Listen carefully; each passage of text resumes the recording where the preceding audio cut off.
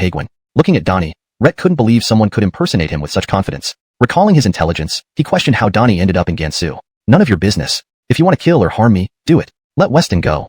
Tired of Rhett's verbose questioning, Donnie shouted angrily. Oh, looks like your status is higher than Donnie's? Is Shannaring something crucial? Rhett curiously turned to look at Weston, scrutinizing him closely. Unlike Donnie, Rhett was more interested in Weston's identity. I am the Deputy Minister of War, overseeing the troops on behalf of the Dantes. When Weston finished speaking, all the commanders present were furious and drew their swords to strike Weston. All of you, stand down. I make the decisions here. At that moment, Rhett roared loudly, stopping everyone in their tracks. Everyone retracted their weapons and silently returned to their positions. You know we hate government lackeys most. Even if I wanted to keep you, it would be unlikely. Whispering in Weston's ear, Rhett considered Weston valuable for his military expertise and wanted him as an ally. If you wanted to kill me, you wouldn't have said that. Amash tactics were not lost on Weston, who responded with a cold laugh. Good. I didn't choose him, but I can let Donnie go. Ishan is our hero, defeating Theo's banners at Shanhaguin and slaying Germain, one of his top generals. Very commendable. After Weston's response, Rhett nodded approvingly, patted Weston's head, and introduced Donnie to everyone present. Yes, I agree to release him. Amash, a hero, deserves our respect. The crowd listened to Rhett and looked at Donnie with admiration. Weston stays, I stay. Breaking free, Donnie grabbed a nearby sword, killing 2 guards before holding Rhett at knife point. Don't harm him. Weston quickly intervened as Donnie acted impulsively. Release the man immediately. Dozens rushed in, weapons drawn, watching nervously as Donnie held Rhett hostage. Rhett, unfazed, stared straight at Weston, who was now also restrained by Booker's men. Release him, or I won't hold back. Seeing Weston still in their grasp, Donnie tightened his grip around Rhett's neck. Boy, I won't release him. If you dare, go ahead. A commander stepped forward, staring down Donnie. Are you crazy, brother? Do you have a grudge against our king? Stunned, Weston asked the commander. You've got ambitions, don't you? Trying to use us to kill someone. Rhett narrowed his eyes at the commander, seeing through his plot. Huh, everyone, stay put. Restrain them all. Conflict and betrayal always emerge where people gather. More soldiers subdued the other commanders. Ishani, what are you doing? We agreed to overthrow this corrupt dynasty together. The other commanders were bewildered, not understanding why he betrayed them, given his usual friendly demeanor. Humph, overthrow the dynasty? In truth, he wants to be emperor himself, using us as cannon fodder. The defiant commander scoffed, pointing at Rhett. The restrained commanders looked at Rhett, wondering if he truly planned to claim the throne after toppling the dynasty. If I were such a person, would you have chosen me as king? Rhett had never considered this possibility, turning to face them. Right. If we were to vote again, I'd still choose Rhett. So would I. Rushing towards Weston to continue holding him hostage, urging Donnie to kill Rhett. Rhett's prestige among the rebels was significant. If he were to make a move himself, he would lose respect. Only by making others act and then killing the perpetrator could he maintain control over the uprising. What are you doing? When they approached with their weapons, they found that the soldiers who originally controlled Weston now shielded him from behind. Aldenf, your men have long been mine. Rhett took the knife from Donnie and slowly walked towards the rebel leader. You quickly kill him for me. I'll give you 10,000 taels of gold. The rebel leader stepped back in fear, knowing he couldn't match Rhett. Ishan cast a pleading glance at the soldiers in the hall, but they remained motionless. Die. With one slash, Rhett killed the rebel leader. A few more slashes from other soldiers, and they carried the body out of the hall. You may leave. Don't think I owe you anything. On the battlefield, I will show no mercy. Rhett kept his word, addressing Weston and Donnie. Rhett, if you choose to cooperate, I can plead to His Majesty for leniency, clearing all your charges and ensuring peace for everyone. As Weston left, he felt Rhett was a righteous man and said this sincerely. I have sworn eternal enmity with the court. Moreover, my hands and those of my brothers are stained with the blood of many Ming officials. I will not gamble with my brothers' lives for an uncertain tomorrow. Farewell. If Rhett were so easily persuaded, the Ming would not face such internal and external threats. Recruitment attempts had been considered but always failed, reflecting Rhett's resolve. And that is our experience. Donnie finished recounting everything to Martin and Ishingter. Sir, you are truly wise and resourceful. To turn danger into safety within enemy territory.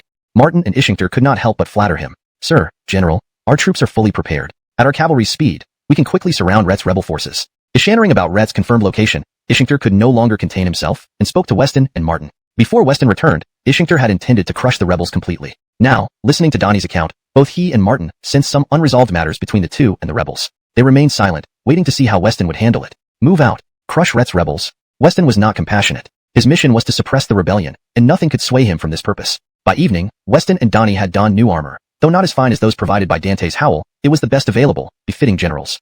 Everyone, follow me into battle. Any armed person is a rebel. Kill them all to show the consequences of rebellion. Martin, weapon drawn, rode ahead of the army, rallying the troops. Ishingter led the infantry and archers to ambush Rhett's camp a few miles away, awaiting the cavalry charge to encircle the rebels. Late at night, the sleeping rebels heard horses neighing outside. What's happening? It's annoying to hear horse sounds late at night. None took it seriously, believing their stronghold was secure with many guards outside, making an enemy attack impossible. Charge! Amostenly, a deafening cry broke the silence. Only then did they realize they were under attack. An enemy raid. Oh no. Facing seasoned cavalry, the dazed rebels were cut down before they could react. Ishingter also stormed into the village, slaughtering without resistance. Weston reached Rhett's headquarters and stormed inside. But upon entering, he found it empty, devoid of any sign of Rhett or the leaders. Where is Rhett? Donnie found it strange and grabbed a rebel soldier to ask. Aren't you that man from earlier today? Recognizing Donnie, the captured man answered hesitantly. What did you do? Where are Rhett and the leaders? Donnie punched the man in the gut, pulling his hair to question further. They followed your plan to attack the Imperial camp. Clutching his abdomen, the rebel replied. You can die now. Stabbing the man, Weston pulled out his bloody blade. Sir, Rhett is attacking our camp. Donnie hurriedly informed Weston. Aldenf, I expected this. Our camp is already doused in kerosene. Once they rush in, they'll be trapped. This plan was Weston's idea. Assuming they wouldn't anticipate a counterattack would underestimate him. Everyone, return to camp immediately. Quickly. Weston ordered Martin on horseback. Spread the command. Full speed back to camp. Chapter 151. A backup plan. Orders were swiftly passed down, and everyone rapidly left the village, retracing their steps back to the military camp. Ishingter was speechless. They rode away on horses, but he had to run back on foot. Quickly, return to the military camp at maximum speed. There was nothing he could do. Military orders were absolute, and he had no choice but to obey. On a hill outside the Divine Engine Regiment's camp. Your Majesty, the time is just about right. How are the reconnaissance results? Are there any ambushes nearby? As the rebel army was composed mostly of peasants, very few knew how to ride or keep horses, so they traveled everywhere on foot. I've surveyed all around, found no signs of an ambush, and tonight's guards appear unusually sparse. Hemph, this Minister of War doesn't amount to much. I'll teach him a lesson today. One must never feel compassion for the enemy. Rhett stared at the distant campfires from the military camp, imagining himself sitting inside soon. All of you, follow me in. Rhett stood up immediately, lighting a torch and commanded revival. Martin rode out, addressing Rhett within the camp. Ha ha ha, I'm inside your camp, fortified as it is. If you attack, many will die. Why not let us go? Rhett never considered surrender. Impressed by Martin's defenses, he mockingly replied. Sir, what should we do? They won't come out. A direct assault would result in heavy casualties. Seeing his own fortifications turned against him, Weston reluctantly consulted Donnie for a solution. Don't worry, Sir has a backup plan. Noticing Martin's anxiety, Donnie smiled confidently. What backup plan? Puzzled by Yuan's assurance, Martin asked. Go give Ishingter the signal. Weston instructed Yuan to proceed. Holding a torch, Yuan waved it, signaling Ishingter and the troops on the hillsides. Understanding the signal, they threw their torches into the camp. Those behind replaced the thrown torches, then, drawing bows with fire-wrapped arrows, aimed toward the camp below. A petty trick. Think this can burn the camp? How laughable. Unperturbed by the torches and flaming arrows, Rhett remained calm, confident that the strong fortifications wouldn't be easily breached. Western side is on fire.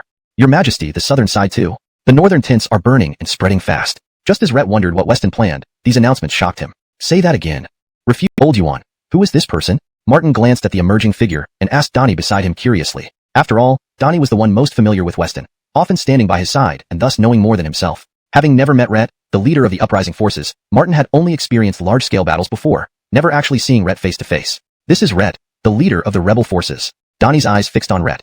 Although he admired him greatly, he had to be cautious, fearing Rhett might also hold the Emperor hostage to issue commands, just like in history. Rhett? Alden, re up and dismount and surrender. Move out. Upon recognizing Rhett, Martin brandished his spear and roared at him. Kill, kill, kill. The vast army shouted with thunderous voices. If it were an ordinary person, they would have been scared into peeing their pants. But Rhett, accustomed to grand scenes, showed no panic as he calmly approached Weston. Weston rode forward, causing a sudden stir among birdies behind him as he moved. Sir, be wary, they might be tricking us. Donnie, being the first to speak, knew Rhett was skilled and hurriedly rode over to warn him. Sir, what's there to talk with a rebel? Just order the archers to shoot him dead. Martin, as a military commander, was not lenient. Killing Rhett would earn him great merit. Everyone, stand back. Rhett won't dare harm me. If he does, all those listed in the decree will die. He dares not take such a risk. Seeing everyone closing in, Weston sternly ordered them back and proceeded alone towards Rhett. Worried about Weston, Donnie rode alongside him. What are you doing here? Weston asked Donnie beside him. Hmph, I'm your guard. I must stay close. Everyone, raise your bows. Shoot if he makes a move. Keep your eyes sharp.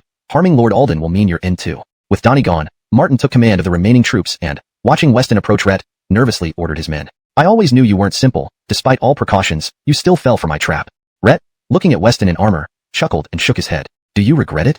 Weston, noting Rhett's changed demeanor from earlier, pointed at the raging fires behind him. I do not regret it. The court let the people suffer miserably. Overthrowing such a rule has been my lifelong ambition. Ishannering Weston's words, Rhett's eyes filled with resolve, all traces of loneliness vanishing. The court is not what it used to be. How different are you? Are you willing to sacrifice countless poor lives? Seeing Rhett still did not understand, Weston rebuked him angrily. After Weston spoke, Rhett realized his mistake and lowered his head, saying nothing. I'll give you one last chance. If you refuse to surrender, I'll have them shoot you.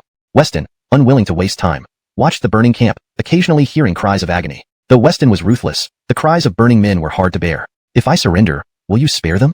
Rhett, looking at his brothers in the burning camp, finally relented. I can assure the safety of your men, but you must return to the capital with me. Understanding Rhett's reluctance, Weston made this concession, realizing Rhett would rather die than endure humiliation once the situation stabilized. I, Rhett, willingly surrender to Vice Minister Weston.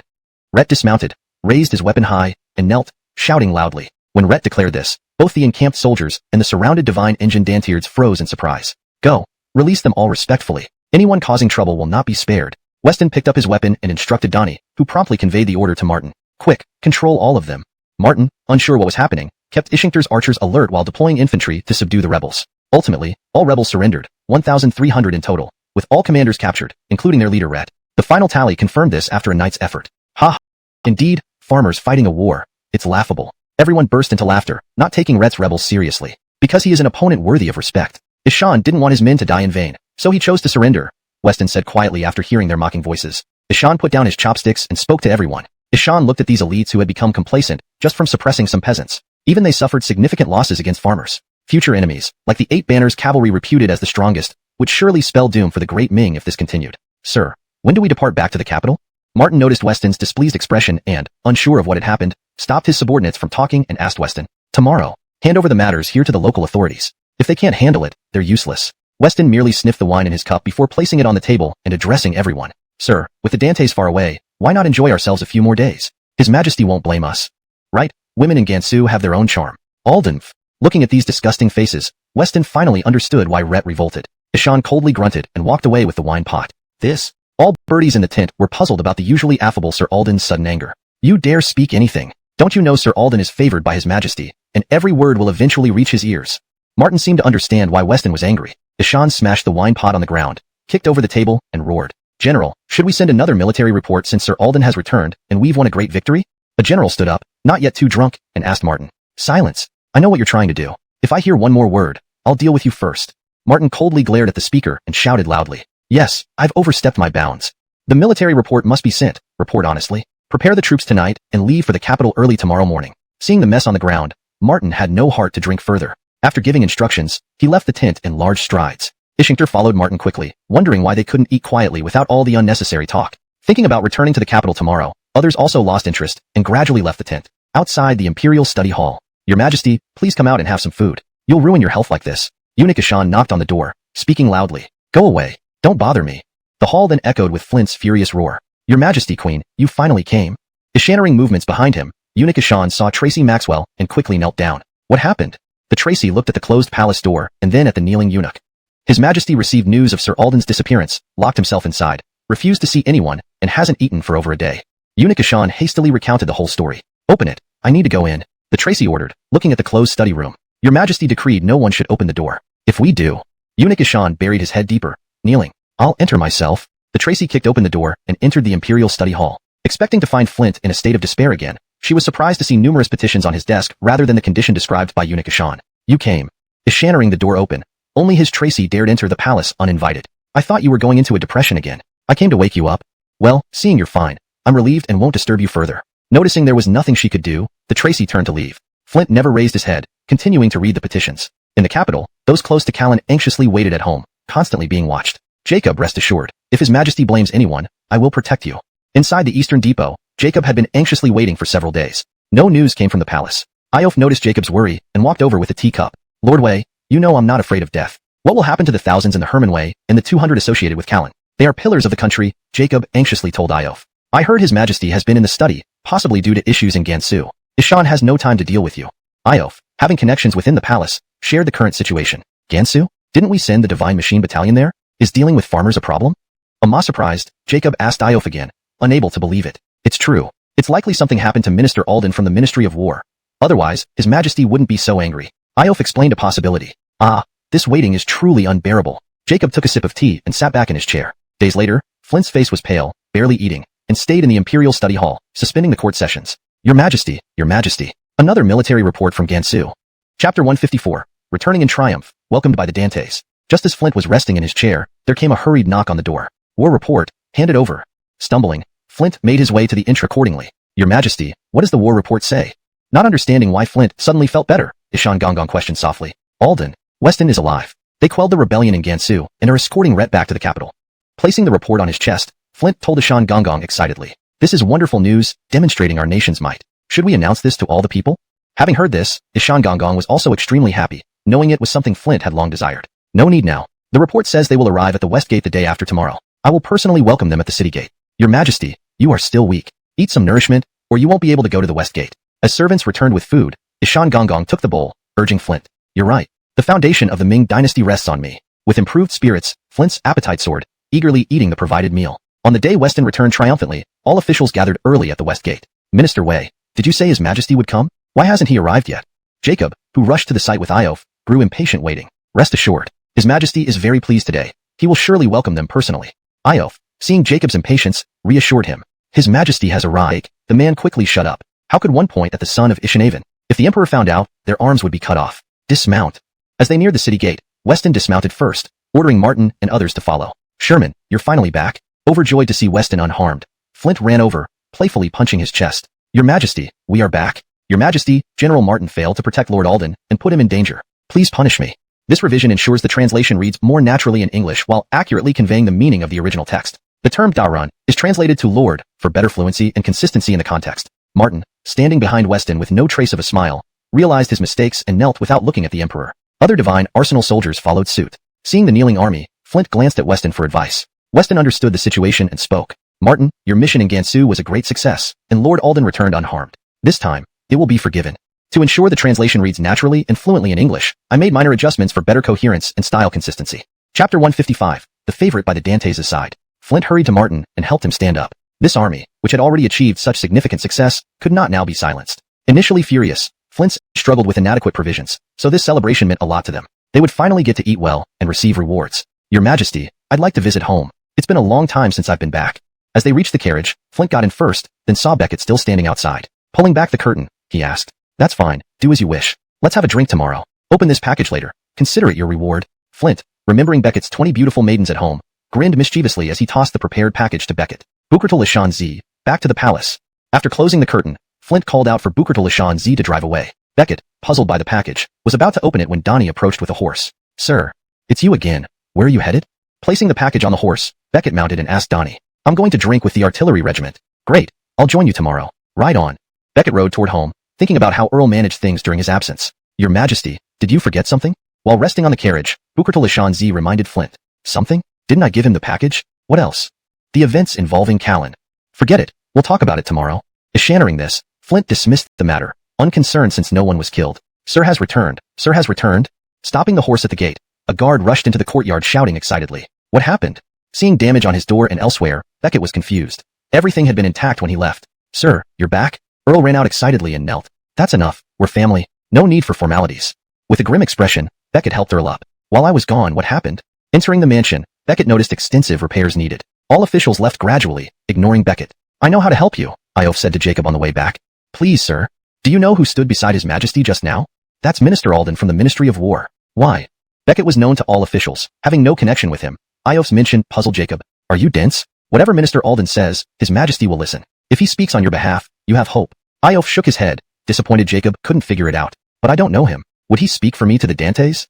Jacob understood Iof, but doubted Minister Alden would help. If you don't believe in yourself, why should I? I only promised to save your life, nothing else. Annoyed, Iof prepared to leave. Sir, I've learned my lesson. Please guide me, and I'll repay your kindness. Seeing Iof's reaction, Jacob panicked and pleaded to security. Ignore me. Just continue guarding the entrance. These were people sent by the Eastern Depot, so Iof awkwardly patted them, and then led Jacob into Alden's residence. Lord Amos Supervisor, please don't make things difficult for us. Seeing Iof heading inside, the guards quickly blocked him, kneeling before him. They belonged to the Eastern Depot but now served as Beckett's personal guards. They could offend neither side. You, go find Earl for me. Seeing his path blocked, Iof looked at the officials nearby, expecting that his face-saving efforts would let him enter. But he was still blocked, losing face before the other ministers. If he left now, Iof felt very aggrieved. Recalling that Earl managed Alden's residence and owed him favors, he believed Earl wouldn't dare stop him. Lord Amos Supervisor, Commander Bertrand is not receiving visitors today, so we can't help. Earl knew someone would try to use him to gain entry since he was responsible for Alden's security. Ishan already dismissed such ideas. So tell me, how am I supposed to get in? Iof was furious, realizing how powerless he had become, unable even to enter Alden's residence. The more this happened, the less he wanted to leave. Standing at the gate, he couldn't back down. If he left now, those officials would laugh at him. We don't know either. It depends on Lord Alden's mood. The guards stood up. It wasn't that they didn't want to let Iof in. They simply couldn't. Fine. Now what should we do? Jacob asked nervously. What do we do? Wait. I can't believe Lord Alden won't see me. Iof turned to glare at Jacob, who had been nagging. Already irritable, he found an outlet for his anger. They sat on the steps waiting. As the sun set, Everyone else gave up and left the entrance of Alden's residence. Inside, Beckett had spent the afternoon investigating and learned the entire situation. The 20 girls were now down to 11. Callan. Beckett pounded the table with his fist, enraged that Callan dared kill under his protection. My lord, Callan has been killed by Commander Jacob of the brocade uniform Dantiard, and Lord Emo-Supervisor Wei personally cleansed the guard. What do you mean? As Beckett raged, Earl's words confused him. Earl never initiated such reports before, wondering why he cared now. My lord, Lord Emo-Supervisor Iof and Commander Jacob have been waiting at the entrance since morning. Only 2 remain. Should we let them in? Earl had always remembered Iof's favor and spoke up out of gratitude. Let them in. It was the first time Earl pleaded, but Beckett said nothing. Having nothing urgent to do, he decided to see what they wanted. Cough, cough, cough. Eschannering Beckett agreed, Earl went to the entrance, coughing to catch Iof's attention. Lord Alden is coming. Jacob saw someone in the flyfish uniform exit and, unaware it was Earl, assumed it was Iof's subordinate and called to Iof. Earl, you finally showed up. Iof turned indifferently and jumped up upon seeing Earl, complaining loudly. Old man, I've been busy, only now free. Earl joked with Iof, whom he deeply respected as his teacher. You brat. See if I don't kick your butt. Iof feigned anger, intending to scold Earl. If you move me, you won't be getting in. Remembering past punishments, Earl stepped back, warning Iof. Bastard. You think just because you're serving Lord Alden, I can't touch you? Don't move. In a fury, Iof ignored Earl's warning and swung his stick. Lord Wei, he says we can enter. Jacob, noticing their opportunity, calmly stopped Iof. Iof calmed down, realizing why he was here. Lady Alden will see us? Are you serious? Uncertain, Iof stared at Earl, fearing he might be tricked. Don't stall. Follow me. Earl smirked and led the way into the residence. Iof and Jacob followed closely. Lady Alden, it's been too long. Iof smiled and approached Beckett, who sat drinking tea. Enough pretense, Lord Wei. Why did you wait all day at my door? Still upset over the recent attack on his residence, Beckett remained seated, addressing Iof coldly. Feeling embarrassed, Iof glanced at Earl for support. ####Chapter 157. No one gives face. Iof had no idea what was going on with Weston and turned to Earl for a hint. Earl saw Iof's gaze, but turned his head away. Ishan himself was unsure of the situation, not knowing how to explain without incurring more trouble or getting scolded. Speak up. If there's nothing else, you can leave. After waiting for some time, Weston, who had been observing Iof looking at Earl, grew impatient. Ishan slammed his teacup on the table, clearly displeased. Ishan wasn't in a good mood today, and didn't intend to meet visitors unless prompted by Earl. Iof's hesitation only fueled his frustration. Sir Alden, we have matters to discuss. Jacob, seeing Weston's anger and Iof's silence, spoke up urgently. The lives of many in the embroidered uniform Dantiard depended on this. Who are you? I'm speaking to Emo-Supervisor of the Eastern Depot. Weston glanced at Jacob out of the corner of his eye. Though he knew Jacob's identity, he wasn't in the mood to give anyone face. Shut up. Is it your turn to speak here? Iof kicked Jacob upon hearing Weston's words and shouted angrily. Weston was favored by the Dantes and considered his benefactor. Without Weston, there would be no Iof today. Now, why are you here? Seeing Iof resort to such measures, Weston felt it was pointless. Covering his head, he asked again. The recent incident involving Callan affected the embroidered uniform Dantiard as well. Over 100 people were implicated, including over a dozen officials. The Dantes seems inclined to execute them all. Their deaths would be a significant loss to our dynasty. Iof explained the entire situation to Weston. Do you want me to plead for them before the Dantes? After listening to Iof, Weston stood and walked up to him. Yes, Sir Alden. If you could help, everyone in the embroidered uniform Dantiard would be eternally grateful. Eschannering that Weston understood, Jacob thought Weston was agreeing and expressed his gratitude. Why should I help you? What does it have to do with me? Weston approached Jacob, genuinely puzzled why he, as a commander, should intervene. Sir, if these key personnel die, the Ming dynasty will truly be in peril. Jacob knew of Weston's contributions to the Ming dynasty, especially in recent major events. These people deserve death. Otherwise, we'll keep having Zhu Hurley, Zhu Bukaru, and others. It's better to root out the problem now. Weston coldly snorted. Ishan just wanted to make money. If not for Easton pleading with him, he wouldn't have entered officialdom. Show them out. Iof glared at Jacob angrily. How could he have such incompetent allies? Threatening Weston with national security was practically suicidal. Others might not know Weston, but Iof did. Remembering that Weston loved money, yet East Depot's funds were spent on repairs with no extra cash left, Iof sighed and led Jacob away. If you have anything else to say, get out too. Seeing Earl about to speak, Weston preemptively ordered him out. Yes. Knowing he couldn't change Weston's mind, Earl bowed and left the room. Now go home. This matter is beyond me. Let's leave it to fate. At the door, Iof sighed deeply. Ishan was at his wit's end and turned to Jacob. Thank you, sir. Jacob thanked Iof, understanding the futility but acknowledging his efforts before disappearing into the night. Watching Jacob leave, Iof prepared to depart. Master. As Iof got into his carriage, Earl rushed out. What are you doing? Iof glanced at Earl but didn't turn around. Master, I made this sachet for you. Knowing you haven't been resting well, wearing it daily can aid your sleep. Earl handed over the sachet. Iof felt a lump in his throat but didn't turn. Give it to me. Let's see if it works. Earl placed the sachet in Iof's hand and helped him into the carriage. Visit the Eastern Depot when you have time. Your brothers miss you. Once inside the carriage, Iof peeked through the curtain at Earl.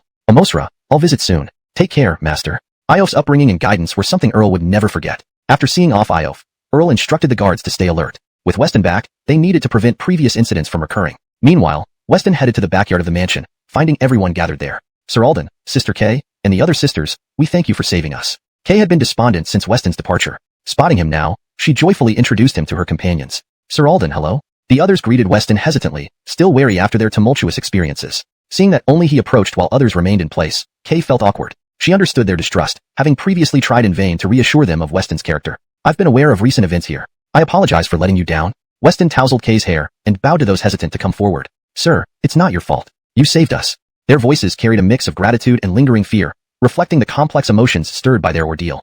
Chapter 158. Still a young man, Everly, who was nearby, noticed the sadness in Weston's eyes and understood that he genuinely cared for them. Anyone who wants to leave now can do so. I will provide you with some money.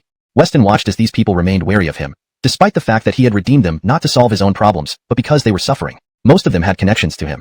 If it weren't for him, they would still be young ladies in their homes, with their parents alive and well. Feeling guilty, Weston believed it was his fault that their families were torn apart, and they were separated from their loved ones. To atone for his mistakes, he wanted to help as much as he could. These young women had already endured so much, yet someone still wanted to silence them. Your Excellency, we are all convicted sinners. Even if you let us go, where would we go? Yes, we have no means to defend ourselves. They had been treated well here and had adapted to life at the Alden residence. Honestly, even without Weston's return, they liked living here very much. When Weston suggested they could leave, everyone exchanged glances. Two of them hesitantly spoke up. You all, Lord Alden has already ransomed us and provided us travel expenses. Are you seriously considering staying here? Everly looked at their expressions and said angrily to the group. If you don't want to leave, stay here temporarily, but do not cause trouble. If I find out otherwise, you will have to leave. What you do afterward, I will consider later. Weston pulled Everly back from her anger, realizing he hadn't anticipated how this era would affect these women if they left him. Their fate outside would likely be worse. Continue on. I'll leave first. Weston saw that his presence made them uneasy and smiled, then left the courtyard. Lord Alden, they didn't mean it like that. They simply don't know you well and might have misunderstood you.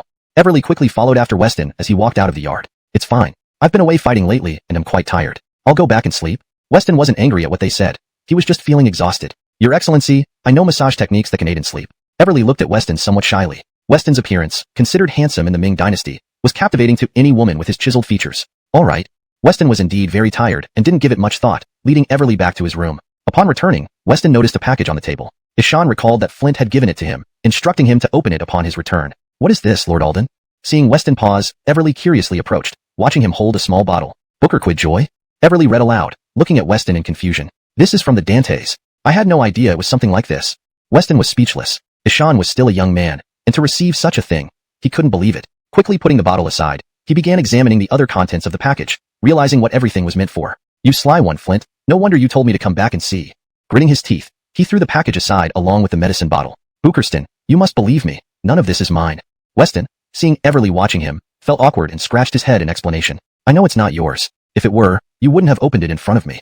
Watching Weston, she found it amusing and covered her mouth while laughing. All this is from the Dantes. All right, Your Excellency, I believe you. It's getting late. Let me help you undress. Ishannering Weston trying to explain further, Everly reached to undo his buttons. Fine. After changing into nightwear, he lay down on the bed. Everly began massaging his head. How's this pressure?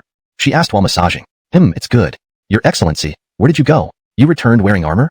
While massaging, Everly asked. She had always been interested in military affairs since childhood, influenced by her father, Gansu, to quell some rebellions. That's a great achievement, Your Excellency. The Dantes will certainly reward you and grant you higher rank. Everly expressed her joy. Why do you think so? Curious about her insight, Weston, nation of our family. Everything I had vanished, and I thought I'd die with them. But I had value and was taken by the Herman way to a brothel. At that moment, I swore to avenge my family. Chapter 159. Busy with important matters. This is what you hated before. Weston understood how anyone would feel after hearing about such a situation.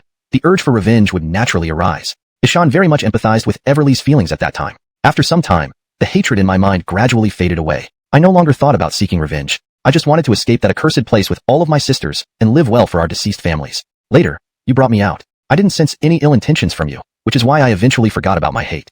Tears from Everly fell onto Weston's cheeks. My lord, I'm truly sorry. I didn't mean to. Let me clean it up for you now. Realizing her state, Everly wiped the tears off Weston's face with a handkerchief as she apologized. It's fine. Continue massaging. Slowly, Weston drifted into sleep. The next morning, Weston woke up early. Seeing that it wasn't fully daylight yet, he lay back down to sleep. As he lay down, he felt something soft. With his eyes closed, he pinched it again. Ah! A woman's scream echoed beside him, startling Weston into sitting upright in bed. My lord, you pinched me. Everly covered the spot Weston had pinched, scolding him slightly. Why are you here? Didn't you go back last night?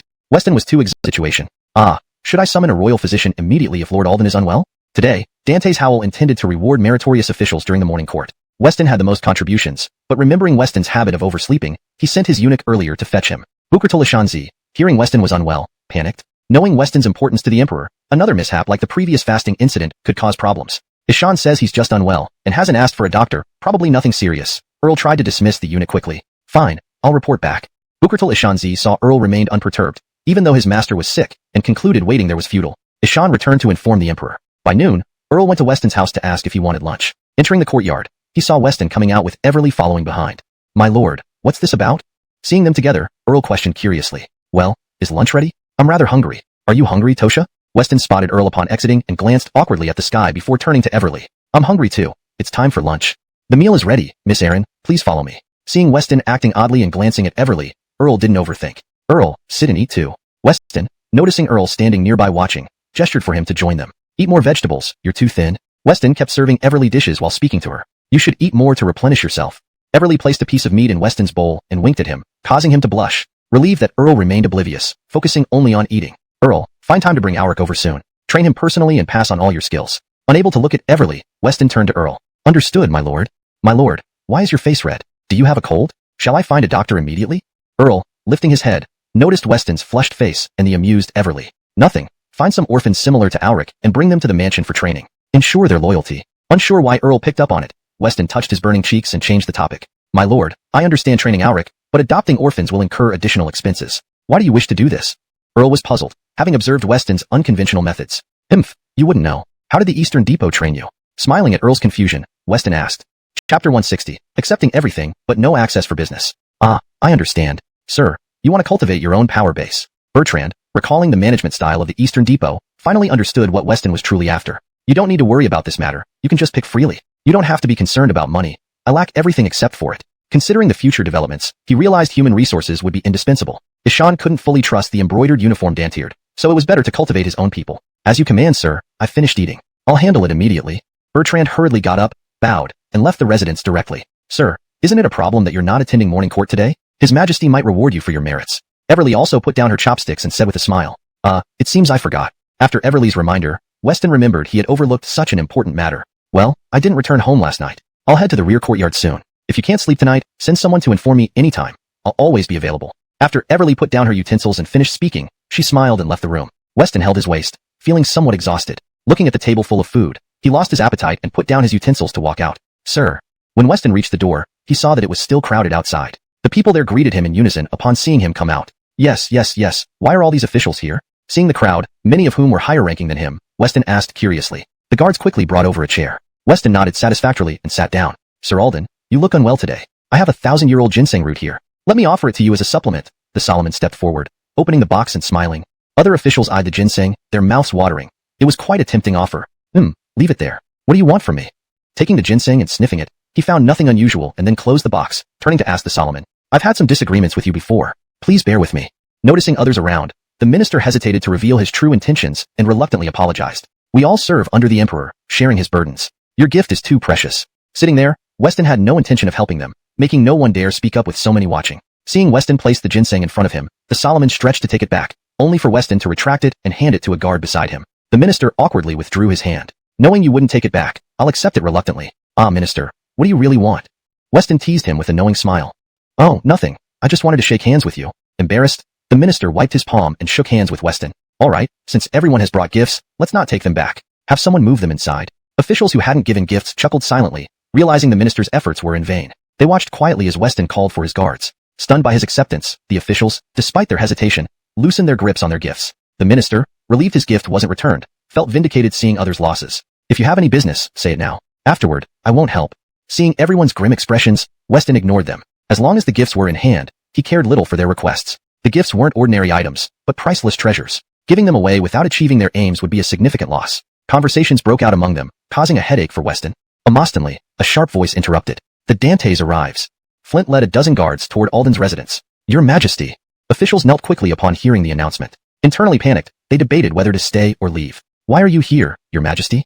Seeing Flint approach, Weston remained seated, smiling. Watching the officials kneel, he laughed, understanding the appeal of being Weston tried to get up and leave, but was promptly pressed back onto the chair by Easton, who called out for the physician to come faster.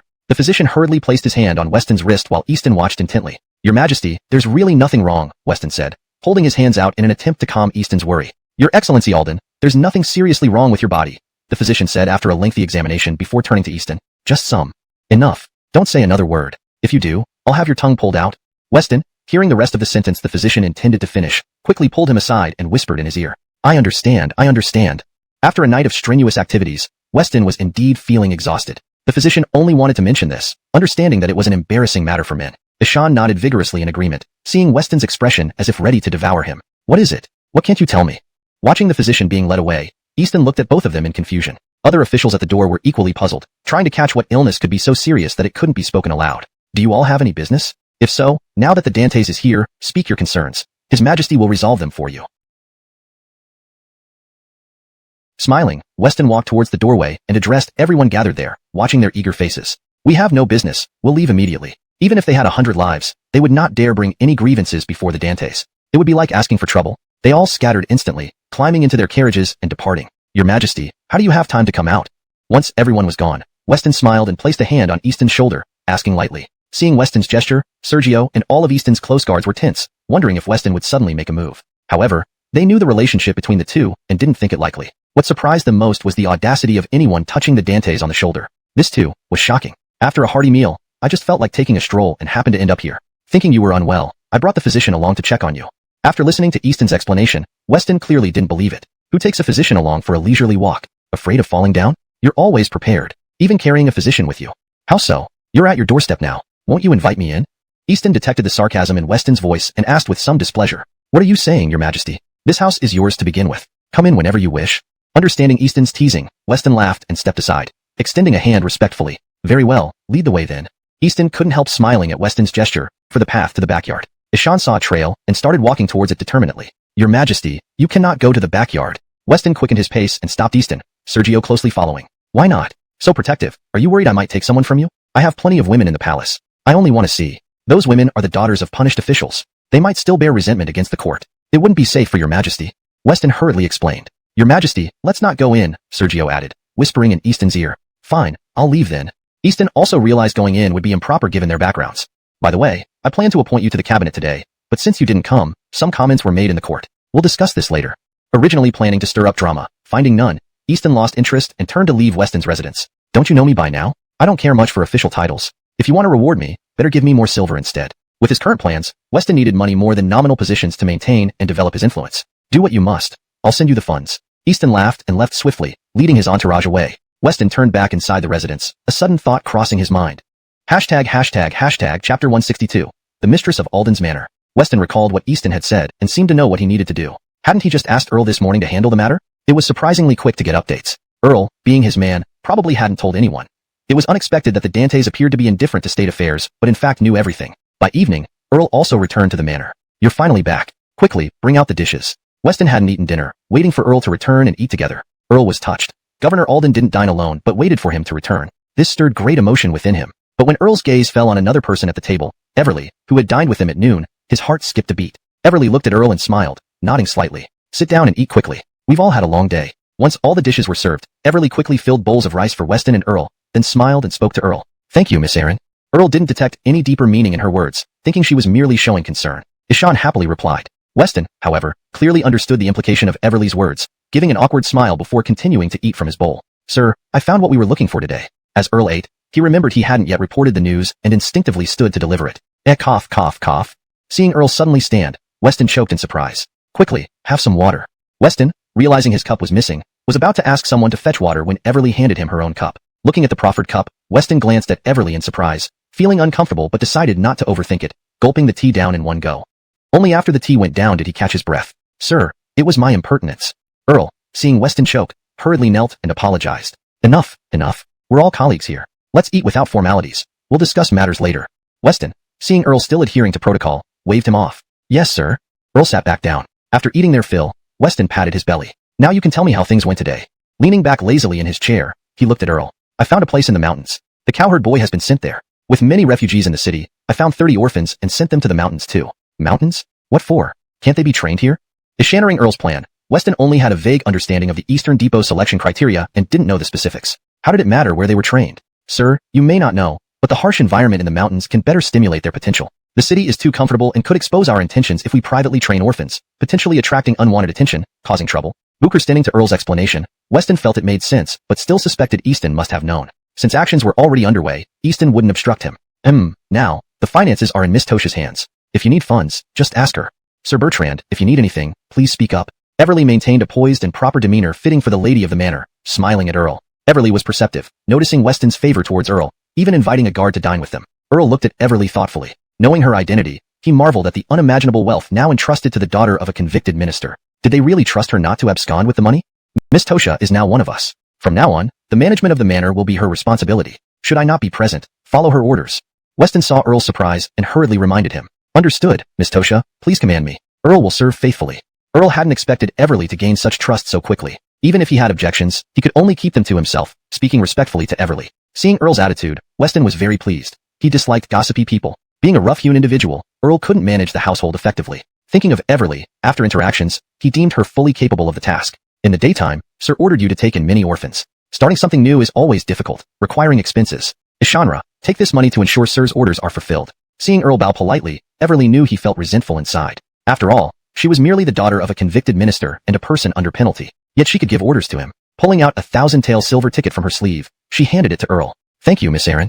Initially, the sum requested seemed sufficient, but reality proved otherwise. Expenses cropped up everywhere, draining the initial funds. Returning, Earl pondered how to ask for more, but received the funds directly from Everly, expressing gratitude as he took the note. You and Sir foresaw this. You underestimated your needs, didn't you? Weren't you trying to prove something?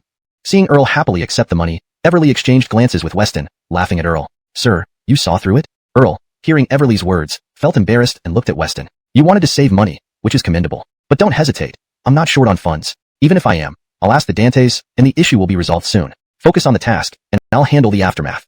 Weston rose and patted Earl's shoulder, sensing his loyalty, encouraging him with a smile. Very well. I'll send people into the mountains immediately, aiming to train everyone swiftly, ready to assist Sir promptly. Earl understood Weston would surely use these people somewhere. Moved by such trust, he vowed to work hard for Weston. Chapter 163. Do you really love? I will ensure Weston is satisfied.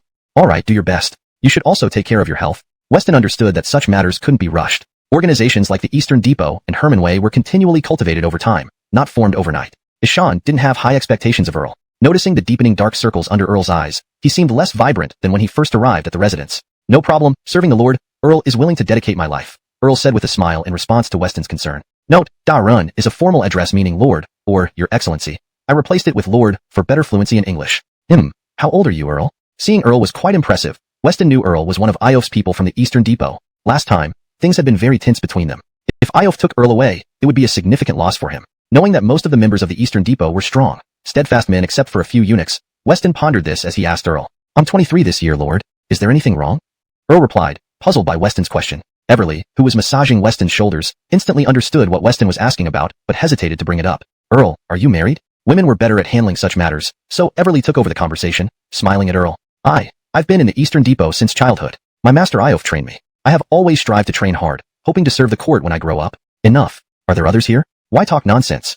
Originally, Weston wanted to know if Earl was married, but he couldn't endure listening to all this rambling. Interrupting Earl, he stopped him mid-sentence. Earl, I just asked if you're married. Though slightly speechless, Everly still smiled and repeated her question. I'm not, Earl mumbled, lowering his head in embarrassment. This was something a man usually didn't want to admit. Though softly spoken, Everly heard him clearly. Having experienced similar situations himself, Weston understood exactly how Earl felt. With a playful gesture, he leaned closer and loudly asked, what did you say? Enough. Seeing Weston's teasing, Everly couldn't stand it anymore and pushed him, trying to maintain decorum. Weston quickly regained his composure, clearing his throat as if nothing had happened. Do you have a girl you like? If so, just tell me, and I can help tie the red string for you. Now regarding Earl like a brother, Weston saw Earl's matter as his own, turning to him earnestly. Lord, Ishannering Lord Alden offered to arrange a marriage for him. Earl turned bashful and stammered. Why are you stuttering? Just grab the girl you like with a sack. Alma surprised to see the usually outspoken Earl now shy. Weston teased him. Don't listen to the Lord's jokes. From your expression, it's clear you have someone in mind. Speak up. Even if she's a minister's daughter, with the Lord's reputation, we might succeed in matchmaking. Trying to steer Weston towards seriousness, Everly urged Earl on. Lord, she has a special status. I don't know if we can be together. Embarrassed, Earl glanced at Weston, explaining the difficulty. What status? Even imperial relatives shouldn't deny me. Curious about Earl's embarrassment, Weston started making grand claims. Lord, please be serious. Whose daughter is it? Concerned, Everly pressed Weston back into his seat, equally curious. Just. Earl pointed eastward. East. Confused, Weston and Everly exchanged considered this scenario. The women were redeemed by Lord Alden, and he couldn't pay for their freedom. Lord Alden had been exceptionally kind to him. Struggling internally, Earl knelt, unsure of what to do. Well, it seems you don't love her enough. Let's not discuss this further. Seeing Earl hesitate, Weston waved him off. Lord, if I can't be with her, I'll end my days. Realizing this might be his only chance, Earl raised his head and declared his resolve. Shocked by Earl's words, choosing to end his life for a woman, Weston reacted with surprise. Walking over to Earl, he slapped him across the face. Chapter 164. Lovers finally together. Is your life really worth so little? Weston never imagined that Earl would value his own life so lightly. I just didn't want to make you difficult. My heart doesn't allow me to betray you. Earl lowered his head, tears welling up as he spoke to Weston. All right, you can come in now. After hearing Earl's words, Weston smiled faintly and sat back down in his chair, addressing someone at the door. Earl, still crying, didn't understand Weston's meaning. Ishan turned around to look at the doorway and saw his beloved also looking at him, her eyes filled with tears. You're really overthinking things. Everly led a woman into the room, while Weston helped Earl to his feet. Everly placed the hand of the sister into Earl's and said, I. Earl held the other's hand. His face flushed red, too shy to speak. Kimber, you two should talk more. We won't disturb you. Seeing how they matched perfectly and clearly liked each other, Weston observed curiously as the robust Earl stood next to the frail Kimber. Ishan wondered what might happen if they were to get intimate. Alden, sir, we shouldn't stay here any longer. As Everly prepared to leave, she noticed Weston still sitting in his chair and hurriedly pulled him toward the door. Why are you pulling me? I still want to ask how they met. Weston, who was caught by surprise, reluctantly allowed himself to be dragged away, feeling reluctant to leave such an interesting situation. Just go. Everly knew that staying would embarrass Kimber and Earl. She pushed Weston out and gave Kimber a meaningful look before leaving. Cough. Have you eaten? Seeing Weston and Everly leave, Earl coughed awkwardly and asked Kimber with a smile. Yes, I have. Kimber, a young unmarried woman, had never experienced love before. After receiving much help from Earl during her time at Alden's residence, she began to feel something more than friendship for him. Initially skeptical when Everly told her about Earl's feelings, Kimber rushed to the hall after hearing everything through. The darkness in her heart dissolved upon seeing Earl, finding hope to live. Morning. Weston rose groggily from bed, holding his sore waist as he poured himself a cup of tea. Seeing Everly still asleep, he quickly dressed and left the room before she woke up. Wandering through the courtyard, he found few people around and headed for the main gate. Sir. A guard stationed at the gate noticed Weston walking out and stood at attention. Thank you all for your hard work. Weston acknowledged the guards and stepped forward. Sir, where are you going? The guard, seeing Weston alone, hastily blocked his path. Just taking a stroll. Weston laughed at the guard's concern. Sir, you cannot go out alone. Please wait. I'll call some men. Ishaning Weston's intention, the guard turned to fetch others. Stop, it's early. Everyone needs rest. Moreover, where could danger possibly lie on a simple walk? Weston stopped the guard, reasoning with him. Sir, Bertrand Baihu ordered us to ensure your safety. If anything happens to you, we'll all be punished. Please don't make this hard for us. The guard pleaded helplessly and knelt before Weston. All right, take another man to accompany me. How is that? Considering the guard's predicament, Weston decided to ease their burden and chose another guard to join him. They walked along the street together. A guard who saw Weston leave promptly returned to the residence. Knock knock. Knock knock. Ishan urgently knocked on Earl's door. Earl, someone is looking for you outside. Kimber, hearing the knocking, buried her head under the blanket and called out. Stop knocking. I'm coming. Earl, who slept on the floor, sat up and answered the door. They had stayed up very late the previous night, and Kimber didn't return to the back courtyard because the other women were already asleep, fearing she disturbed them. So, she stayed with Earl. Chapter 165. Trained by a veteran of the Eastern Depot. Earl had never lived with a girl before, so he was unsure of how to proceed. When they returned to the room, both of them exchanged awkward glances. There was only one bed in the room, and Earl and Kimber were at a loss for what to do. Since it was Earl's room, Kimber sat down on the edge of the bed, originally intending to suggest that they sleep together tonight. But before she could speak, Earl had already pulled out a blanket and spread it on the floor. What are you doing? Kimber watched Earl's actions, confused about his intentions. You sleep on the bed. I'll be fine here on the floor, Earl replied with a smile, lying down directly. Do you want? Kimber also wanted to lie down but hesitated, getting up to let Earl onto the bed. However, when she looked back, Earl was already sound asleep. Amasha wouldn't block. Seeing that Earl had fallen asleep and even started snoring, Kimber pouted, turned her head away, and lay down on the other side of the bed. Earl put on his clothes and opened the door of the room. What is it?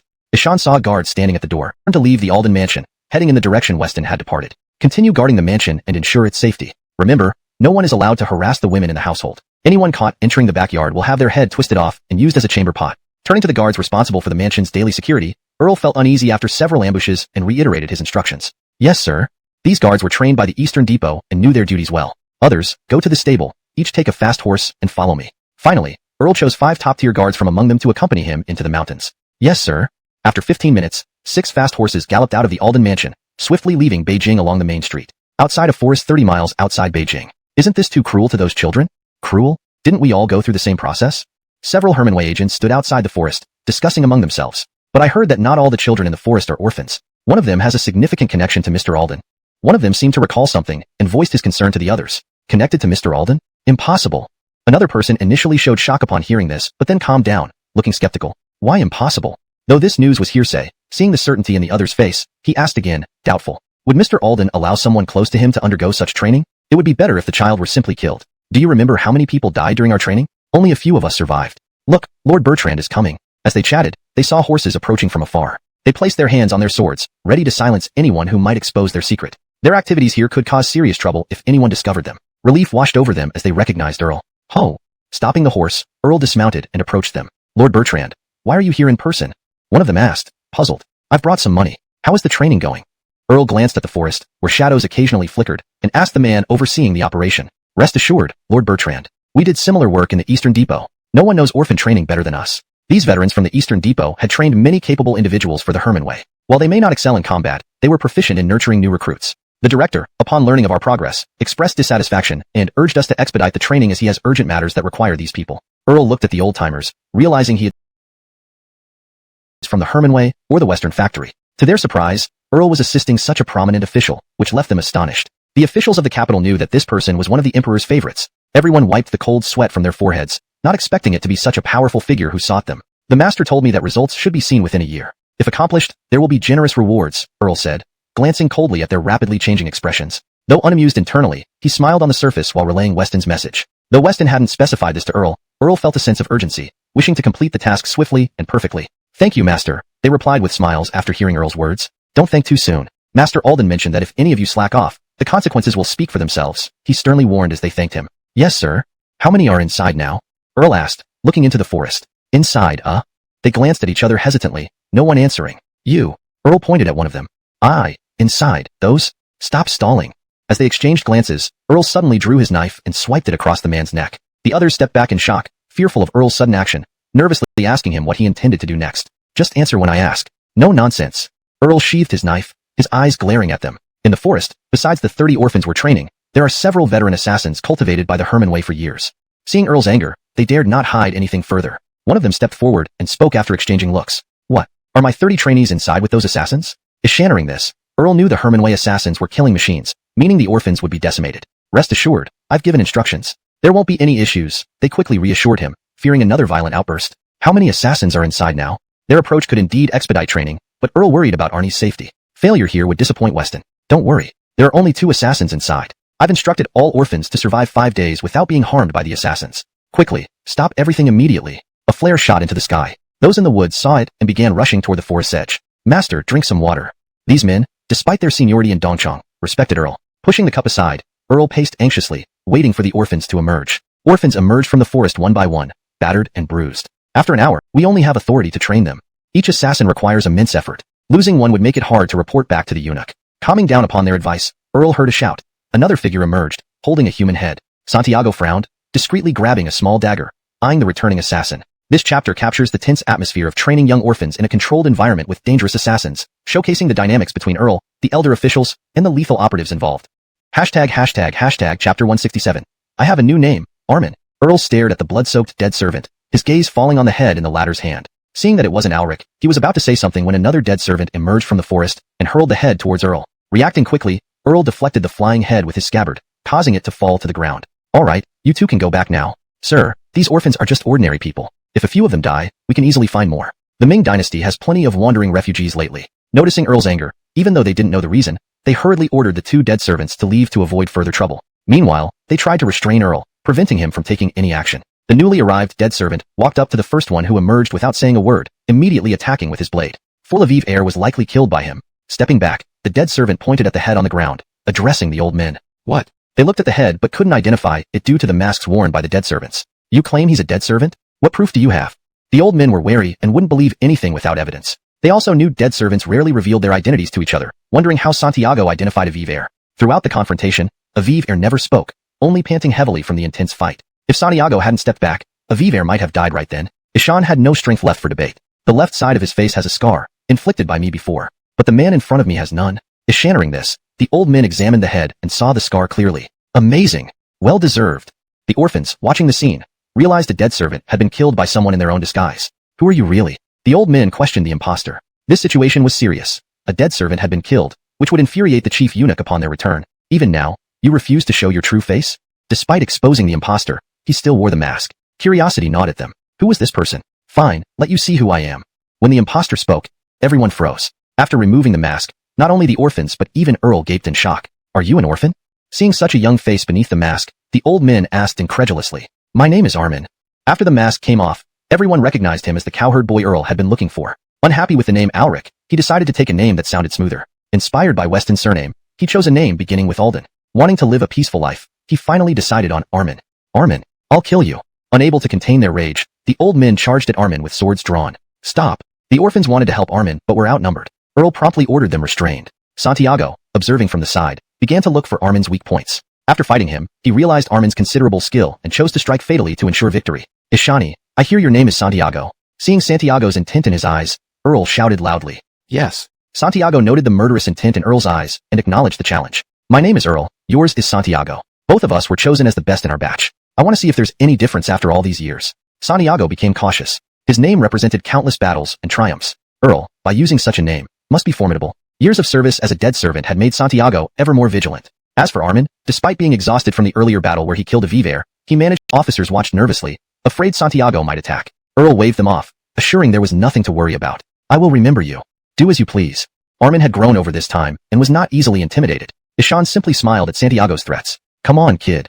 Earl smiled as he approached Armin. Before leaving Beijing for Gansu, Weston had instructed Earl to mentor Armin. After Weston left, Earl found Armin, who knew of Weston's plan and sought out Earl to teach him martial arts. Recognizing Armin's potential, Earl taught him everything he knew. Ishan planned to show Weston the results when he returned but hadn't had the chance yet. Instead, Weston began cultivating new allies, and Armin decided to join in and surprise him. You finally came to see me. If you hadn't, I might have died here. When Earl pulled Armin up from the ground, Armin joked. Earl rolled his eyes at Armin's light-hearted comment. You all did well. Follow behind us. Those who make it back to the capital will be considered qualified. It will be perilous ahead. If you don't want to go, I won't force you. Looking at the orphans, Earl knew their journey would be dangerous, possibly resulting in none of them surviving. Ishan turned and walked towards the horses. Armin glanced at the orphans, having befriended many of them during these past days. But reality was harsh. Ishan joined Earl at the horses. What are you doing? Already seated on a horse. Armin sat down, grabbed a teapot, and poured water, drinking while questioning Earl. If you come to see Sir panting and sweating, he might think I picked the wrong person. Go upstairs and bathe. Ishanra's clean clothing. Earl noticed Armin's dirty appearance, knowing they might not even enter the city gates in such a state. And even if they did, Weston wouldn't approve. These clothes look great. Armin took a set of clothes and went upstairs. After a few hours, everyone met downstairs, refreshed and in new attire, all looking rejuvenated. That's it. You've passed the test. There are horses ready for you. Let's head back to the capital. There's work waiting. Earl raised his hand for silence among the chatting orphans. Good. Ishannering they had passed, they felt transformed, no longer the poor they once were. Follow me back to the capital. Earl led the way outside, and everyone followed. Numerous horses awaited in the yard. Riding from the inn, they headed towards the capital. Upon reaching the city gates, the guard saw it was nearly closing time and rushed to block the entrance with barriers. Seeing the leading rider was from the Herman Way. Quickly, remove the barriers. A commander on the gate tower shouted upon recognizing Earl's attire. Knowing Herman Way wielded significant influence in the Ming dynasty, the guards swiftly complied. Chapter 169. Staying at the Alden mansion. In the capital, even the Herman Way dared not provoke the existence they encountered. Initially, Earl wasn't the least bit anxious when he saw that his path was blocked at the gate. He continued to ride swiftly toward the city gate. The orphans following behind him were also somewhat surprised, as he didn't slow down at all. Once Earl and his group entered the capital, the guards at the gate sighed in relief, realizing that the time to close the gates had long passed because of them. This made the orphans riding ahead feel the benefits of their new status. After leaving their horses at the Eastern Depot, they followed Earl to the Alden mansion. Having walked for a whole day, upon returning to the mansion, they saw the same guards at the entrance who had been there that morning. Is Master back? Earl asked the guards at the entrance. Master returned early today and is likely already resting, one of the guards replied, relaying Weston's whereabouts. Since Master is already resting, you can meet him tomorrow, Earl said, turning to address the people behind him after hearing that Weston might be asleep. Everyone gazed in amazement at the imposing mansion before them, still too stunned to fully grasp what Earl had said. You few, take them to rest, Earl instructed a few of his subordinates, recalling his own childhood while observing their expressions. Hold on, Armin, stay here. Armin halted at Earl's call. What is it? Any more instructions? Armin approached Earl. While others feared Earl, he did not, knowing him as Weston's guard. You'll stay here tonight. I believe Master will be very pleased to see your transformation tomorrow morning. As the others were orphans and unfamiliar with the place, and many women lived in the mansion, Earl preferred they stay outside. However, Armin, being Master Alden's young brother, could remain inside. If Master Alden learned Armin had arrived but was kept outside, he would surely be displeased. Alright, it's been a while since I've been here. Armin had trained martial arts within the Alden mansion until he left for training elsewhere. Stay in this room tonight. Earl pointed to an empty room next to his. Alright, Armin agreed, glancing at the indicated room. You're back. A voice came from inside Earl's room. Kimber stepped out, addressing Armin as he was about to enter. Planning to retire to his room, Armin knew Kimber was among the women Master Alden had redeemed from the brothels and now resided in the backyard. Seeing her exit Earl's room, Armin understood the implication. Noticing the peculiar interaction, Armin took a step back, observing the two. You haven't gone back yet? Earl's ears turned red as he softly asked Kimber. No, I washed your dirty clothes, Kimber replied, holding Earl's hand and smiling. Why did you wash them? They're dirty, and the water is cold. I could have done it myself. Sighed to chat. Where did you go yesterday? When I asked, they said you took people out. Where did you go? Weston asked Earl during breakfast. I was looking for potential recruits for you. It was quite far, so we returned just before the gates closed last night. Earl hurriedly recounted the previous day's events, having forgotten to inform Master Alden. Good, eat up, don't be shy. Seeing Kimber hesitate with the food, Weston kicked Earl under the table. Shocked, Earl glanced at Weston in confusion. Weston, smiling, nodded towards Kimber, then gave Earl another glance. Kimber, Master is very relaxed. Have some food. Understanding, Earl placed some dishes in Kimber's bowl. Moved by the gesture and the warmth shown by Weston, Aliana, and Earl, Kimber hadn't felt such familial affection in a long time. Oh right, I almost forgot something. Midway through the meal, Earl suddenly recalled something, startling the others who all looked at him expectantly. Earl went to the door, whispering to a subordinate, who then ran off. What was that about? So mysterious. Weston asked curiously when Earl returned to his seat. Hashtag chapter 170, granting the names of the 12 zodiac signs. Sir, please wait a moment, you'll know soon. Earl picked up the bowl and didn't stop eating as he replied to Weston. Ishan maintained his speed and left, heading towards the main gate of Alden Manor. By the time Earl finished his meal, he still didn't understand what Earl was planning. After putting down his chopsticks, he looked at Earl with eyes full of confusion. Earl himself was also puzzled. Normally, if he called someone over, even if Armin was really sleeping, he should have come by now. Sherman brother. Just as Earl was wondering, Armin appeared at the door, addressing Weston. Cowherd boy. Weston, who was used to calling Armin by his nickname, smiled upon seeing him. Ishan stood up happily and hugged Armin. You brat, your body looks healthier, and your arms are much stronger. Weston pinched Armin's shoulder, feeling the muscles there, and nodded with a smile. This is all thanks to brother Bertrand. Armin smiled and looked at Earl while speaking to Weston. Oh. Upon hearing Armin's words, Weston was slightly surprised and glanced at Earl again. Sir, here's what happened. Before you set off from the capital to Gansu, you mentioned teaching Cowherd boy martial arts. After you left, I began teaching him. I brought him back to the capital last night. Earl recounted the entire story clearly. You've done well. Seeing Cowherd boy's transformation, Weston felt genuinely happy. Being around Weston, Armin's future achievements wouldn't be far behind. Sherman brother, I grew up without parents. Cowherd boy was a name given by the old village head, so I've chosen a new name for myself. From now on, I'll be called Armin. Upon hearing Weston still call him Cowherd boy, Armin felt it wasn't flattering and quickly corrected him. Armin. Armin. Good, that's a great name. Ishaning Cowherd boy changed his name and seeing his serious expression, Weston was initially surprised but then realized it made sense. Cowherd boy was indeed an unappealing name. Ishan started thinking of Armin as his younger brother. Sir, Commander, everyone is already waiting in the courtyard. The guard who had gone out entered the hall and reported. Who? Anyone else? Seeing more people arriving, Weston thought it was only Armin and looked at Earl questioning. Sir, why don't we just go see? Earl kept his mysterious demeanor and dragged Weston along with Armin to the courtyard. Upon entering the courtyard, they found 11 neatly lined up teenagers around 17 or 18 years old, all energetic and spirited. Armin, get in line quickly.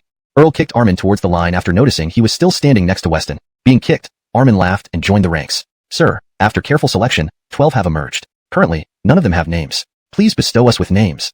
Please bestow will teach you martial arts. You will have greater missions in the future. If any of you die.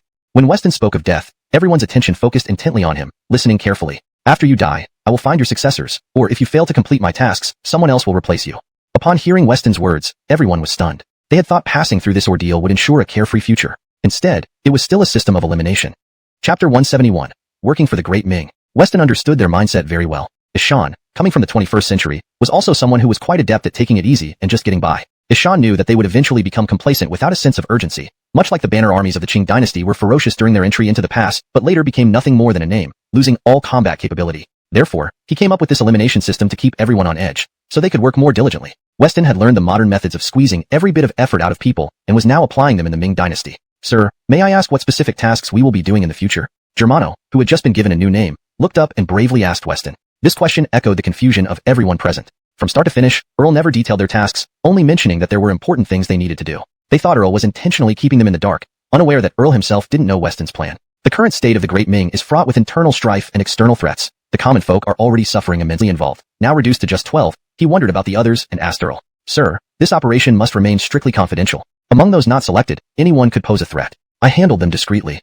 Earl glanced around the room and whispered in Weston's ear. You can't do that again. These people are poor citizens who've already suffered enough. Upon hearing Earl's response, Weston wasn't particularly shocked, knowing the ruthless methods of the embroidered uniform Dantiered and the Eastern Depot. Resigned, he instructed Earl while reflecting on his own background as a citizen in a feudal society. The lower one's status, the fewer choices they had, often left to endure whatever came their way. I understand. I'll arrange the next batch of candidates. The commotion at Alden's residence caught the attention of many in the capital city. Inside the palace. Your Majesty, news has come from Alden's residence. Lord Alden has formed a team of 12 guards named after the Chinese zodiac signs. Their exact role is unknown, but likely beneficial to the court.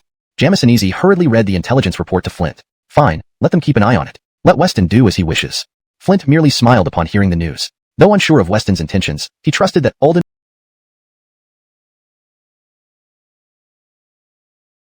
and widespread respect at Shanhaiguan, enhancing the army's fighting spirit. Jamison Easy bowed, revealing a hint of satisfaction as Flint grasped his intentions. Jamison Easy, what favors did Donnie offer you? Expecting Flint's approval, Jamison Easy instead felt a chill. Your Majesty, this servant dares not. Dares not. You should know what Longwei can do. They can uncover any information I seek. Don't think I'm unaware of your secret meetings with Donnie. Flint's expression darkened as he addressed Jamison Easy, still kneeling. Your Majesty, I swear I accepted no bribes from Donnie. Ishan only discussed this with me, and I confirmed its seriousness through Longwei. His points made sense, so I volunteered to help. Jamison Easy repeatedly bowed, explaining to Flint. Enough, stand up. I know you didn't take money. If you had, you wouldn't be here. Translation complete. Maintaining the original tone and style, paragraph structure, and coherence with the previous content. Chapter 172. Pretending to be ill. Since Flint knew about Sergio's involvement with Donnie, he was certain that Sergio had not taken any bribes. Otherwise, given Flint's nature, Sergio would have been beheaded long ago. Your Majesty, I truly believe General Yuan is utterly loyal to the Great Ming. After all, we need him to defend the Juyong Pass, Sergio said quickly when he noticed Flint was less angry. Why do you all insist on pressuring me? Eschannering Sergio's words, Flint clearly showed his displeasure. His mood had been fine until then, but now issues concerning the Juyong Pass added to his unaddressed frustrations over officials linked to Callan. Why does everything happen one after another without respite? Feeling increasingly weary, Flint clutched his head. Your Majesty, are you all right? Sergio rushed forward anxiously. Cough, cough. Someone quickly summoned the imperial physician. Feeling a sudden tightness in his chest, Flint couldn't utter a word. Just as he tried to speak, he coughed up blood and collapsed onto the table. Seeing this, Sergio was terrified and immediately shouted for help outside. The entire palace descended into chaos. Both maidens and eunuchs heard that the Dantes had spat blood. Lord Wei, His Majesty requests your presence. Minister Alden, His Majesty requests your presence. General Aviv, His Majesty requests your presence. After a night of commotion, several people emerged from the palace to deliver orders to various officials' residences. All the ministers were informed of last night's events and presumed it could be the Dantes' final words. Without delay, they hurriedly made their way to the palace. Only Weston rode slowly towards the palace in his carriage. Sir, many officials' carriages are rushing there. At our pace, we might arrive at the palace late. Earl, driving the carriage, observes secret decree.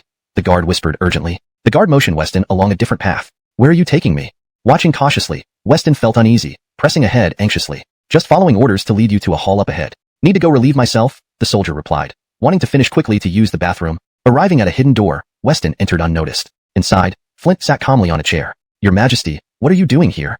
Shoo. Flint silenced him sharply. Seeing a screen nearby, Weston walked around it and found many officials kneeling, including Iof. Why this charade? Weston asked, bewildered by the somber officials. Just testing their loyalty, Flint sipped tea leisurely. Dantes' trickery, truly tedious. Realizing Flint's intent, Weston sat beside him, also picking up a teacup. Flint lay back on the bed, feigning illness. Cough, cough. Ministers, I feel extremely fatigued. Cough, cough. Your Majesty, take care of your health. The Great Ming cannot lose you. The ministers responded fervently. Chapter 173. Restoration to original position. Your Majesty, take care of your precious health. The Great Ming cannot do without you. All the officials knelt on the ground. Some were sobbing uncontrollably. Eunuch Ishan, has His Majesty's condition been examined by a royal physician? Iof knelt at the front, having previously served both the late Dantes and Flint. With a moistened eye, he suddenly remembered something and looked at Bukurtul Ishan Z. His Majesty has been overworking himself, weakening his body day by day, leading to his current state. Bukurtul Ishan Z knew that Flint was unharmed but glanced at the screen, understanding the Dantes' intention and continued to play along, sticking to the pre-prepared story. What matter? Recently, everything in the nation has been peaceful and tranquil, no incidents whatsoever? The Solomon questioned Bukurtul Ishan Z with doubt. Iof glanced around, not spotting Weston's figure. It was odd for him not to be present at such a crucial moment. It is due to unrest at Shanhaiguan. Deshan is amassing troops, ready to strike any time. The current commander at Shanhaiguan is Nicholas, who once achieved military glory. However, various factions within the army make it impossible for Nicholas to maintain control. Your Majesty fell ill because of this issue, unexpectedly never recovering from this collapse, Bukurtul Ishan Z said tearfully, convincing all the officials present. We should alleviate the Dantes' worries. Isn't Weston skilled at strategizing? Where is Secretary Alden? Upon mentioning this critical military issue, everyone clearly felt lost, recalling Weston and searching for him in the crowd. Is Secretary Alden not here? Not here? How could that be? The court is in grave peril, yet as an official of the dynasty, if one does not appear here, what kind of decorum is this? The Minister of Rights expressed astonishment, knowing how much Flint favored Weston and summoned even them. There was no reason for Weston not to be invited. As an opponent of Weston's faction, the Minister of Rights took the lead in criticizing him. At first, there had been no animosity between the Minister of Rights and Weston. They coexisted peacefully. However, since the last gift exchange where Weston played a trick on him, the Minister of Rights harbored resentment, intending to make Weston pay the price. With everyone present and the Dantes supposedly critically ill, revealing Weston's arrogance and indifference could eliminate potential threats. Amos Rely, a dying emperor would want to remove such obstacles for his successor. Silence. Iof gazed at the screen, sensing something. Considering Flint was still young, overwork shouldn't be life-threatening, especially with abundant supplements in the palace. Weston's absence further deepened Iof's suspicion, as he hadn't seen the Dantes' face since entering. My lords, Secretary Alden's absence doesn't mean he is irreplaceable. I don't believe that among our court officials, only Weston can have heart ached. Your Majesty, I agree with Lord Wei. Donnie did well in Gansu. It's an opportunity for redemption. Weston stood beside Flint, shocking the officials who turned pale, while the Minister of Rights squeezed deeper into the crowd. Clearly, Weston had arrived early and overheard their conversations. Yes, Bukirtal Ishan-zi, convey my decree to restore Donnie's position. Ishan must immediately depart for Shanhaiguan and ensure no Jin soldier crosses the pass. Any breach will cost him his head. Ishaning Weston's agreement, Flint decided to trust him, instructing Bukirtal Ishan-zi. Ama surprised by how easily Weston resolved the issue, Bukirtal Ishan-zi hurriedly left to inform Donnie. Your Majesty, I wish to accompany Donnie to Shanhaiguan. Once Bukirtal Ishan-zi left, Weston requested to join the expedition. You to Shanhaiguan? It's even more dangerous than Gansu. Stay in the capital. Ama surprised by Weston's sudden eagerness, Flint recalled Alden's reluctance to go to Gansu. Not wanting a repeat of Alden's disappearance, he rejected the request. Your Majesty, I have a strategy to deter the Jin soldiers from attacking Shanhaiguan for years, ensuring no incursion into our great Ming. Weston's bold statement stunned everyone, captivating their attention.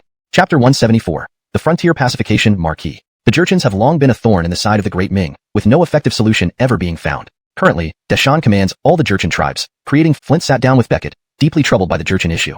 Many plans had failed before, and now he was anxious to learn Beckett's idea. We need to keep this under wraps for now. How many times have our decisions leaked from within? Beckett, unbothered by protocol, sat cross-legged and started munching on fruit while speaking. Very well, but I am concerned for your safety. Your disappearance in Gansu frightened me. Shanhaiguan's situation is even more perilous than Gansu. Flint didn't press further once he realized Beckett truly had a plan. The current prosperity of the Ming dynasty owed much to Beckett. In the court, who else could he trust besides Beckett? Relax, I'm not that easy to die. Seeing Flint's concern, Beckett reassured him with a comforting look. Very well. Afterwards, I shall confer upon you the title of Frontier Pacification Marquis, and send you to Shanhaiguan with Donnie. Flint saw confidence in Beckett and believed he could bring miracles to the Ming dynasty. After much hesitation, he made the decision. Frontier Pacification Marquis, excellent. I like it. Upon hearing the grant of his marquisate, Beckett was somewhat surprised. Excellent. I'll prepare immediately and set off with Donnie at dawn tomorrow. After Beckett left, Flint escorted him to the door. Cousin, you must return safely. Watching Beckett's back, Flint called out loud. Sergio dismissed the guards and walked beside Donnie. Get up. Be ready with your horse at the East City Gate tomorrow morning, and don't disappoint His Majesty. Understanding Donnie's feelings, Sergio helped him up and reiterated his warning. Thank you, Unikishan. Though I have nothing to offer, I vow to repay your kindness. Remembering their past meetings, Donnie had little hope that Sergio would intercede. Don't thank me. Though I recommended you to His Majesty, he did not approve. Embarrassed by Donnie's gratitude, Sergio withdrew his hand. If not Unikishan's help, how did His Majesty agree to my departure to defend Shanhaiguan? Ishaning Sergio's explanation, Donnie looked at the edict, confused, then asked, to whom should I owe thanks, if not for Minister Alden? Without his strong recommendation, His Majesty would never have changed his mind and restored your position. Chapter 175. The Danger at Shanhaiguan. When Unikishan finished speaking, Donnie could hardly believe that it was Magistrate Alden who had once again come to his aid. All right, I need to return to the palace to report. You should prepare immediately. Bukirtal Ishan-zi did not help Donnie for personal favors, but primarily because he saw that Donnie was loyal to the Ming dynasty without any second thoughts. It would be a great loss for the Ming if such a valiant general were buried in obscurity. Unikishan, Donnie, will remember this kindness today. If there's anything you need in the future, just say the word, and I'll risk my life for you. Seeing that Unikishan was about to leave, Donnie hurriedly followed him. Although he knew Unikishan didn't provide much direct assistance, having someone willing to help him when he was in dire straits meant a lot. For this friendship alone, Donnie felt compelled to repay the favor. Fine, General Yuan. All I ask is that you fight bravely against the Jurchen invaders at Shanhaiguan. That's your way of repaying me. Unikishan glanced at Donnie, then turned and left the courtyard. General Yuan has been reinstated to his former position. There's no need for surveillance anymore. If anyone objects, they can have Porter from the Western Factory speak to me directly. Standing by the gate, he spoke to the two officers guarding it. Though Porter had more seniority, as an imperial eunuch, even Porter had to give him some face. Yes, we are leaving now, the two guards replied hastily and left the courtyard. They had previously made things difficult for Donnie, fearing he might seek revenge now that he was back in power. What? Donnie has been reinstated? Porter had been out of the Western Factory attending to matters outside the city walls. Upon returning, he learned that the Emperor was critically ill and summoned him urgently. After he set out, New Shanhaiguan was a dangerous place, a real battlefield. Get up, we're in public. Let's discuss this later, Beckett said, noticing others watching. Seeing this, Earl complied, quickly driving the carriage home. Upon reaching the residence, Beckett jumped down and entered the estate. Earl instructed someone to take care of the carriage before following. Master, why are you doing this? It's extremely dangerous, and you could lose your life. Christophering his previous training, Earl was stationed outside Shanhaiguan, where each person had to kill 5 Jurchen soldiers, bringing back their heads. Out of 50 men, only a dozen returned successfully. Knowing the ferocity of the Jurchens, Earl understood that it usually took 2.5 Ming soldiers to match 1 Jurchen cavalryman. Against the 8 banners, the Ming army often stood little chance. The Dantes is sending you to certain death. We must not go. Unconcerned about being overheard, Earl prioritized Beckett's safety above all else. Calm down. This was my request. Ama surprised, Earl questioned Beckett's motives. Sometimes, you just have to go with it. Now, go do something for me.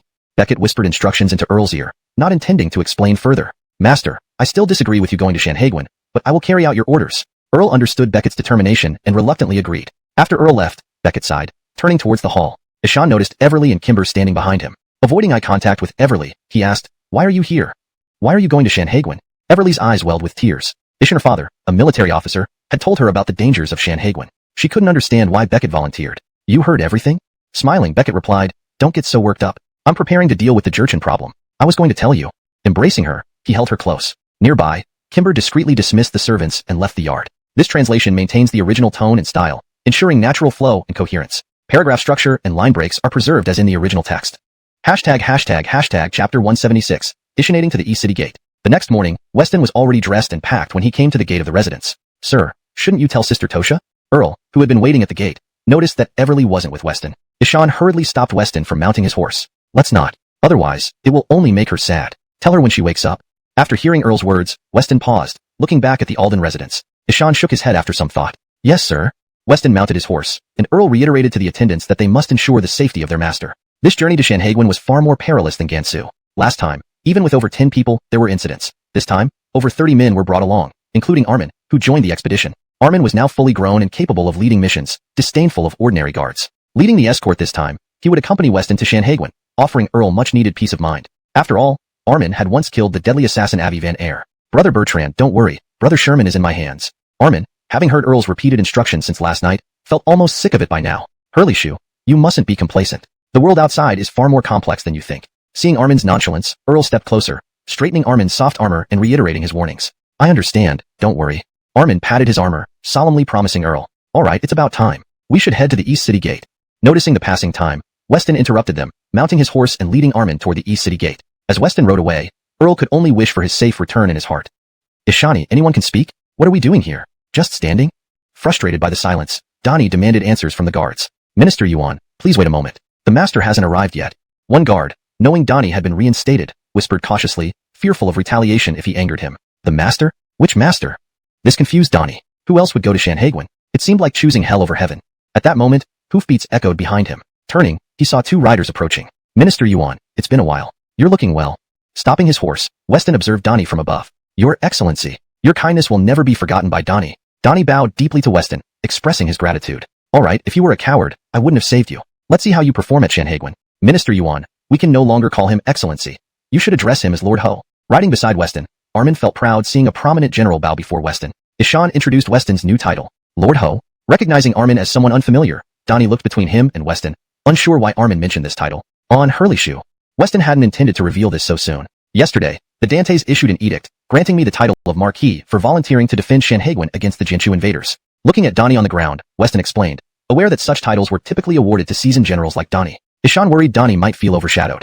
Marquis, the title suits you perfectly. Only you can lead by example in the entire court. Everyone else is useless. I am willing to serve under you wholeheartedly. After hearing Weston's explanation, Donnie showed no displeasure, genuinely congratulating him. Well then, let's depart. The situation at Shanhaiguan is urgent.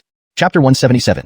I have arrived at Shanhaiguan. Now the battle at Shanhaiguan is critical, and time is pressing. Let's not linger here any longer. We should set off as soon as possible. Seeing it was getting late and more people would soon be at the city gate, which might attract unnecessary attention. Something Weston wanted to avoid, he addressed his companions. Yes, sir. Everyone acknowledged, mounted their horses, and prepared to leave. Wait, Lord Alden. Just as Weston was about to ride off, he heard someone calling him. Ishan stopped his horse and turned, hoping it was Everly come to bid him farewell. But when he saw who was riding toward them, his hopes faded. Stop. Do not approach. Armin swiftly blocked the newcomer's path, pointing his spear directly at him to prevent any closer interaction with Weston. Lord Alden, I also wish to join you at Shanhaiguan to repay the Empire for its nurturing. The person arriving was Jacob, a commander in the Herman Way. Knowing that the court was now purging Callan's followers, Han realized that even if he did nothing wrong, his connection to Callan could still implicate him. Instead of quietly leaving Beijing stripped of his rank, he chose to fight one last battle for glory, dying a hero for the Ming dynasty if need be. My lord, this This man was once Callan's right-hand man. Callan died because of you. Allowing such a person to join us might pose a danger, one of the Hermanway guards quickly reported, recognizing Jacob. Their mission was to ensure Weston's safety and eliminate any unstable elements. You've heard the concerns. State your reasons for joining me at Shanhaiguan. Otherwise, I can't take you along. Nearly a third of the women in his household had been killed by Callan. Although Zhu was dead, Weston's hatred remained. The ambush had been orchestrated jointly with the Jurchens, who were another target of his vengeance. Ishan sought a strategy to deter future invasions. I do not wish to live idly. I want to serve the court wholeheartedly. Jacob knew his position was precarious, so he gave no elaborate explanation but simply left Weston with those words. All right, you may accompany us. Weston didn't want to waste time and gestured for Han to follow. Sir, is this wise? Please reconsider. The other Hermanway guards panicked, knowing that Jacob's martial skills were formidable. If he attempted an assassination, they might not reach Shanhaiguan. Sergio rushed to the study hall, reporting this news to Dante's Howell. Is there anything else? Howell nodded, asking Sergio. The gate commander reported that Hermanway Commander Jacob approached Lord Alden, expressing a desire to join him at Shanhaiguan and managed to persuade Lord Alden. Also, a woman named Everly from Lord Alden's household pursued him to the city gate but missed him. Sergio added 2 more details. Jacob? I almost forgot about them.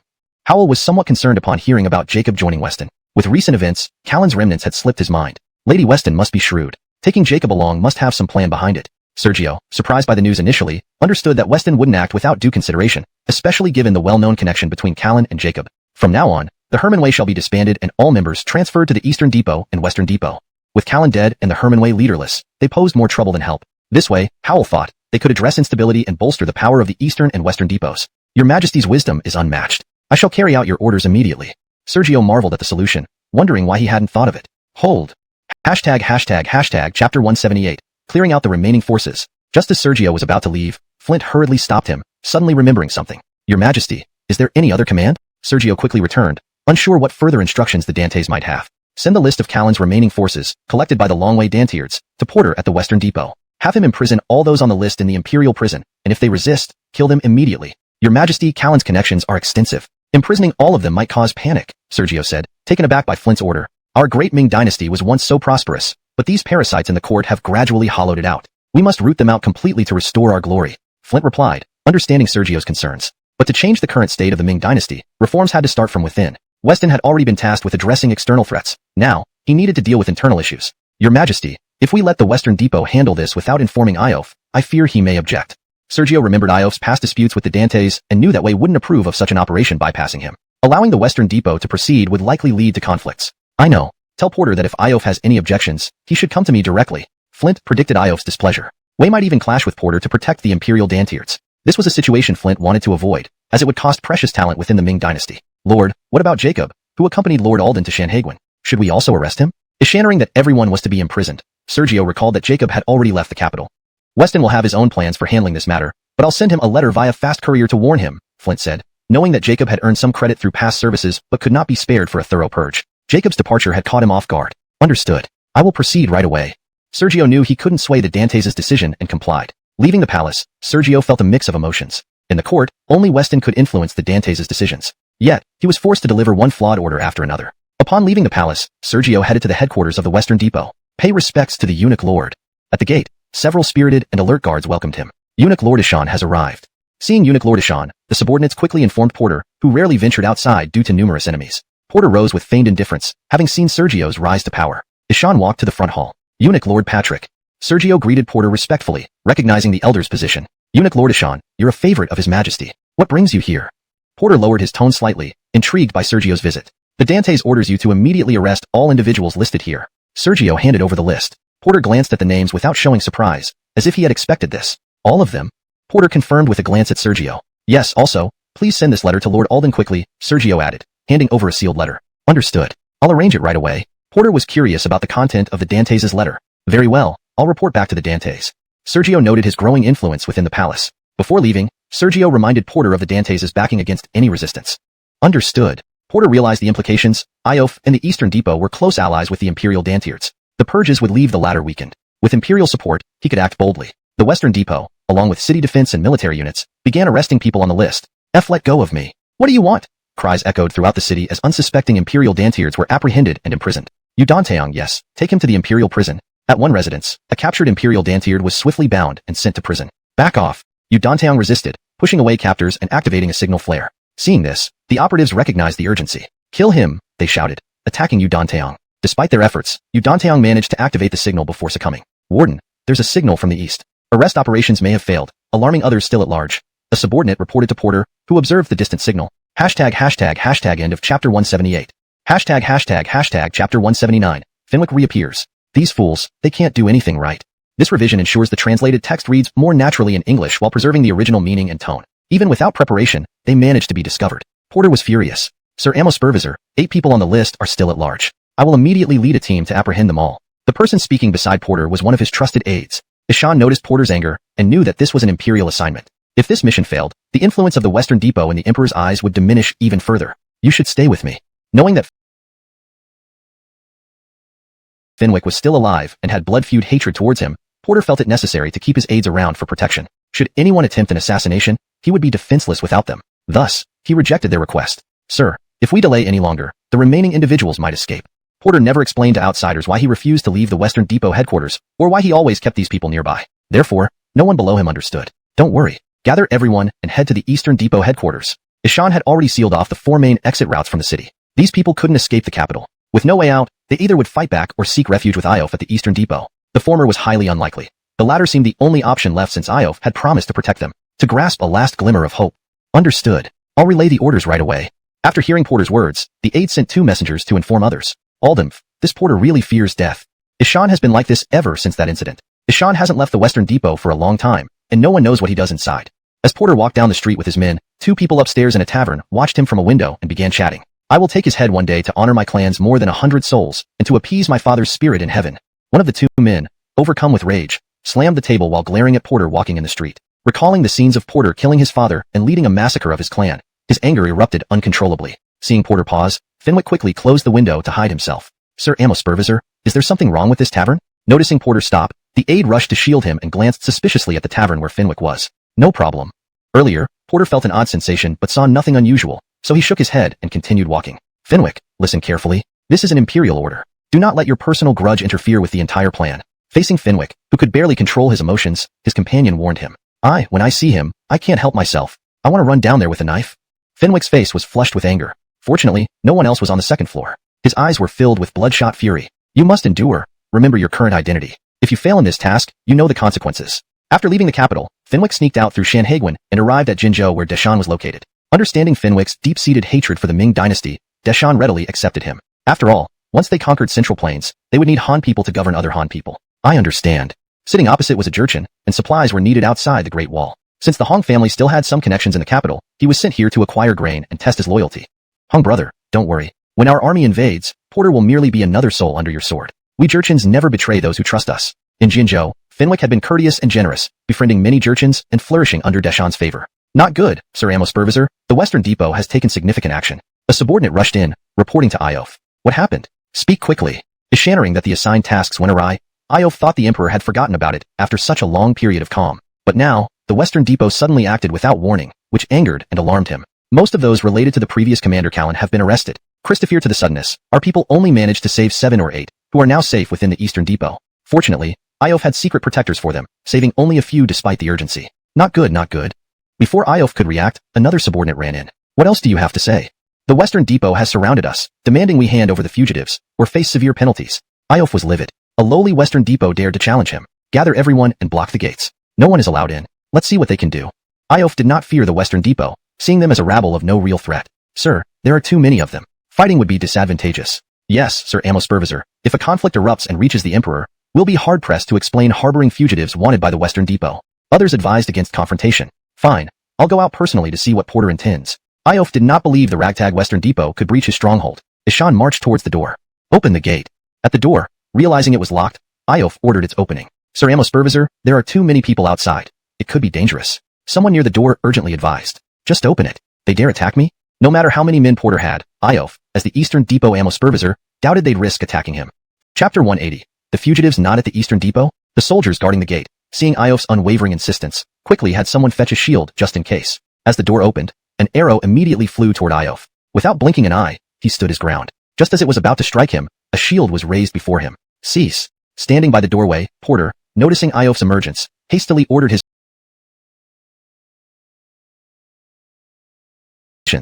Seeing Iof approaching, Porter's guards immediately drew their swords to protect him. Amos surrounded by his guards, Porter noted that Iof was merely walking out and yet instilled such fear in his men. Realizing Iof wouldn't act first, he instructed his guards to back off. You're getting weaker every day. You are still the head of the Western Depot, after all. Watching his men grow jittery, Iof sneered. Lord Wei, you are also one of the Dantes' most trusted. This time, the Dantes personally decreed this order to me. Your actions now place me in quite a predicament. Facing Iof, Porter waved his men back, whispering a reminder into his ear. I don't understand what you mean. Iof's face darkened, his smile fading as he asked irritably. Fine, have it your way. Everyone, charge in and seize those fugitives. Porter, originally aiming for a peaceful resolution where no one was wronged, found Iof uncooperative and thought of his apprentice Casper, slain by Iof. With old and new grievances piling up, he could bear it no longer. Enraged, he issued orders to his subordinates. Corpsmen from the Western Depot, upon hearing Porter's command, drew their weapons and advanced on the Eastern Depot. Who dares lay a finger on me? Iof's gaze swept over everyone, roaring menacingly. Seeing Iof blocking their path, the Western Depot operatives hesitated, glancing toward their lord, Porter. Iof, take your concerns directly to the Dantes. Once approved, I will withdraw my men. Without the Dantes' command, I too am at a loss. Witnessing Iof's stance, Porter scratched his head, pondering a moment before stepping forward. Will you send your men in once I go to the palace? After hearing Porter's words, Iof saw some logic. If he were in Porter's shoes, he would follow the Dantes' decree too, yet concern lingered. Ishan eyed Porter warily. No, your men at the Eastern Depot aren't pushovers either. With this reassurance, Iof's worries eased. Ishan called for his horse and rode towards the palace. My lord. Once Iof left, a subordinate approached Porter. No rush, wait till he's far away. Seal off the area, no one leaves. Porter wasn't in a hurry, fearing Iof might return if alerted. Arriving at the palace gates, Iof was admitted after a cursory check. Your Majesty. Iof stormed straight into the hall without waiting for an attendant. Calm down, Lord Wei. Sergio, standing beside Dantes Howell, saw Iof storm in. Catching the Emperor's furrowed brow with a glance, he rushed to intercept Iof. Stand aside, Your Majesty. Why did you authorize the Western Depot to capture the Imperial Dantiard?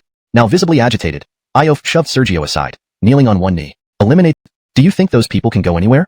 Gradually calming down, Porter looked at his aide and asked. Sir, I think the Eastern Depot is similar to the Western Depot. If the Western Depot has secret rooms, wouldn't the Eastern Depot have them too?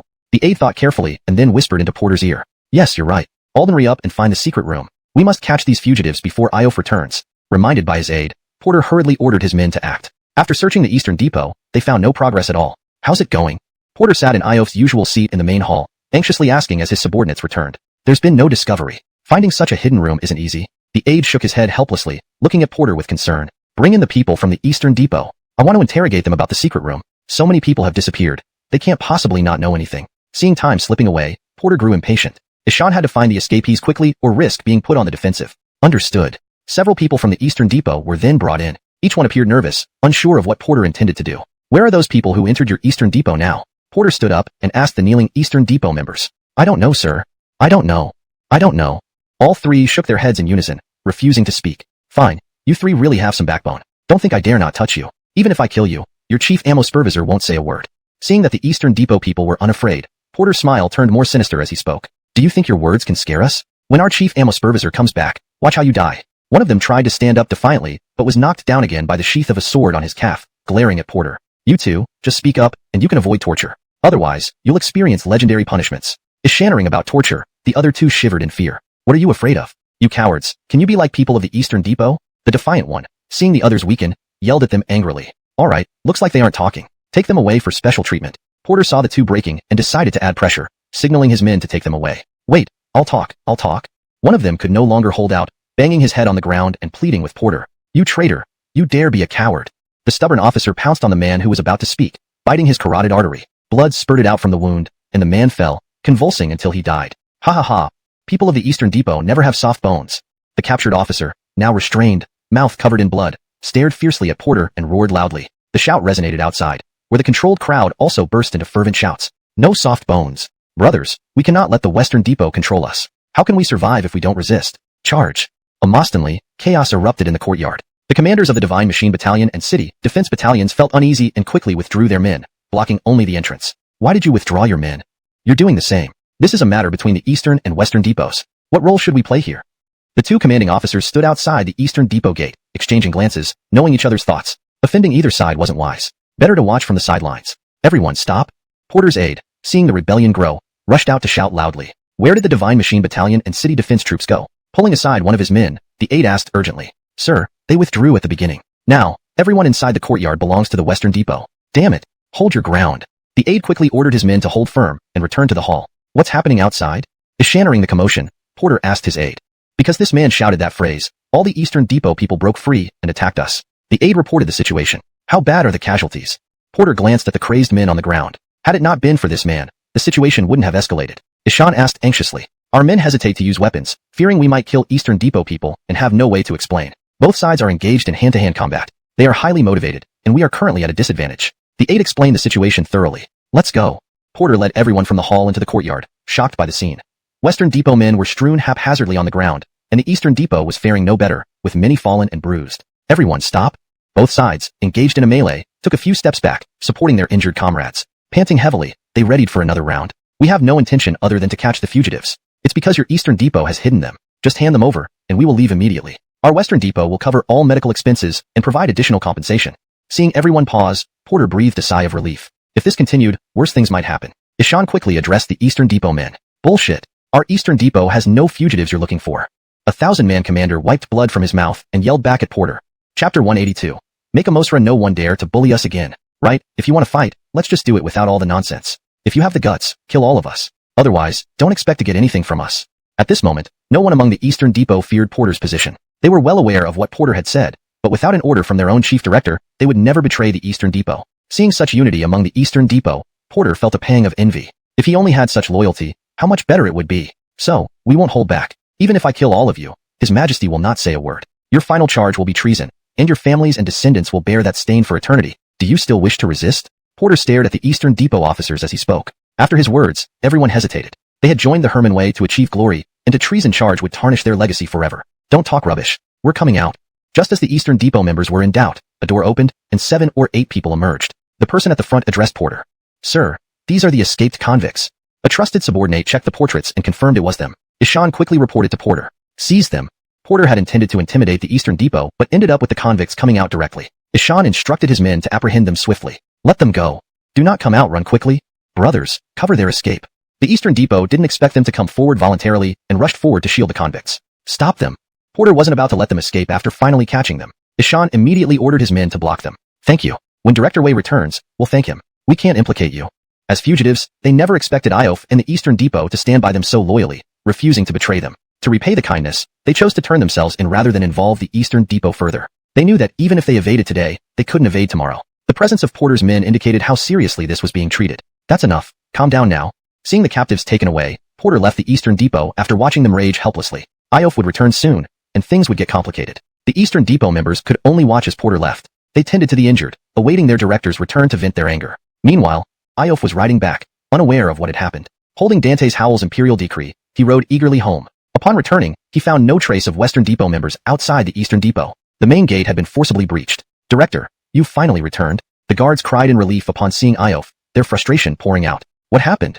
Iof dismounted and saw his men bruised and battered. Grasping a guard's shoulder, he demanded an explanation. The guard pointed toward the damaged gate. Iof rushed to the gate, staring inside at the chaos. People lay injured in the courtyard, some covered in white cloth. What happened here? Iof couldn't believe the scene before him. His Eastern Depot had been ravaged. Director! All present heard his voice, turning to see him at the entrance. Regardless of whether they were standing or injured, they knelt on one knee and called out. What's going on?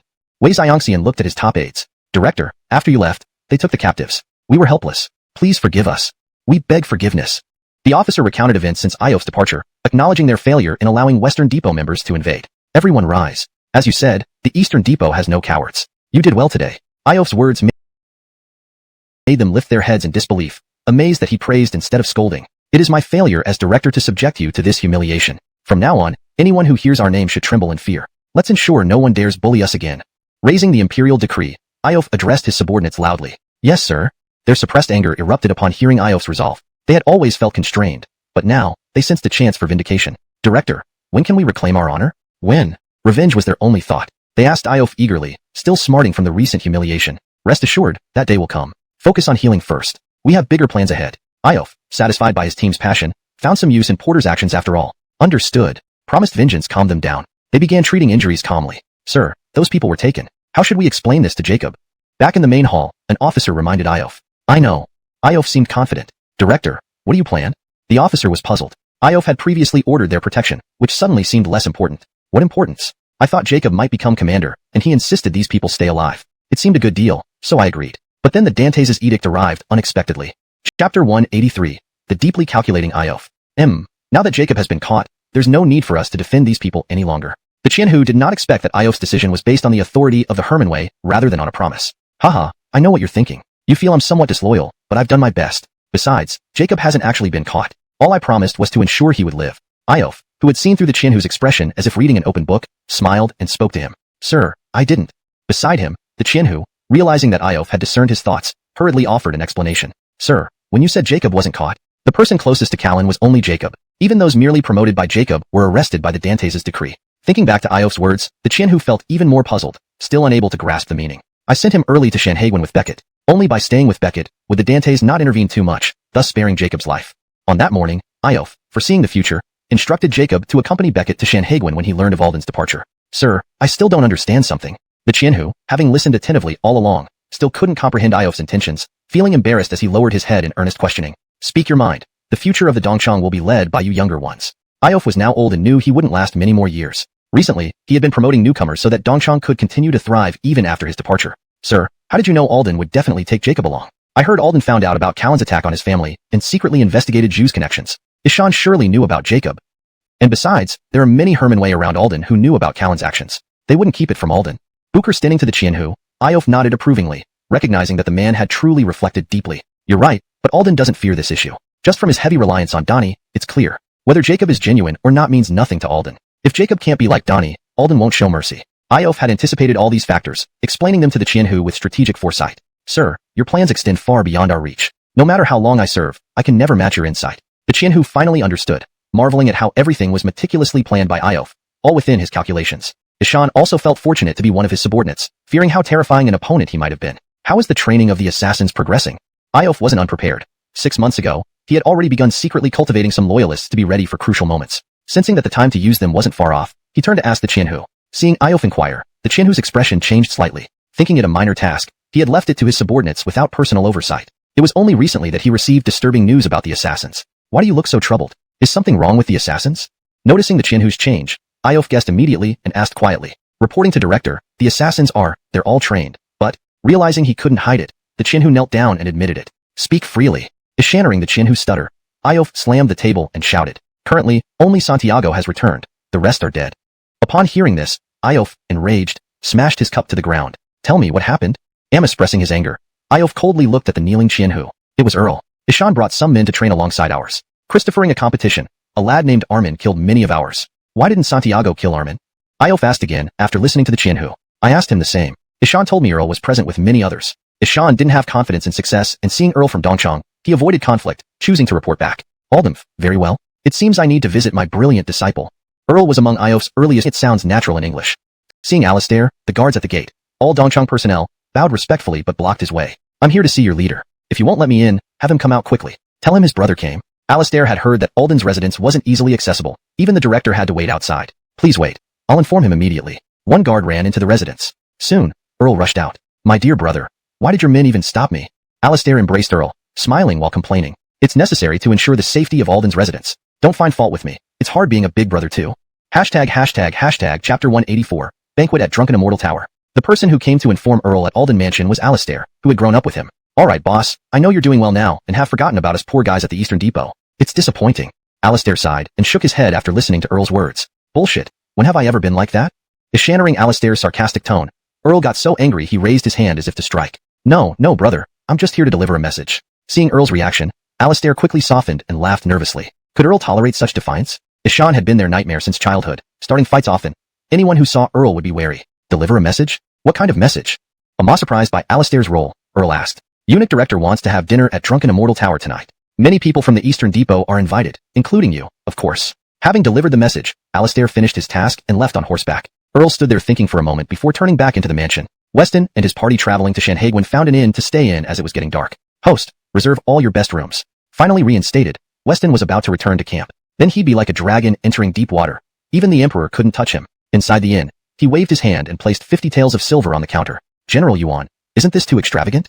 A few Secret Service agents were surprised by Donnie's generous spending. They knew Yuan had only just been reinstated by His Majesty, and his official residence in the capital had been seized by the government. Shut up. Donnie remembered the hardships in prison. His face turned grim.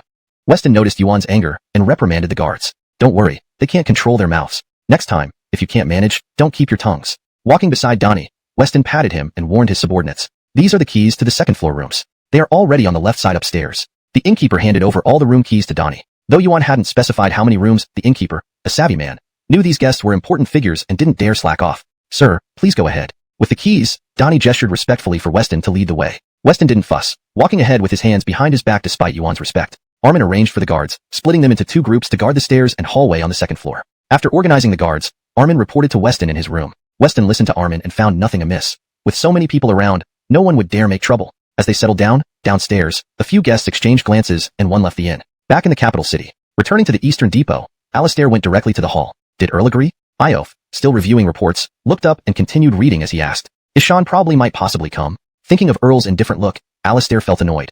He was just a guard now. What authority did he have? What do you mean? Either he comes or he doesn't. Why so ambiguous?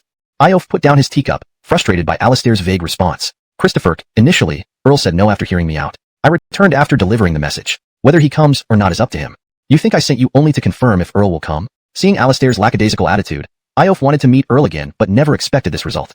Can you do anything right?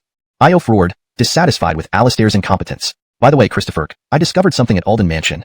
Alistair knew Iof favored Earl, who always got the best of everything first. Preparing to leave, he remembered something. Tell me. Ishannering it involved Alden Mansion.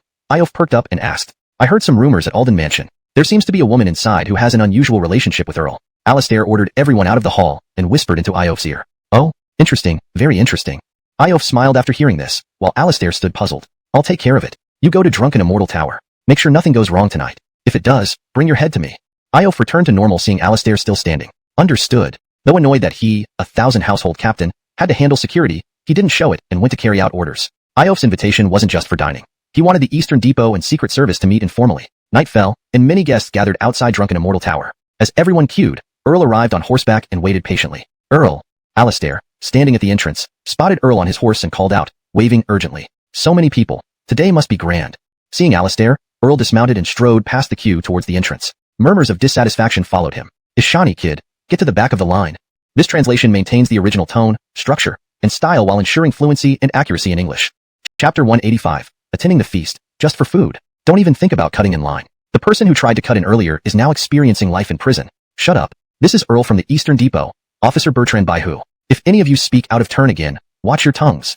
Alistair stood at the door, initially hearing their conversation which was normal, but became increasingly unpleasant as it went on. Unable to bear it any longer, he shouted loudly. Everyone instantly shut their mouths upon hearing Earl's name. They were shocked. Alistair was already the top subordinate under Iof in the Eastern Depot. Now, unexpectedly, there was another Earl. Knowing just his name, they understood that Earl must be an even more formidable figure than Alistair. The previously noisy crowd suddenly fell silent. This one doesn't need to be searched, boss, go on in. Seeing his subordinate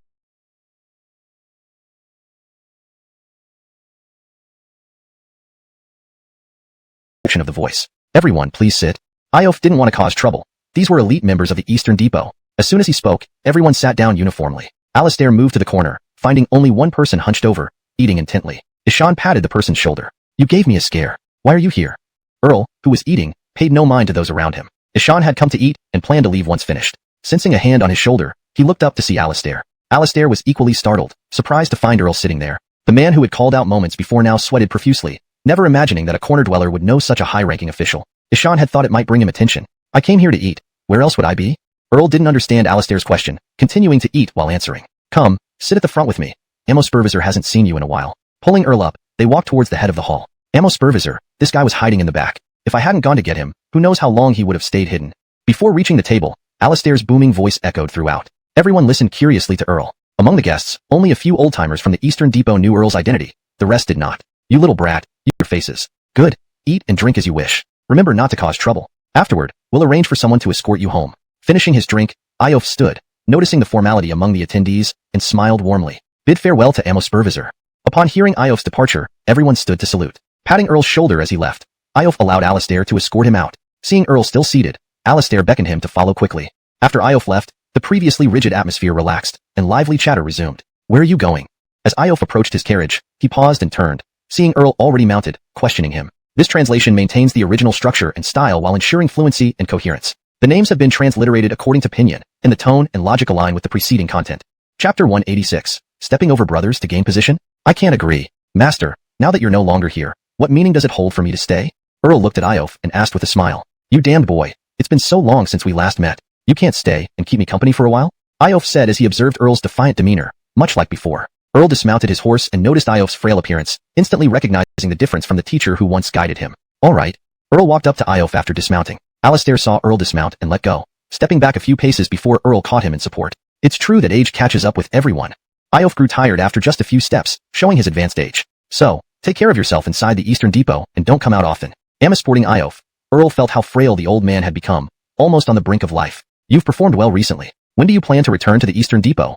Iof, smiling at Earl, seemed to see himself in the latter and asked about the most concerning matter. Alden Mansion needs me. I won't be returning for some time. Eschannering this, Earl didn't think much as Alden Mansion was now closely tied to his heart. Yet, seeing Iof's expectant eyes, he felt uneasy and lied instead. Don't worry. I'll have Alistair replace you. If I'm gone, the entire Eastern Depot will be entrusted to you. While I'm still around, I'll pass on everything I know. Iof, not suspecting the lie, waved his hand and continued. After hearing this, Earl was surprised. To entrust him with the Eastern Depot, he turned to look at Alistair, standing about 8 or 9 meters away, clearly out of earshot. Alistair, following behind, also noticed Earl looking at him but paid no further attention, continuing to follow. Master, weren't you going to give Ammo Supervisor's position to Alistair? Earl was confused, observing Alistair following behind. I only want him to assist you. You are the one I value most. Iof's expression turned stern upon hearing Earl. I won't take over the Eastern Depot. Let Alistair do it. Let's not talk about this anymore. Understanding Iof's intention, Alistair was merely a placeholder. Earl wasn't fond of this idea of stepping over his brother. The Eastern Depot suits only you. If Alistair becomes Ammo Supervisor, do you think he'll let you live? Every success is built on blood and bones. Your kindness to your enemy is cruelty to yourself. Iof stopped walking, angrily rebuking Earl for refusing. I told you, I won't agree, nor will I leave Alden Mansion. Earl's determination was unwavering as he turned and walked towards his horse. You were once alone, doing as you pleased without anyone's interference. Have you thought this through? Seeing Earl walk away, Iof became anxious, shouting at him in anger. Iof's guards intercepted Earl, while Alistair, noticing Iof's anger, hurriedly approached. Master, I never expected you to use my people to threaten me. If you do this, we will become sworn enemies. Eschannering Iof's threat, Earl stood dumbfounded, unable to believe such words came from his revered master. Disrespecting the Ammo Supervisor, do you wish to die? The guard, upon hearing Earl's response, drew his sword, aiming lethal strikes at Earl. Meanwhile, Beckett, resting in the inn after soaking his feet, was lying comfortably in bed, ready to sleep after a tiring day. Tap tap tap. Just as Beckett was about to drift off, he heard sounds from the roof and quickly sat up. Ishan cautiously wore his soft armor beneath his clothes, grabbed his sword, and headed to the door. Not wanting to leave recklessly, he slightly opened the door to check outside, finding nothing unusual. Stay calm. Bukerston to what I say. Beckett whispered to the guard at the door. The guard recognized Alden's voice and pretended to stand nonchalantly. Downstairs, several pairs of eyes watched Beckett's room upstairs, noticing one of the guards leaving for Armin's room. Doesn't stayed here today? A soldier ran into the inn and asked the innkeeper. Yes, they are staying in the upper rooms on the second floor. Recognizing the soldier's description, the innkeeper immediately understood. The soldier, observing the corridor, identified familiar faces and confidently strode upstairs. You, stop approaching. The guard in the corridor, noticing someone ascending, brandished his blade warningly. This is a letter from His Majesty to Lord Alden via the Eastern Depot. The guard wanted to accept the letter, but found the messenger retracting it. I apologize. I was ordered to hand this letter directly to Lord Alden. If I can't meet him, I will destroy it. Stepping back, the messenger knew trust issues persisted among strangers. Lord Alden, His Majesty has sent you a letter that must be handed to you personally. The guard relayed this message at the door. Unbelievably, Beckett, recalling the earlier roof sounds, realized something wasn't simple and hid a dagger in his sleeve. Let him in. Prepared, Beckett instructed the guard. Lord Alden allows you in trance. The guard inspected the messenger and, seeing the Eastern Depot insignia, allowed entry. Lord Alden, this is a letter from His Majesty. The messenger pulled out the letter from his robe and slowly approached Beckett. Chapter 187. Wanting to go out and see. The messenger approached Weston, then clenched his fists and struck at him. Having anticipated an attack, Weston drew a dagger and grazed the messenger before retreating several steps. Ishan shouted loudly. What are you? To dare attempt my assassination? Eschannering the commotion, the guards at the door rushed in immediately. Realizing his cover was blown, the messenger crashed through the inn's window and fled. Chase after him. Originally instructed by Weston to prepare for a possible ambush, everyone was ready. Unexpectedly, while Armin was on standby, he heard noise from the adjacent room. Alden ringing over with his men. Armin quickly pulled Santiago back, shielding him, fearing Earl might kill in retaliation. Earl wasn't stupid. Killing a death servant in front of Iof would truly tear down all diplomatic ties. Didn't expect it to be you. I'll remember this day. Don't let me catch you. With that, he threw the blade aside and rode off. Director Wei, I acted rashly. Seeing Alistair approach Iof, all death servants lined up. Santiago, clutching his bleeding arm, bowed apologetically. Rest well. Initially furious, Iof remembered how hard it was to train these servants. Checking Santiago's wound, which was only superficial, he got into his carriage. You must be more careful from now on. After Iof boarded the carriage, Alistair patted Santiago's shoulder gently. Santiago was indirectly trained under him and would be future support. It wouldn't do to see him fall like this. In the Eastern Depot, Earl was notorious for settling every grudge. This incident would mark Santiago, making his life uneasy later. as his subordinate, reminding him was crucial. Commander, I understand. Santiago admired Alistair, knowing he owed his training to him.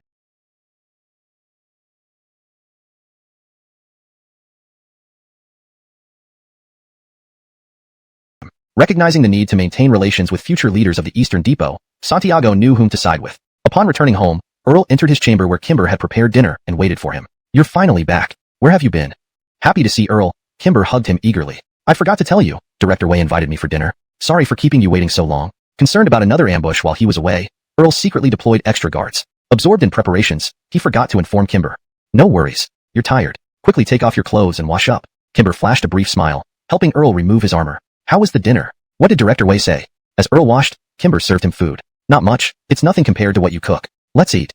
Despite being served, Earl hadn't eaten much. Realizing it was late, he urged Kimber to sit down and eat. Seeing Earl focused on eating, Kimber added some dishes but didn't press further. By the way, I want to go out with a few sisters tomorrow. We haven't been out in ages and staying in feels suffocating. Noticing Earl was nearly done, Kimber summoned her courage. They were bought into the estate by Lord Alden, pitying them. With many enemies outside, Lord Alden kept us safe here. But trapped too long, even in prime years, how could they bear such confinement? After discussions, Everly remained shut in Lord Alden's chambers except for meals. Only Earl had real authority in the manor. Unfamiliar with Earl, they doubted he'd listen, knowing he only followed Lord Alden's commands. Ultimately, they appealed to Kimber due to her connection. Eschanering their request, Kimber couldn't refuse, striving to help. Want to go out?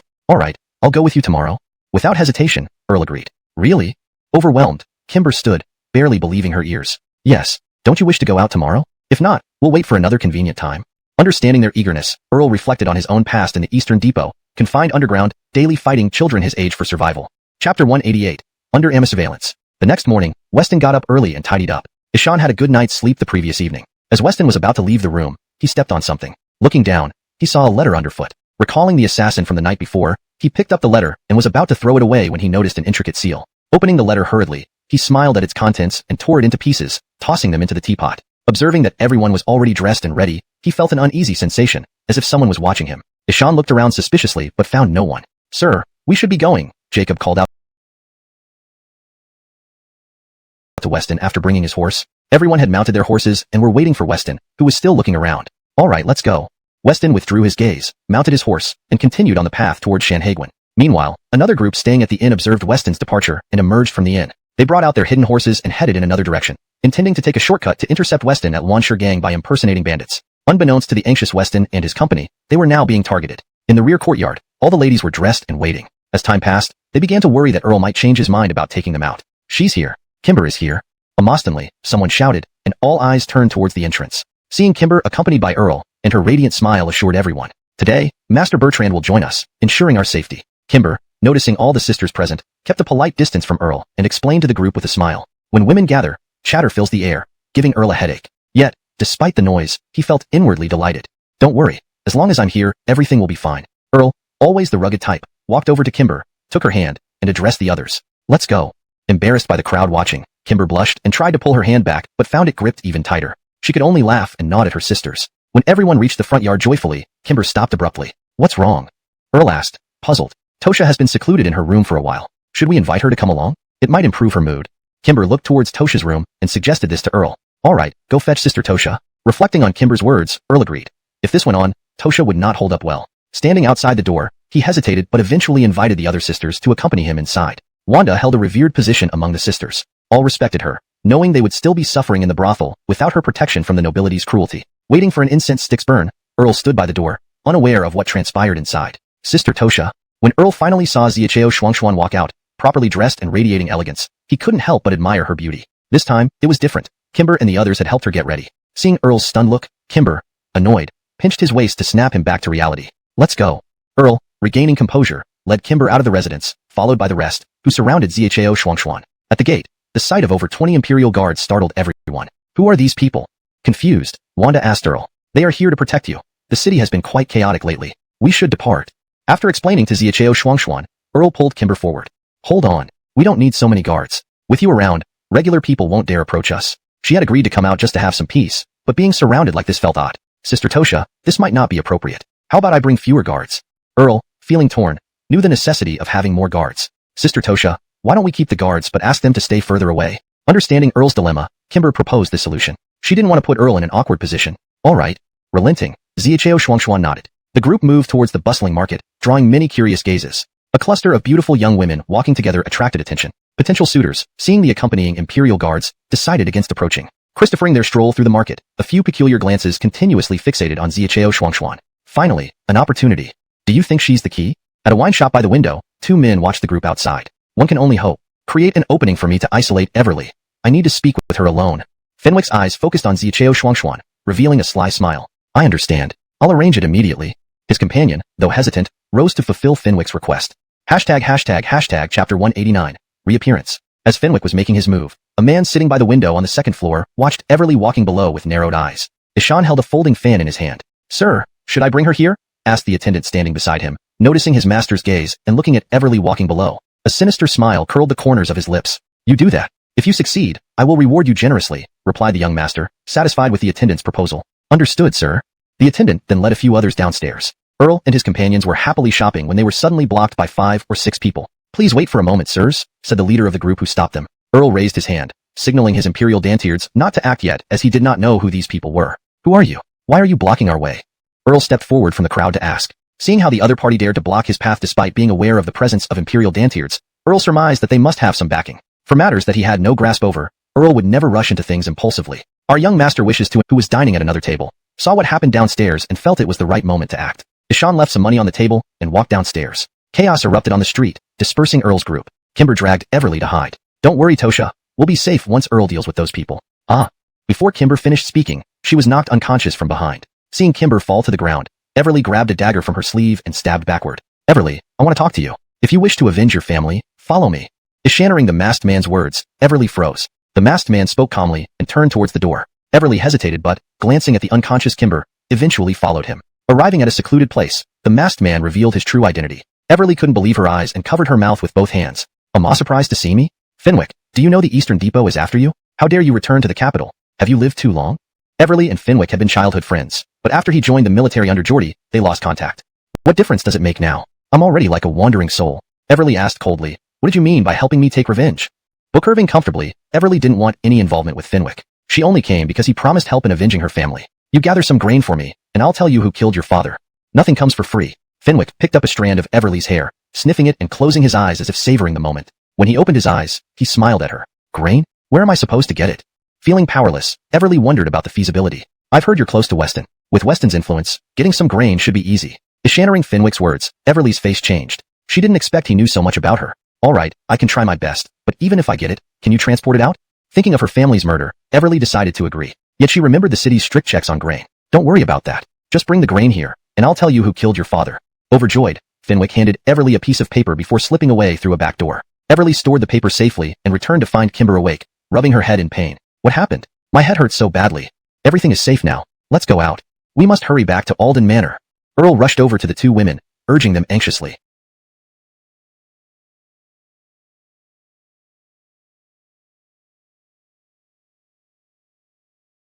Chapter 190. Barnabas Young Aldenite Urban. Kimber, please take the ladies to the back courtyard. After returning to the Alden residence, Earl stood beside his deceased brothers, observing the people around him. Ishan then addressed Kimber. All right, let's return.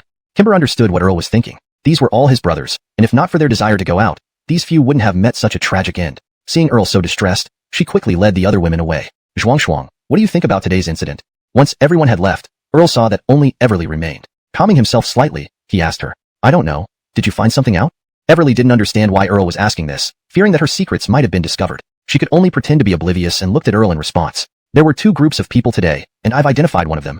Ishannering Earl's words, Everly's expression became somewhat uneasy. Oh, what have you found out?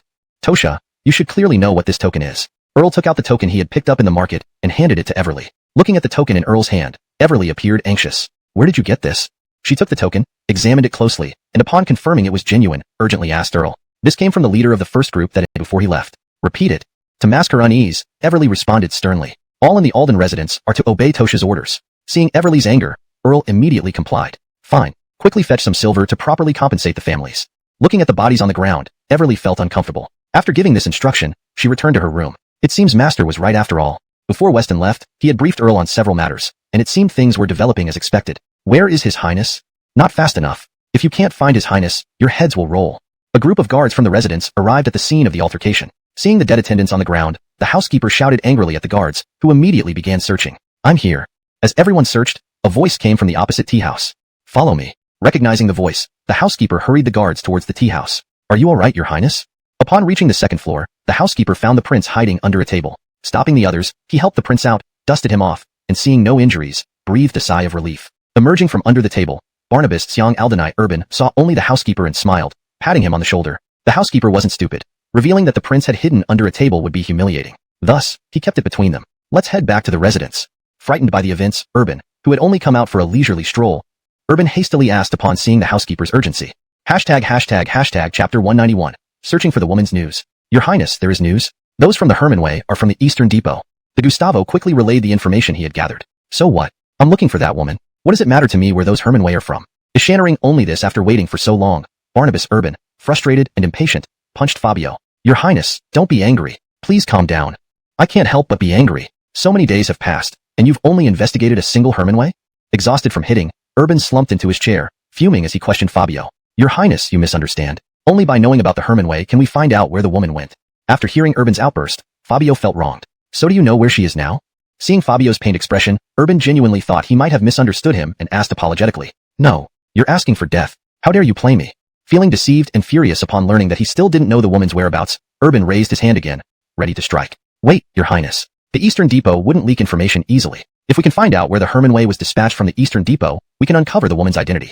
Booker stinting to Fabio, Urban calmed down, realizing the logic in his words. Your Highness, please stop. Seeing Urban raise his hand again, Fabio covered his head, pleading for mercy. You did well this time. Have my carriage prepared. I'm going to the Eastern Depot. Watching Fabio's frightened reaction, Urban couldn't help but laugh, patting Fabio's shoulder. Understood. I'll arrange it right away. Relieved to see Urban smile, Fabio hurriedly went off to prepare the carriage.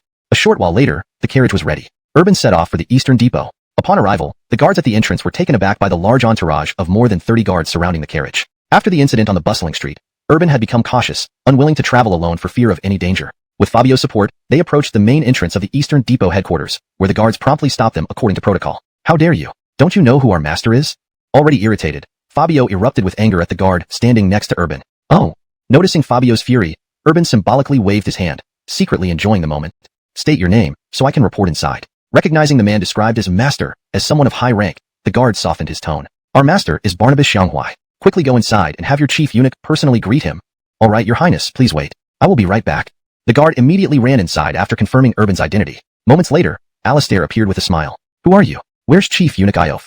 Seeing a young man emerge, Fabio wondered if this person could really be Iof, whom he knew was much older. Ishan was surprised that only a young man had been sent to welcome the prince. Pay respects to Barnabas Xianghua. Chief Eunuch is unwell and resting in bed. Ishan specifically asked me to greet you on his behalf. Alistair, an influential figure within the Eastern Depot, glanced coldly at Urban's Gustavo but addressed Urban directly. Although displeased, Urban suppressed his anger as he needed their cooperation. Your Highness, please come inside. Alistair led Urban into the hall, seating him in the main position while he took a seat beside him. What brings Your Highness here today? An awkward silence filled the room before Alistair broke the ice. Cole, you speak for us. Embarrassed, Urban left the explanation to Fabio. Our prince recently encountered an assassination attempt on the bustling street. A token was stolen by a Hermanway officer, who we found out belongs to the Eastern Depot. Can the Eastern Depot provide an explanation? By framing the narrative this way, Fabio, leaving the Eastern Depot, Urban hummed happily while Fabio looked worried. Seeing Urban so pleased, Fabio hesitated to dampen his mood. Ishan hadn't realized that Urban didn't know Beckett. In fact, Beckett had just been ennobled as Christopher Bryant, a prestigious title not granted lightly. Chapter 192. Finding the person we're looking for. What do we do now? If they return the token, how will we still find them?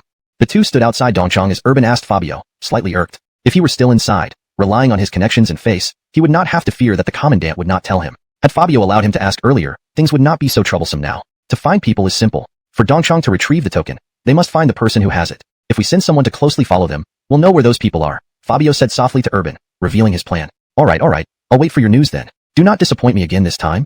Ishannering Fabio's plan, Urban laughed, finding the matter within Fabio's control. Ishan could now return. Leave it to me. Standing at the entrance of Dongchang, Fabio watched as Urban's carriage departed. Quickly, go to the Alden residence and give this letter to Earl Aldenry. Alistair in the hall hastily pinned a letter and called his most trusted subordinate, urging him to deliver it promptly. Yes, sir. The subordinate quickly left Dongchang for the Alden residence. Unnoticed by, they stayed silent to avoid betraying their lord. Doing otherwise meant certain death once they returned home. Well, tight-lipped. Even if you don't speak, I can find out who you represent. Earl, seeing their stubbornness, thought of a tactic and instructed his men accordingly. Ishannering about being taken to prison, the servants' faces paled. Fine. We're underlings of Barnabas Xianghua's residence. The estate's Gustavo sent us here to surveil. So why did your lord order you to watch this place? To Earl's surprise, it matched his suspicions. Expressing his anger, he questioned the first one who spoke. Not wishing to speak, he realized if he did not cooperate, Fabio would surely punish him once back. Send all others to prison except him. I never want to see them again. Understanding Earl's intention, the guards dragged away the rest, and Earl lost interest even as they began to confess. Rest assured, you can leave alive. No one knows what you've told me. Frightened, the servant revealed all he knew. Can I go now? I've said everything. Avoiding eye contact, the servant asked humbly. You may leave. What you say upon return is your business. Thank you. Overjoyed to be let go, the servant thanked profusely and vowed to embellish the story to the prince when back. As the servant walked 10 meters ahead, a guard approached Earl awaiting instructions, who nodded silently before rushing back into the residence. Understanding his signal, the guard followed the servant and, arriving at a deserted area, ended his life with a swift stab. Completing the task, he hurriedly returned to the Alden residence. My lord, we've found her. Finally found her. Back at the prince's palace, Fabio rushed to the garden to inform Urban, who was visibly excited. Well, who is she? This individual poses quite a challenge, replied Fabio, lowering his head to avoid dampening the prince's enthusiasm. Speak up. Apart from his majesty, who else am I afraid of in the capital? Unperturbed by challenges, Urban insisted. She is a member of the family of the current vice minister of the War Department. Aware of Beckett's prominence, known widely among the capital's elite, Fabio knew his reputation well. A mere vice minister, his minister wouldn't dare refuse if I wanted his daughter. Urban dismissed the concern easily. However, he's favored by his majesty. If we make a move against him, we might trouble the Dantes. Seeing the prince's recklessness, Fabio urged caution. Chapter 193. I still want to curve long. What's so special about this person? Would my elder brother really turn against me because of him? Eschannering the butler's words, Urban just thought it was an exaggeration. He wasn't at all afraid of the other's identity. You shouldn't underestimate this. The matter is indeed serious. Previously, the butler had also learned about some of Beckett's experiences and recounted everything he knew in detail. Nothing can go wrong. I only want that woman. Didn't you say Beckett has already gone to Shanghai Pass? I'm about to leave for my fief soon. By then, even my elder brother won't be able to control me. After hearing the story, Urban felt a bit uneasy, but since he was about to leave the capital, what could Beckett do even if he found out? My lord, this matter should be reconsidered carefully. The butler didn't expect Urban to be so stubborn. Even after his explanation, Urban still insisted on going ahead with his plan. Enough. Stop wasting my time. Quickly find more people for me. Today, storm into Alden's residence and bring me the girl I want. By any means necessary. Seeing the butler still hesitating, Urban pinched his face and said with commanding authority, As you wish, I'll get it done immediately. The butler saw the murderous intent in Urban's eyes and knew that if he refused, he would be killed. There were plenty of other butlers Urban could find if he died. To save his life, the butler left the garden reluctantly. What wind blew our lord's butler here? At the patrol camp, the general looked warmly at the newcomer and asked, Hassan, His Highness commanded you to gather more men. Simply left with him, not wanting to tarry. Phew. Watching Ishingter and Martin walk away, Hassan breathed a sigh of relief. Who was that man, and why were you so afraid? The butler hadn't recognized them but saw Hassan's anxiety and realized they must be important. After they left, he asked, That was Martin and Ishingter from the Divine Machine Camp. Who would have thought we'd run into them just leaving? We're lucky they didn't notice anything. We must finish this quickly and efficiently. The butler broke into a cold sweat upon realizing the men he encountered were the renowned Martin and Ishingter from the Divine Machine Camp. His pace quickened as he urged speed to complete the mission. Benedict, you haven't told me what we're doing? Hassan was completely in the dark about what the prince wanted them to do. Just raid the mansion ahead, kill all the men, and take the women captive. Simple as that. Reaching a street corner, the butler pointed towards the house. Benedict, are you sure the Lord meant this place? Seeing their target, Hassan nearly sat down in shock, his eyes wide as he confirmed with the butler. Yes, don't disappoint His Highness. The butler knew Hassan's hesitation. He himself would feel the same way under similar circumstances. No way. I absolutely cannot do this. Tell the Lord I'm cutting ties. Going to Beckett's residence was like courting death. They had been warned never to provoke him. Facing certain doom otherwise, Hassan turned and started walking away with his men. Hassan, think carefully. If you leave today, tomorrow the Lord will hold you accountable. I can't help you then. Seeing Hassan leave, the butler, unable to proceed alone due to the guards outside Alden's residence, shouted after him, using threats. Do what you want. I won't follow your nonsense. Hassan was no fool. Recognizing the implied threat in the butler's tone, he decided it was safer to leave than face whatever danger awaited in Beckett's residence. Chapter 194. Overstepping one's bounds. Seeing that the person in front of him was just a Gustavo from the mansion, he dared to suppress him with the title of Barnabas. Ishan turned and walked over to Fabio, slapping the latter across the face. How had Fabio ever been slapped like this before? Hassan was a martial arts expert. Fabio was directly knocked to the ground by the slap. The Gustavo had never imagined that Hassan would suddenly strike. Besides being slapped by Enoch, just as he was about to get up and shout, he felt a chilling sensation on his head. Looking up, he saw Hassan pointing a knife at him. Have I given you too much respect? When did a servant like you have the right to command me? Hassan sheathed his knife, kicked Fabio back to the ground, saw that the latter couldn't get up, and returned to the camp with his men. Damn it! The Gustavo could only cover his swollen face, helplessly pounding the ground. Seeing that everyone he had arranged had disappeared, not knowing where they had gone, he tried to stand up but found himself too sore, so he lay on the ground. At the Barnabas's mansion, Enoch slowly fell asleep, waiting for Fabio who never returned. When dawn came, He went into the courtyard and asked a servant but found Fabio still hadn't come back. Ishan became puzzled. According to reason, this shouldn't happen. If things went well, Fabio should have returned last night. Go quickly to Alden's mansion and find Fabio. Feeling something must have happened to Fabio after such a long time, and knowing he held many secrets, if taken to the prison, he didn't think Fabio would hold firm. Ishan hurriedly sent people from the mansion to look for him, while he waited anxiously in the courtyard. Ishan waited until noon, even finished lunch, when finally he saw Fabio being helped back. What happened? Were you beaten by those guards? Seeing Fabio return, Enoch rushed over, seeing a big handprint on Fabio's face, asking urgently. To my surprise, when we arrived outside Alden's mansion, Hassan suddenly changed his mind and left with his men. Even though I mentioned your name, he didn't listen and beat me like this. Fabio exaggerated the story of what happened last night. Alden, unbelievable. How dare he not heed this prince's orders? Has he forgotten how he got to his current position? Booker standing to Fabio. Enoch felt a surge of anger. If someone else had done this, Enoch wouldn't have cared, but this Hassan was personally promoted by him and still dared to disobey. Drew, please give this old servant justice. This isn't just hitting me, it's disrespecting your highness. The Gustavo clung to the prince's leg, crying. Don't worry, I will definitely seek justice for you. Enoch looked at Fabio, stepping back, but knew this matter couldn't end here. If everyone acted like Hassan, his status in the capital would be nothing. Ishan needed to set an example. Yes, your highness. Seeing Enoch was ready to avenge him, Fabio wiped away tears and stood up excitedly. Let's go now. The more Enoch thought about it, the angrier he got. The two of them left the mansion and were immediately blocked by a group of people. What do you want? The Gustavo, unaware where these people came from, recognized them as Imperial guards, quickly shielding Enoch and confronting their leader. By order of His Majesty, we need to bring Barnabas Xianghua into the palace. The Imperial Guard captain smiled at Enoch. Wait a moment. I still have some matters to attend to. Afterward, I'll go see the Dantes. Ishannering it was his elder brother summoning him. Enoch had no idea what was going on but wanted to take care of the business with Hassan first. Drew, don't make it difficult for us. We're just messengers. The guard leader blocked Enoch, smiling. Do you mean to force me? Enoch was surrounded by people. As royal family, this treatment infuriated him. Ishan pointed at the captain angrily. Drew, calm down. The Gustavo, seeing Enoch's actions, nearly cried. Even as a subordinate general, this person served the emperor. If Fabio hurt him, it would insult the emperor. Ishan pulled back Enoch. Since Drew doesn't wish to come voluntarily, we'll have to help. The guard captain's smile vanished, and he ordered his men to carry Enoch away. What does His Majesty want with our Drew? Seeing his support being taken away, Fabio panicked, intercepting the guard captain and offering him a silver note worth 500 taels. Alden, I don't know. If I were you, I'd pack up and leave. Serving a troublemaker won't extend your life. The captain patted his chest, receiving another note, giving implicit advice due to the bribe. Thank you. Just a little tip. Understanding, Fabio gave another note gratefully. Without further ado, the guards left the mansion. Even the guards were unsure what was happening. They received the emperor's order today to bring Barnabas Xianghua to the palace by any means. Ishannering the eunuch relayed that the emperor was extremely angry made them realize other possibilities, which seemed reasonable for arrogant people. Let go of me. Don't you know who I am? I'll have my elder brother chop all of you off. Being carried through the streets with everyone pointing at him, Enoch couldn't bear it, always caring for his reputation. Chapter 195, Confined to the mansion. The Imperial Dantiards didn't care about these things. They only followed Dante's Flint's orders. They continued carrying Enoch until they reached the front of the palace gate, where they finally set him down. Enoch, upon being released, looked at the head of the guards and attempted to snatch a saber from someone nearby to attack the guards who had humiliated him. How could he go on living after such a disgrace? Ishan struggled, but the guards quickly subdued him again, forcing him to continue walking. His Majesty, Barnabas Xianghua has arrived. Jameson, seeing the guards, hurriedly reported to Flint. Let him in, Flint responded to Jameson. A Mosman Barnabas Xianghua into the hall.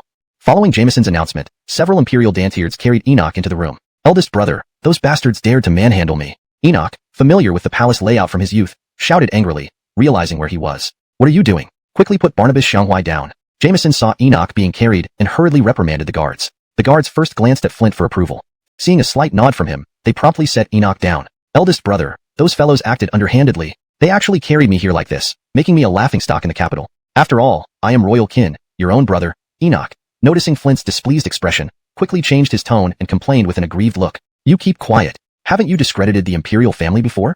Flint, annoyed by Enoch's grievances, sat on the dragon throne with dissatisfaction written all over his face. How so? I have always been strict with myself and haven't done anything out of line. Seeing Flint upset, Enoch knew better than to push his luck. If only he were sitting on that throne instead. The thought sent him into a daydream. Alden, you should take a good look at these memorials. Flint threw a pile of petitions onto the floor in front of Enoch. Enoch, unfazed, picked up one of the scattered documents and began reading. It detailed something he did during a specific period. Eldest brother, what are you doing? We're owners of this land. Can't we just turn a blind eye? After a minute, Enoch looked up, still not understanding why Flint was so upset, and tossed the petition.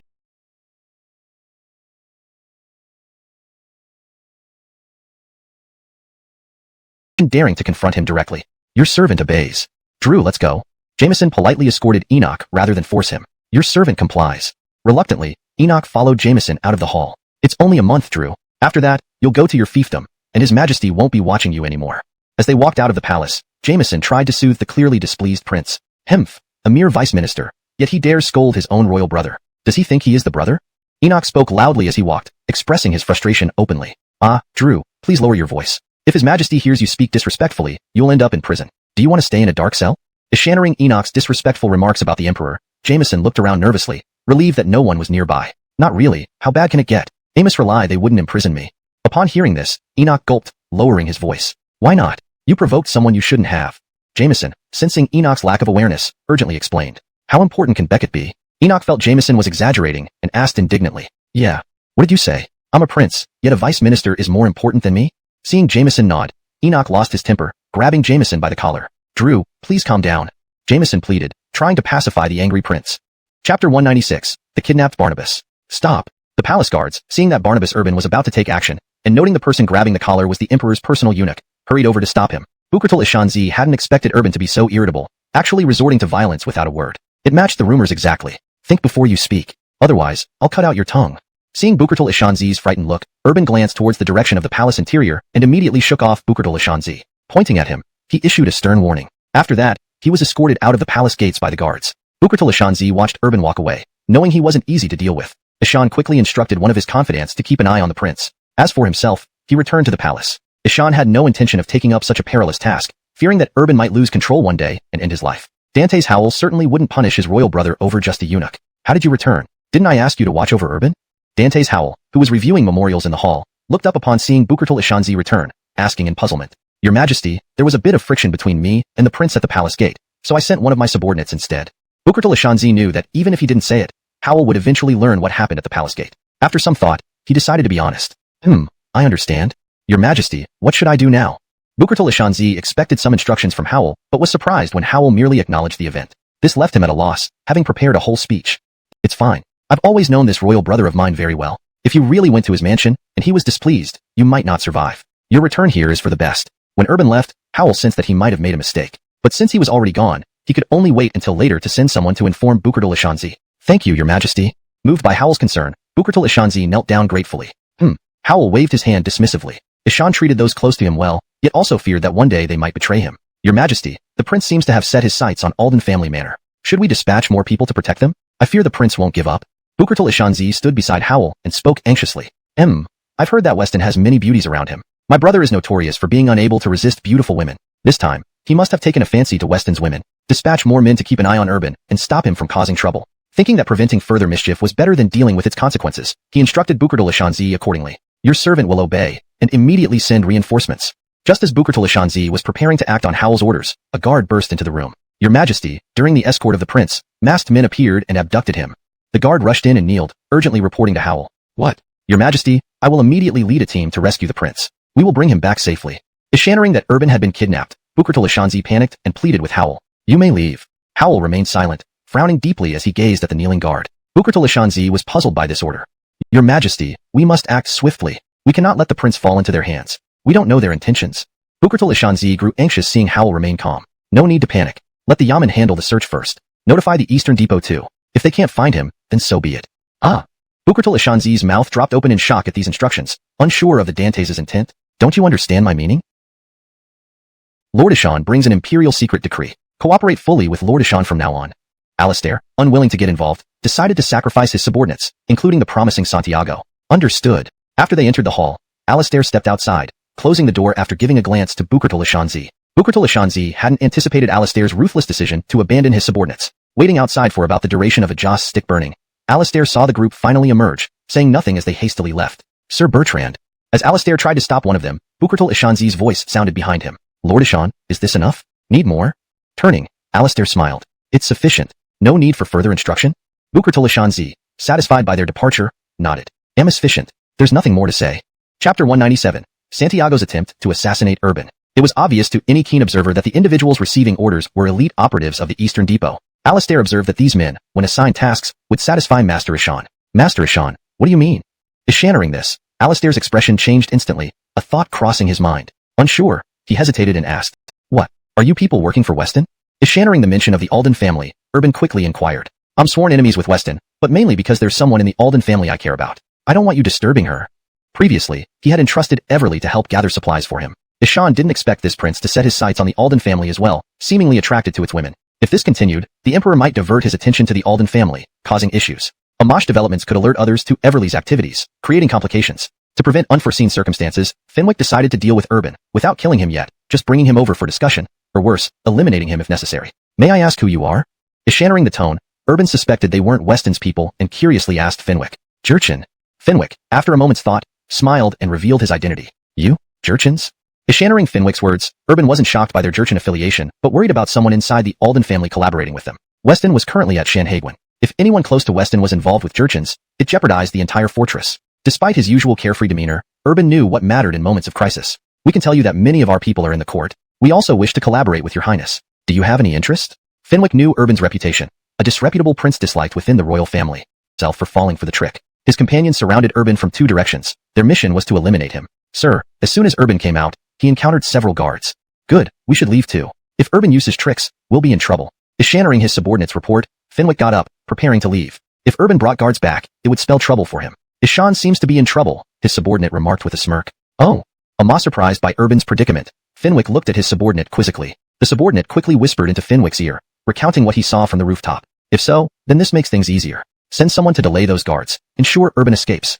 This was timely assistance. The guards attempting to kill Urban pushed him closer to their side. Sending help promptly, Fenwick feared failure if Urban died. Barnabas, please go. Our master has an agreement with you. Should you reconsider, follow the terms?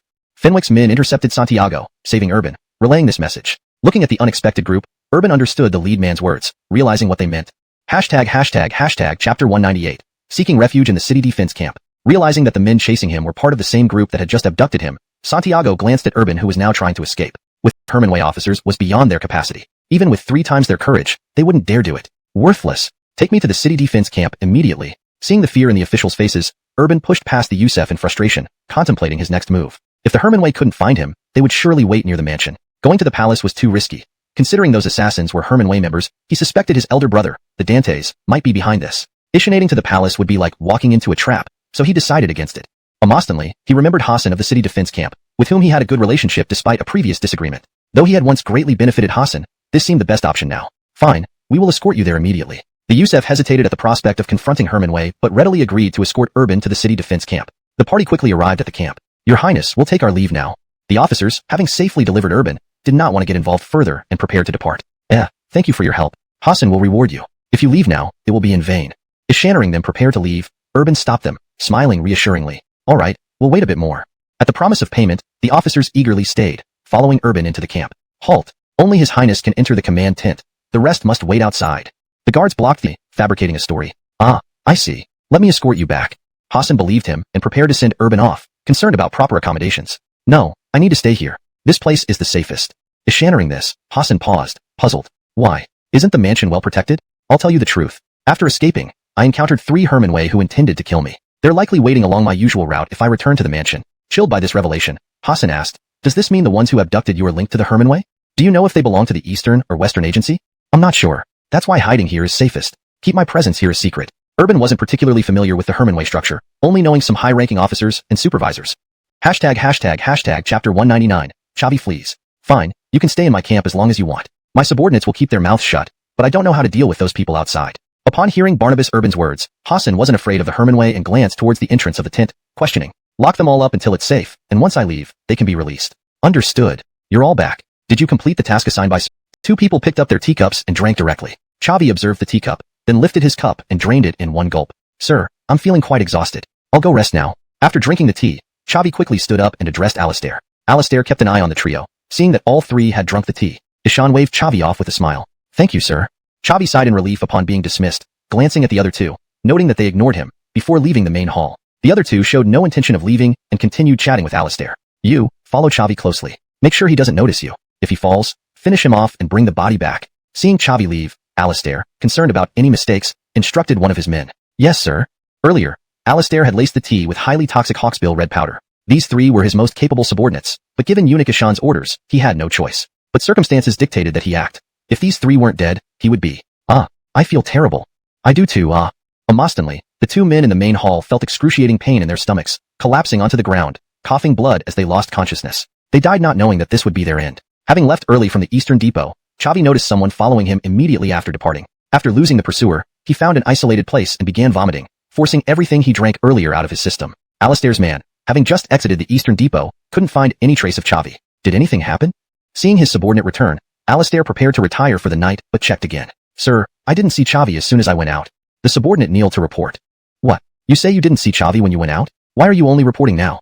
Is Shannering this? Alistair dragged the man up, questioning angrily. Well, we searched around but found no sign of Chavi. I realized something was wrong and rushed back to report. The subordinate stammered, explaining to Alistair. Useless. What use are you to me? Issue a wanted notice immediately. Call him a traitor of the Eastern Depot, currently fleeing. Increase the bounty to catch him at all costs. Unwilling to believe there was still trouble, Alistair angrily ordered. Yes, sir, I'll handle it right away. Once the subordinate left, Alistair sat alone in the main hall, weary. No wonder Earl didn't want to be Director General. Power brings its own troubles. Knowing too much serves little purpose. Hiding in the shadows, Chavi saw many people searching the streets for him and promptly disappeared in trouble. The subordinate hurriedly left. Eunuch, here's 5,000 taels worth of silver notes. Please keep it, and if more is needed, inform me.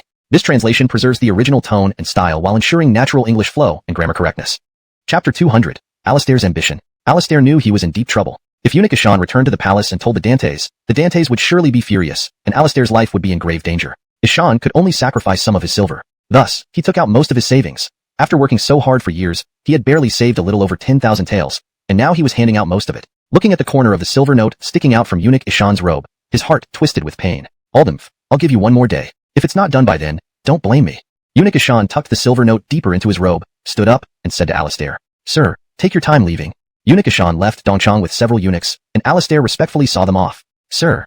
All the death squads gathered in the hall, standing in line, speaking in unison. You know what happened? Alistair looked at the more than 10 death squad members, his gaze sweeping across them. With a heavy heart, he asked everyone, Sir, what exactly happened? It was Chavi who suddenly killed 4 or 5 of us. Iof's personal attendant came to the sickbed and reported the situation outside. Good. Continue monitoring. Report back if anything happens. Iof, lying on the sickbed with a pale face, gave orders to his subordinate. Yes, sir. As soon as the subordinate left the room, he was stopped by 2 men right outside. What are you doing? The young attendant looked at the 2 men at the door, puzzled. Sir wants to see you. Come with us. Without waiting for the attendant's consent, they grabbed him and dragged him away. Sir Bertrand, what are you doing? The attendant, brought to the hall, saw Alistair sitting on the main seat. Ishan thought he was just reporting Alistair's actions to the chief eunuch and didn't expect to be brought here afterward. Feeling guilty, he lowered his head and nervously asked, What did the chief eunuch ask you to do?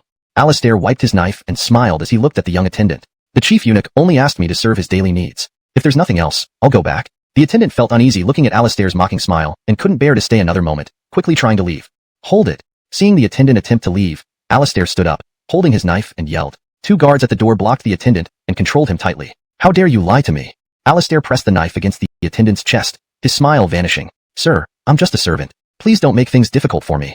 The attendant knelt down and pleaded, quickly bowing to Alistair. If you tell me the truth, you can keep your life. Looking at the attendant's appearance, Alistair smirked. The chief eunuch asked me to closely monitor Dongchang and report any movements to him. Facing death, the attendant didn't hesitate for a second and betrayed Iof. Good, you know what to do. No need to tell me. Seeing the attendant cooperate, Alistair smiled. Good, Sir Bertrand, rest assured. I will handle it properly. Get out. Satisfied with the attendant's words, Alistair put away his knife, feeling secure. 2 of you, guard the inner courtyard. Keep an eye on this little attendant. If anything seems off, eliminate him. Alistair, still feeling uneasy, assigned his own people to watch over the attendant since he wasn't fully trustworthy. Yes, sir. In a courtyard in the city, Chavi was bandaging his wounds, which were still bleeding. Ishan never expected Dongchang to send so many people after him. Brother, what's your plan? After Chavi finished bandaging himself, a voice asked from the side. What can I do? Flee and hide my identity. Chavi laughed bitterly. Yesterday, he was an illustrious imperial agent, but today he was like a dog without a home. Dynasty, he volunteered to go to Shanhaiguan. Go on. Upon hearing Earl stop halfway through his statement, Easton quickly urged him to continue. Ishan also hopes to seize this opportunity to deal a devastating blow to the Jurchen invaders so that our Ming dynasty can get some respite. Ishan doesn't wish to return to the capital because of these matters, but my lord also mentioned that if any of his men are in danger, he will rush back no matter what. Earl was recounting what Weston had written in the letter he had sent. Beside them, Sergio listened with cold sweat trickling down from his forehead. 100-man commander of the Hermanway actually dared to make such bold statements in front of his majesty. It was as if he wanted to be dead. However, Dantes Easton did not get angry. Instead, he lowered his head and thought for a moment, weighing the pros and cons. Very well. I will ensure the safety of the Alden residents, and you can tell Weston not to worry.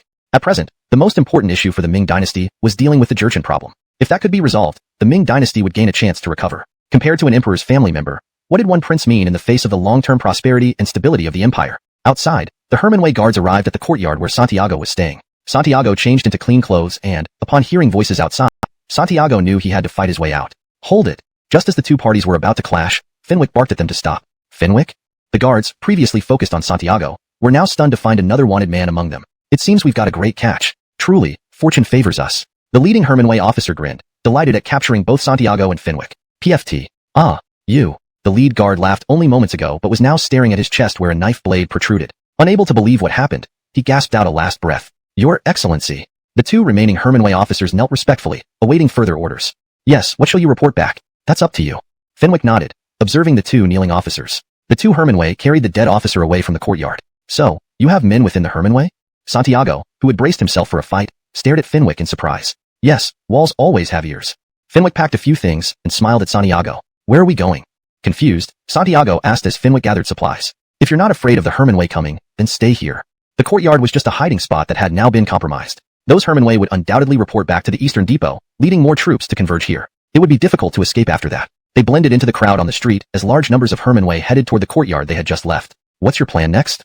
Walking along the street with Fenwick, Santiago couldn't understand why Fenwick seemed completely unfazed by the possibility of being recognized. Impatient, Santiago questioned Fenwick. With all the Hermanway in the capital focusing on him, Santiago doubted he could remain calm like Fenwick. I'll find someone to alter your appearance. Then you can reappear without fear. Fenwick wasn't stupid. Wandering around aimlessly with Santiago wasn't wise unless he had a death wish. Eventually, they entered an inn and went upstairs. Ah, young Master Hong, you've returned? The king seems comfortable here. Even developed quite a belly. Fenwick chuckled, patting the old man's belly. Behind him, Santiago listened as Fenwick addressed the elderly man as king. Recalling the man's golden front tooth, Santiago realized who he was, the famous Thousand-Faced King, renowned for altering appearances. Many fugitives evaded capture thanks to Thousand-Faced King's expertise. The court had placed him on their dangerous list due to his skillful disguises, which left no trace. The only known characteristic of the Thousand-Faced King was his golden front tooth. What puzzled Santiago was why such a prominent figure was so respectful to Fenwick. That wouldn't have been possible without the Hong family's help. Otherwise, I would have been hunted down long ago. The king showed deep respect for Fenwick, having once been saved by the Hong family. To repay the favor, he joined Fenwick's ranks. Master Hong, I deeply regret the events that befell you. Unfortunately, I couldn't return in time from Sichuan. Thousand-Faced King expressed his sorrow to Fenwick. Don't speak of it. Our mission remains revenge. Let's not dwell on past events.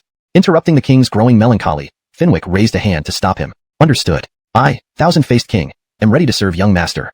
####Chapter 202, The Scapegoat. Fenwick never expected that King would willingly submit to him. Back when his father was still alive, the Thousand-Faced King had only maintained a cooperative relationship with the Hong family. Ishan never thought that today, King would directly pledge allegiance to him, which was indeed a surprise. King had no choice but to do this. The court had been relentlessly hunting him down, and all those in the underworld whose faces he had altered also wanted him dead. With the Hong family, his former patrons, now gone, he had nowhere else to turn except to Fenwick, hoping the latter would protect him. Just as King finished speaking, he noticed a young man standing beside them, eyeing him warily and placing his hand on the dagger at his waist. This is a loyal agent trained by the embroidered uniformed Dantiered. As soon as Fenwick finished speaking, King immediately drew his dagger and lunged at Chavi. Although Chavi was injured, dealing with an old man was still within his capabilities. Ishan grabbed King's wrist with ease. Ishani, he's mine now. Fenwick hadn't anticipated King's sudden move, and quickly interjected to stop him. After they released each other, Fenwick explained the situation. Ishaning Fenwick's explanation, King let out a sigh of relief. Having spent years in hiding, he had developed a special intuition about the embroidered uniform Dantiered. When he saw Chavi's eyes, he knew the person was likely from the court. Master Hong, I remember now. Was it him you asked me to work on yesterday? Once his guard was lowered, King studied Chavi's face, finding something oddly familiar. Amostantly, it dawned on him, and he turned to Fenwick for confirmation. Chavi listened to King's chatter, looking puzzled, unsure what the two were talking about. Yes, have him undergo a face change today. I don't want his identity revealed. No problem, just give me one night, King assured as he stepped closer to Chavi, examining him from all angles before turning back to Fenwick. Fenwick, if the Eastern Depot can't catch me, they won't rest until they find me, Chavi said hesitantly, clearly uneasy about the face change. Don't worry, I found a scapegoat for you. By now, they should already be in the hands of the Eastern Depot. This was something Fenwick had planned long ago. If the chaos in the capital continued, he wouldn't be able to carry out his plans. Where are you going? Shoot your arrows. Kill Chavi. Kill.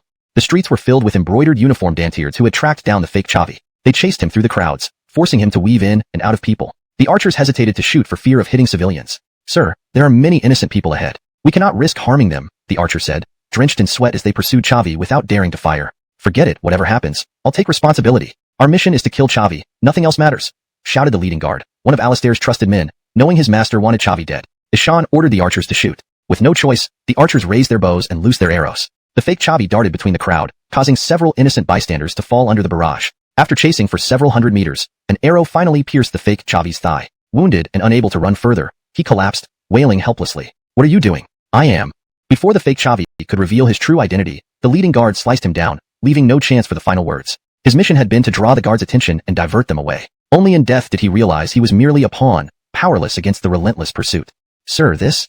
His subordinate, witnessing the execution, questioned the action, aware that a live Chavi would be more valuable than a dead one. The fake Chavi's attempt to speak was silenced before it could be heard. What? Lord Bertrand's order is to execute Chavi on sight. Yes, sir. Though the subordinate harbored doubts, the deed was done, and the truth buried with the dead. Inform everyone they can return. Bring the body back as proof of success. Alistair's confidant glanced at the subordinate, his eyes cold, then issued the order. By evening, Alistair had been restless all day. Without results tonight, tomorrow might truly mean his doom. Commander, good news. Chavi is dead. The confidant returned to the Eastern Depot with the fake Chavi's corpse. Entering the hall, he announced the news to Alistair, who was waiting inside. Good, well done. Alistair, who had been anxious for 2 days, finally heard what he wanted to hear. Ishan patted the confidant on the shoulder approvingly. Can you be certain? Is Chavi really dead? Given past experiences, Alistair felt a surge of fear and asked again for assurance. Vented his frustration. In my joy after killing Chavi, I forgot to verify. The realization struck the confidant as he acknowledged his oversight. Chapter 203, Making the Best of a Mistake. After killing the target, one generally needs to confirm their identity. Ishan had been so elated that, seeing someone who looked exactly like Chavi, he subconsciously identified him as such. Lord, what should we do now? His confidant, having understood the situation, was panicked and knelt before Alistair asking for instructions. What else can we do? We have to make the best of this mistake. Alistair had no other choice either. Given how this fake looked just like the real thing, even fooling his own men, the eunuch Ishan Gonggong, who had only seen the real person once, wouldn't be able to spot any discrepancies. I understand, my lord. I will perfect the details right away, ensuring no one sees through our ruse and keeping those familiar with Chavi away from the body. The subordinate also grasped Alistair's intention, knowing it was their last chance. If they failed this time, they would indeed be finished. This is your last chance. Fail me, and you'll disappear from Dongchang. The loyal confidant he'd nurtured all along had shown poor capability. Alistair didn't plan on continuing this support. Go summon everyone outside and announce that Chavi has met his lawful end. Also, visit the palace and convey to Ishan Gonggong that everything is settled. Alistair urgently commanded his men. Your Majesty, news from Dongchang confirms all troubles have been resolved. Inside the palace, eunuch Ishan promptly reported to Dante's Howell. Who's in charge at Dongchang now? Howell asked Dawson with some dissatisfaction. After all, it took too long despite Dongchang being one of his elite forces, which received considerable annual funding. It's said Lord Iof is unwell, leaving matters at Dongchang in the hands of Brandon Alistair. Seeing the Emperor's disapproval, Dawson quickly explained about Iof's condition. How is Iof? I saw him not long ago. Almost surprised by Iof's illness, Howell looked questioningly at Dawson. The chief eunuch of Dongchang being bedridden was something the Emperor should have known. Weren't you aware? And you didn't inform me. Your Majesty, please calm down. Lord Wei instructed me not to say anything, fearing you would worry. Dawson quickly kneeled and explained that Iof had ordered him to keep it a secret, initially thinking it was minor, but now he's bedridden. Visit Dongchang immediately to check on Iof, bringing the best physicians with you. Howell, determined to be a good emperor, remembered Weston saying Iof was loyal and trustworthy. Losing such a strong supporter could delay his plans to revitalize the Ming dynasty. Your command, Your Majesty. Dawson hurriedly went to Dongchang. Ishan Gonggong slowly weakened Iof until his final moments. Meanwhile, Weston's group arrived at the military camp near Shanhaiguan Pass. The general has returned. Upon seeing Donnie, guards excitedly announced his arrival. Soldiers rushed to the gate, demonstrating Yuan's high esteem among them. It seems General Yuan is well respected. Even after being gone for so long, the soldiers are thrilled to see him return. Armin observed with amusement. Donnie modestly waved it off, while Weston remarked, not everyone will be happy. Lost in his joy of return, Yuan missed Weston's comment. Come in, everyone. Now that you're here, I must show proper hospitality. Yuan invited them in, but as he approached, guards blocked the entrance. Confused, Yuan stood awkwardly. Armin and the Imperial Guard stopped too, while Weston remained on horseback, seemingly expecting this. Soldiers silently stared coldly at Donnie, their initial enthusiasm vanishing. You've turned against me. I am still Birdie here, and the Emperor has restored my position.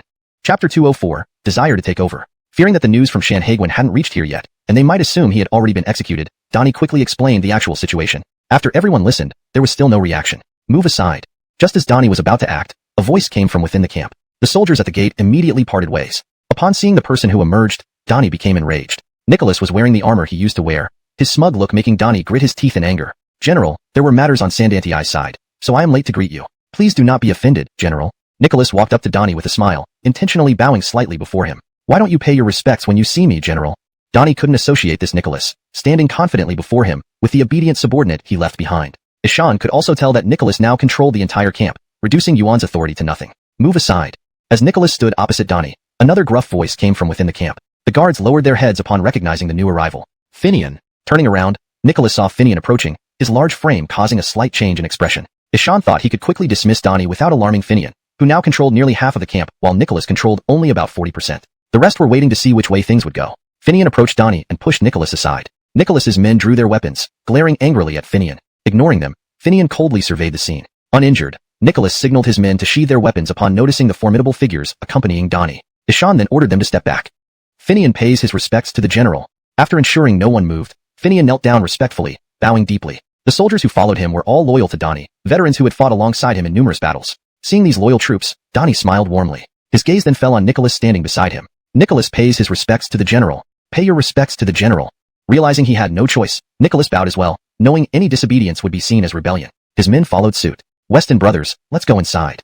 With the path cleared, Donnie turned to Weston, inviting him to enter first. Weston didn't hesitate, walking straight into the camp, his guards following closely behind. Passing Nicholas, Weston didn't realize the future traitor was right in front of him. Noticing Weston's gaze, Nicholas looked up but found Weston had already turned away. Loyally following Donnie, Finian gave Nicholas a disdainful glance and entered the camp, his men following. The remaining soldiers were mostly Nicholas's followers.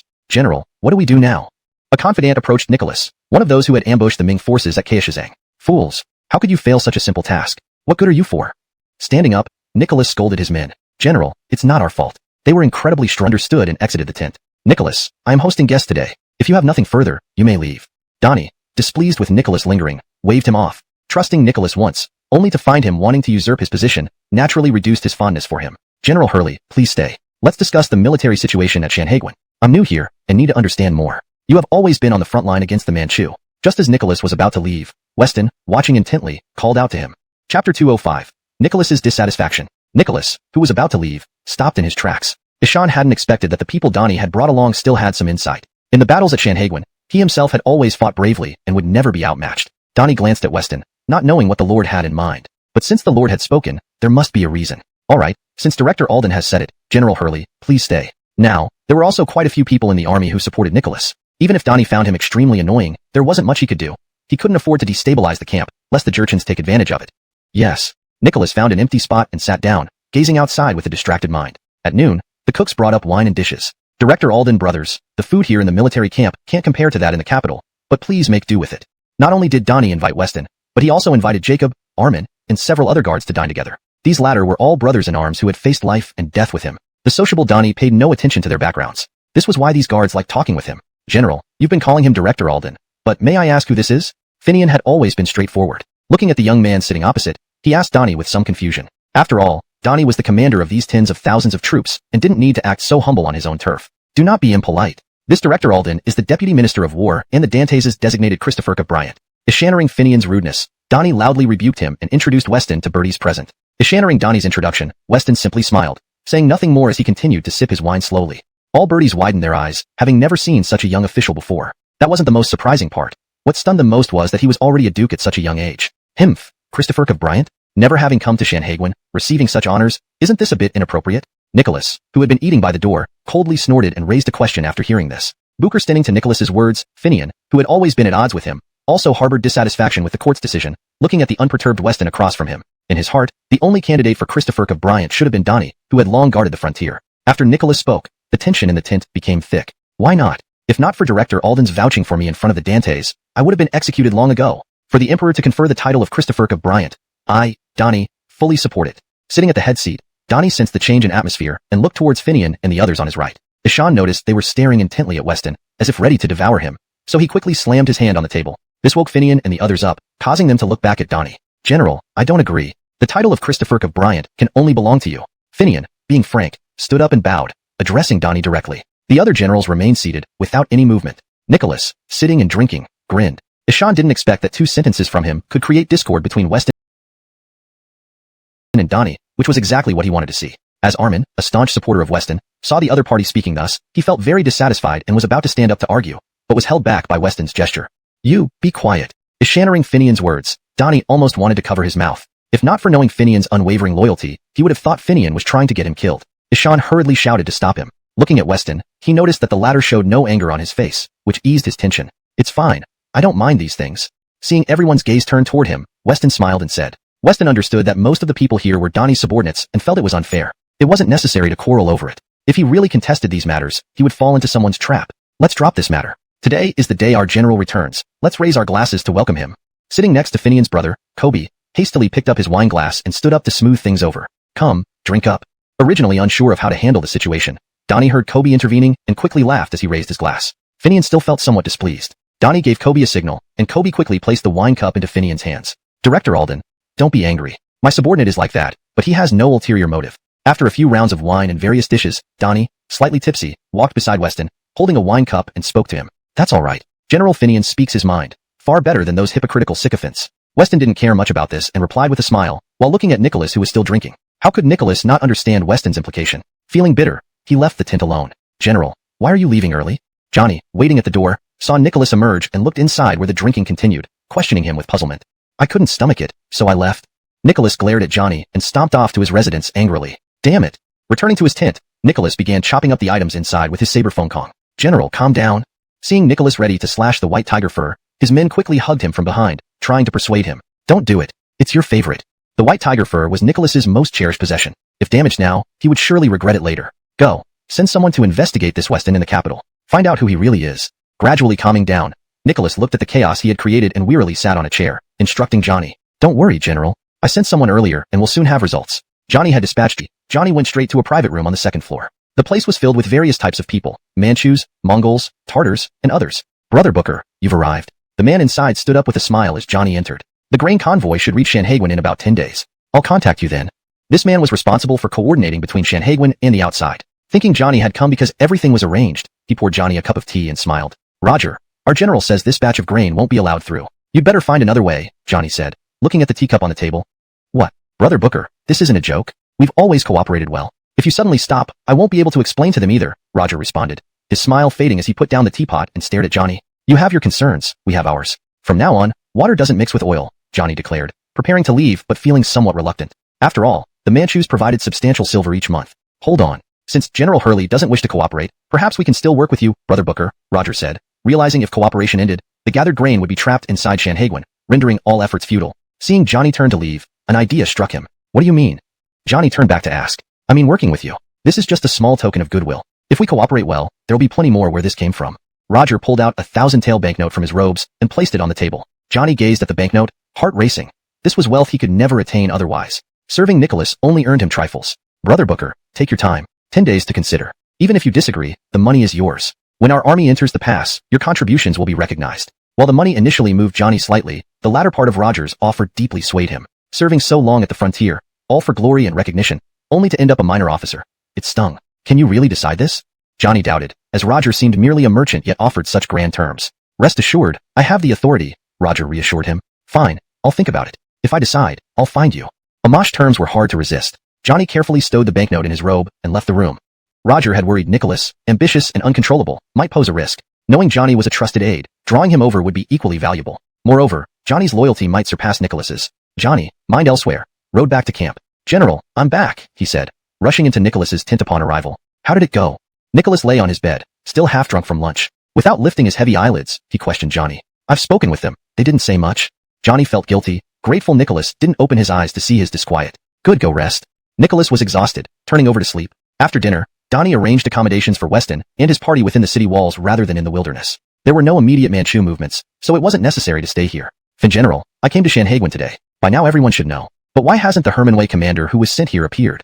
Weston recalled sending someone to monitor Nicholas. Logically, the Hermanway wouldn't miss greeting him upon his arrival. Finian, where is the Hermanway commander?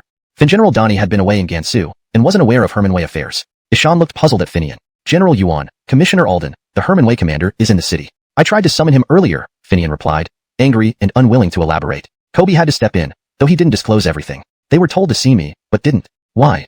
Weston sensed Kobe wasn't telling the whole truth and pressed him further, dissatisfied. Meaner. Lord, please don't get angry. Brandon Bai is just playing around. It's not a big deal. It's impossible for him to conspire with the Jin slaves. Donnie, seeing Weston's irritated expression, assumed this Chinhu was one of Alden's men and hurriedly interjected with a laugh. What do you mean it's not a big deal? As an official, receiving a salary from the court, yet living luxuriously in a brothel, such a person deserves execution. Han brother, what are you saying? Had Jacob not spoken up, Donnie would have forgotten he was even there. Jacob had been unusually quiet, not attracting much attention. Ishannering Jacob's words, Finian and Kobe felt dissatisfied, perceiving this as preaching from their general. How many Hermanway are in the city? Weston also felt very angry. Ishan didn't expect someone under his command to defy orders openly. A Chinhu arriving at Shanhaiguan should not be acting like a local tyrant. Ishan looked at Kobe and asked, My lord, including the Chinhu, there are only 5 in total. General Yuan, send someone with me into the city. I need to see exactly how this Chinhu indulges in luxury.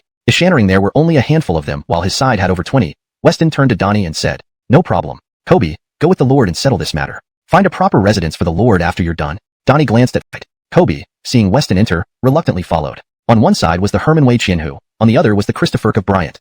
Neither could be offended. The madam at the entrance, noticing Weston's distinguished appearance, greeted warmly. Scram.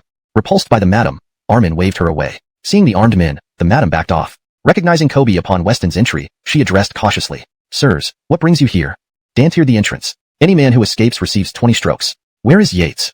Recalling Yates, previously his arch-nemesis and now dispatched here under Commander Callan, Armin remembered this old grudge vividly. Ishan's upstairs with some Herman Wei officials. Allow me to announce your presence. Go up, bring him down. Any resistance and eliminate them. Following Armin's orders, several guards rushed upstairs, barging into rooms, dragging out the 5 men. Danteist in the brothel retreated upon seeing armed men. Seeing the guards descending with intoxicated men, the madam reported. My lord, they were already unconscious, taken easily. My lord, this is Yates. Recognizing Yates, Jacob grabbed his hair, lifting his head for Weston's inspection. Wake him up. Observing Weston's calm demeanor and Jacob's grip, sensing their unresolved enmity, Weston assigned the task to Jacob to witness the Herman Wise methods. PFFF. Jacob seized the moment, drawing a dagger from his belt and stabbing Yates's thigh. Chapter 208. A 1,000-man commander is also powerless before a marquis. Ah. The already drunk Yates felt a sharp pain in his thigh and shouted, suddenly waking up. Which bastard? How dare you touch me? Do you know who I am? Tears welled up in Yates's eyes from the pain, as he loudly berated the surroundings. The crowd was silent, with no one speaking. Sensing the abnormality around him, Yates looked at the people around him and saw Weston sitting in front of him. Ishan didn't recognize this person, and turning to the side, he saw Jacob holding a dagger and smiling at him. Jacob? What are you doing here? So it was you who stabbed me. Seeing Jacob holding a bloody dagger, Yates angrily yelled at him. Shut up. Ishannering Yates' shout, Jacob lost patience and slapped him across the face. Bring someone to kill him for me. Struck awake by the slap, Yates shouted loudly at the surrounding crowd. After Yates finished speaking, everyone around remained coldly watching. Yates had been living here for a long time, and all the guests here knew him. Ishan was very arrogant, relying on his position in the Herman Way, so no one dared to say anything against him. Seeing Yates beaten, they were glad, and no one came forward. Jacob, I am now the Inspector General of Sanhaguin. If you dare to harm me, I will have His Majesty punish you when we return to the capital, the army. Jacob, hearing Yates's words, snorted in contempt, squatted down beside him, and spoke. Lord Alden? I apologize to Lord Alden. Please forgive my disrespect. I failed to recognize you, sir. Seeing the person in front of him was surnamed Alden, and even if he had been ennobled after leaving, it couldn't be unknown. Constantly thinking of someone, he looked at Weston in shock, carefully comparing him with the impression in his mind, and hurriedly knelt down to confess his sins. What is this guy doing? Just a moment ago, he was being cocky. How did he surrender so quickly? Take him away and interrogate him properly. Seeing there were too many people around, Weston was also tired. Ishan wasn't good at interrogations. Yates, being a 1,000-man commander, questioning him publicly would diminish the court's dignity. Thinking about it, he decided to take him for a private interrogation. After Weston and his entourage left the brothel with the 5 men, the brothel returned to its usual state. Master, Yates has been taken away. Yates was a 1,000-man commander. Christophering his long stay in the brothel, he never paid a single coin, always believing that Yates would prove useful later. Unexpectedly, he was taken away like this. Judging by today's situation, Yates's fate was uncertain, so they hurried to inform the true owner of the brothel. General, it's not good. At that moment, in the camp outside the city, Johnny obtained the news and urgently found Nicholas. What is it? Nicholas, woken up from sleep, got dressed and went outside to see Johnny. General, it's not good. Yates has been captured. Johnny, standing outside the tent, seeing patrolling soldiers, quickly pulled Nicholas inside the tent and said, Captured? Ishannering Johnny's words, Nicholas asked suspiciously. That Alden Darun went into the city, went to the brothel, and directly apprehended him. Ishan's now being held under guard at the city price's office. Note. I have adjusted the translation for natural flow and clarity while ensuring accuracy. Initially, Yates didn't go to the brothel. Why did he start going there? There was influence from Nicholas. Otherwise, Yates wouldn't have gone to such a place. Considering Yates was from the Herman Way, news from Sanhaguin would certainly reach him. Hashtag chapter 209. Cooperation reached. Does this Yates even know what we're up to?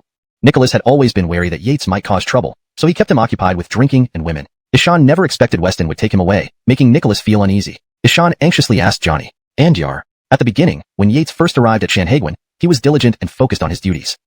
When he reached a brothel, he saw a stable boy leading Johnny's horse inside. Looking up at the building, Finian realized that Johnny must have liked such places. Deciding it was late and leaving the city would be inconvenient, he decided to stay in town for the night. In civilian clothes, Johnny, guided by the madam, went to a room on the top floor. Sir, General Booker is here. The madam knocked on the door and spoke to someone inside. Come in.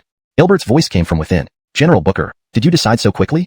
Aelbert, who had been resting, smiled as he walked out of a secret chamber, surprised to see Johnny arrive so late. I agree to cooperate with you. Johnny didn't beat around the bush, sitting down opposite Aelbert. Oh, excellent. With Brother Booker's help, my Jurchen cavalry will surely sweep through Central Plain sooner. Stunned by Johnny's quick agreement, Aelbert began imagining promotions and accolades. I have some conditions. Johnny wasn't rash. He had considered this thoroughly. Very well, speak your mind, General Booker. Aelbert's smile vanished. If Johnny didn't have conditions, Albert wouldn't trust him. Controlling a greedy person was simple. Johnny laid out his conditions. After some consideration, Albert agreed, and they reached a mutual understanding. By the way, Yates was taken away from here today. Seeing Johnny as a new ally, Albert surrounded by beauty, Johnny felt like he was in heaven. Albert sent a message via carrier pigeon to the city lord's residence. Early next morning, Jacob, intending to humiliate Yates, found him dead, bleeding from every orifice. The 4 other Imperial guards were similarly deceased. Feeling their pulses, Jacob confirmed they were dead. Assassins! No one enters or leaves the city lord's residence. Outside, he shouted, causing chaos. Weston, awakened by the commotion, approached Jacob, confused. Lord, Yates is dead. Jacob reported, meeting Weston. Cause of death? Poison, most likely. All 5 died identically. Jacob, former captain of the Eastern Depot, was familiar with such deaths. This translation aims to maintain the original tone and style while ensuring the English is natural and fluent. The paragraph structure and line breaks closely follow the original text. Chapter 210. Yates's downfall. After a brief examination, he gave a preliminary conclusion. Well, thoroughly investigate the people in the city lord's mansion. The assassin is very likely among them. Sir, you don't seem surprised? Jacob, seeing Weston had no other expressions as if he had known everything in advance, asked him with doubt. It's normal. We're newcomers here, and Yates is an important person sent to supervise them. Yet, such a significant figure ended up in a brothel. Even Yates knew that if he did not act this way, he wouldn't survive. Last night, Weston met Yates alone. Yates also expressed his regrets, recounting the whole story. Ishan mentioned 2 people. One was the owner of the brothel who didn't charge him on his first visit, stating that Yates served the court and would never have to pay for visits. This became a crucial factor that ensnared him. The second was Nicholas from the military camp outside the city. Being new, I felt compelled to establish good relations with local figures, and it was Nicholas who brought him there. After listening to Yates for an hour, Weston combined his own speculations and gained some understanding. Now aware of the situation, Yates's life held little importance to Weston. I will start investigating those in the mansion right away and dig out the mastermind behind this. Ishaning Weston's words, Jacob remained puzzled but decided to focus on apprehending the poisoner. Weston went to the hall, calmly reading books while waiting. Sir, this woman was the one who poisoned him. Armin dragged a woman inside, forcefully throwing her to the ground before reporting to Weston. What is this? Miss, are you alright? Seeing Armin's roughness, Weston thought of Earl, who wouldn't be gentle either, and thus wouldn't teach Armin differently. Quickly getting up, he helped the woman stand and asked her, Citizen. Glancing at Maxwell Christian's servile expression, Weston impatiently questioned, Please take a look at this first. Maxwell Christian placed a ledger on the table without directly stating his purpose, then sat back. What does this mean? Glancing at the ledger, Weston found it contained substantial records, recalling Yates never paid at the brothel, and this must be where the money went. Setting the ledger aside, he pretended not to understand, questioning Maxwell Christian. Sir, these accounts belong to Captain Bai in our establishment, said to be covered by the court, isn't it? Seated opposite Weston, Maxwell Christian was actually Roger in disguise. Sir, the lady committed suicide by jumping into a well. As Weston prepared to reply, Armin rushed in urgently, ignoring Maxwell Christian beside him, to report to Weston. What? How did this happen? She was talking fine just now. Standing up from his chair, Weston couldn't believe it. It's true, they're currently retrieving the body. It seems something urgent happened in your residence. I shall visit another day. Upon hearing this, Roger couldn't hide his barely restrained joy, coughing slightly before speaking to Weston. All right. A guard escorted Maxwell Christian out. What happened? Why did she suddenly commit suicide? Once Maxwell Christian left, Weston turned to Armin, questioning. I'm unsure. The paragraph structure and line breaks have been maintained as requested. Chapter 211. The Jiangnan scholar official family of the Zhuge clan. Finian, who had been back for some time, had been waiting here. Seeing that Johnny had returned, he hurriedly blocked his path. Aldemf, what's it got to do with you? As long as I didn't go beyond the Shanghai Pass, it's fine, right? Johnny was on Nicholas's side, while the Finian before him was one of Donnie's top lieutenants. These two could not reconcile. Viewing Finian's concerned look, Johnny thought he wouldn't be saying anything good, and immediately retorted. I didn't sleep well last night either. I wandered around town and saw your horse parked outside a brothel. What if I did go to a brothel? Johnny hadn't expected to have been followed last night. His face changed slightly as he questioned Finian. No worries, just mentioning it. Seeing Johnny getting angry, Finian only shrugged and left. Johnny didn't admire Finian either. Both of them served the court, but due to Finian's fierce performance and loyalty to the Generalissimo, he quickly became equal to Nicholas, while Johnny remained just a follower. Sir, matters within the city are settled. Observing Nicholas practicing martial arts in an open area, this person waited until Nicholas finished before reporting on the city's situation. Well done. Tell me how you managed it. Considering that later, Donnie led people to the governor's mansion. Director Alden, are you settling in well? Visiting Donnie saw Weston sitting in the courtyard and approached smilingly. Behind him, Finian and Kobe followed. Both held admiration for Weston rather than prejudice. Not bad. Why are you here? Weston didn't get up, still focused on his book. Holding a book in one hand and a teacup in the other, he asked Donnie. I previously mentioned finding a private residence for you soon. That may be a bit difficult now. Donnie said sheepishly. Just a house. Wherever I stay is fine. Weston wasn't picky about accommodations. Besides, the governor's mansion was prestigious, and his safety was assured. Good, very good. If not for the Jiangnan scholar official family buying that prepared house, you wouldn't need to stay here. Seeing Weston's indifference, Donnie breathed a sigh of relief, then began to grumble. The Jiangnan scholar official family? Ishannering Donnie's mumble, Weston stood up, put down his book and teacup, and asked again. Yes, the Jiangnan scholar official family. Why are they here? Weston knew about the Jiangnan scholar officials, so he pressed Donnie urgently. They say they're here for business, wanting to bring resources from beyond the Great Wall into the Shanghai Pass for profit. Fearing nothing from Weston, Donnie explained everything since Weston had once saved his life. It seems they've approached you.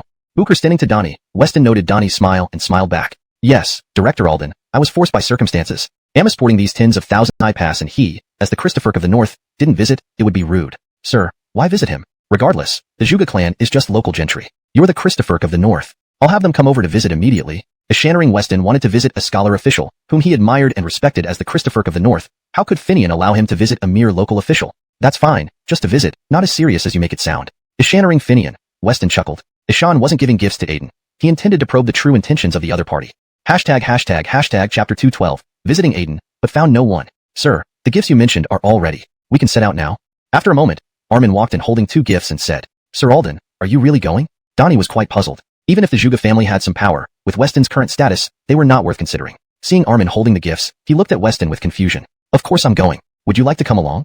Weston smiled, extending an invitation to the 3 who still stood there. Eshan felt uneasy if he did not meet Aiden in person. In the busiest part of the city, a large official residence stood here. Wow, commoners was unheard of. Simply because Weston liked the house, he intended to kill people? The 3 exchanged glances, regretting their decision to follow. When the Southern Scholar clans found out, they would certainly be enraged and resent them too. Even though Donnie now guarded the frontier with several thousand troops, the Southern Scholars would not dare do anything directly. But if he lost his military power, these clans would never let him off easily. They were notorious for sticking together. Sir Alden, if you really like this place, I can talk to the Zhuge family for you, Donnie said cautiously, unwilling to watch Weston make such rash decisions. I do like it, but that doesn't mean I must have everything I like. For example, I also like the Imperial throne. Isn't that true? Weston, noticing Donnie's nervousness, chuckled. The Imperial throne.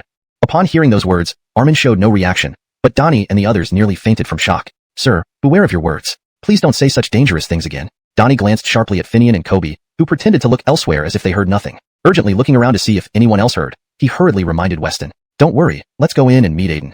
Seeing their tension, Weston realized his mistake, laughed, and led Donnie towards the gate. Halt, do you know where you are? This is not a place for you.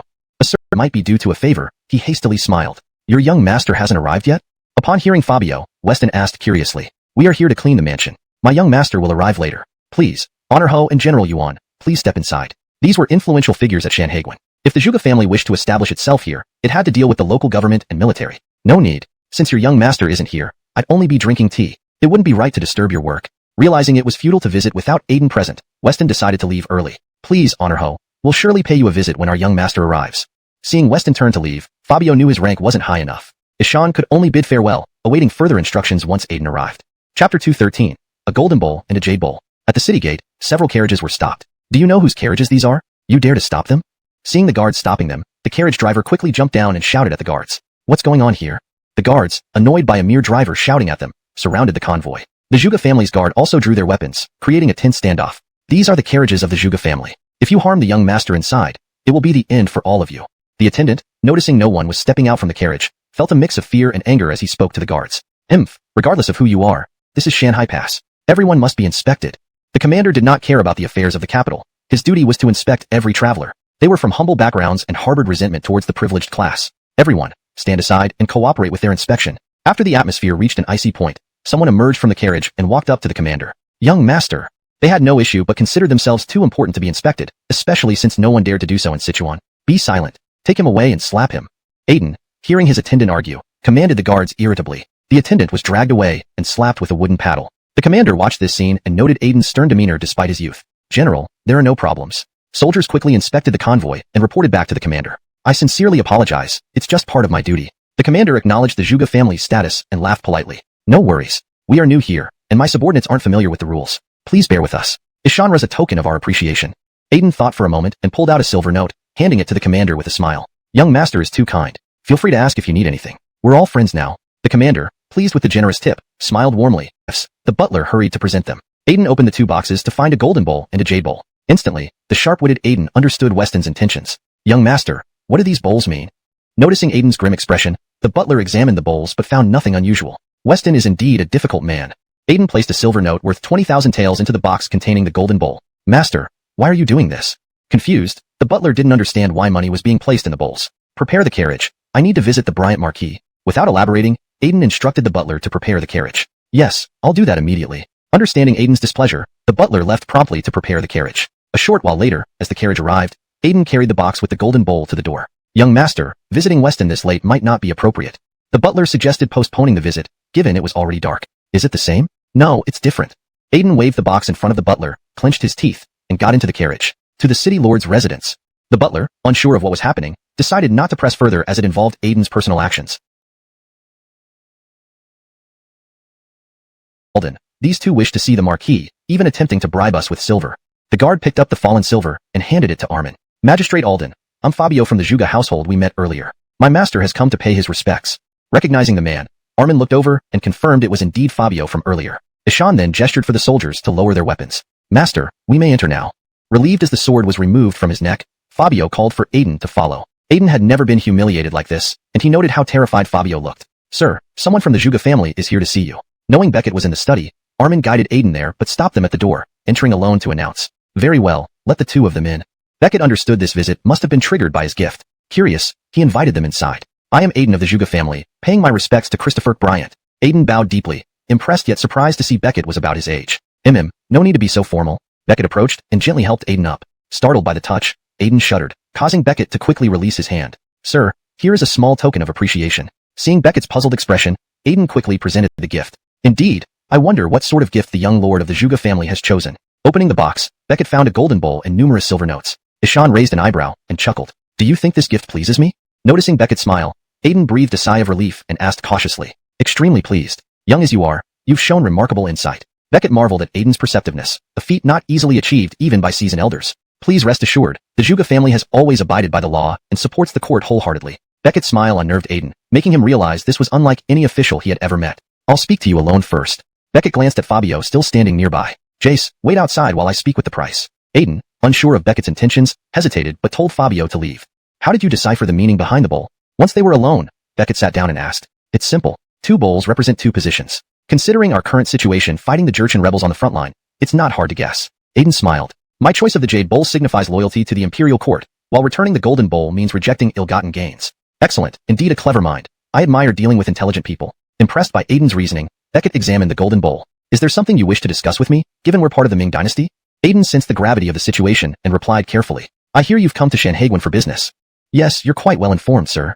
And bringing such a large quantity of grain to the border area, what is your intention? Upon hearing this, Aiden's face paled. Ishan hadn't anticipated Beckett would ask this question. Ishan had strictly instructed everyone involved to maintain secrecy, shipping grain in small batches to avoid detection. Sir, I'm merely here to conduct business. Knowing of the grain shortage here, a merchant requested me to transport the grain and offered substantial compensation. Aiden tried to explain. Knowing the interest Beckett showed meant there was something amiss with this shipment. But before agreeing, the Juga family had thoroughly verified everything with the other party. After careful consideration, we deemed it safe. Then you must be a distant relative of the Juga family? Looking at Aiden kneeling with a puzzled look, Beckett deduced the truth. You're right.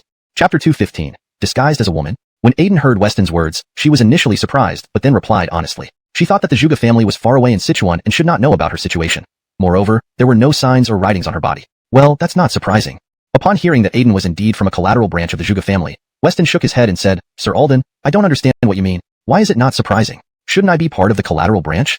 Weston's words left Aiden completely baffled. She had no idea what he was getting at. Seeing how pitiful you are, you're just a pawn for the Juga family. Weston sighed as he observed her earnest eyes, which clearly sought the truth. I, Aiden, do not understand. Please enlighten me, Sir Alden. Aiden sensed something amiss and quickly knelt to beg Weston to reveal the truth. Get up. When you left your home, how did the Juga family explain it to you? In theory, such an important shipment wouldn't be entrusted to someone from a collateral branch. Even among those with the same surname, some are closer while others are distant, Weston said, hoping to gain her confidence by treating her kindly. All I knew was that the main family lacked manpower, so they found someone from the collateral branch to escort the grain. Initially, I was skeptical. Such a large amount of grain transported to Shanhaiguan would involve significant risks due to ongoing warfare. While the price might be good, if the Jurchens invade, we would lose heavily. The clan leader assured me it would not result in a loss, as someone had already paid. Furthermore, a substantial payment would follow once the grain arrived. They confirmed this several times and told me this mission was flawless. Recalling that day in the main family hall, Aiden replayed the events in her mind. So why didn't you return after delivering the grain? Why stay here? Weston was puzzled. After completing the delivery, it made no sense for the clan to keep her in Shanhaiguan. My lord, you must know that within the Juga family, I've always been a thorn in their side. My capabilities make them feel threatened. They likely seized this opportunity to eliminate me. Aiden's abilities had brought great benefits to the clan, and gradually, many members of the collateral branches aligned themselves with her lineage. Yes, that's family for you. Are you content to wait here for death? From what I know, this shipment of grain could very well be intended for the Jurchens outside the pass. After listening to Aiden, Weston remarked on the brutality of the era where even kin fought ruthlessly for survival. Ishan looked at Aiden again and informed her about the destination of the grain. To the Jurchens. Lord Alden, Aiden, was unaware of this. Weston's revelation shocked Aiden. She initially thought he was joking, but seeing his serious expression, she stood abruptly, intending to deny any connection between her and the Zhuge family, but realized it was impossible to overlook such a significant issue. No worries, I will hold the main branch of the Zhuge family accountable. Seeing Aiden's nervousness, Weston waved his hand dismissively. Thank you, Sir Alden. Thank you. On behalf of my innocent clansmen, I thank you for your mercy. Aiden was well aware of Weston's influence in the imperial court, since his emergence, true identity. Observing her slender figure and lack of Adam's apple, he devised a test. If she dodged, she was female. If she didn't, male. Aiden is willing to serve Sir Alden. Ishaning Weston offer her control over the Zhuge family, Aiden felt years of mistreatment. Without meeting Weston, her fate would have been death. The Zhuge family would not rescue her from the court. She realized only by controlling her own destiny could she prevail. Good. I need you to handle certain matters. Remember, nothing comes free.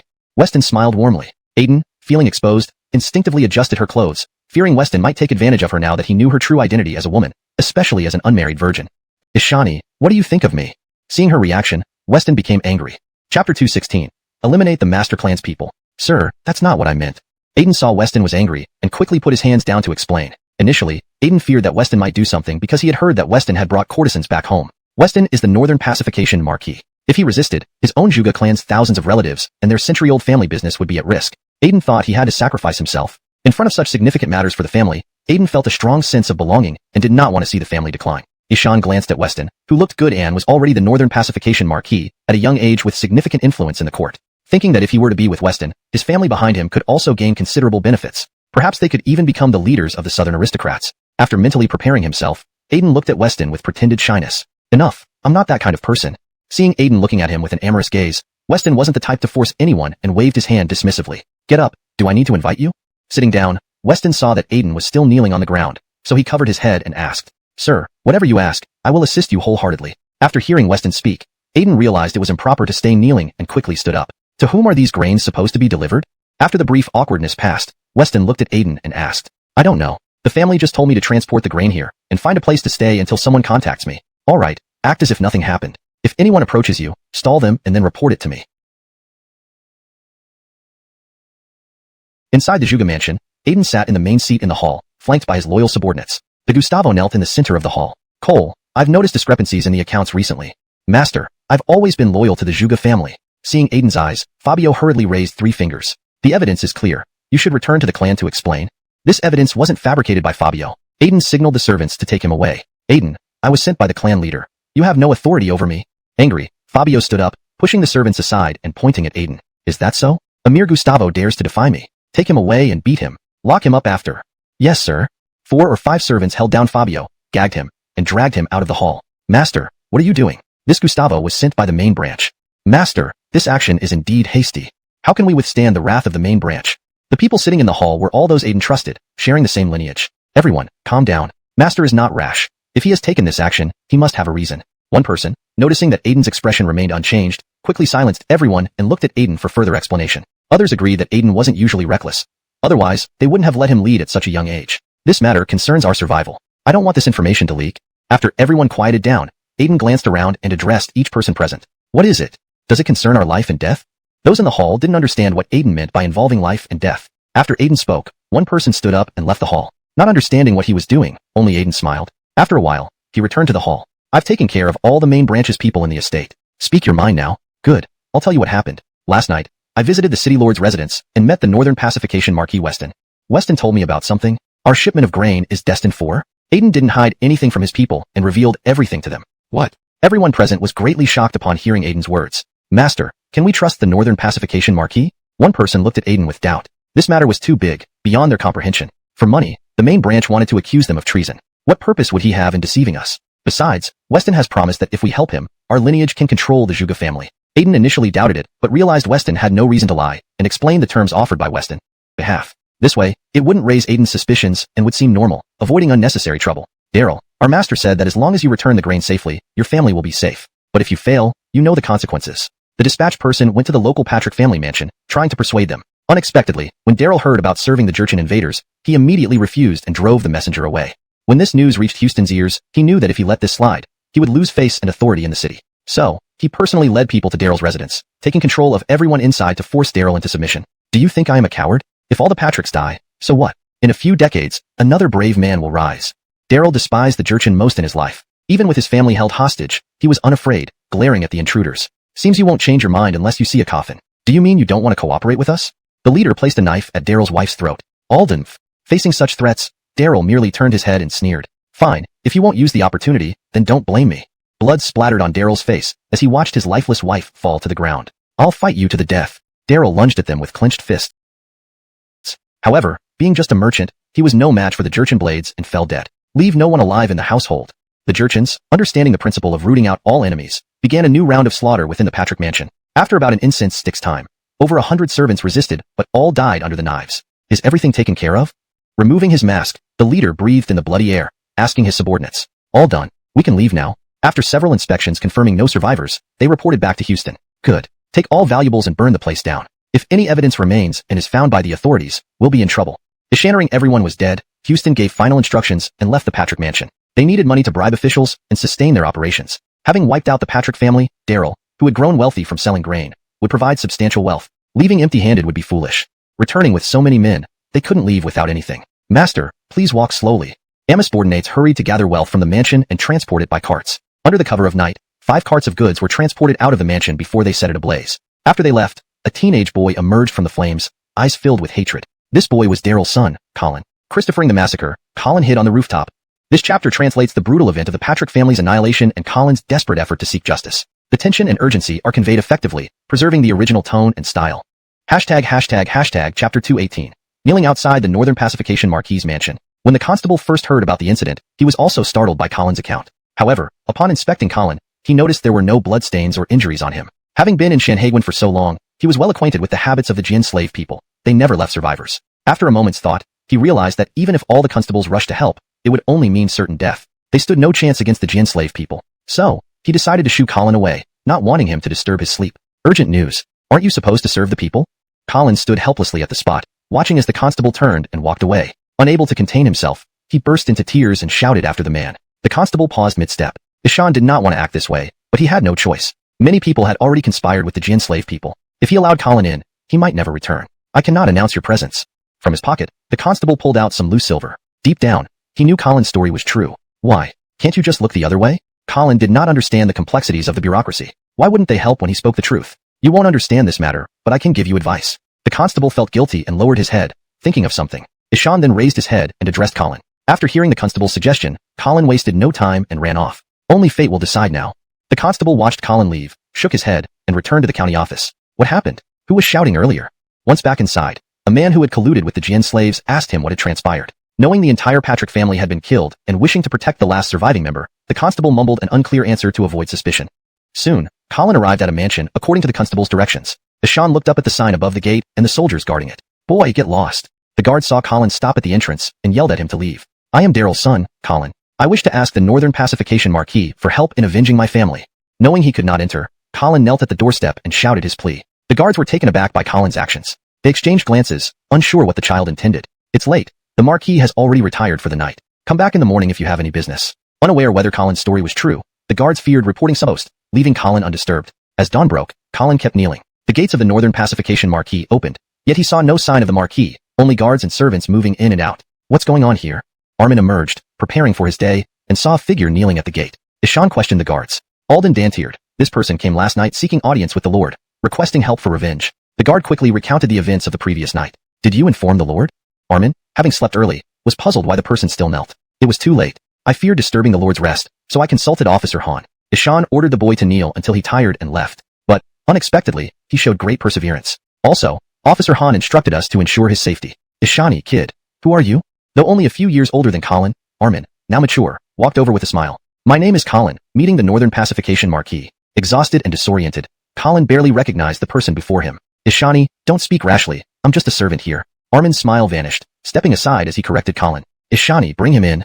Colin lost consciousness before he could reply, collapsing onto the ground. The guards promptly carried Colin into the mansion. After a doctor examined him, he found nothing serious wrong, just exhaustion requiring rest. A prescription was given, and after taking the medicine, Colin gradually opened his eyes, realizing he was in bed. Chapter 219. Meeting Colin and learning the location of the Jin slave's nest. Who are you? Colin clutched his head, recalling that he had been kneeling at the Dingbei Marquis Manor. Why was he here? Ishan looked at the person by the bed and noticed a dagger on his waist, which made him ask in fear. You finally woke up. I saved your life, yet you are so wary of me. Truly heartbreaking. Armin couldn't help but shake his head as he observed Colin's reaction. Where am I? Colin did not know this man nor understood why he saved him. You're at the Dingbei Marquis Manor. You were found unconscious at the gate. It would have been very ominous if you died there, so I couldn't just leave you and brought you inside to find a doctor who treated you. Armin briefly explained what happened to Colin. Thank you. Oh right. May the Dingbei Marquis assist me in avenging the massacre of my family. Waking up, Colin nearly forgot his original mission. Thinking Armin was the Marquis, he hurriedly got off the bed and knelt down despite his knee pain. I told you outside, I'm not the Marquis. I'm just one of the attendants. Seeing Colin kneel, Armin held his head, speechless, quickly pulling him up. If you are near the Marquis, please convey my urgent message. I have important information for him. Upon standing up and seeing Armin was only slightly older than him, Colin realized the actual Marquis wouldn't be so young. What important matter do you have? Curious, Armin asked. The Jian slaves slaughtered my entire family last night except for me. I followed them and discovered their gathering place where they stored everything they stole from my home. Really? Is that true? Armin grabbed Colin's shoulders upon hearing this. Absolutely. The Jian slaves killed my father. I must see them dead with my own hands. Armin knew Colin was telling the truth from the fury in his eyes. Come with me immediately. I'll take you to see the Marquis. This was serious. How could the Jian slaves murder people so openly in the city? More importantly, Colin knew their location. Colin didn't expect Armin to lead him straight to the Marquis. They left the room quickly. They arrived outside Beckett's quarters. Wait here while I report to the Marquis. A Mosra? Colin examined the courtyard layout. Ishan once thought his home was the finest until now. Marquis, are you awake? I need to report urgently. Just a moment. I'll be out once I'm dressed. After pounding on the door, Armin waited patiently for Beckett's orders, but remembered to leave some for interrogation. Yes, sir. The officers, itching to fight, agreed wholeheartedly, especially knowing the Jian slaves' atrocities. Hold on, Alden brother. There are over 20 Jian slaves visible. What if we fall into an ambush? Seeing their enthusiasm, Colin worried. His own guards were no match against them. Don't worry. We're chosen among hundreds. If we can't handle them, even more troops won't fare any better. A fellow officer reassured Colin. Charge. Armin instructed Colin to stay put while briefing his team. Half stormed the front gate, while the rest scaled the walls for surprise. Chapter 220. Killing Jian slaves is just incidental. Everybody, put your hands up. Armin kicked the door open and waved his broadsword. Who are you? This is a private residence. Please leave, said one of the people in the courtyard as they rushed out from the house, staring at Armin by the door. One of them stepped forward with a laugh. Judging by your looks, you're a man of the Ming dynasty, aren't you? Armin glanced at the person standing before him, who didn't resemble or sound like a Jian slave at all. Yes, indeed. Sir, this is our humble respect for the Brotherhood. The person who approached thought Armin was there for silver, and seeing the weapons in their hands, quickly pulled out a silver ingot from his clothes. You? Why would a fine citizen of the Ming dynasty sell your life to Jian slaves? You really should be punished. Armin felt the weight of the ingot in his hand. It was substantial. Ishan realized that just as Colin had said, these people were unexpectedly generous despite living in this rundown yard. What do you mean? I have connections. If you dare touch me, you'll regret it. Seeing no sign of them leaving, the man who handed over the silver retreated cautiously, warning Armin, hoping his connections would make them reconsider. I'm very interested in knowing who those connections are. Lock the door. No one leaves this place today. Armin wasn't sure who posed a threat yet, but he found their claims of having a protector intriguing. Ishan walked into the courtyard and had the door locked to prevent anyone escaping amidst the chaos. Very well, don't blame me for not being polite. Everyone, grab your weapons. The people in the courtyard brandished their weapons, facing off against Armin. Ha ha, what a joke. With you worthless scums? Capture this Ming man alive. Leave none of the others behind. This was the funniest joke Armin had ever heard. How could a few Jian slaves think they could stand up to the Herman way? Worried that his men might be too rough and leave no survivors, making it hard to explain things to Weston later, he repeated the order to bring back a live prisoner. Attack. Feeling insulted, the other side drew their swords and charged at Armin. The two sides clashed fiercely. Those waiting outside hurriedly scaled the walls into the courtyard, attacking from all sides. The Jian slaves hadn't expected an attack from behind and were caught off guard. Colin, watching from outside, felt left out but decided to at least check on the situation. Opening the gate, the sight inside stunned him. Dozens of bodies lay scattered across the courtyard, while Armin and his men stood unharmed, only stained with blood. This is the man who killed my father. I'll kill him. Seeing someone bound, Colin grabbed a knife from the ground and lunged at the captive. Calm down. The guards immediately held Colin back, sympathizing with his grief but remembering orders to bring back a live prisoner. Don't worry, you'll get your chance for revenge. Look carefully at these dead bodies. Are any of them the man you saw that night? Armin had the prisoner taken away and patted Colin's shoulder. Ishaning this, Colin checked each body but couldn't find the leader from that fateful night. Ishan collapsed onto the ground. What's wrong? Concerned by Colin's state, Armin came over. One person is missing, the real mastermind behind this tragedy. Thinking of that demonic face made Colin shudder. We should head back. Remembering there was still one more to be dealt with, Armin pulled Colin up. As they walked out, Armin gave a signal, leaving some men behind to collect all the wealth from the house as per Weston's instructions. Knowing some of it belonged to Colin's family, they first escorted Colin away before transferring the wealth. Upon returning to the mansion, Armin reported to Weston in his study. How did it go? Weston looked up briefly from his book. All went according to plan. We brought back a live prisoner. The rest were all eliminated. Good. What about the valuables inside the house? After confirming the task was completed, Weston showed more concern for the money within the house. I've left some men to tally everything up and will transport it soon. Armin eyed Weston, surprised to see his lord was so money-focused. Oh, sir, there's something else. Just as he turned to leave, Armin remembered another matter. Go on. According to Colin, the man who slaughtered his family isn't among those we encountered. We may have only eliminated some underlings. Armin relayed Colin's observation to Weston. That's fine. Dismissed. Colin might be useful later. Keep him around as a servant for now. Weston dismissed the information casually, realizing it wasn't easy to take down the Jin slaves completely. Night fell over Dingsue Tower. What? All dead? Houston raged at the news of his secret hideout being wiped out by Weston's men. Absolutely true, sir. I confirmed it. A young man led the raid. The intelligence officer spoke nervously. Young man? What young man? How could he destroy all my years of work? Tell me, who is he? Houston was infuriated upon learning his accumulated wealth had vanished. Chapter 221. A. Ishanro's rage for a fair lady. After all the hard work over 2 or 3 years, he never imagined that everything would revert to how it was before the revolution in just one day. Upon hearing that a young man had led others there, Gaspard became even less tolerant. In a rage, he asked his subordinates to identify who this person was. Well, boss, I know you're anxious, but please don't worry. It seems like this incident has something to do with you, said the subordinate, who initially did not want to speak but knew he must say something when he saw Gaspard's expression. Ishan braced himself and tried to calm Gaspard down first. Has something to do with me? Is that little bastard my son? After hearing what his subordinate said, Gaspard kicked the latter fiercely, knocking him down and following up with more kicks in anger. Stop it, sir. It's because of the remnants you left after wiping out the clan. This child managed to trail into the courtyard and quickly found Weston. Holding his head, the subordinate loudly spoke the truth. How so? Could it be the Patrick family? Ishaning this from his men, Gaspard couldn't believe it was indeed his actions that caused such trouble. Ishan asked for confirmation once more. You're right. It is Daryl's son, Colin. I confirmed multiple times before reporting back to you. The subordinate didn't believe that such a mistake could happen either. It had never happened before. Where is this Colin now? Realizing he was at fault, Gaspard patted his subordinate and, due to the dust on the floor, sat back in his chair. Ishan then questioned the subordinate carefully. As Gaspard reflected, his anger grew. Ishan felt enraged that a mere youth had destroyed his entire plan. If he remained silent, he wouldn't be Gaspard anymore. Currently, Colin lives in the Diving Behu Manor, working as a laborer there. The subordinate knew Gaspard's vengeful nature and had already investigated where Colin was. This is rather difficult. If Colin were elsewhere, Gaspard wouldn't hesitate. But now, since Colin was under the protection of Christopher Behu, Gaspard dared not act rashly. Ishan had heard of Christopher Behu's influence. If he made any missteps regarding the Christopher's estate, he would be leaving himself no way out. Where did you get this information? Gaspard sensed something off and turned to his subordinate. I obtained it from a servant at the Christopher Behu's manor. I can ask again tomorrow. Perhaps I can learn more. They were very courteous. What? Something's amiss here. Leave the city tomorrow and never come back. After listening to his subordinate, Gaspard's expression darkened. His informant inside the Christopher Behu's manor had committed suicide by jumping into a well after Gaspard visited. How could someone have bribed an informant for him? Emotionally, Gaspard thought of a possibility and hastily gave instructions to his subordinate. Sir, what's wrong? Is there a problem? Confused by Gaspard's order, the subordinate asked why he should leave, thinking he hadn't done anything wrong. What's wrong? You've been compromised. Seeing the subordinate still confused, Gaspard angrily explained. Compromised? By the Christopher Behu's manor? Yes, sir, I will leave immediately. Nodding at Gaspard, the subordinate saluted respectfully and turned to leave. Whoosh! Before he could take 2 steps, an arrow shot out from behind and pierced his back. Pooh! Ah! To his dying breath, the subordinate couldn't believe Gaspard would kill him. Holding his head in disbelief, he spat out blood and stared at Gaspard. Don't follow me in the next life.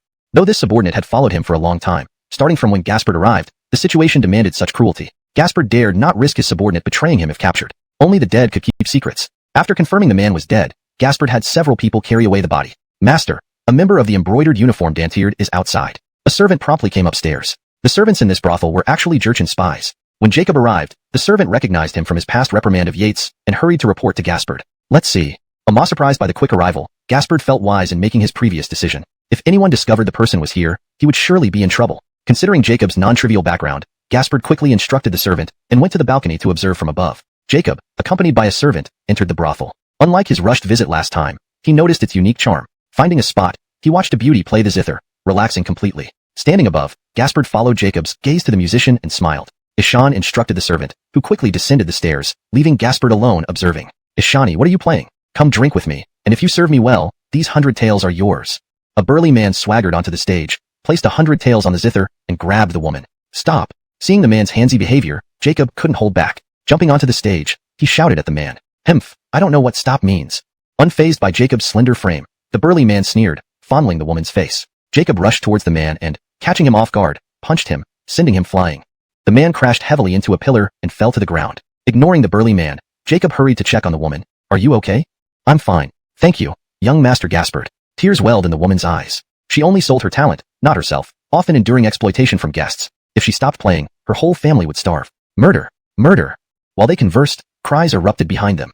Chapter 222. Trapped and imprisoned. Jacob, who was speaking, was also shocked when he heard someone had died. Ishan quickly turned around to look at the fallen strong man, who was now completely motionless. Murderer! Everyone catch him! The thugs from the brothel surrounded him, while many of the patrons fled outside. A few remained to watch the spectacle. I didn't kill him. I barely used any force in that kick, Jacob explained nervously, noting the looks from the crowd. Ishan had recently been warned by his superiors not to cause trouble. Now, with so many people surrounding him, there was no way he could leave. After a moment, more than a dozen constables arrived at the scene. They inspected the lifeless body of the strong man and then turned their eyes towards Jacob, who was surrounded by the crowd. I'm an imperial dantard from Bryant Marquis Estate. This wasn't my doing. Seeing the arrival of the officials, Jacob calmly stepped forward to explain. Ishan knew his official status could exert some pressure on the authorities. So what? Just because you're from a Marquis estate, you can murder freely? One person said, trying to sway public opinion against Jacob. How impressive. Why don't you just kill all of us? Attack him. Emotionally, several people rushed at Jacob. Instinctively, he shielded himself using the woman next to him. In the chaos, Jacob felt a sharp pain as something pierced his body. Shocked, he saw blood dripping from a wound. Realizing it came from the woman he tried to protect. You, he gasped, unable to speak. Raising his hand to strike but hesitating before bringing it down. When she saw his raised hand, the woman recoiled, feigning innocence, then ran behind the guards for safety. Officer, this man is attacking me. Please protect me, she cried. The guard, stirred by her pitiful plea, immediately responded. Bring him in. Despite being a Marquis guard, today you will be arrested. Lock him up. A pair of shackles clamped around Jacob's wrists, rendering him helpless. Ishan watched helplessly as the woman who betrayed him hid behind the guard. As they led him away, Jacob glanced up at the building, noticing someone standing on the upper floor, observing everything. At that moment, he realized he had been set up. Ishan recalled following someone into the brothel only to fall into their trap. Once inside the prison, Jacob was given basic medical treatment and left confined. Though treated well, he was not allowed to leave. 2 days passed before Bryant Marquis Estate noticed something was wrong. Find him. How could he disappear like this? Weston sent everyone out to search, growing increasingly anxious about Jacob's absence. Sir, we have news, Armin reported upon returning. What is it? Weston was already worried. Hearing there was finally information brought mixed feelings. Ishan's in jail. They dared to imprison one of our men without informing us. Gather everyone. We'll see what these minor county officials want. Weston, angered, put on his armor, preparing to lead a force. As you command. Armin rallied the 30-strong personal guard, who stood ready in the courtyard, all impressed by Weston's leadership. Someone has imprisoned our brother. Although Jacob might have issues with his identity, he has shared hardships with us. What should we do? With fierce resolve, the men shouted, kill, kill, kill. Weston led them towards the county office. People stopped to watch the commotion, curious about the situation unfolding. Upon reaching the county office, chaos ensued. Why are you still sipping tea, Sir Magistrate? The priest nonchalantly replied, is there anything wrong? No one has sounded the gong. Can I enjoy my tea?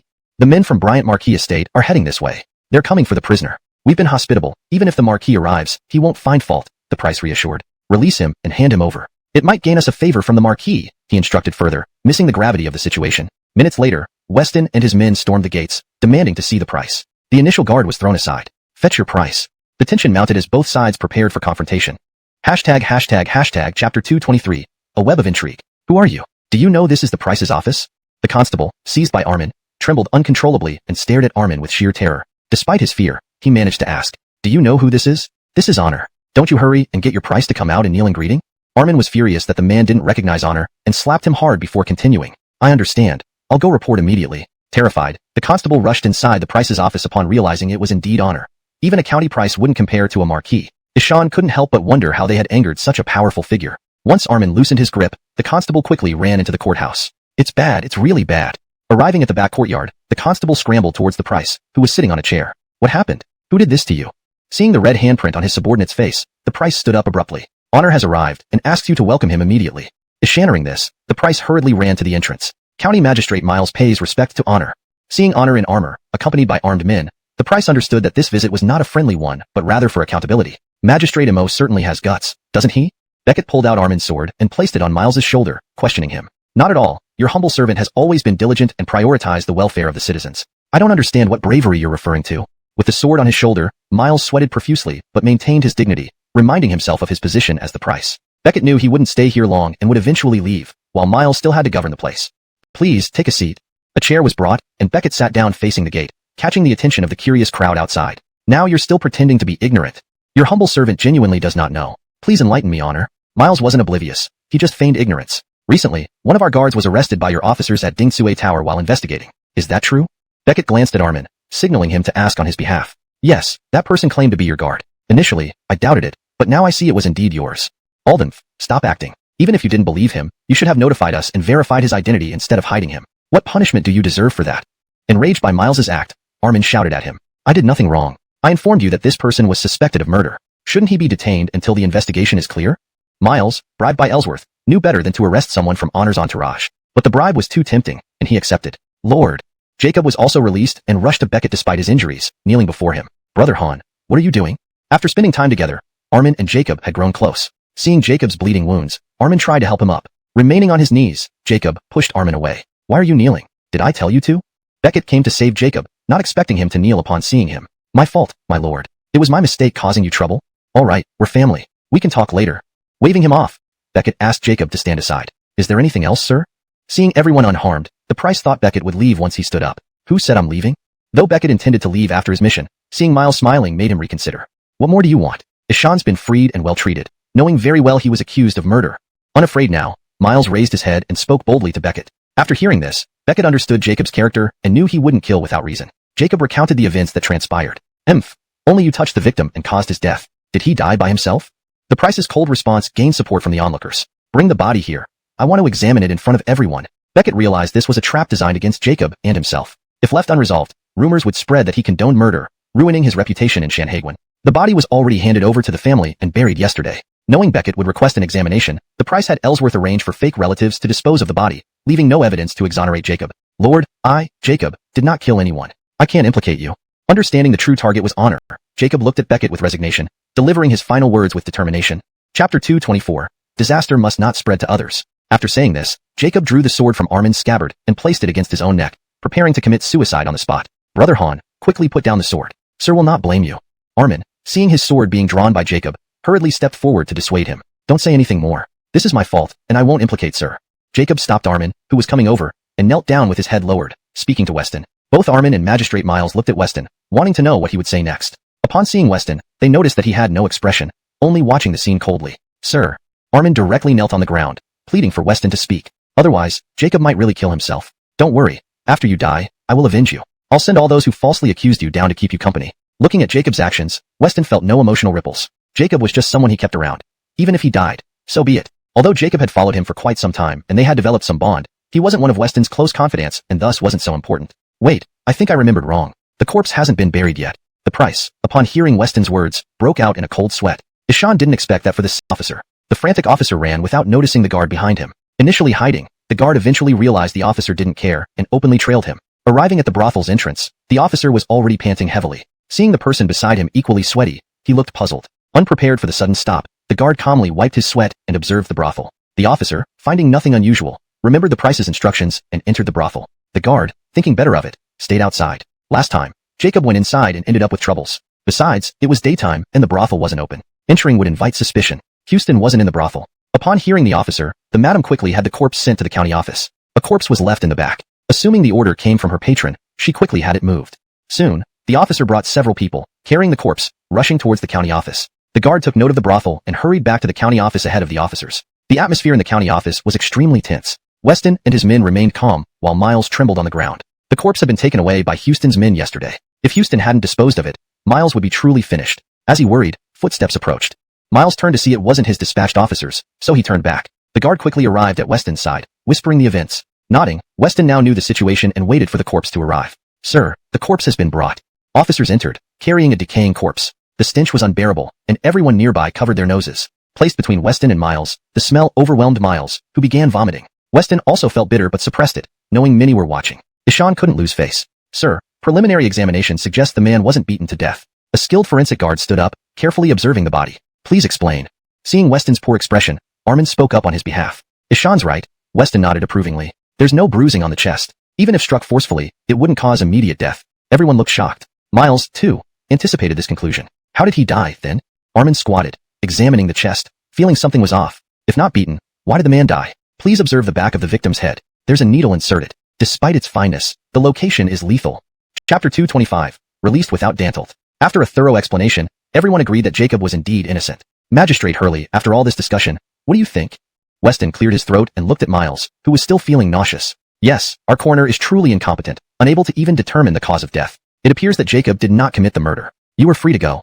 Miles straightened up, having heard everything they had discussed. Now, with concrete evidence, it made no sense to detain Jacob any longer, so he promptly declared his release. Very well, it seems Magistrate Mo isn't too unreasonable. Let's go. Weston picked up Miles's hat, brushed off the dirt, and placed it back on his head before leaving the county office with his entourage. Jacob quickly followed by Weston's side. My lord, I'm sorry for causing you trouble. Jacob bowed his head apologetically. What's there to blame? You fell into someone else's trap. Anyone might have been deceived in your place. Weston did not blame Jacob for the situation. He knew that being outmaneuvered could happen to anyone. My lord, where are we heading now? Armin noticed they were not returning to the residence, but heading in another direction and asked curiously. We've been played, and I won't let this end here. We need to find out what Maxwell Christian really wants. From Jacob's account and reports from the guards, Weston learned that everything originated from the pleasure house. Recalling Maxwell Christian's visit to the city lord's mansion, Weston felt something was amiss. Maxwell Christian's arrival coincided with an informant's suicide in his own household. Too many incidents couldn't just be coincidences. Outside the pleasure house, Weston entered only with Armin and Jacob, while the others waited outside. At the top floor of the pleasure house, Ellsworth returned to find the body already removed by the constables. Frustrated, he lashed out at the madam, knowing full well Jacob would be released. Ishan quickly ordered preparations to leave the Tinsue building, understanding that confronting Christopher of Binding Weston directly was not an option. Trouble. Master, Christopher Alden has surrounded the building with men. Just as Ellsworth was packing, a servant rushed in. What? Weston is here?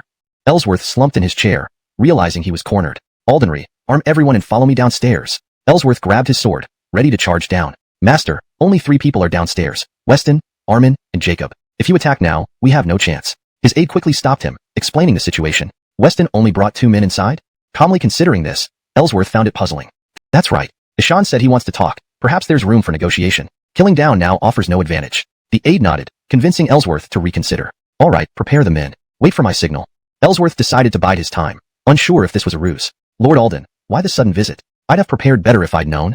Maxwell Christian descended smiling, trying to appear welcoming. Jacob glared furiously at Maxwell Christian, the man who had framed him. Were you the one who framed me? Jacob lunged forward, grabbing Ellsworth by the collar. Stop. Weston barked, stopping Jacob. My lord, this is the one who framed me. When I was taken, he smiled as if victorious. Jacob, still holding Ellsworth, turned angrily to Weston. I said let go. Didn't you hear me? Weston's voice turned icy, his expression darkening. Han brother, step back. Armin intervened, pulling Jacob away. My lord, what's the meaning of this? Ellsworth adjusted his clothes, glaring at Jacob, then turned back to Weston with a forced smile. Take him outside and let him cool off. Seeing Jacob's rage, Weston waved Armin to handle it. As you wish. Step outside. Though concerned about leaving Weston alone, Armin saw his calm demeanor and complied, dragging Jacob out. Mr. Maxwell, relax. I merely came to chat. Once the doors were closed, Weston turned to Ellsworth. I told you before, Christopher Alden can command me anytime. Ellsworth felt relieved, sensing no immediate threat, and sat beside Weston. Why did you frame my guard? Weston's question took Ellsworth by surprise. Sir, surely you know why he came to my establishment. Need I elaborate? Ellsworth remained composed, expecting such questions. Could I also call you a Manchu spy? Weston was surprised by Ellsworth's tight-lipped stance, still pretending to be the victim. After a pause, he countered. This translation maintains the original tone, style, and paragraph structure while ensuring fluency and coherence in English. Chapter 226. Money is not to be taken for free. Since he was playing a trick on himself, it was only left to expose Houston's disguise. Houston, who was holding a teacup at the moment, dropped it as soon as he heard this and it shattered on the floor. The teacup hit the ground with a clatter, breaking into pieces. Houston quickly stepped back a few steps when he saw the cup shatter. Several people from the surrounding area and upstairs rushed downstairs with knives in hand, surrounding Weston. Everyone, stand down. Houston looked at Weston calmly drinking tea without any sign of fear, feeling an unease and hurriedly stopped his men. Master, now that he knows our identity, we can't let him live. Wouldn't it be easier to kill him right away? A subordinate questioned Houston's order while pointing his knife at Weston. Shut up. Houston slapped the subordinate for questioning his command. Everyone had to listen to Houston. Even if they were unhappy, they didn't dare resist. The struck subordinate could only retreat to the back and stand quietly. Even if you attack me, the people outside will be enough to wipe all of you out. Weston placed the teacup on the table and said to the surrounding people, do you really think your guards can handle all of us? Houston eyed Weston arrogantly. The people around him were experienced veterans sworn to protect him. Ishan thought to himself, although Weston was the Marquis of Bryant, he couldn't mobilize the army and could only hire a few people for protection. If a real fight broke out, Houston did not believe those outside could beat his veteran soldiers. You might not know, but last time your subordinates were taken out by the very people you looked down upon, not a single one of my men got hurt after the slaughter. After Weston finished speaking, Houston's subordinates gaped in disbelief. Those men were carefully selected just like them, yet they were so easily wiped out. It's impossible. You must be lying. Our Jurchen warriors have never been defeated. Enough. If I intended to take action against you, I wouldn't leave my men outside. If you keep causing trouble, I can't guarantee they won't come in. Suggestions which inadvertently caused heavy losses. Weston laughed it off towards Houston. Houston's face darkened. Because of Weston's idea, countless Jurchen soldiers had died, weakening their forces. Had this not happened, perhaps the army would have already breached Chanhaguan.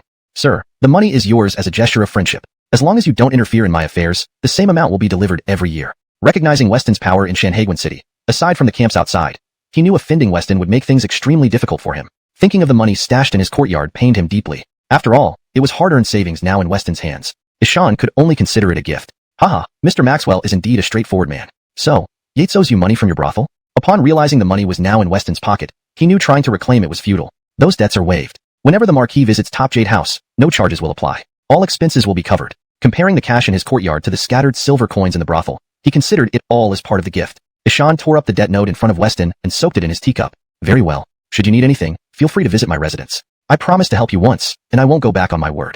Don't worry, sir. If needed, I will come. Authorizing the collection of the grain. Please, Mr. Zhuge, review it. If there are no issues, I'll arrange for transportation immediately. The person sent by Gaspard didn't waste words, handing over the letter with the Zhuge family seal to Aiden. Aiden took the letter, seeing their clan's seal imprinted on it. Ishan now fully believed what Christopher Dingsho had said. They were indeed setting them up as scapegoats. Should the plot be exposed, the court could hold the Zhuge family responsible based on this letter, thereby eliminating them. You should go back and wait for a couple of days. Come again after 2 days. We'll have everything ready by then. The grain has not fully arrived yet. Once it arrives, we will provide it to you. Following Weston's previous instructions, Aiden kept the situation stable and then informed Weston about the plan. Won't you return the letter?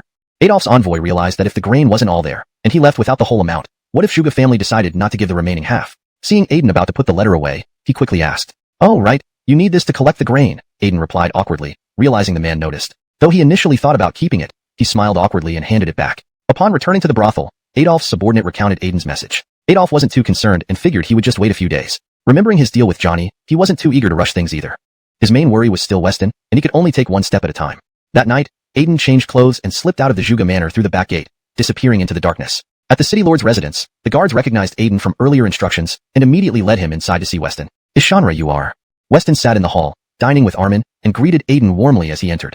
"You don't seem surprised by my arrival." Aiden noted that Weston was smiling, as if expecting him. "Why would I be surprised? It's late. You must be hungry." "Armin, bring some food over quickly," Weston said, ushering Aiden to sit down. Armin eyed Aiden curiously, recalling having seen him before but couldn't figure out why he felt so familiar. Without further ado, he fetched more food. "Tell me what happened." Once Armin left, Weston turned to Aiden. "The person who came for the grain had a letter exactly as you described, bearing our family seal. I rushed over to inform you once it was dark." "Well done," Weston said, pleased that Aiden trusted him completely now. The Zhuge clan, despite being from the Jiangnan aristocracy, could potentially become a significant ally. "What should I do now? I can only delay until the morning after tomorrow. I must hand over the grain by then." "Don't worry, I've already thought of a plan. When they come back, just say this." Weston whispered his plan into Aiden's ear. "Will that work?" Aiden asked, surprised by the simplicity of the plan. "Trust me, I'll handle any issues that arise. Now, hurry and eat." Weston didn't want Aiden to know too much, fearing it might interfere with the plan. As Aiden was about to ask more questions, Armin returned with the food. Weston quickly placed the bowl in front of Aiden, who started eating ravenously. After the meal, Weston, concerned about Aiden's safety, instructed Armin to escort him back to Zhuge Manor. "You're quite close to our lord, aren't you?"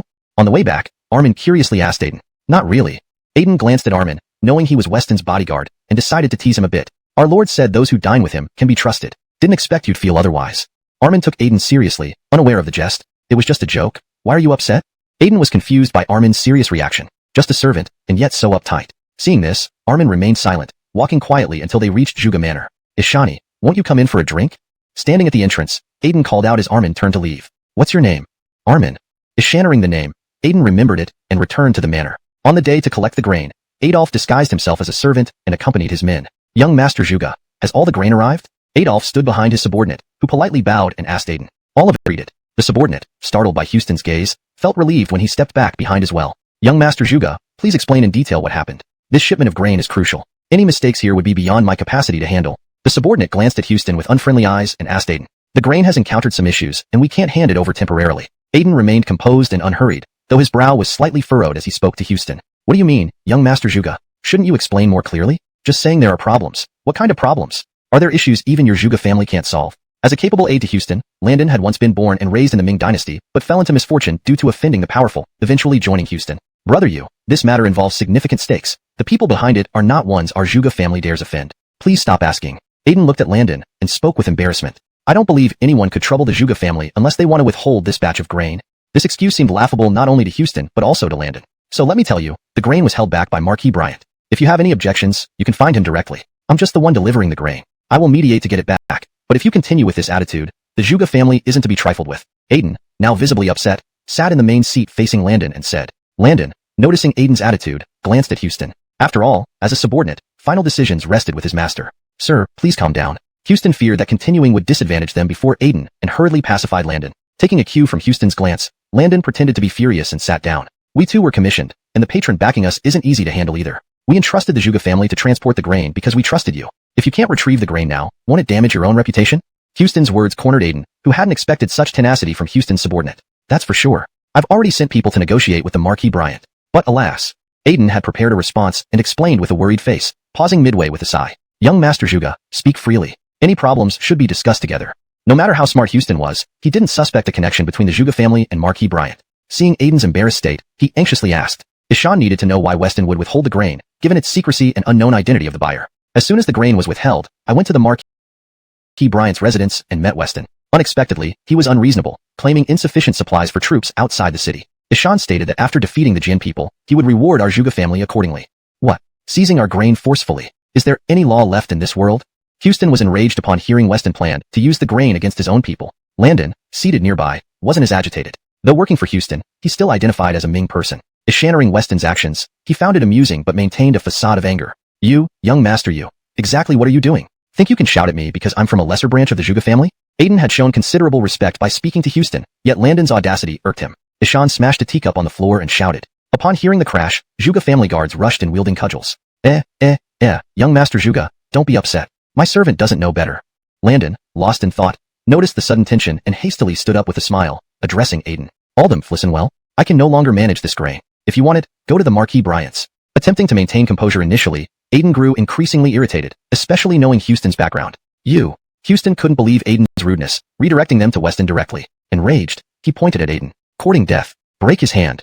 Seeing Houston pointing at him, Aiden instructed his guards. No, we'll leave right away. We'll figure it out ourselves. But you should remember this incident and its patrons. Landon hurriedly blocked Houston, concerned for his safety. Show them out.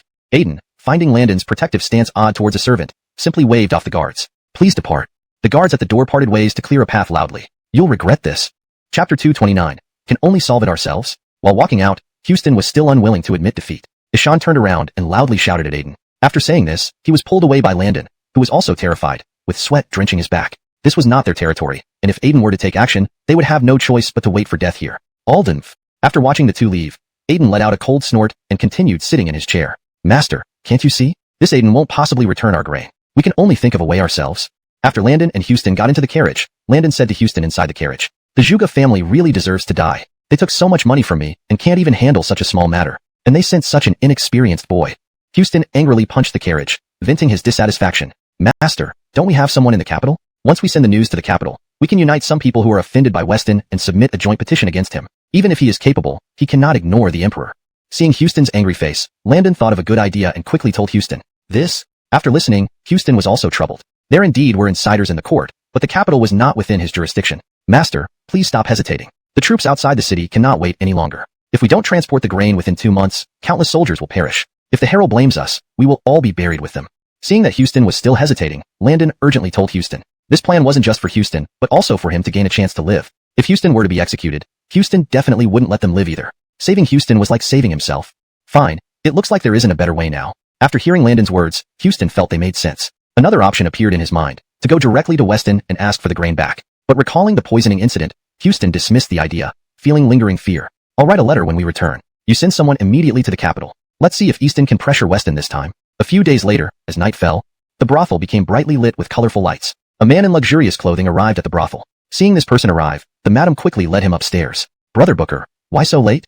Ishaning a knock on the door, Houston went to the door and found Johnny standing there. Ishan hurriedly invited him in, smiling and asked, You ask why I came? Didn't you forget something? After sitting down, Johnny was puzzled by Houston's question and looked at him quizzically. Alden?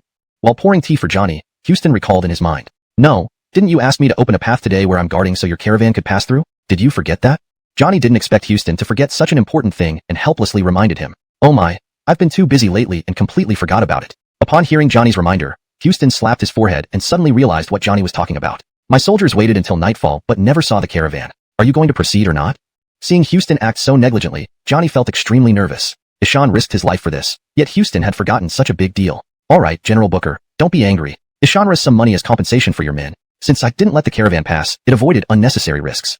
Seeing Johnny's anger, Houston couldn't think of anything else. Things had been piling up, and he hadn't even secured the grain yet. How could he send the caravan out? Ishan quickly took out several silver bills and handed them to Johnny to calm him down. Fine, since it's for the money, let's settle it. But when exactly will you cross the border? Give me a definite date, or it's no use waiting here indefinitely. Currently, Johnny was always on edge in the camp. Smuggling for foreign enemies in the Ming dynasty was a crime that could lead to the extermination of one's entire clan. Looking at Houston's seemingly carefree attitude while he himself had a family to consider, he anxiously asked for a specific date. Alden? There's no definite time yet. Just continue with your daily activities, and once I have news, I'll notify you right away. Houston thought for a moment. Since the grain wasn't in hand yet, crossing the border seemed premature. However, looking at Johnny, he realized Johnny was timid and weak. Therefore, he didn't tell him the truth. If he did, knowing that the grain intended to be transported out was seized by the Christopher of Bryant, Johnny might be too frightened to continue cooperation. Alright, I'll wait for your news then. Looking at the silver bills in his hand, Johnny smiled and put them away. Ishan hadn't done anything but receive you, master. Alden. Watching the two leave, Aiden coldly snorted and continued sitting on the chair. Master, haven't you noticed? Aiden is not going to help us get the grain back. We can only solve this ourselves. Landon and Houston got into the carriage, and inside it, Landon said to Houston, the Zhuge family truly deserves death. They took so much of my money and cannot even handle such a trivial matter. And they sent such an inexperienced young man. Houston angrily pounded on the carriage, venting his dissatisfaction. Master, don't we have people in the capital? When we send the news to the Imperial City, we can unite with those who hold grudges against Weston and jointly petition the Emperor. No matter how capable he is, he cannot disobey His Majesty. Seeing Houston's anger, Landon had a good idea and quickly suggested it to Houston. After listening, Houston hesitated. Indeed, there were insiders within the court, but the capital was beyond his jurisdiction. Master, don't hesitate any longer. The army outside the city walls cannot wait. If the grain isn't delivered within 2 months, our soldiers will perish en masse. If the Elwyn blames us, we will all be buried alongside them. Seeing Houston's hesitation, Landon urged him anxiously. This plan was not just for Houston, but also to secure his own survival. If Houston were executed, Houston would not allow anyone else to live. Fine, it seems we have no other choice. After hearing Landon's words, Houston found them reasonable. Earlier, he considered directly approaching Weston to retrieve the grain, but recalling the poisoning incident, he abandoned that thought. I'll write a letter upon our return, and you send someone to deliver it to the capital immediately. Let's see if Easton can apply pressure on Weston. A few days later, as night fell, the brothel lit up brilliantly, its colors vibrant. A man in brocade attire arrived at the brothel. Seeing him, the madam hurriedly escorted him upstairs. Brother Booker, why so late? Upon hearing knocking at the door, Houston opened it to find Johnny standing there. Ishan quickly let him in and smiled while asking, why do you ask me? Have you forgotten something? Johnny sat down, puzzled by Houston's question, and looked at him curiously. As Houston poured tea for Johnny, he tried to recall. No, didn't you ask me today to open a path for your convoy while I was guarding the place? Could you really have forgotten? Johnny could not believe that Houston had forgotten such an important matter and reminded him speechlessly. Ouch, I've been too busy lately and completely forgot about it. Ishaning Johnny's reminder, Houston slapped his forehead, realizing what Johnny was referring to. My men waited until nightfall but saw no convoy. Are you not going through?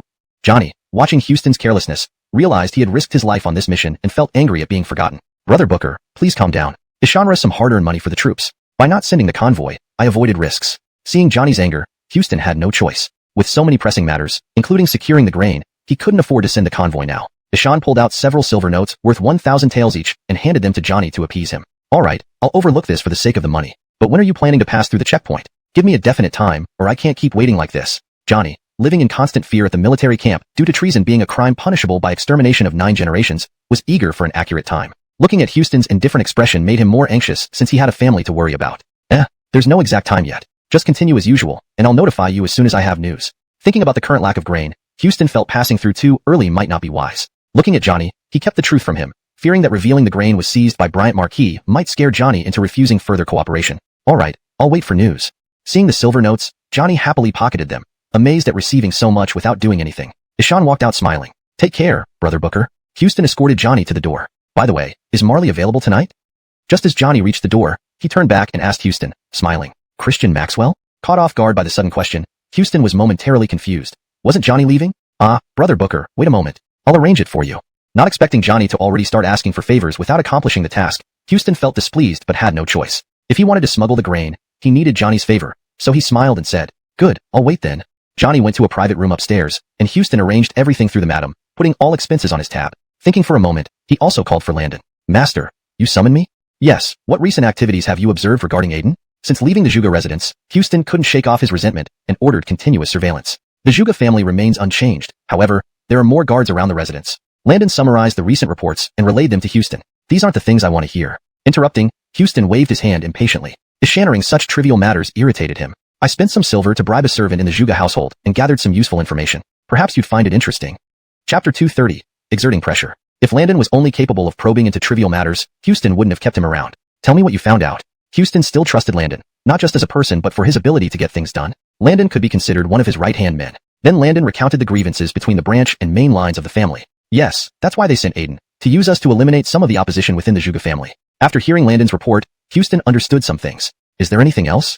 Nothing more at present.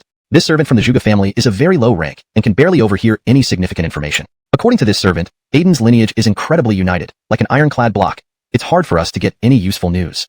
Seeing that even Landon was stumped, Houston also felt that dealing with the Zhuge family would be tough and obtaining more useful information would be difficult. Alright, go rest for now. Houston noticed how busy Landon had been these few days. Although he didn't care about his subordinates' lives, if they all worked themselves to death, there would be no one left to work for him. This wasn't something Houston wanted to see. Ishan took out a silver note worth 500 taels and handed it to Landon, saying, "Thank you, master. I will do my utmost and complete everything you entrust to me." Landon, looking at the silver note in his hand, knelt down excitedly. Alright, you may go. For his subordinates, Houston believed in combining kindness with authority. Ishan liked this method because it made them absolutely loyal to him. In the capital city, Lars looked at the letter sent from Shanhaiguan by Houston, became so angry reading its contents, but restrained himself in front of Houston's messenger. Take this letter back to your master, ensuring no one else sees it. After hurriedly writing a reply, Lars gave it to Houston's subordinate with instructions. Once Houston's subordinate left, Lars slammed his fist on the table in anger. Sir, what happened? Santiago, who had fully aligned with Lars, and whom Lars completely trusted, protecting him, hadn't seen the content of the letter. This Houston from Shanhaiguan, always spoiling things instead of helping. The grain was all transported there, ready to be served, yet it could fly away even from the plate. Lars couldn't understand what Houston was up to. In the frontier, they always said how powerful Houston was, but now, he had to come to him for help. His current situation was precarious enough without having to deal with grain supplies for Houston. Sir, what are your plans? Santiago, an orphan without family, showed no allegiance to either the Jurchen or the Ming dynasty. Ishan now followed only his savior. Go, deliver these items according to the addresses on the paper. Remember not to reveal yourself. After calming down, Lars sat quietly, writing several notes. After finishing, he handed them over to Santiago with specific instructions. Even though he was angry, Lars knew he had to cooperate with Houston. If the Jurchen army suffered another setback, they might never enter Shanhaiguan, delaying his revenge. Understood, I'll go now. Checking the addresses, which were mostly officials from the court, he remembered details from his time at Dongchang, knowing the household guards were weak. Entering undetected would be easy. Leaving the mansion, he vanished into the night. The next morning, ministers on the list received notes at various places in their homes. Reading the content, none made a fuss but quietly destroyed the notes. Any official who has matters to discuss, please speak. If not, you may withdraw. Despite many issues plaguing the Ming dynasty, they were somewhat under control thanks to Weston's presence at Shanhaiguan. Dante's Flint was tired, expecting no news again. With a nod to Sergio, who shouted sharply, "One minister has matters to discuss." Flint, originally preparing to leave, was surprised to see the deputy Solomon standing up. Sergio fetched the petition and brought it forward. With the deputy minister leading, others soon stood up. "I have matters to discuss." Almost half of the civil officials presented petitions. Sergio, unsure, looked to the emperor, who waved for all petitions to be brought up. Martin, noticing the civil officials seemed agitated while the military officers remained silent, straightened up, eager to hear their concerns. Recently, Martin had become the de facto leader among the military officers, so without him speaking, no one else did either. Placing numerous petitions on the desk, Flint started reading. After the first one, his eyebrows furrowed, glaring at the deputy Solomon before tossing the petition to the ground. Seeing the pattern repeat, he realized all petitions addressed the same issue. Enraged, he slammed his desk and demanded, "What do you want?" The petitioners, surprised by Flint's reaction, quickly knelt down. "Your Majesty, Christopher Bryant at Shanhaiguan has abused his power, withholding merchants' grain, causing famine among the people. Where's your proof?" Flint, doubting this came solely from the deputy minister, asked, "Proof is here, the document from Shanhaiguan showing Weston withheld the grain. Please review it, Your Majesty." The deputy minister pulled out a dossier and raised it above his head. Sergio brought it forward. After reviewing the names list of Vice Solomon before, squinting slightly, he glanced at him and then looked around at the court officials. "We beseech Your Majesty to punish honor." Under the lead of the Vice Solomon, many civil officials knelt in petition. Yet, some remained silent, watching from the sidelines. Faced with pressure from the civil officials, Flint felt considerable stress and looked towards Martin, wanting to gauge the military official's stance. "As your servant sees it, the Vice Solomon is acting rashly. Honor must have had a reason for his actions. His contributions to the Ming dynasty far outweigh those of all court officials combined," said Martin. Of course, Martin supported Weston. Without Weston, he wouldn't be where he was today. Moreover, he understood the relationship between the Emperor and Weston, though time had made things uncertain in his heart. "You, Martin, what do you mean by that? Are you suggesting that military achievements can surpass imperial authority?" The Vice Solomon demanded, knowing Martin's close ties with Weston. Noticing the Emperor seemed hesitant, he loudly questioned Martin. "Your Majesty, I did not mean to imply that." Martin quickly knelt, aware that the Vice Minister had twisted his words, making them sound almost treasonous. As Martin knelt, the other generals also knelt down. "All right." The messenger pulled out the letter hidden in his clothing seam and handed it to Houston. "Good, go rest now." Noticing the messenger's exhaustion, Houston gave him 10 taels of silver. "Thank you, master." Satisfied, the messenger left. "Master, what does the letter say?" Curious, Landon asked, noticing Houston's frown. "Humph, how amusing. This person is merely a dog and dares to set conditions. Houston said, handing the letter to Landon, clearly displeased. Landon hesitated to take it. Sensing his unease, Houston clarified, "You are my subordinate and my brother. It's this letter writer who disgusts me." Relieved, Landon took the letter and read it. Who is this person? So arrogant, and speaking to you like that? Having served Houston for years, Landon knew his status among the Jurchens wasn't easily matched. Yet, this writer showed such insolence, sparking his curiosity. Just a stray dog. Ishan kneeled outside Jinzhou until the Elwyn granted him an audience, finding him somewhat useful. Now he dares to boss around even me, Houston said, disdaining Fenwick's boldness, despite not having been present. Chapter 232. Bertrand Ishan Z arrives at Shanhaiguan. Master, will Fenwick help us with this matter? Houston's words implied a significant history of conflict with Fenwick, and there was fear that Fenwick might not follow the instructions, potentially ruining their entire plan. Don't worry. Even if Fenwick and I don't get along, he wouldn't dare to do anything else. Even if I can't handle him, Fenwick knows that if this task isn't done, the Herald would never let him off. Houston reassured Ualden with a cold laugh. Master, I figured you'd already thought of that, Ualden replied, realizing why Houston had sent the message to Fenwick upon seeing his confident smile. That's right. I just didn't want to deal with him. If I give him an order, he won't dare refuse, Houston said confidently, knowing this was by Dante's Theo's special instruction. In Shanhaiguan, while everyone conducted their own affairs, they were expected to assist each other when necessary, with Houston as the overall supervisor. I see. What about Johnny? Ishan's been staying at the brothel for 2 days now, and some of the girls are complaining, Ualden added, thinking of another issue. What's wrong with Johnny? Houston wasn't concerned, as the brothel served as a cover identity. No matter how much Johnny spent, it was manageable, though he hadn't anticipated any trouble from him. Johnny has been behaving quite oddly, causing the girls to complain. They've asked me whether they can stop serving him, Ualden explained. Houston was speechless. After hearing this, he stormed out. Ualden quickly led Houston to Johnny's room and opened the door. When Houston entered, he was taken aback. Mr. Maxwell, are you joining too? Johnny, dressed in thin clothes, hiccuped and laughed as he invited Houston in. Get her out of here immediately, Houston ordered upon seeing a woman bound and hanging from the ceiling, covered in bruises. Even Houston felt a pang of sympathy. The women in the brothel served a purpose. Without them, the place couldn't operate. Seeing Johnny continue, Houston instructed Ualden to remove the woman. What does this mean? Johnny's face fell as he saw Ualden untie the woman. Ishan rushed forward, grabbing Ualden's hand and turning to look at Houston. Brother Booker, you must be tired after these few days. I'll send you back to camp, Houston said, trying to hide his dissatisfaction but still managing a smile for the sake of greater plans. This? Johnny glanced up at Houston's stern expression, instantly sobering up and retracting his words. All right, I'm also tired today. There's business to attend to at camp. Let me know once everything here is ready. Johnny finally relented, understanding that Houston wanted him gone. To leave gracefully, he took the cue. Good. Brother Booker, take care. Someone, escort Booker Sir out, Houston called for his subordinates as Johnny left the Green Jade Pavilion, riding away towards the city outskirts. Shanhaiguan remained calm. Eunuch, let me take you to the Christopher's residence. Once the decree is read, we can proceed to the feast, Donnie offered, sensing Bertrand Ishanzi's discomfort and attempting to smooth things over. Thank you, General Yuan. With no choice, Bertrand Ishanzi agreed, deciding to find Weston himself. Sir, didn't you hear? All officials and generals went to the city gates. Why are you still here? Jacob reminded Weston, who seemed oblivious. Just a eunuch. Expecting me, the Christopher of Dinging, to wait at the gates? Ridiculous. Ishan may not follow written law, but tradition demands kneeling reception for an imperial decree, Jacob pointed out cautiously. Chapter 233. What's there to be arrogant about for a eunuch? All procedures were done this way, and the one who came was a eunuch from beside His Majesty. Moreover, he carried an imperial edict written by His Majesty. Unexpectedly, Weston didn't even bother to pay attention, which made Jacob involuntarily give a thumbs up. Imperial Edict Ishanra. Just as the two people were talking, a shrill voice came from the gate. Everyone in the yard looked towards the gate direction and saw a eunuch walk in holding an imperial edict. Upon seeing the edict in the eunuch's hands, everyone quickly knelt down on the ground. Alden Darun, I'm about to read the imperial edict.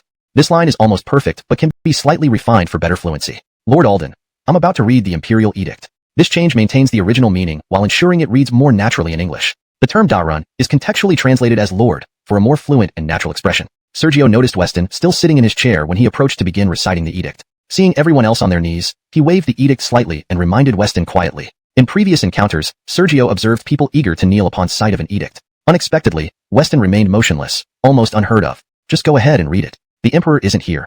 Who are you kneeling for? Weston opened his eyes to look at the young eunuch and recognized him as Flint's recent addition to the palace. Ishan stayed seated, casually instructing the eunuch. Armin, who had been kneeling behind Weston's chair, also stood up after hearing Weston speak, eyeing the eunuch holding the edict. This, Lord Alden, this is not according to regulations. Not getting Weston to stand up, nor his guard to kneel, was essentially disregarding royal authority. A matter never discussed, Sergio reminded once more. If this gets out to someone with malicious intent, there might be trouble in court again. Enough nonsense, Armin. Ishannering the nagging from a eunuch, Weston ordered Armin. Yes. To Armin, only Weston mattered, having given him everything. What Weston said, Armin would do. Bring me the edict. If he won't read it, I'll read it myself. Weston pointed to the edict in Sergio's hand, commanding Armin. As you command. What do you think you're doing? Seeing Armin roll up his sleeves and approach, Sergio clutched the edict tightly, questioning Weston in his lounging chair. Walking forward, Armin snatched the edict and handed it over to Weston. Sergio understood Weston's place in the Dantes' heart, but felt dissatisfied with this lawless behavior. Lord Alden, let's eat. The food is prepared. It will get cold otherwise.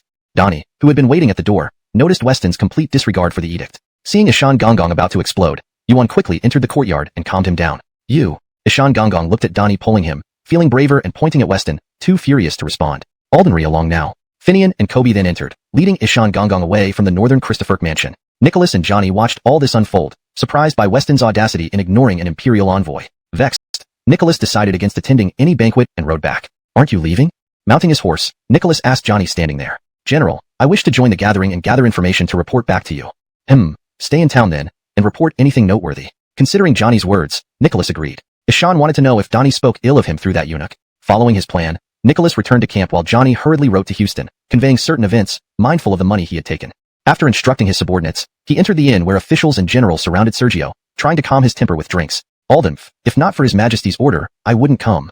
Sergio enjoyed the flattering but struggled to match their drinking prowess due to limited experience. Eventually, he got quite drunk. Mogwan, what should we do about the drunken Lord Ishan? The county price Miles asked Donnie. Let's arrange for him to rest properly. Considering Ishan Gonggong's safety, Donnie found a suitable residence nearby. Is this arrangement appropriate? Miles worried about potential issues if they placed Ishan Gonggong too close to Weston's premises, especially given recent tensions. Go ahead. Donnie understood Miles's caution and ensured the eunuch's safety. Using a carriage, they settled Ishan Gonggong at Weston's opposite street. This house belonged to Miles and was chosen despite better options not fitting Ishan Gonggong's status. Returning to the capital disgraced would not bode well. Lord Alden, General Yuan, sent the drunken Ishan Gonggong to reside next door. Armin kept an eye on developments, observing the crowd escorting the drunken Ishan Gonggong into the adjacent residence. Chapter 234. All within Weston's plan. I see. There will be guests coming tonight, so let the people in on your end. After listening to Armin's report, Weston merely smiled and glanced at the sky, noticing it was already quite late. Ishan then gave instructions to Armin. Armin didn't understand what Weston meant. He was responsible for the entire mansion's security. Why would someone come visiting at midnight? Nonetheless, he climbed atop the roof to observe the situation more clearly. Swish, swish, swish. An hour later, the sound of footsteps could be heard, followed by the crunching of grass underfoot. Just as Armin was about to climb down from the roof to investigate, he saw someone enter the courtyard. By the dim moonlight, he recognized the face of the visitor. Recognizing the person startled Armin, but then he remembered Weston's earlier instructions and quietly resumed his watch over the mansion. Squeak. You finally made it. I thought you'd gotten too drunk with those fools. Seeing the door to his study open, Weston chuckled and asked the newcomer. They aren't even worthy of drinking with me. I was just being polite. With my alcohol tolerance, they'd all be passed out. Someone might approach you tomorrow. Just ensure you pass along the message that you intend to lodge an appeal to the Dantes upon your return. Don't open this memorial until you hand it to His Majesty. Remember this. Seeing Sergio didn't understand, Weston decided not to elaborate further, handing over the folded petition and reiterating his instructions. Don't worry, Mr. Alden. The Dantes has tasks for me, including learning about your next steps. Many officials are unhappy with you now, and the Dantes was caught off guard last time. If he knew ahead of time, he could better prepare. Sergio took the petition, placed it in his robe, and turned to leave, but suddenly recalled the Dantes' instruction and returned to Weston. Rest assured, everything is written clearly in the petition. Ishaning Sergio's words, Weston understood the Dantes' distrust. Even someone like him couldn't change the outcome. The saying when the hare is dead, the hounds are cooked, held true for Weston. Back in the capital, he could never act freely, always under Howell's watchful eye. This trip to Shanhaguan was partly to distance himself from Howell's scrutiny. All right, Your Grace, get some rest. I'll take my leave. After listening to Weston, Sergio patted the petition in his chest and bowed before leaving the study. Upon reaching the courtyard, he prepared to depart the same way he came, hurrying towards the wall. Halfway there, someone blocked his path. You said no one in our mansion noticed you, right? Just as Sergio thought he hadn't been seen, he tried to bypass and leave. Moving to the side, Armin turned around and questioned him. Indeed, Christopher Bryant's residence is full of hidden talents. Unexpectedly confirming Weston's words, Sergio had initially thought Weston arranged this for appearance's sake. Christophering the daytime visit, only Weston and Armin didn't kneel, leading Sergio to nod respectfully. If not for the master's prior instructions, you would have already died by my blade. Armin identified Sergio's identity after he entered the study and forgot to put his mask back on when leaving. Despite knowing Sergio's status, Armin remained unafraid, drawing his sword and wiping it with a cloth. Very well, your name is Armin. I won't forget you.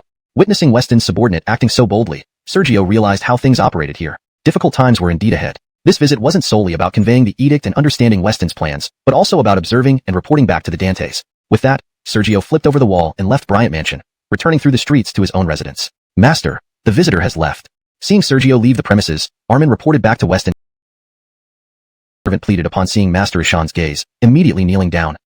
What could a mere merchant possibly offer me? Sergio looked at the servant, recalling his own childhood before being sent into the palace. His family had been poor too, so he didn't blame the servant. They were both just trying to survive. Taking the box from the servant, he was curious to see what kind of gift could come from such a remote and impoverished place. Ishan had seen many fine things in the palace. Ordinary items didn't impress him much anymore. This.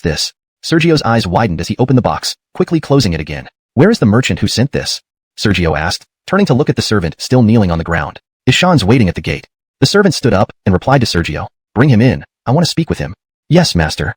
The servant turned around, a victorious smile appearing on his face. Ishan was one of Houston's men, having been planted near miles earlier. This time, he was assigned to serve Master Ishan. Houston wouldn't miss the opportunity to gain an inside advantage, using fabricated stories to elicit sympathy from Master Ishan. All information about Master Ishan had already been thoroughly investigated by Houston.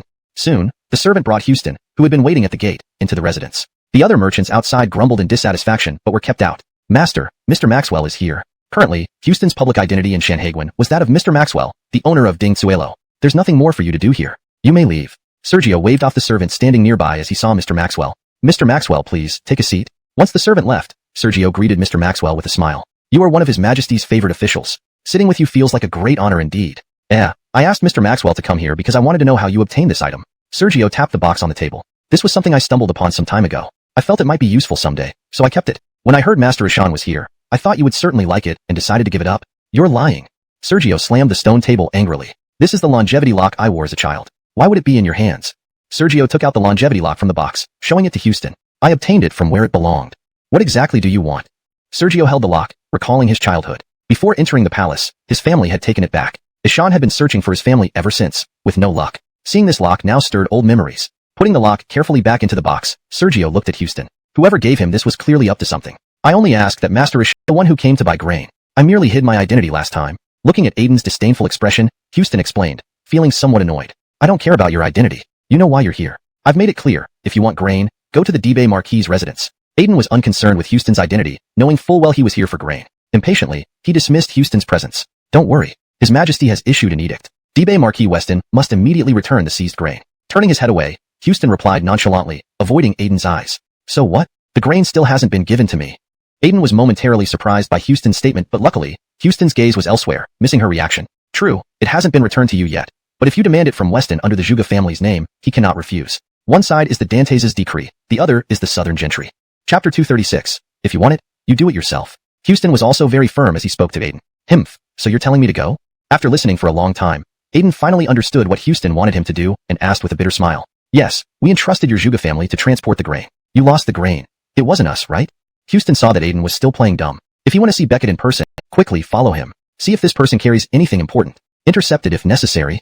After waiting for a while, Houston saw a servant leave the Zhuge residence and hurriedly instructed his subordinates to follow. With his experience at the border, Houston sensed something was off. There were no coincidences here. Suspicion toward Aiden began to arise, reminding him of Beckett's previous words at the brothel. "Master, this is what we found on him."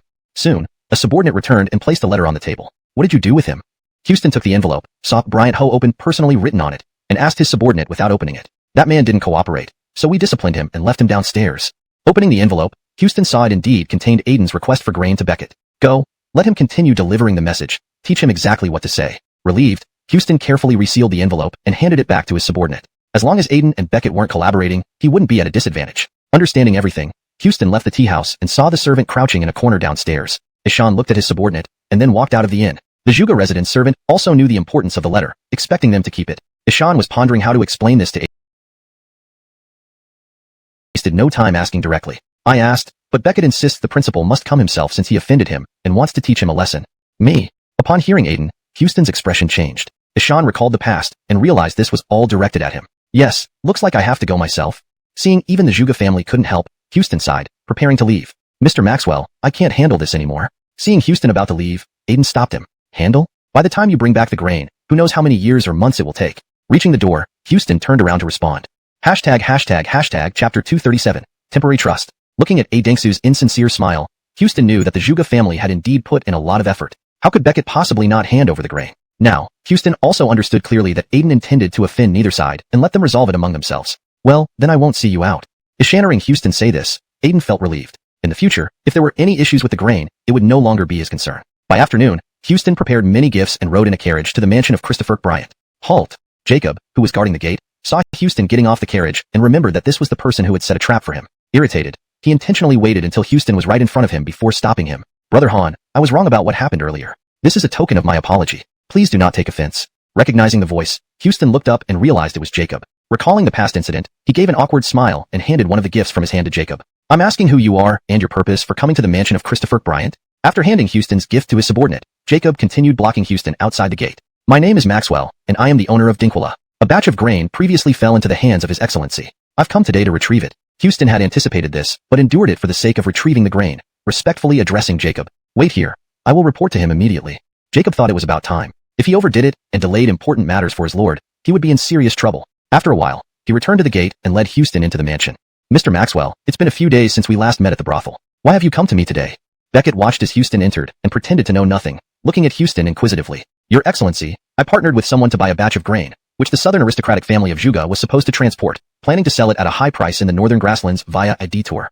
Seeing Beckett's expression, Houston knew Beckett was smiling. Beckett addressed Houston's pretense. What do you intend? Houston pulled out a fine needle from his hair, holding it ready in case anyone tried to enter. Lowering his voice, he asked Beckett warily. What do I intend? Can't you see? I want to cooperate with Deshawn. This grain is my offering to gain his trust. I'll safely transport it out of the pass, and you only need to arrange for someone to receive it. Realizing he needed their trust, Beckett took the risk, despite knowing how difficult it might be. Isn't what you're saying rather ridiculous, Lord Alden? This translation maintains the formal address, Lord Alden, which is more fitting for the historical context and ensures the sentence reads naturally in English. It also accurately conveys the skeptical tone from the original text. Houston immediately deduced Beckett's intentions. Another scheme aimed at achieving some hidden agenda through him. Learning from the last experience, Houston refused to easily trust Beckett. This time, it's genuine. You can make demands as well. The court is gradually recovering, and Flint is starting to act treacherously. While I still have power, I'll prevent such things from happening and ensure we strike first. Houston wavered internally. Seeing Beckett speak so sincerely, recalling engsub, he wondered if Beckett truly intended to defect to the Jianzhou Jurchens. It seems you aren't interested in cooperation. I'm still useful now, and I can find others to work with me. Well, no need to see you out. Beckett frowned at Houston's hesitation. If Aldenauer truly intends to serve us, I will inform the herald of the situation. We'll also need your assistance with this batch of grain. Note: for a more natural flow in English, it's better to remove darun, as it is a Chinese term and doesn't directly translate well into English in this context. The revised sentence would be, if Alden truly intends to serve us, I will inform the herald of the situation. We'll also need your assistance with this batch of grain. If Alden truly intends to serve us, I will inform the herald of the situation. We'll also need your assistance with this batch of grain. Eschannering Beckett bid him farewell, Houston quickly stood up. If he did not cooperate with Beckett, the grain would never leave Shanhaiguan, resulting in a significant defeat for the Jianzhou Jurchens. Food was paramount, and the potential contamination could be considered later. All right, have your people wait 50 miles beyond the pass in 2 days. I'll have it delivered there. With Houston conceding, Beckett swiftly provided a location, reiterating instructions cautiously. Good. I'll wait for your news and visit once the grain matter is settled. Very well. I'll see you out. Having achieved his goal, Beckett felt delighted, but did not show it as he escorted Houston to the gate. They exchanged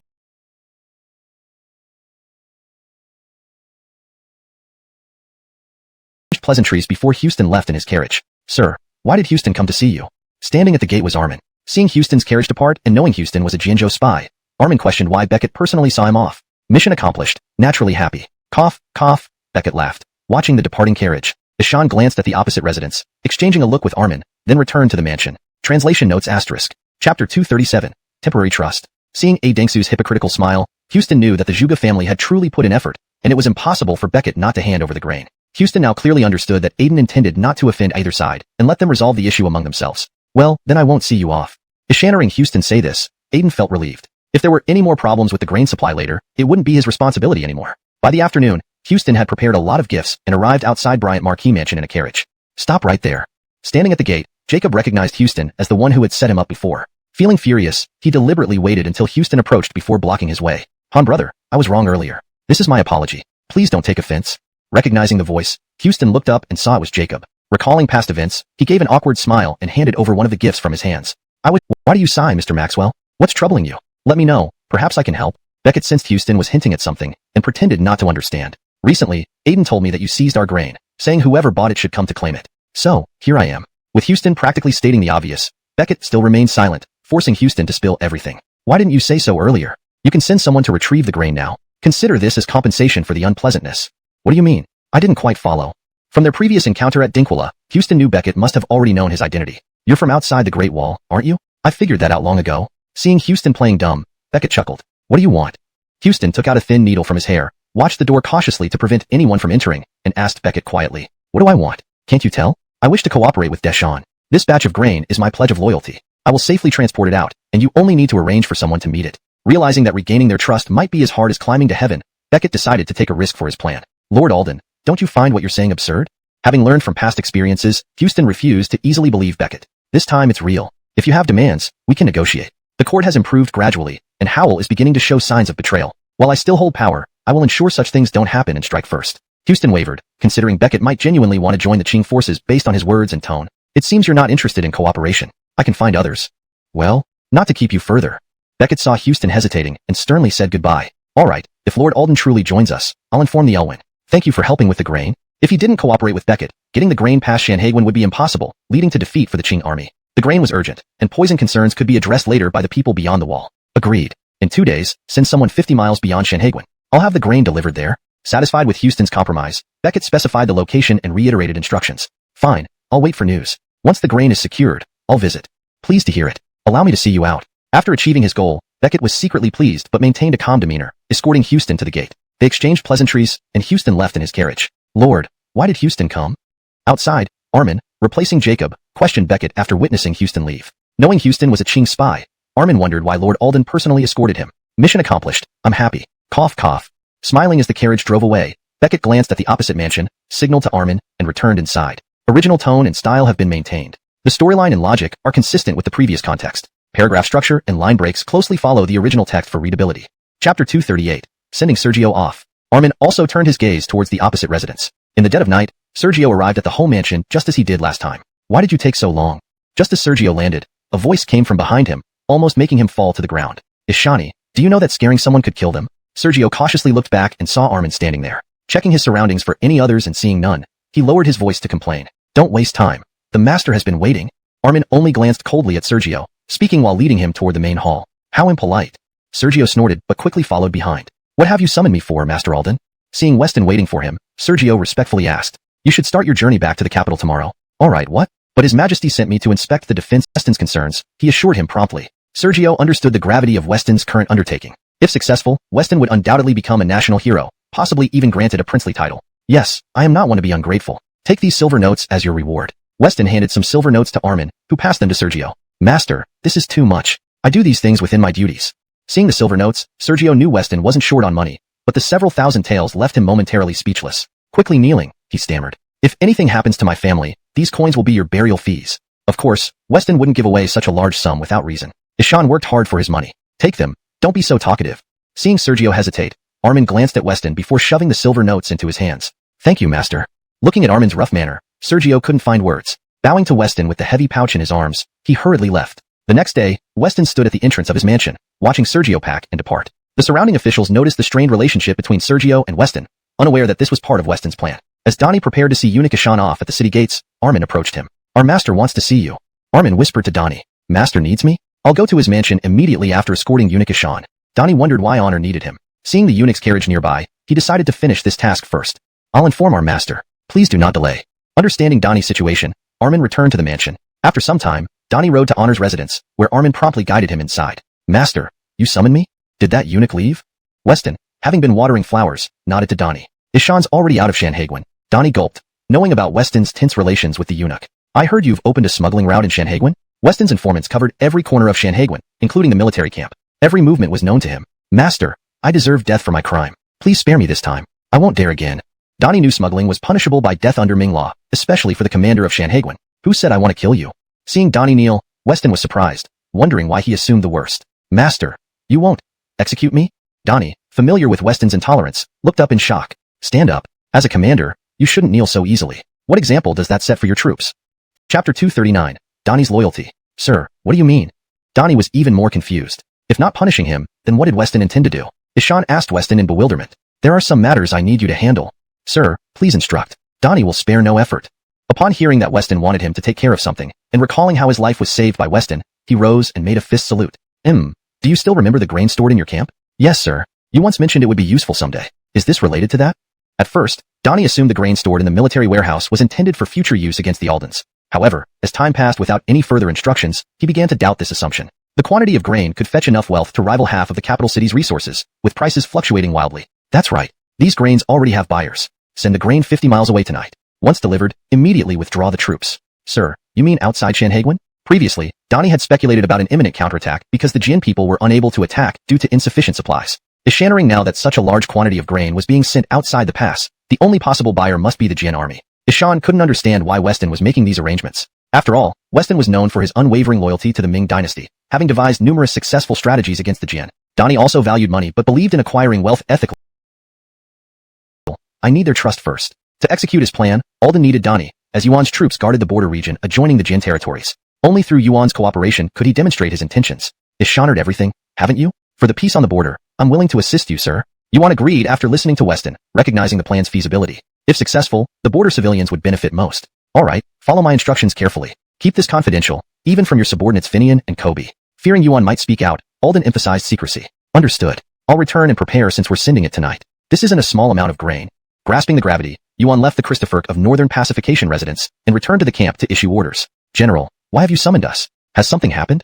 Finian and Kobe entered the tent, seeing Donnie looking anxious and asked, Tonight, you'll lead men to transport goods here. Yuan, with both of them present, pointed at a location on the map. General, is that outside Shanhaiguan? Kobe noticed something off and closely examined the map, surprisingly questioning Yuan. Outside? General, what do you mean?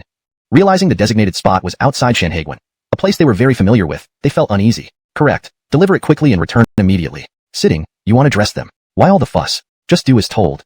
Yuan cut them off before they could question further. Seeing his anger, they remained silent. Be cautious around Nicholas's men. Pick reliable men for this task. After giving the instructions, Finian and Kobe left the tent. Second brother, do you think? Back at their quarters, Finian whispered to Kobe, considering a possibility. Shut up. Kobe shushed Finian sharply, fearful of being overheard. Don't mention this again. Tonight, once done, forget about it. Despite his suspicions, Kobe knew Yuan's loyalty. Even if Yuan were to surrender, the Jin would be wary, knowing Yuan's history. Alright, I'll arrange trusted men immediately. Chapter 240, starting to win Ishinarts. Night fell, and Finian and Kobe led a group of men quietly out of the military camp. General, something's happening. Since Donnie returned, Nicholas had become much more low-key, rarely stepping out of his quarters. However, he did not relax his vigilance, fearing retaliation from Donnie, and continuously sent people to keep an eye on him. If he detected any signs of attack, they would be ready.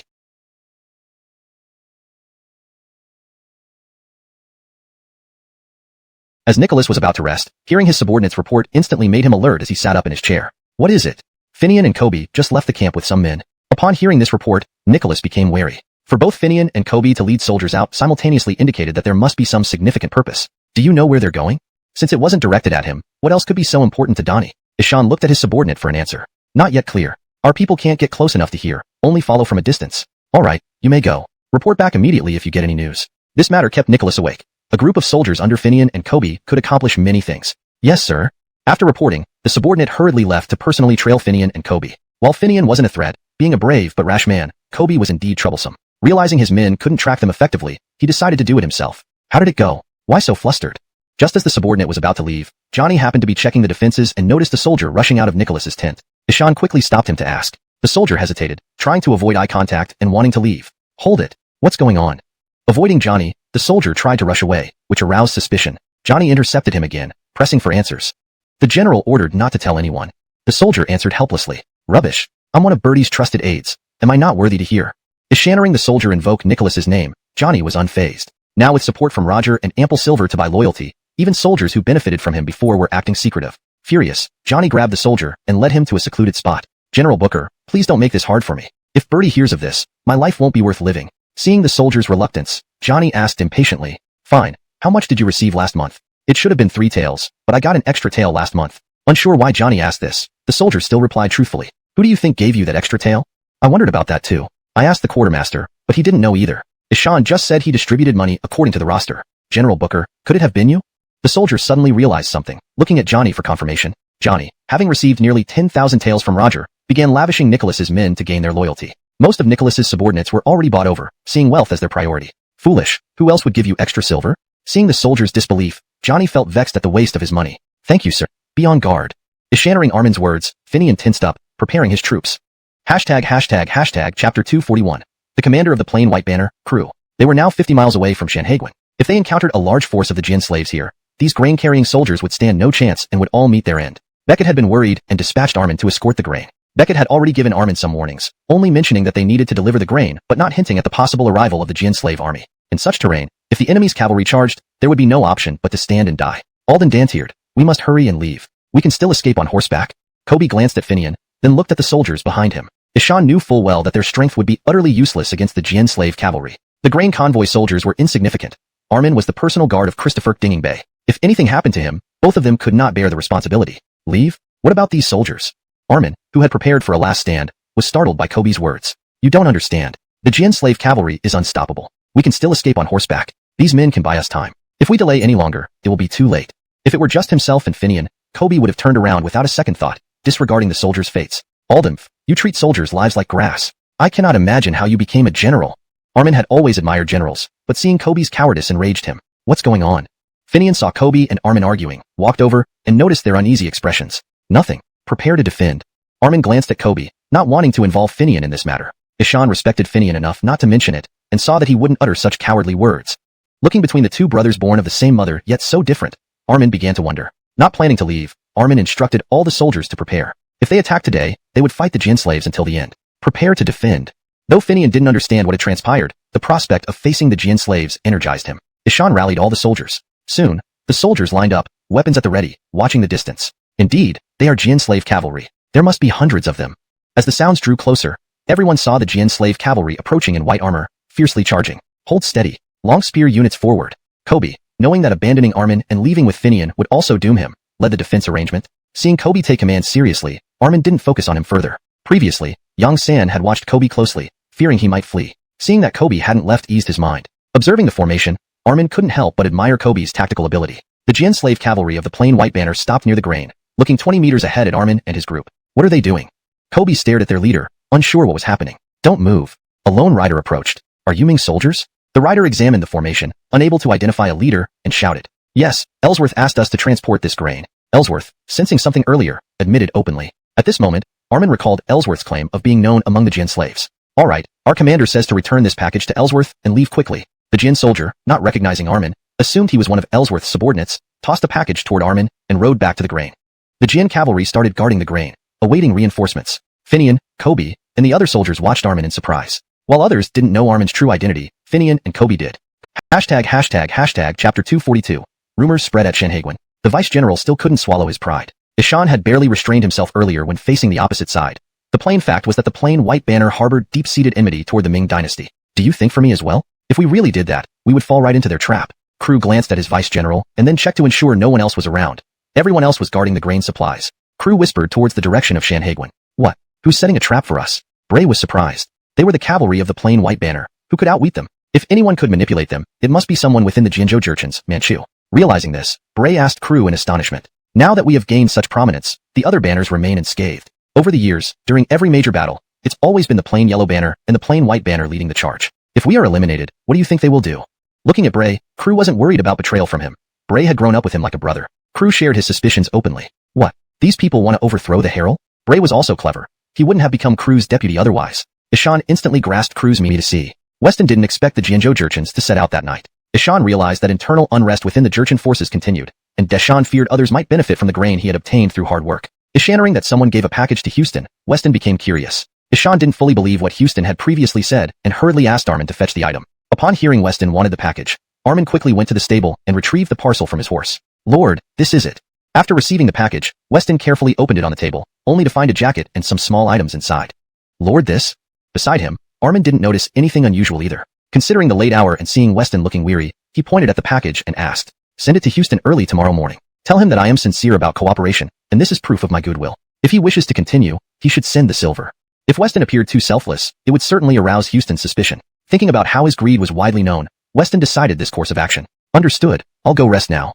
Armin had been busy for a long time and was quite tired. Ishaning that he could deliver the package in the morning, he quickly put it away and went asleep. Finian and Kobe returned to the camp with grim faces because Donnie hadn't disclosed the plan to them. Today's events had left them both shaken. Brother, do you think we won't be silenced? Finian sat in his chair, took a sip of water, and asked Kobe. They probably won't. We are General Yuan's trusted aides. If they plan to silence us, they wouldn't have let the two of us go. Kobe gradually calmed down, having been frightened by a cold sweat earlier. On their way back, they kept watchful for any sudden attacks but arrived safely. Sitting down, they relaxed somewhat. After thinking, Kobe shook his head and reassured Finian. Just as they were talking, a voice from outside startled them. Why didn't you come to report to me after returning? Greetings, Commander. Finian and Kobe quickly stood up and bowed. Get up. Did everything go smoothly? Seeing the two safe and unharmed without any injuries, Donnie breathed a sigh of relief. But noticing their troubled expressions, he asked with some confusion. By the next morning, rumors of the Marquis of Bryant collaborating with the enemy spread, making the whole of Shanhaiguan aware.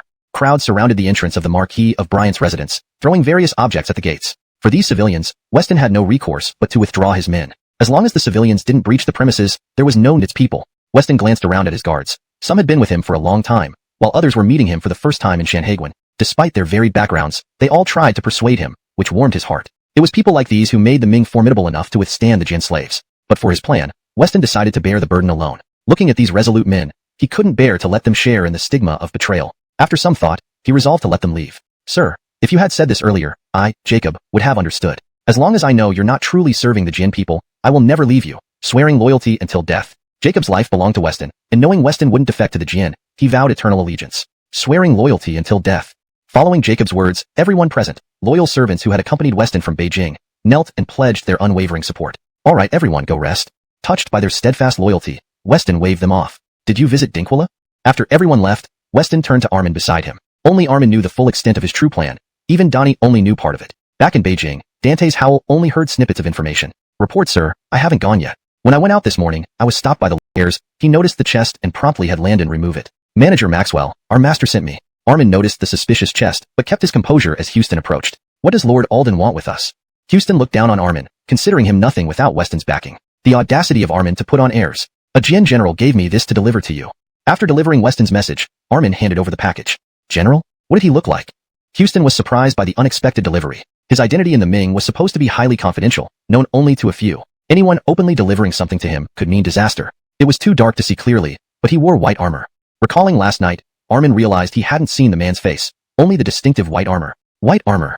Encountering this, Houston's expression changed dramatically, his eyes welling with tears. Ishan had once belonged to the plain white banner, a noble family there, but circumstances forced him to abandon his home and come to Shanhaiguan. Feeling the weight of the package, Houston knew it contained precious items from home. Alden danteered, I have matters to attend to. Please leave. Of course. Without waiting for Armin to respond, Houston, visibly shaken, ascended the stairs with the package. Earlier, Weston and Armin had opened the package, finding nothing of apparent value. Yet, something about it affected Houston profoundly. Back in his room, Houston opened the package. Inside were clothes unmistakably sewn by his mother, along with favorite snacks from home. Given the famine outside the pass, these likely represented his family's rations. Still, they managed to send him treats, fearing he might starve inside. Tears streaming, Houston ate a piece, despite it being somewhat spoiled from age. Noticing something amiss, he spat it out and discovered small boxes hidden within each snack. Opening them, he found letters addressed to him. One was from home, reassuring him that everything was fine, easing his worries. Another came from the commander of the plain white banner, Moses, an old acquaintance who knew Houston's strength and sought his help in reviving the banner. Though tempted to return and assist Moses, Houston remembered his mission, to secure the future of the Jin slaves, to realize their grand ambitions. Sacrificing his personal desires for the greater good, he chose to stay. To protect many, one must forsake the few.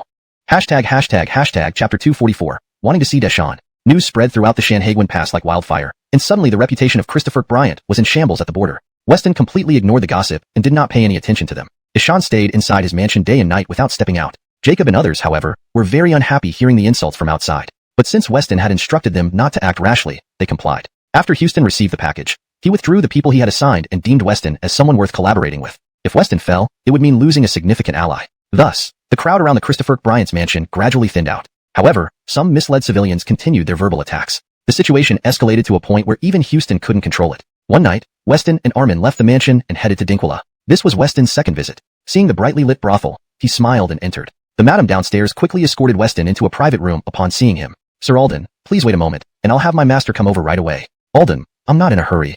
Was I that obvious? Weston hadn't expected the madam to recognize him despite his disguise. Ishan began to doubt his skills and glanced at Armin for an explanation. Weston had learned the art of disguise from an ancient book, but now he felt disheartened by how easily he was identified. Sir, your demeanor and aura are unmistakable. A madam wouldn't take long to deduce that you're someone of high status in this large Shanhaiguan, Armin explained, his face twitching slightly at the rudimentary disguise. Just a fake beard. Still smiling, Armin delivered a string of flattery. Having followed Weston for so long, Armin knew exactly what he liked to hear. Roundabout compliments rather than direct praise. Ishan, you've become quite the smooth talker. These words pleased Weston, and he straightened up in satisfaction. After hearing this, Armin blushed a bit, having learned some flattery from following Weston for so long. Why have you come here, Sir Alden? Why hasn't even tea been served? Houston entered the room, noticing no water on the table, and angrily reprimanded the madam. I'll do it immediately. The madam quickly closed the door and went down to prepare the tea. Houston, sit down. What difference does a pot of tea make? Seeing Houston's anger, Weston remained unfazed and laughed. These subordinates. How will I deal with them? And what brings you here, sir? Houston first scolded the people outside the door, then sat down opposite Weston with a smile. Ha ha ha, brother Houston, you've certainly forgotten things quickly. Didn't we discuss something a while ago? Ishannering Houston play dumb, Weston chuckled. Yes, I am still in contact with those outside the pass and will convey your wish to collaborate, but it won't be settled in just a couple of days. I want to see your herald. Please arrange it. Ishannering this would take a long time. Weston realized he needed to take initiative. What? Meeting the Herald wasn't something Houston could decide alone. Why do you need to meet our Herald so urgently, Sir Alden? Feeling uneasy by Weston's urgency, Houston grew suspicious of Weston's recent actions. There are matters only the Herald can resolve. You can discuss it with me. Houston didn't know Weston's intentions. Meeting the Herald was not easy, and if anything went wrong, Houston would be culpable. You aren't qualified to hear this. Fine, but leaving Shanhaguan won't be easy either. Houston glanced at Weston, fearing there might be something serious, but meeting the Herald was impossible within Shanhaguan. After some time, organize an attack, and I will lead the defense. Then when you retreat, I will pursue. Weston had already thought through this. But, is Shannering the plan? Houston was speechless. Weston wanted Jurchen warriors to die for a meeting? Just tell the Herald I have a plan to change our current situation. Deshawn will agree. Weston knew from history books that Deshawn was ambitious and wouldn't stay confined to the north. Alright, anything else, Sir Alden? Houston noted the plan, his smile fading. That's all. Don't think I don't know about your schemes just because I haven't spoken. Any more nonsense, and I will not be lenient. Weston stood up to leave. As Houston prepared to escort him, Weston's warning stunned him. Guiding by, not as many as before. However, some citizens, still stirred up by rumors, continued to launch verbal attacks without fully understanding the situation. Eventually, this escalated into a situation that even Houston couldn't control. One night, Weston and Armin left the mansion and came to Donghua. This was Weston's second visit to the place. Looking at the brightly lit brothel, he nodded with a smile and entered. Seeing Weston arrive, the madam quickly escorted him into a private room. Sir Alden, please wait a moment. I'll send my master over right away. I'm not in a hurry. Am I that obvious? Weston didn't expect to be recognized by the madam despite his disguise. Doubting his skill, he glanced at Armin for an explanation. Weston had learned his disguise techniques from an ancient book, but was dismayed that it was so easily seen through. Deshawn couldn't believe the book was misleading. Sir, your aura is unmistakable, royal or noble. No one else in Shanhaguan could match it, said Armin. Seeing Weston's disguised appearance, his cheeks twitched involuntarily. Just wearing a fake beard, trying to remain unrecognizable, was almost impossible. Still smiling, Armin showered Weston with flattery. After following him for so long, Armin knew exactly what Weston liked to hear. Direct compliments wouldn't sit well with him. He preferred such roundabout praise. Access to the Elwyn wasn't within Houston's authority to grant. Sir Alden, why the rush to meet our Elwyn? Feeling uneasy with Weston's recent actions, Houston began to suspect something. There are matters between us and the Elwyn that can only be discussed in person. Sir Alden, you can discuss them with me too. Uncertain of Weston's intentions, Houston knew seeing the Elwyn wasn't easy, even for him. If Weston harbored ill intentions upon meeting the Elwyn, Houston could be held responsible. To be honest, you don't have the qualifications to hear this. Fine, but leaving Shanhaguan isn't easy either. Houston looked at Weston's eyes, fearing he might be serious, then reconsidered. Yet the problem remained. The Elwyn wouldn't come to Shanhaguan, and Weston was trapped inside, making any meeting improbable. In a while, arrange for the Jurchens to attack the city. I'll lead the counterattack, chase them back and retreat. Weston had already planned for this scenario. Really? Upon hearing Weston's plan, Houston was speechless. To speak with their Elwyn, you're asking our brave warriors to die? Just inform your Elwyn. Tell him I have a way to change the current situation of the Jurchens. Deshawn will agree. Having read many historical books, Weston knew Deshawn was very ambitious and wouldn't be satisfied staying in the north. Very well, is there anything else, Sir Alden? Houston took note of Weston's plan and wiped the smile off his face. No. By the way, don't assume I don't know about your small schemes just because I don't speak up. One more move like that, and we'll part ways. As Weston stood to leave, Houston froze upon hearing his warning, beads of cold sweat appearing on his forehead. Oh, Sir Alden, it was just the men acting on their own. I will handle it immediately. You deal with it yourself. After Weston left Donghua, Houston let out a sigh of relief, quickly writing a letter and sending it out via carrier pigeon. Master, looks like your scare tactics worked. Outside Donghua, Weston and Armin hid in the shadows and watched a pigeon fly toward Shanhaguan. Houston is a smart man. Deshawn wouldn't have put him in such a critical position otherwise. Deshawn knows exactly what to do. Weston had thoroughly studied Houston and was confident he would comply. Chapter 245, The Grand Elwyn Deshawn. Alright, let's head back. If dawn breaks, we'll be in trouble. Weston stroked his beard, smiling at Armin after seeing his goal was achieved. They retraced their steps and encountered no difficulties on the way back, as ordinary people wouldn't wander about at such an hour. In the early morning, within a palace in Jinzhou City, Deshawn was scrutinizing a secret letter, his brows furrowed. Your Majesty, you summoned us? Crew and Bray entered the palace and knelt before Deshawn. Yes, why has your army been retreating so frequently lately? Deshawn's gaze pierced Crew, making both Crew and Bray shudder. The continuous wars have exhausted our men. They need rest. Crew swallowed hard, avoiding eye contact with Deshawn. Do you think I can't see through you? Deshawn stood up and walked to Crew. Your Majesty, our plain white banner will always follow you faithfully. Crew trembled and knocked his head on the ground at Deshawn's words. Don't worry, for your plain white banner, I, Deshawn, owe you. It's not your fault to bear this responsibility at a young age. Deshawn patted Crew and left the room. Your Majesty, I won't make mistakes anymore, and I will always be loyal to you.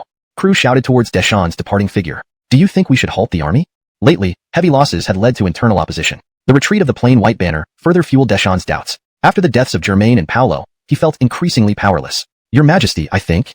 Speak from your heart, I won't blame the descendants of heroes. Deshawn knew what Crew wanted to say, and gestured for him to stop. The troops need rest. Continuous warfare has caused suffering for our people outside the passes. Our unity is fractured. If we lose public support, Your Majesty,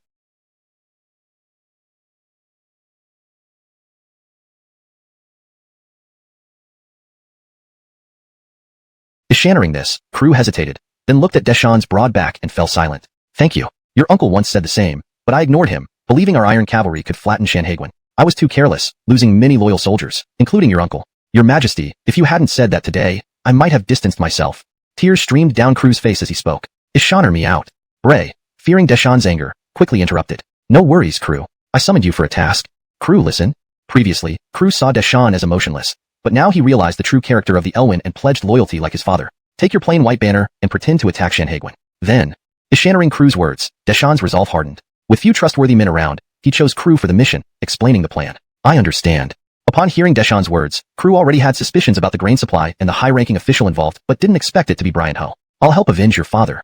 Recalling Germain and Paolo were killed by the Ming, Deshawn worried Crew might take action against Weston and reminded him again. Rest assured, I know the weight of my duty. Crew and Bray left the palace, where peace advocates still held sway. Brother, does the Elwyn want peace? Bray whispered. Whatever it is, it seems favorable for us.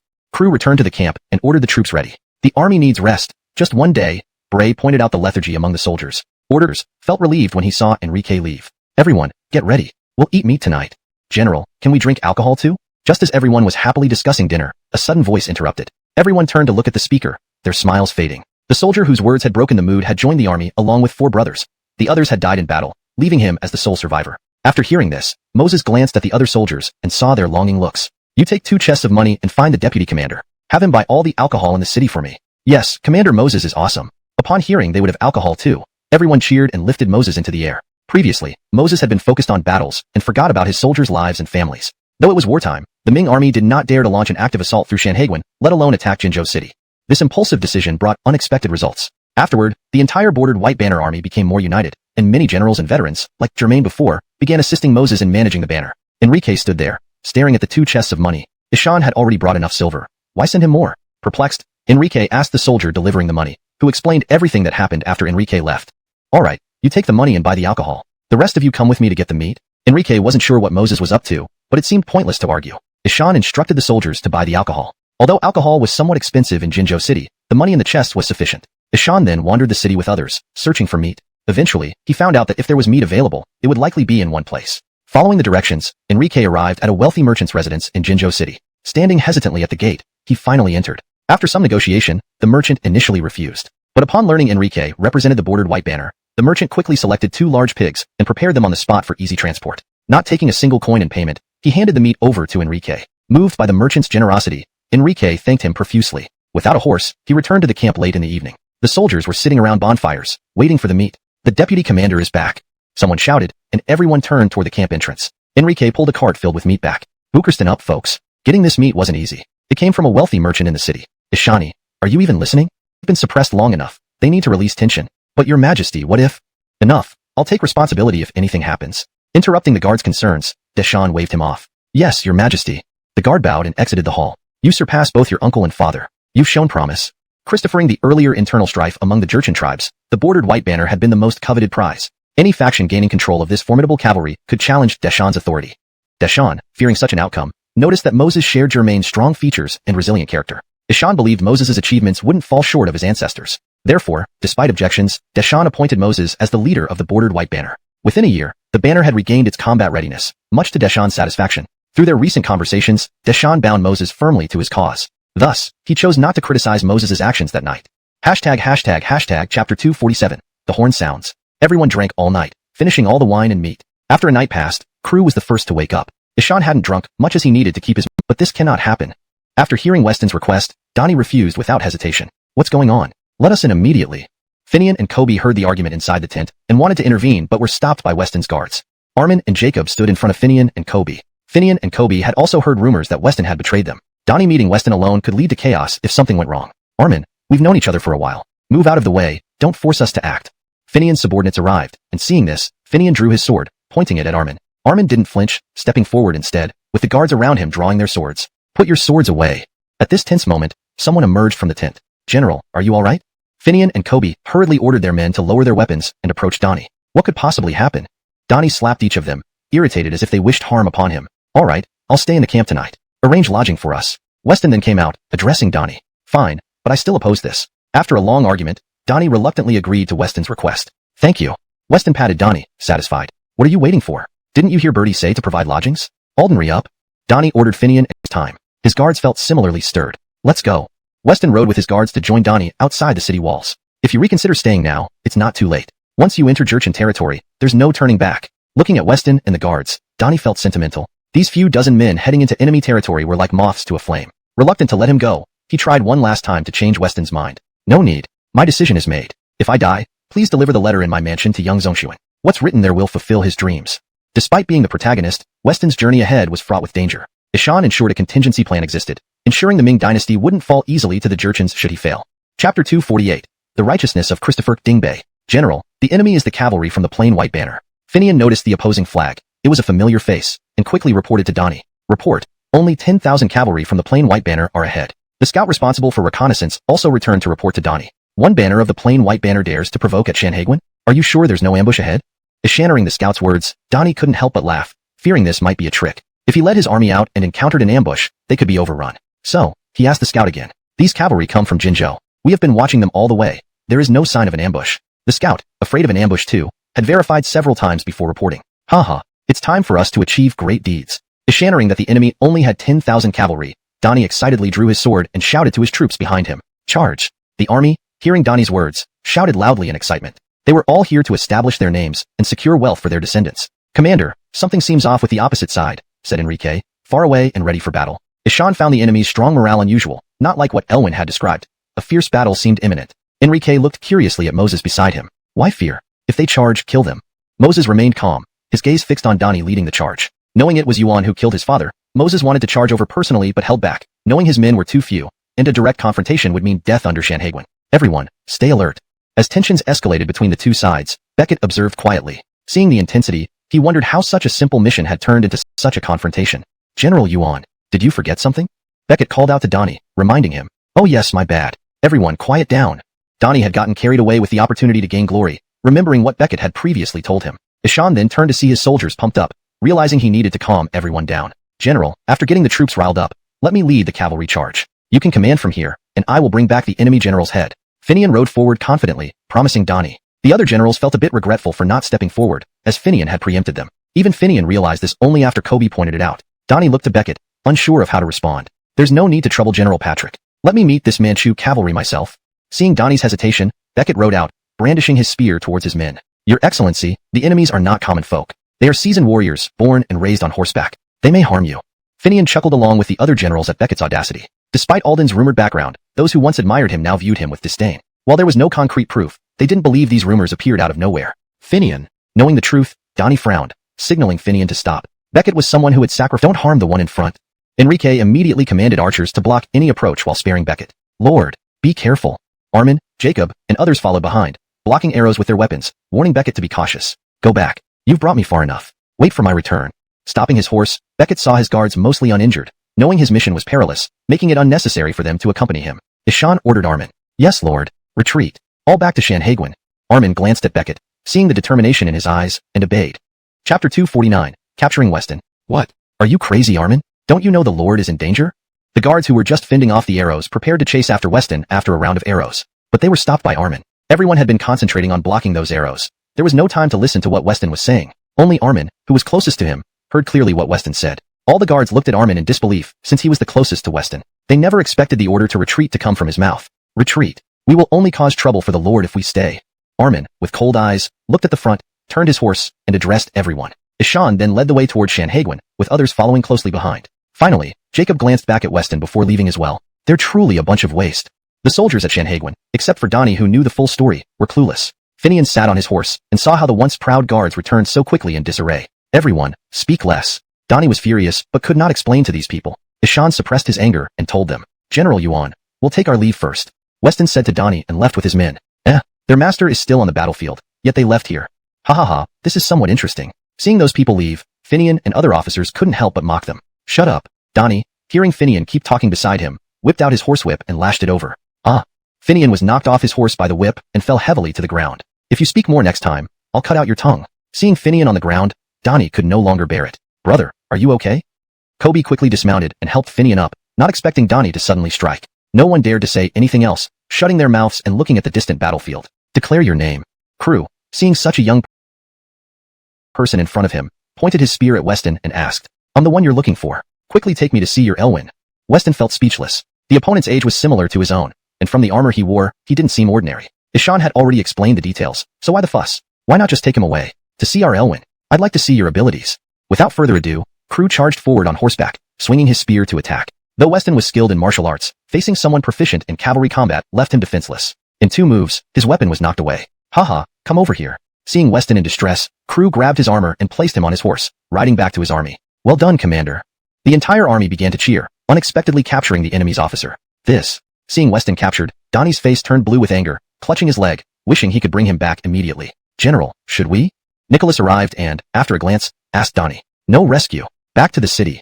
After some thought, Donnie, understanding this was part of Weston's plan, ordered his soldiers. Though all the soldiers harbored biases against Weston, no one expected a direct abandonment of rescue. This left everyone astonished. Let's go. Seeing that the man was kept without weapons. You. Just wait and see. Seeing Weston still boasting, Crew continued attacking. Separate them immediately. This will lead to disaster. Bray remained calm, knowing the purpose of their mission. Ishan recognized Weston as the one they sought. If Weston was hurt, there would be no explanation to give the Elwyn. After careful observation, Bray feared Crew might end up worse if the fight continued. Ishan promptly stopped them. Before taking a step, soldiers blocked them. Weston was restrained as well. Let him go. I don't believe a small Zhongyuan person can defeat me. Clearly angry, Crew glared at Weston, feeling undermined. Ishan vented all his frustrations on Weston. Enough. Continuing will cause trouble. Don't forget the Elwyn's orders. Bray whispered into Crew's ear. All right, once we return to Jinzhou, we'll have plenty of time to deal with him. There's no rush. Seeing Crew remain silent, Bray hurriedly spoke. We're still close to Shanhaiguan. If Ming troops arrive, we won't escape. Do you want the entire army in peril? Bray slapped Crew across the face. Chapter 250. The military camp of the Zhangbai banner. Enos knew that Moses was now completely out of his mind and would not listen to anything, so he could only use other methods to bring him back to reality. Ishan had to remind Moses about what truly mattered by using the army that Moses cared most about. Weston, still in a fit of anger, couldn't understand what was happening either. How did things suddenly turn violent, and why did subordinates dare to strike their general? Moses knelt, looking at the struggling Weston. Is this Christopher Bryant? Dante's Deshawn knew from Roger's secret letter that the man seeking him was Weston, the Christopher Bryant, key figure who had defeated him multiple times in battles against the Ming dynasty. But seeing Weston's disheveled state, Deshawn was puzzled and asked, Christopher Bryant Weston is here. As a loyal subject of the Ming dynasty, Weston stood tall despite the pain, refusing to kneel before the Jurchen ruler. To see the herald and not kneel. Moses, seeing Weston's disrespect towards the herald, wanted to force him to kneel. Enough. If he doesn't kneel, let it be. Deshawn admired Weston's resolve, finding it commendable that he maintained such composure in enemy territory. Cough, cough. After Deshawn spoke, Moses stepped back, and Weston spat out 2 mouthfuls of blood, pale and lying on the ground. What's this? Deshawn looked at Moses questioningly. Ishan hadn't even said much, yet this man had fainted. This may be due to the long journey. Moses, feeling somewhat guilty under the herald's gaze, offered an explanation. Aldenry, send for the court physician. The physician examined Weston and found internal injuries combined with bruises, requiring rest for recovery. Moses, I told you to bring him back safely. Is this how you return him? Deshawn wasn't foolish. He saw the matching bruises on both Weston and Moses' bodies. I just wanted to see how your warriors fought. I sought a little sparring with Commander Moses. Now awake, Weston quickly defended Moses. Fine, rest well. Since you've come, I trust your sincerity. We'll discuss matters later. Deshawn looked at the injured Weston, deciding it would be unfair to press matters further. Aldenf. Moses didn't appreciate the gesture, coldly glancing away. It's fine. I want to explore. I can't leave without seeing more. Weston sat up, nodding to Deshawn. Well, Commander Moses, please accompany him. Deshawn looked at Weston, then at Moses, giving him a meaningful glance before leaving the room. Herald, what are your instructions? Keep a close eye on him. If anything happens, I hold you accountable. Though Weston was here to negotiate, Deshawn couldn't fully trust a Ming loyalist. Understood. Moses didn't want to see Weston again, still sore from the earlier encounter, but obeyed the order. Let's go. Returning to the tent, Moses found Weston changed into clean robes. Indeed. Back at the camp, all soldiers curiously surrounded Weston. Your soldiers don't seem too welcoming, huh? Feeling the hostile gazes, Weston smiled confidently. Don't mention them. I wish I could kill you myself. Christopher to personal grievances, Moses harbored no good feelings towards Weston, especially after the earlier encounter. Leading Weston back to the main tent. Commander, what's this? Enos, discussing with other generals, was surprised to see Moses bring Weston inside. The herald placed him under my supervision. Moses sipped wine, addressing Enos. A Ming man under our watch? The herald must be sure of his intentions. Ha ha ha ha. Generals eyed Weston warily, revealing murderous intent. Stop. No one touches him. Recognizing the danger, Moses slammed his bowl down. We don't know his true identity yet. From the looks of it, you're not just anyone. Enos walked closer, examining Weston. Ishan is Christopher Bryant Weston, trusted strategist to the Emperor of the Ming dynasty. Standing firm, Weston chose not to respond further. Chapter 251. The agreement between two people. Crew looked at everyone's puzzled eyes and remembered the title the herald had used to address him in the Grand Hall. Ishan began to introduce himself to all present. Marquis of Bryant. This name meant nothing to people within the Great Ming, but among the Jian army, it was a terrifying one. According to the reports from spies within the Great Ming, Weston was described as almost godlike, an individual who caused their successive defeats and possessed an almost prophetic knowledge of their actions. I never expected my name would cause such fear here. Seeing the once aggressive generals now only displaying fear, Weston felt rather helpless. Back in the Great Ming, nobody took him seriously. This made him realize that those who truly understood him were always his enemies. To death. Just as the tent fell silent, a general drew his saber and swung it towards Weston. This happened so suddenly that Crew, sitting on the chair eating meat, could not react in time. Fortunately, Weston reacted quickly and dodged the blow, hiding behind Uriel who was standing nearby. Ishani, what are you doing? Put down your blade. Don't hurt me. Uriel, remembering that Weston had fought hand-to-hand with Crew, initially thought he was tough, only to find him hiding behind him. Looking at the blade swinging toward him, he nervously told Birdie, hold him down. Crew flew over and kicked the man with the saber away, then ordered the other generals. Can't you hear my order? Crew, who had sensed something off about this general, saw that he wasn't just targeting Weston. He had clearly intended to take down Uriel too. What's wrong with killing Weston? This man has killed countless of our clansmen. The restrained general struggled while glaring angrily at Crew. You make it happen? Only after receiving responses did Crew turn to Weston. Crew knew Weston had indirectly taken the lives of many clan members, but he was the only one who could achieve their goal. Don't worry, I came here specifically for this. Weston wiped his hands and stood up, addressing Crew. Good. If you help me accomplish this, I promise not to kill you when we meet again. Crew wanted rest, not an end to the attacks on Shanhaiguan.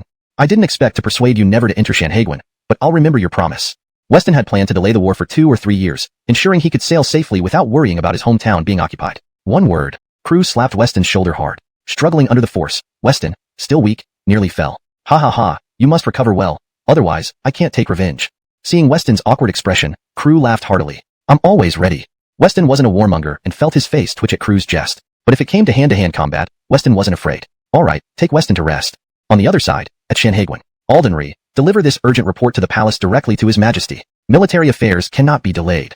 A day and night had passed, and no one knew Weston's fate. They quickly drafted a report detailing the events and dispatched it to Beijing. Why did you return? Now the Lord is captured by encounter any problems? I can't guarantee your safety, Armin sighed, looking at the guards. Ishan knew that with the master around, they often acted arrogantly, earning resentment from many in the city. Afraid that someone might take advantage of this opportunity to create trouble, he reiterated his warnings carefully. The citizens and army of the city had already heard the news of Christopher of Bryant being captured by the Jurchens, causing significant unrest. Donnie had deliberately suppressed the true details. If everyone learned that Weston had left alone on his own accord, it could lead to chaos. Top Emerald Building. In recent days, General Johnny had spent nearly every day at Top Emerald Building, spending a substantial amount of money. General Booker, haven't you been busy recently? Houston couldn't bear it anymore. If Johnny kept coming here, he wouldn't be able to do business. With a smile, he approached Johnny and asked, Oh, Christian Maxwell, come sit down and have a drink with me. Johnny glanced at Houston, initially mistaking him for a servant disrupting his pleasure, which darkened his mood. However, upon recognizing Houston, his face lit up with a smile. Although Johnny was quite drunk, he still knew who paid him. No more drinks. Are you satisfied with my arrangements, General Booker? Houston looked at the mess on the table, feeling slightly nauseated. Ishan waved a hand and asked with a smile. Very satisfied. Every day indulging in wine and women, Johnny had almost forgotten his duties as a general. Ishan was thoroughly immersed in this life of luxury. To die beneath the peony bloom is an exquisite death. Why has General Booker suddenly had so much free time lately? Is there no work at the camp?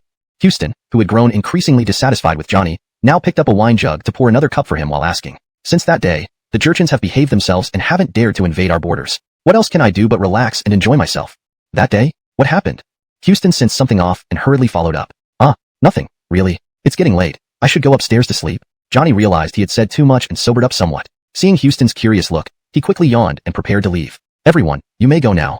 Houston watched Johnny's departing figure and felt certain something had happened. Wasn't it around the time when Weston went to meet the Jurchens? There must be some other changes involved. Ishan dismissed the women with a wave of his hand and followed Johnny upstairs, stopping at the door before Johnny closed it. Christian Maxwell, I have a headache from drinking. Is there anything else? Johnny tried to close the door but paused upon seeing Houston standing there, asking hazily, General Booker, don't pretend with me. We are both adults. You know what I want, don't you? Houston entered the room, closed the door behind him, and sat down at the table, facing Johnny, coldly laughed and clapped his hands. The door burst open, and several servants armed with knives rushed in, pressing blades against Johnny's neck. Christian Maxwell, I was just joking. Why is this happening? Johnny, seeing the knife on his shoulder, quickly changed his angry expression into a forced smile. I don't want this either. As long as General Booker cooperates, there's no need for conflict. Houston shrugged and smiled at Johnny. Christian Maxwell, please ask them to put away their knives first. Johnny realized Houston wouldn't let him off easily without useful information. The blade on his neck felt awkward, and he gestured toward the men holding him. Put the knives away. General Booker is one of us now. Feeling confident on his home turf, Houston signaled the men to step back. Thank you. Johnny, once freed from the knives, smiled and sat opposite Houston. One of us? Christian Maxwell, we initially agreed to cooperate. Sitting down, Johnny sensed something wrong with Houston's words and quickly explained. Oh, General Booker, Maybe you misunderstood. I am a Jurchin, and since you're working for us, aren't you one of us? Houston smiled at Johnny's fearful look and countered. You're a Jurchin? Didn't you say you were a merchant? You lied to me. Chapter 253. Once on the bandit ship, it's not easy to get off. Johnny was shocked when he found out Houston's identity. Deshawn stared at Houston, unable to believe it. Over the years, Johnny had been fighting on the frontier, and many of his subordinates and soldiers had died at the hands of the Sylvia people. Deep down, he harbored a strong resentment towards them and initially only collaborated for money. Had he known Houston's true identity earlier, he would never have chosen this path. Ha ha ha, you didn't know? You just didn't want to think about it.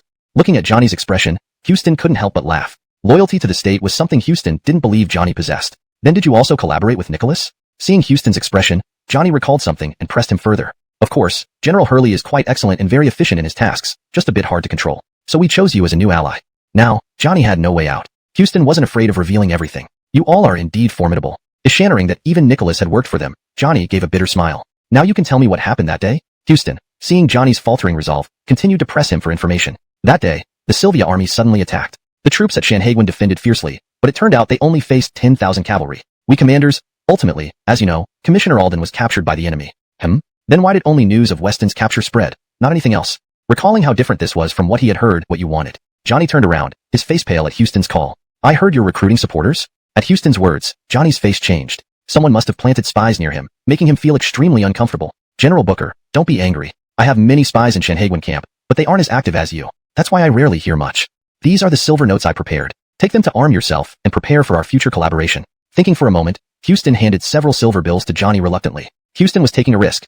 If Johnny could replace Nicholas, he would be a great asset for the Sylvia. Ishan no longer feared Johnny's betrayal. Now they were bound together.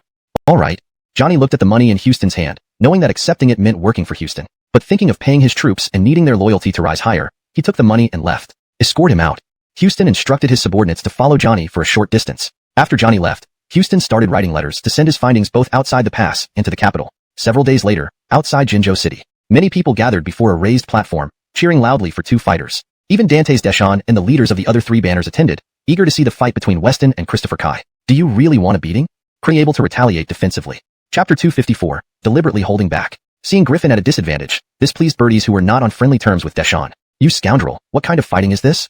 Griffin was forced back several steps and quickly raised his hand to ask Weston, who seemed not tired at all. This is called killing an old master with chaotic punches. I won't let you show off. Weston saw that Griffin had reached his limit and would not miss this opportunity. Deshawn charged at Griffin in large strides. Just as he was about to reach him, he glanced at Deshawn in the stands and noticed his grim face. Then he looked at the commanders again. Weston realized he had made a mistake. Griffin seized on Weston's distraction for a split second and kicked him off the platform with a whip kick. After being thrown out, Weston collided with 4 or 5 people before landing, giving him a moment to cushion the fall. Deshawn quickly stood up, preparing to return to the stage. Seeing Weston knocked off the platform, those who had been cheering earlier now drank their sorrows away, looking disappointed. Deshawn, who originally had a grim expression, now clapped happily, his eyes turning to Enrique. Enrique quickly rose and loudly announced toward the platform. Griffin wins.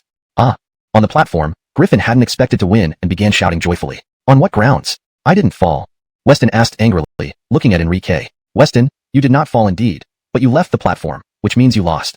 Glorious Elwyn, we have matters to attend to. We should leave first. Those who wanted to see Griffin humiliated had no mood to stay any longer and left one after another. Deshawn said nothing to these people. Instead, he watched Griffin on the platform happily and gave a smile to Weston, who was looking at him from below the platform, before entering the tent. Glorious Elwyn. After a while, the shouts outside subsided. Weston and Griffin entered the tent, with Griffin kneeling happily. Weston looked at the seated Deshawn, merely nodding and greeting without saying anything. Prepare good wine and food quickly. I want to properly entertain the Christopher of Northern Pacification. Today, Deshawn clearly saw that at the crucial moment, Weston had deliberately held back. Otherwise, his reputation would have been tarnished by Griffin today. Deshawn promptly ordered Enrique to prepare the meal. Enrique hesitated slightly, puzzled. His own side had won, yet they were treating the enemy well. This perplexed him. Quickly follow the Glorious Elwyn's orders. Griffin noticed the Glorious Elwyn's changed expression when Enrique remained standing and quickly kicked Enrique. Yes, I will go immediately. Enrique, seeing Griffin's gaze, ran out. Don't think lightly of it. Amash treatment wasn't common. Even his father had earned similar benefits only through numerous campaigns and distinguished service. Ishan couldn't understand why Weston wouldn't be swayed by these conditions and thought Weston disdained them. AI, Griffin, sit down. Deshawn didn't get angry. He smiled, watching Griffin's excitement. No problem. My Jurchin door is always open if you ever wish to surrender. If Weston were so easily swayed, Howell wouldn't have trusted him to negotiate. I'll remember that. If the Glorious Elwyn ever captures Shanhaguan, I hope you spare Howell. Moved by Deshawn's words, Weston thanked him, thinking of his brother Howell, hesitantly speaking up. Don't you think that request is excessive? Howell is the Ming Emperor. As long as he lives, the Ming will never fall. How can we subdue millions of Ming subjects? Griffin directly rejected Weston's plea. You're right. I cannot agree to this. Deshawn also thought carefully and agreed with Griffin. Howl's survival would cause endless trouble, which he didn't want. All right. Weston had merely thought of Howl's fate, fearing he couldn't change it. But seeing no way to alter it, he stopped discussing it. Do you know what the Ep2of Northern Pacification wants to discuss for cooperation? Watching Weston drop the matter, Deshawn asked him. Kitchen, Crew shouted at the smoky scene inside. Commander, it'll be done right away. The cook emerged with a forced smile upon seeing Crew. Aldenry up. Soon, Deshawn and Crew's table was laid out with various delicious dishes, just like Weston's. Weston eyed the meat, craving something savory after several days without any, and quickly dug in. Across from him, Crew followed suit, shoveling meat into his mouth as if afraid someone would snatch it away. Watching them feast, Deshawn lost his appetite. Burp. So full. After eating his fill, Weston clutched his belly. Harold, allow me to toast you. Having eaten enough, Weston noticed Deshawn looking at him strangely. Assuming he had ignored him, he wiped his hands and raised a cup. Ep2of Bryant, you're indeed a man among men. Cheers. Deshawn smiled and raised his cup. Now that we've had our fill, shouldn't Ep2of Bryant start discussing the main matter? Seeing Weston finishing his meal, Deshawn reminded him, his face twitching slightly. Aha, I nearly forgot. You must promise not to invade Shanhaiguan within 3 years. This is the Ming dynasty's condition. After Weston stated this, Deshawn's expression darkened. After waiting so long, to hear such a trivial demand. If he had been willing to leave so easily, he would have withdrawn his army already. Having invested so much manpower and resources, losing generals and soldiers, only to be told no invasion for 3 years. It was unacceptable, both to him and the other tribal leaders. Leaving like this meant losing the Herald position, rendering all his efforts futile. Are you trying to overstep your bounds, Weston? The Herald values your abilities, but that doesn't mean you can make outrageous demands. Crew reacted strongly, as his uncles had died at Shanhaiguan, and Weston thought he could settle things with a single sentence. Deshawn drew his saber and approached Weston. Hold it, Crew. As Crew prepared to strike, Deshawn, noticing Weston made no move to defend himself, quickly intervened. Harold, Ishan. Crew couldn't understand why to hold back, assuming Weston came for peace talks, only to say such things. Weston, this isn't how negotiations work. State your conditions clearly. If you think a mere statement can make me withdraw my troops, it's impossible. Deshawn didn't believe Weston would negotiate this way, and immediately rejected the demand. I won't do it like that. It depends on what the Herald thinks. Negotiation is like business. We've given our price, and you can counteroffer. Seeing Deshawn was reasonable, Weston wouldn't propose such an unreasonable demand. Even a fool wouldn't agree. Weston understood negotiation essentials, not revealing his cards up front, always keeping the upper hand. So be it. I need time to deliberate, as the Jianzhou Jurchens aren't ruled by me alone. The Banner Lords must also be involved. Smiling, Deshawn found this manageable. All right, please convince the Banner Lords quickly. Delays can cause issues. Realizing Deshawn still needed to consult, Weston sneered inwardly, thinking even a herald should decide independently. Ishan pressed Deshawn to expedite deliberations. The quicker, the more likely mistakes occur. Fine, it's late. Crew, ensure Weston stays safe. With his objective achieved, Deshawn glanced outside, noticing it was dark. The military camp offered poor lodging, so he left the tent for Jinzhou City, pausing by Crew. Harold, since we plan to cease fire, should we evacuate our people inside Shanhaiguan? Thinking of his kinsmen inside, Crew asked Deshawn, hoping for a resolution. Shut up. We'll discuss this later. Furious, Deshawn didn't want to reveal their situation before Weston. Deshawn stormed off, riding back to Jinzhou City. You truly are foolish. Witnessing this, Weston chuckled. Who are you calling foolish? An angry Crew confronted Weston. Right here, you discuss such crucial matters with your herald. Looks like you don't consider me an outsider. Seeing Crew's anger, Weston clarified. Aldem, regardless, I thank you. You're a benefactor to us Jurchens. Chapter 256, The Ninth Son Matthew. Dante's Deshawn returned to Jinzhou City, continuously recalling Weston's words during the journey back. Initially, he had planned on acting this way himself, but now, with the situation at hand, he feared there would be opposition to negotiating peace with the Ming dynasty. Father, you're back? As soon as they entered the residence, Deshawn's son Matthew hurriedly approached to help him remove his cloak. Glancing at his ninth son, Deshawn simply nodded and sat down, drinking a large bowl of hot tea. Father, where were you today? Matthew, who had been by Deshawn's side since childhood, had searched all day for his father, feeling curious. Yes, today the head of the Bukert Blue Banner, Moses, fought against the Northern Pacification Marquis from the Ming on the platform. I went to watch. Ah, father, such an interesting event happened, and you didn't invite me. No wonder I didn't see my brothers today. All right, next time I'll definitely bring you. Looking at his young son, Deshawn hadn't taken him along this time out of fear he might cause trouble, especially with other banner leaders around. By the way, little Matthew, tell me, if you were in my place, what would you do? Deshawn had many concerns on his mind. He smiled and asked his son, Father, you are our tribe's Elwin, our king. Everyone in the tribe is your subject. You should do as you please, without caring about their opinions. Let him wait if he has to. Ishaning Matthew's serious tone, Deshawn felt he was overemphasizing the importance of it. Given Matthew's current status, it wasn't necessary. Father, when do we leave? Fine, after breakfast, we'll go. Outside the city walls at the military camp, Weston, having finished his meal, started wrestling with Moses. This became a daily show for the soldiers. Deputy Commander, the Elwin has arrived. Just as Enrique was enjoying the spectacle, a soldier came to report. Alden? Enrique was surprised by the unexpected visit. Observing Weston wrestling on the platform, he suddenly understood. Commander. Ishan quickly shouted to Moses from below. Moses, who was winning, got distracted by Enrique's call, and was caught off guard by Weston, who immediately locked him into a neck hold. Unable to breathe, Moses eventually tapped the ground in submission. Finally, I've won once. Both exhausted, Weston shouted joyfully, Commander, the Elwyn's carriage is here. We should welcome him at the entrance. Enrique quickly assisted Moses after noticing the fight was over. All right, help me up. Shannering it was the Elwyn. Enrique pulled Moses up as he prepared to go greet him. Fun, father. Who was that man? Even Commander Moses couldn't match him? At this moment, a child's voice sounded, drawing every aid. Ishan happily asked, Not yet, I haven't even consulted the commanders. Would I exclude you, leader of the Plain White Banner, from such discussions? Rolling his eyes at Moses, Deshaun retorted. Chapter 257. Lawson bows to me as a teacher. Indeed. Griffin also found himself rather foolish, scratching his head as he spoke. Elwyn, who is this child? Weston looked at Theo and Matthew, seemingly recalling something. His gaze shifted to Matthew as he asked, This is the son of our Elwyn, Eisen Joro Matthew. Griffin saw that Weston was unfamiliar, quickly introducing him. Student pays respects to master.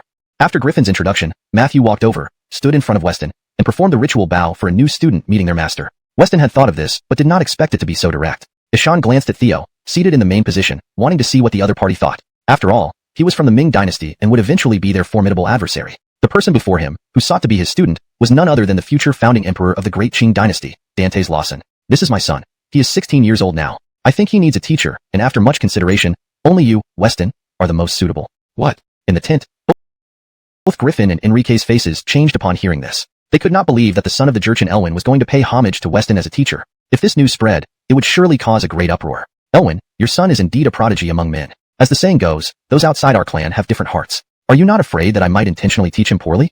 Ha ha ha ha, I know your character. You would not do such a thing. Moreover, I will offer you an offer you cannot refuse. Upon hearing Weston's words, Theo laughed heartily. If he had feared this, he wouldn't have brought his son here. Oh, I'm curious to see what benefit you can offer me. Teaching a future emperor wasn't a problem for Weston, but if it involved such effort without any reward, he wouldn't do it. I can promise you that when we march into Beijing one day, I won't take Howell's life. Compared to your promise, I want something else more. Theo wouldn't live long enough to make it through the Shanghai Pass while alive. Everything after that would be carried out by the young man standing before him, Matthew. Weston's eyes fell on the future Lawson as he pondered. Don't worry, Jack, I will ensure my subordinates do not engage in unnecessary slaughter. Bukerstinning to Lawson's assurances, Weston sneered inwardly. Indeed, Lawson might refrain from it, but the Jurchens had been suppressed for a long time and were prone to pillage and loot once they entered the passes. Thinking about it, Weston dared not dwell on it further. These matters weren't within his control. Lord Alden, what do you think of this young boy? Already been surprised the night before. Weston quietly observed, marveling at how insightful and decisive Lawson was even as a child. No wonder he would become emperor later. That's right, I will use firm measures to make those who disobey listen. After Theo's statement, Griffin shut his mouth. It was already clear that Matthew's words were affirmed. There was no changing the result. My blue banner follows the Elwyn's orders entirely. Elwyn, I have a plan. Would it work? Weston seemed to have an idea and stood up to address Theo. Go on. Ishannering Weston had a plan. Everyone, including Theo, looked at him curiously. Even Matthew gazed at his new master, wondering what solutions a 20-something outsider could offer when his father had yet to find a viable plan. In the past few days, I've observed several princes of the Elwyn. Each seems outstanding and likely skilled in martial arts, right? Naturally, we Jurchens are a nomadic people. All our warriors are born brave fighters. Yes, my sons have grown up with me, each becoming a brave warrior. What relevance does this have? Theo, puzzled, wondered aloud. Matthew, since you're my disciple, can you guess why I'm asking this? Weston deliberately left the audience hanging, glancing at Matthew. I think Master means to suggest my brothers pretend to join the military for training, but secretly consolidate military power in their hands. Matthew thought for a moment, and voiced his analysis. Exactly. It seems Barnabas is truly clever and quick-witted. Griffin, what do you think? Theo found the idea reasonable but hesitated. This was not a simple matter. The complexities couldn't be overlooked easily. Elwyn, truthfully, my plain white banner is willing to accept this condition. Upon hearing the Elwyn's question, Griffin felt a jolt in his heart, hurriedly kneeling down to pledge. Matthew, follow the master from now on. I entrust my son to Master Alden. Seeing Griffin understood reason, Theo didn't say much more. After settling matters, he waved his hand and left the tent. General, what happened to you? As soon as the Elwyn left, Griffin slumped to the ground, sweating profusely and panting heavily. Chapter 258. Dispatching his son to command the army. Hyder quickly helped Moses up and asked what had happened. Leader Cristoforo was just frightened. He'll be fine in a bit. Matthew understood the situation and laughed as he explained to Hyder. Frightened? Leader, what happened? Hyder did not catch Matthew's meaning and hurriedly inquired about Moses's condition. Moses looked at Matthew inside the tent as if he were seeing a devil, too afraid to say anything more. Matthew, come with me. Seeing Moses's expression, Aldinchiankson shook his head and beckoned Matthew to leave the main tent with him. After Matthew left, Moses sat on the main seat and drank a large gulp of water to calm down. Sir, what really happened? Why did you suddenly react like this? Once they were alone, Hyder stared at the sweating Moses, puzzled. Haven't you grasped the herald's intent? Those armies aren't what worries him. It's us who are the unpredictable factor. Moses glanced at Hyder. Ishan knew him well enough to trust him with the truth. How could that be? We are the ones the herald trusts most. What would he have to worry about from us? Besides, the herald only asked for our opinion just now, without saying anything else. I think you might be overthinking it. No, look at it this way. Aside from the herald's personal army, which other force truly listens to his command? Following Aldinchiangson's advice, he wants to dispatch his son here. The other armies can also send someone. When he asked my opinion just now, he was checking to see if I'd allow his son to join. If I said no, the herald would definitely have suspicions. Moses explained his reasoning to Hyder. Sir, I didn't consider so much. Even if the princes are sent here, I don't think they can do much to us. How could they? After hearing Moses' words, Hyder realized the gravity of the situation. But considering the herald's sons were not particularly remarkable, and were merely brave but unstrategic warriors, he felt reassured. That's where you're mistaken. Didn't you see Knife Barnabas following Aldinchiangson now? Our army is the strongest. The herald won't send any of his other sons. He will definitely send Matthew here. You saw how Matthew behaved just now. This boy's future achievements cannot be underestimated. Ishan's ruthless and decisive. Bukurf won't be easy for us from now on. When Moses finished speaking, he lowered his head, appearing somewhat dejected. Hyder, having listened carefully, also felt the difficulty of their situation. Several days later, Moses, along with Aldinchiangson and Matthew, attended a banquet in Jinzhou City. Upon arriving at the hall, many people were already there. Those seated looked up and greeted Moses and Matthew as they entered, but their eyes showed confusion when they noticed Aldinchiangson. Lord Alden, where are you going? Moses, noticing Aldinchiangson walking backward, called out to him. I'm fine sitting here. Aldinchiangson pointed to an empty seat at the end of the hall. Sir, you're my teacher and an envoy of the Ming dynasty. You should sit at the front. After hearing Matthew's words, Aldinchiangson agreed, realizing he held the title of a marquis and was a Ming envoy. It would indeed be inappropriate for him to sit at the end. Ishan strode confidently towards the front. All rise. Today is a family gathering. Everyone please eat well. After everyone arrived, Theo entered slowly and took his place at the head of the table, addressing those seated before him. No one dared to sit until after the herald spoke, though many harbored dissatisfaction toward Theo. Outwardly, however, they remained composed. Seeing no one dare to take a seat first, Theo smiled and gestured for everyone to sit down. Finally, everyone took their seats. Sitting on the right side, Aldinchiangson watched, finding it amusing. All rulers played these games. Once Aldinchiangson sat, Matthew remained standing behind him, catching his attention. Without a seat for Matthew, Aldinchiangson was puzzled. Herald, this is a family banquet, isn't it? Why aren't any of your sons present? The commander of the bordered yellow banner, noticing everyone's silence and the absence of the princes, turned to ask the herald. Haha, yes, this is indeed a family banquet. I've called everyone today because there are matters to discuss. Herald, if you have orders, please give them. Yes. Very well, let them come in then. Theo feared they wouldn't agree. Ishaning their assent, he happily instructed a servant to bring in 8 princes. These are my sons, all of whom have come of age. I plan to have them train in the military to become pillars of rank. Chapter 259. No winter coat. In these past few days, Deshan had summoned his sons to explain his intentions to them. Despite their varied feelings, none of the children expressed any resentment and agreed to follow through with his plan. I am willing to go. The 4 princes, excluding Matthew, all firmly agreed. Good. You are indeed worthy of being my sons.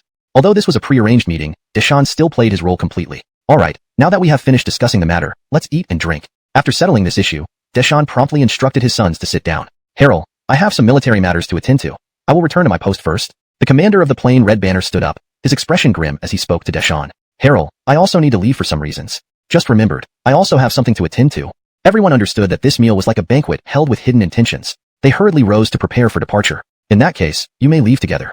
Deshan knew they were anxious to leave and did not stop them. Ishan called out to his sons to follow him back immediately. Herald, the princes do not yet have accommodations. I will arrange it immediately and they can proceed tomorrow. Yes, we cannot let the princes suffer, others echoed in agreement, realizing they needed to hurry back to give orders. If Deshan really controlled the army, their future would be perilous. You may go. Deshan did not dare to press too hard, fearing an adverse reaction if they felt cornered. Herald, I will also take my leave. Watching the commanders leave one by one, Spencer lost interest in drinking and prepared to bid farewell. Very well.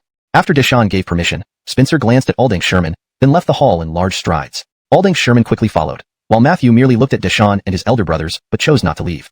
Now that we're only among family, let me remind you of a few things. Seeing only his sons remaining in the hall, Deshan's expression turned serious. This time, you will face great danger, but for the greater cause, I ask you to endure this. Knowing many unforeseen changes would occur, and he could not control them all, Deshan had to state this beforehand. Understood. Looking at his sons, Deshan felt a pang of regret, but knew it was unavoidable. Spencer, I wonder if you are willing to be Deshan's dog? Outside the city lord's residence, the commander of the plain red banner waited for Spencer, blocking his path once he emerged. I don't understand what you mean. We are all subjects of the herald. How are you any different from me? Spencer, being a passionate man, retorted fiercely at the commander of the plain red banner standing before him. Do you dare defy me? Your father and I were contemporaries of camps. Initially unaccustomed to military life, they gradually adapted over time. Herald, winter is approaching soon, and it promises to be a bitterly cold season. A minister approached Deshan, mentioning the impending winter. Have the winter coats for the army been prepared? Initially, Deshan planned to march south through Shanghai Pass before winter, but now those plans were thwarted. They were stationed in the north where the winter was unbearably cold. Without warm clothing, they might not survive. Herald, the The supply of winter clothes is severely inadequate. Only half of the troops can be equipped, leaving many at risk of freezing to death. I will try to find a solution. Knowing this reality, Deshawn thought of Sherman and hurriedly left Jinzhou City for the camp of the Plain White Banner. Why is it so warm here? Entering the tent, Deshawn was surprised by the warmth inside and questioned Spencer. Sherman made this heating device. It's quite warm. Spencer pointed to a stove in the middle of the tent. Not bad. Deshawn nodded approvingly at the sight of the stove. Sweet potatoes have arrived. Just as Deshawn examined the stove, Matthew came running out happily. Father, why have you come? Seeing his father enter the tent, Matthew, covered in dust, dropped the items he was holding in surprise. Placed the sweet potato back on the table, looking disappointed. He had lost interest since it couldn't be eaten. Everyone is here. Just as the atmosphere in the tent became somewhat awkward, a man walked in smiling. Sir Alden, you finally arrived. Do you know why you told me to dig up these things? Seeing Weston come, Matthew hurriedly greeted him. Handing Weston a sweet potato, he asked his question. These are good things, don't you know? Weston held the sweet potato, looking at the three wide-eyed faces and questioned. No idea. Graffini and the others all shook their heads. They had never heard of such a thing. Come, wash these and roast them on the stove. When they're cooked, they can be eaten. Weston instructed Matthew to start working while he sat by the stove, rubbing his hands together. Come and warm your hands. It's really cold outside here. Seeing everyone standing to one side, Weston quickly invited them to gather around the fire. Alden brother, how do you make this? Oh, Elwyn, you and I calling each other brothers and sisters isn't quite appropriate, is it? Weston, who was warming himself by the fire, was taken aback by Deshawn's words and quickly got up, laughing. Ah, you're my son's tutor, and you're younger than I am. Calling you brother Alden doesn't seem too off, does it? Seeing Weston's surprised look, Deshawn quickly pulled him down to sit next to him and asked. That's corrected. Glancing at Deshawn, neither dared sit in his presence. Everyone, please sit. There are no outsiders here, Deshawn said, gesturing for them to join him, as both were loyal to him, one his son and the other his trusted commander. He didn't wish to appear too formal. Deshawn sat awkwardly, watching Weston tending to the stove without giving him a second glance. If he were to initiate conversation, it would seem forced. Deshawn subtly signaled Matthew. Father, why did you come today? Matthew caught on immediately, turning to his father with a smile. With winter approaching, there is a severe shortage of winter clothes in the army. Only half have them. If winter arrives, many could freeze to death, Deshawn explained, keeping his eyes on Weston to gauge his reaction. However, Weston remained focused on the sweet potatoes. Master, surely you must have a solution? Matthew asked, looking expectantly at Weston. Deshawn was inwardly pleased. Positioning his son near Weston had been a clever move. Matthew, without winter clothes, what can I do? Weston replied, trying to sidestep the issue while massaging time. Master, please help my father. Deshawn is truly at his wit's end, Matthew pleaded, moving behind Weston and gently massaging his shoulders. All right, Harold, solving the lack of winter clothes is simple. Just have supplies shipped from within the pass, Weston finally conceded, offering a practical but challenging solution. If I could do that, I wouldn't need to come here, Deshawn retorted, feeling somewhat frustrated after waiting so long. Then are you asking me to supply thousands of winter coats? Weston asked, sensing Deshawn's intent from his expression. Haha, this is great. With this, my army can withstand the winter cold. Seeing Weston was holding back, Deshawn kept his composure, laughing as he attempted to prod further. Sir, I'm back. Just as Theo was about to continue, Matthew entered with the washed sweet potatoes. Weston placed the washed sweet potatoes on the hearth. Sit down quickly, let's wait for our meal. Seeing his student and Graffini standing aside, Weston smiled and invited them. Graffini and Matthew glanced at Theo. If the Elwyn weren't present, they would have sat down already. But no one dared sit alongside the Elwyn except for Weston. Everyone, sit down. There's no outsider here. Seeing Graffini and his son shivering, Theo quickly invited them to sit. One was his son, the other a loyal commander. Theo would not impose too many formalities. Sitting there awkwardly, Deshawn watched Weston focus entirely on the stove, not even glancing his way. Initiating the conversation himself felt too forward. Deshawn shot a glance at Matthew. Matthew moved behind Weston, massaging his shoulders while pleading. All right, Elwyn, this issue has a simple solution. The lack of winter clothes? Just get them transported from within the pass. Out of options, Weston explained his thought. If I could do that, I wouldn't need to come see you.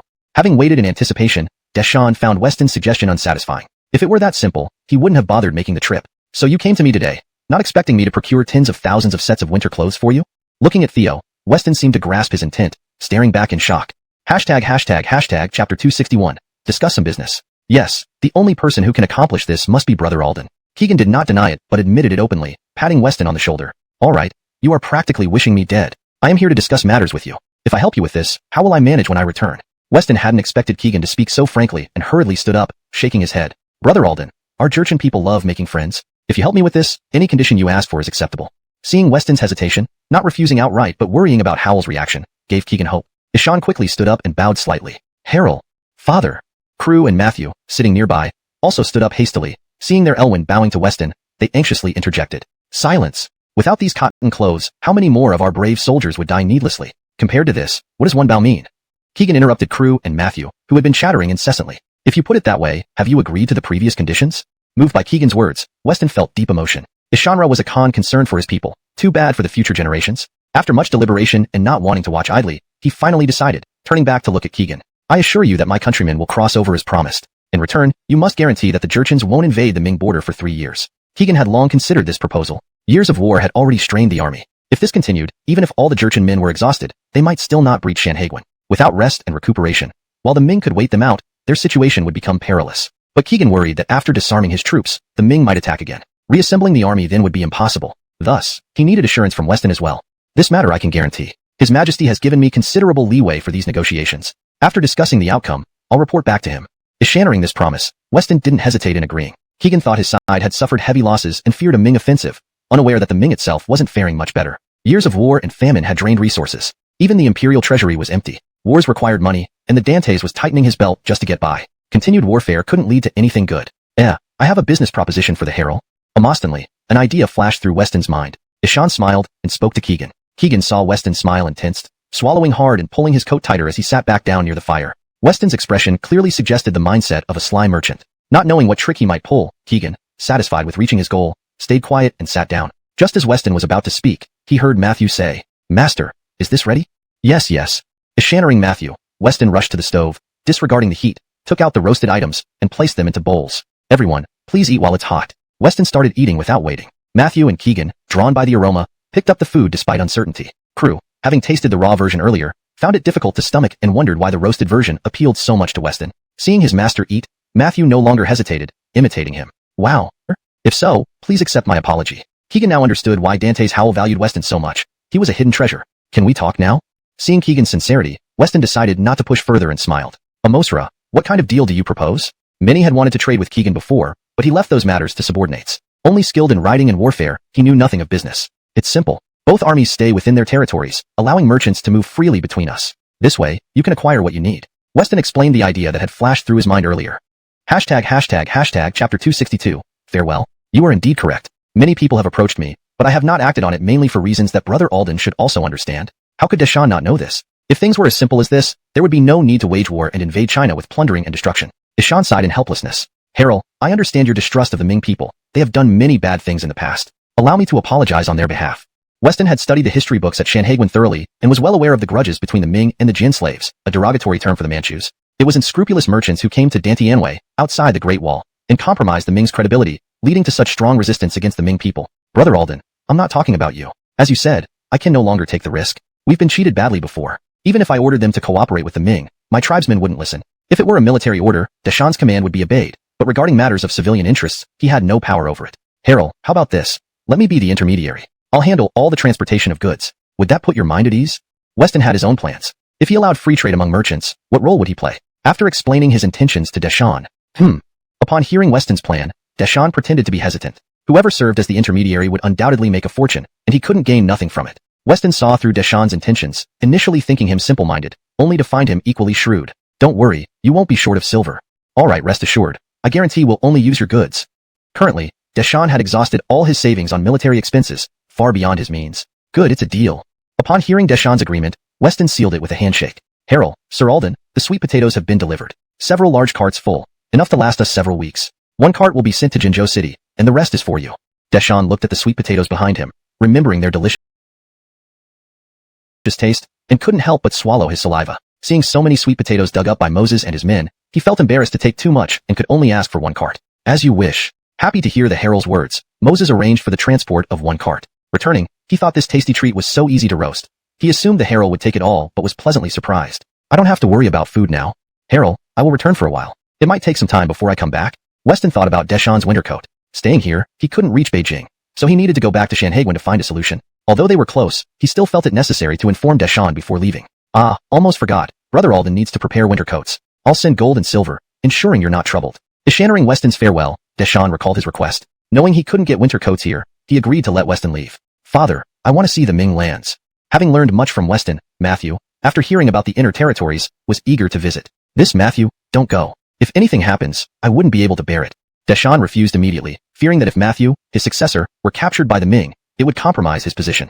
Matthew looked at Weston, hoping his master would plead for him. Just follow your father. Weston understood Deshawn's concerns. Matthew would become Lawson, and there were many who hated the Manchus. Bringing the young prince could cause trouble. Better safe than sorry. Disappointed, Matthew turned and left angrily. Moses, mobilize your troops and escort Brother Alden to Shanhaiguan. Watching Matthew depart, Deshaun instructed Moses without further ado. Understood. Moses was thrilled to go to Shanhaiguan, feeling restless staying by the Herald. After Deshaun left, Moses began preparing the troops to set off for Shanhaiguan. Why are we going to Shanhaiguan again? Is another war coming? Resting for over a month, the soldiers had grown accustomed to this peaceful life and were reluctant to move. No nonsense. Pack up immediately. Christopher Chuola didn't know why but quickly passed down the Herald's order, getting the lazy army moving. By noon the next day, the troops were assembled, awaiting orders. Dressed as a servant, Weston mounted a horse and rode beside Moses. Today, Brother Alden is returning to Shanhaiguan. As hosts, we must bid him farewell. Standing front, Moses addressed his men. Yes. Over time, Weston had built good relationships within the White Banner camp. Many Manchu soldiers admired his outgoing nature and gave him a warm farewell. Only you have received such treatment from the Ming people. How did you achieve this? Seeing his men cheerfully bidding farewell, Moses smiled at Weston, curious about how he managed to win their respect, even Moses himself having overcome initial hostility. Thank you all. Facing the soldiers, Weston clasped his hands gratefully. Despite being from opposing camps, he felt content knowing they had been friends. Let's hurry. This translation captures the original tone and style while ensuring the English is natural and fluent. The story remains coherent with previous content, maintaining the same paragraph structure and line breaks. Chapter 263, below the Shanhai Pass. Crew noticed it was getting late, and they still had a long way to go. Otherwise, Weston wouldn't be able to enter the city once it turned dark. The group rode their horses in a grand procession toward Shanhai Pass. The Ming scouts observed signs of military movement, and the great bell at Shanhai Pass began to ring. What's happening? Donnie emerged from his tent. It had been over a month since any incidents occurred, and everyone in the camp had relaxed. Ishaning the alarm again made him anxious. Ishan rushed to ask one of his subordinates. A troop of Jianzhou cavalry has appeared outside Shanhai Pass and is beginning to set up camp. People, he feared not showing effort might anger Houston. Ishan thought it was an opportunity to demonstrate his loyalty. Seeing everyone's gaze on him, even Nicholas's suspicious look, Johnny realized he had spoken out of turn and quickly sat down. Report. At this awkward moment, a soldier rushed in. Outside the city gate. Outside the city gate. Speak. What's happening outside the city gate? Seeing the soldier stuttering, Donnie slapped the table and asked urgently. Bryant Marquis has returned. As the soldier finished these 6 words, all birdies present stood up, disbelief etched on their faces. Are you sure? Kobe was the first to question it. Ishan hadn't heard of anyone being captured by the Jianzhou and returning alive. Ishan asked the soldier again, worried he might have mistaken the person. Absolutely certain. Not only did I see it, but the soldiers on the watchtower confirmed it. Ishan is outside the pass, calling for us to open the gates. The soldier's confident reply reminded birdies of Weston, whose name they had nearly forgotten. No one dared to make a decision privately, fearing it might be a trap sent by the enemy. All eyes turned to Donnie, as he held the highest rank and could make the final call. Why are you all looking at me? Everyone, go to the city gate to welcome him. Donnie understood what Weston had been doing. His safe return indicated the plan had succeeded. With a smile, he walked towards the exit. The other generals quickly followed behind. Weston stood alone beneath the city wall, not eager to enter due to his ambiguous status. Only Donnie's arrival would confirm his identity. Clop clop clop clop. As Weston waited, he heard hoofbeats from behind. Turning around, he saw a lone rider approaching. Who goes there? Do not come closer. The soldiers on the wall, who had allowed Weston near due to his prior identity, now blocked the new arrival. Seeing the rider in Jianzhou armor, they assumed the worst and aimed their bows, fearful of triggering a battle. Let him through. I recognize him. Weston identified the rider and shouted to the soldiers. Very well, lower your weapons. The commanding officer signaled the soldiers to relax. How did you get here? Weston asked, watching Emelianum stop his horse. Himph. Trying to stop me with a single sentence seems too easy. Ha ha ha. Inside the pass, you are no longer among your Jianzhou. Ishanra, no one cares about your identity. They only know you as a butcher who killed their brothers. I can't guarantee your safety either. Do you still want to come in? It's not too late for you to leave. Weston explained the dangers inside, glancing at Emelianum. Respecting his choice, if Emelianum wanted to stay, Weston would allow it. I came here. I am not afraid. Fine, regardless of who asks, you must say that you're here to protect me under orders from the Jianzhou. Do not reveal you are the son of the Elwyn. This is something only you and I can know. Weston looked into Emelianum's determined eyes and didn't insist on him leaving. Looking at the closed Shanhai Pass, he gave one more cautionary reminder. Understood. Ishannering Weston agreed. Emelianum was overjoyed, staring excitedly at Shanhai Pass, probably the first to enter it openly. Squeak. Just as they watched, the heavy gate slowly opened. Welcome back, Marquis.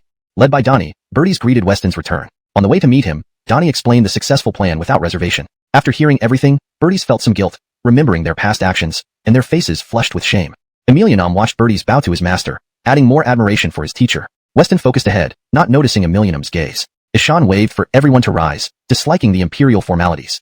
Chapter 264. The main garrison sends Finian. Everyone, please relax. There's no need to be so formal.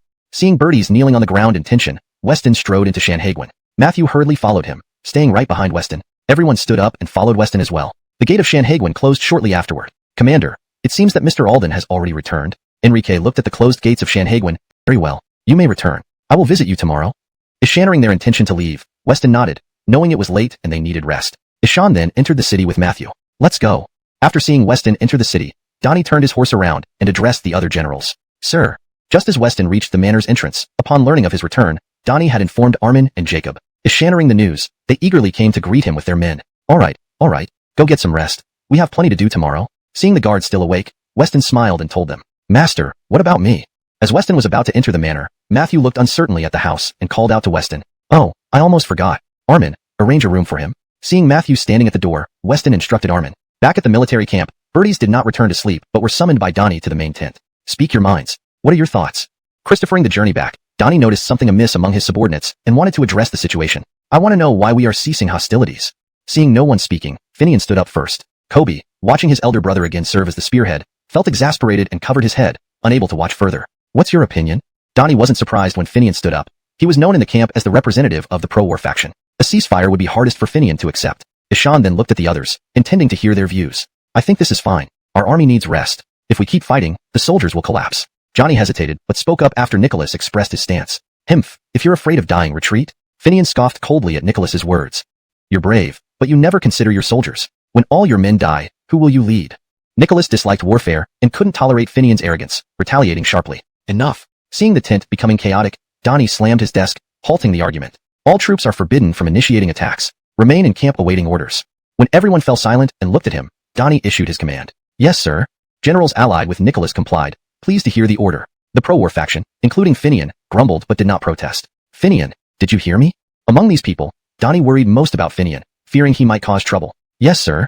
Despite inward dissatisfaction, Finian relented under Kobe's kick and reluctantly agreed. Dismissed. Rest now. Satisfied that everyone understood, Donnie Chapter 265, Ambush. Finian expressed what he had in mind. Kobe was stunned, never expecting it to be for this reason. What else? Kobe felt that it couldn't be this simple. Starting a war wasn't a trivial matter. Many lives would be lost. Ishan didn't believe Finian could be so rash. There's nothing else. That's the only reason. Finian still didn't understand Kobe's concerns and shrugged, speaking casually. Brother, aren't you being too capricious? Commissioner Alden went through such great efforts to broker this truce. If we attack their camp now, I can't even imagine the repercussions. Seeing his brother's determination to take revenge for their fallen comrades by rejecting the truce, Kobe couldn't bear the thought of more bloodshed. Don't say anything more. If you support me, come with me. The glory of defeating the Jurchen army will be split between us. Booker standing to Kobe's incessant nagging, Finian abruptly cut him off, not wanting to listen further. I won't go. Brother, I hope you reconsider. This really isn't right. Kobe refused Finian's invitation, seeing it as sheer recklessness. Ishan hoped to persuade Finian one last time not to do it. If you consider me your brother, pretend you saw nothing. After putting on his helmet and grabbing his saber, Finian stood before Kobe, said those words, and then left the tent. Watching Finian walk away, Kobe, who wanted to say more, couldn't find the words. Knowing Finian's character, once he set his mind on something, there was no turning back. Arriving at the military camp, Finian found all troops already assembled, looking at the 1,000 elite soldiers ready to march. Leading these soldiers towards Shanhaiguan. General Patrick, what are you doing here? The commander of Shanhaiguan, puzzled by Finian's arrival, asked. Yes, I'm leading my troops to ambush the Jurchens. Finian didn't hesitate, stating his intention outright. What? Isn't this by General-in-Chief's order? The commander had received word that a truce had been established with the Jurchens, promising peace for several years. Amostonly seeing Finian about to launch an ambush caused confusion. It is General-in-Chief's order. Open the city gates immediately. We're leaving. Finian, feeling guilty, avoided the commander's gaze and turned away as he spoke. General Patrick, please show your order, or I cannot comply. The commander noticed Finian's unease and chuckled, extending his hand. Finian glanced at his lieutenant, who understood instantly, pulling out his saber and pressing it against the commander's throat. General Patrick, what are you doing? Caught off guard, the commander was momentarily stunned, unsure of Finian's intentions. I need to leave. The Jurchens have encamped outside the city walls. How can we coexist peacefully? I can't accept this. I won't open the gates unless I receive orders from the General-in-Chief. The commander replied firmly, showing no fear despite the blade at his neck. General, what should we do? Without the commander's permission, the gates wouldn't open. The lieutenant held the saber, unsure whether to withdraw or advance, and looked to Finian for direction. General Patrick, I understand your feelings. Leave now, and I'll ensure this matter stays secret. The commander, knowing Finian wouldn't defect, trusted him and also harbored resentment toward the Jurchens. Years of war had drained him, and he hadn't returned home since coming to Shanhaiguan. But thinking of the greater good, he couldn't let them leave. Enough. With the arrow on the string, I must act. Knowing someone must have seen their departure, Finian faced the gate. General Patrick, please don't act rashly. Let me speak with the General-in-Chief. Startled by Finian's persistence, the commander quickly tried to dissuade him. Those willing to gain military honors, follow me into battle. Those who choose not to can stay within Shanhaiguan. Finian knew he was defying orders, risking serious consequences. Ishan looked at his men, hoping they wouldn't join him in this risky endeavor. Charge! Charge! Charge! Not a single soldier moved. They remained standing, shouting in unison under the lieutenant's command. Open the gates and follow me to ambush the Jurchen camp. At Finian's order, several soldiers rushed forward to pry open the tight. Finian urgently. We're already here. There's no time to think twice. Keep searching. Finian, unwilling to leave empty-handed, continued searching, doubting the enemy's foresight. Hashtag chapter 266, trapped. If they returned empty-handed without any gains, it would be strange if I weren't disciplined according to military law. With Donnie's temperament, I might even lose my head. General, I really feel something is off. It's still possible to retreat now, but if we fall into an ambush, it might be too late, the deputy general said, puzzled why Birdie couldn't see that this was clearly a trap waiting for them. Shut up. If we return like this, not only me but all of you will face punishment. Only by securing military achievements can we atone for our mistakes. Finian dismissed the advice, turning to the other deputies and soldiers. All follow Birdie. The pleading deputy remained silent, resigning himself to Finian's decision. Forward. Finian continued, leading his men towards the camp. Have you eaten yet? Finian arrived at the command tent, equivalent to headquarters where all officers would gather for discussions. Ishan cautiously approached the tent, drawing his sword and peeling back a corner, hearing voices inside.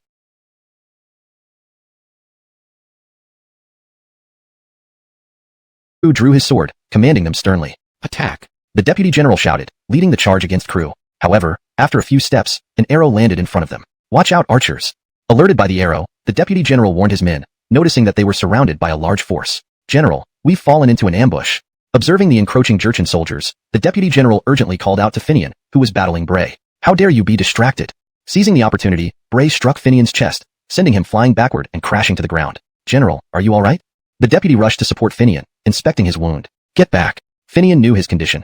Fortunately, the armor had protected him, leaving only a superficial wound, though blood continued to flow. Pushing away the deputy, he glared fiercely at Crew and Bray. Ishan had underestimated their strength. Leader, this guy is nothing. You don't need to handle him. Returning to Crew's side, Bray spoke contemptuously about Finian. You. Finian attempted more threats, but blood flowed profusely from his chest wound, preventing him from finishing. Drop your weapons, remove your armor, and I'll treat your general's wounds. You will be sent back in a few days. Crew, admiring Finian's resilience despite his injury, carry him to get treatment.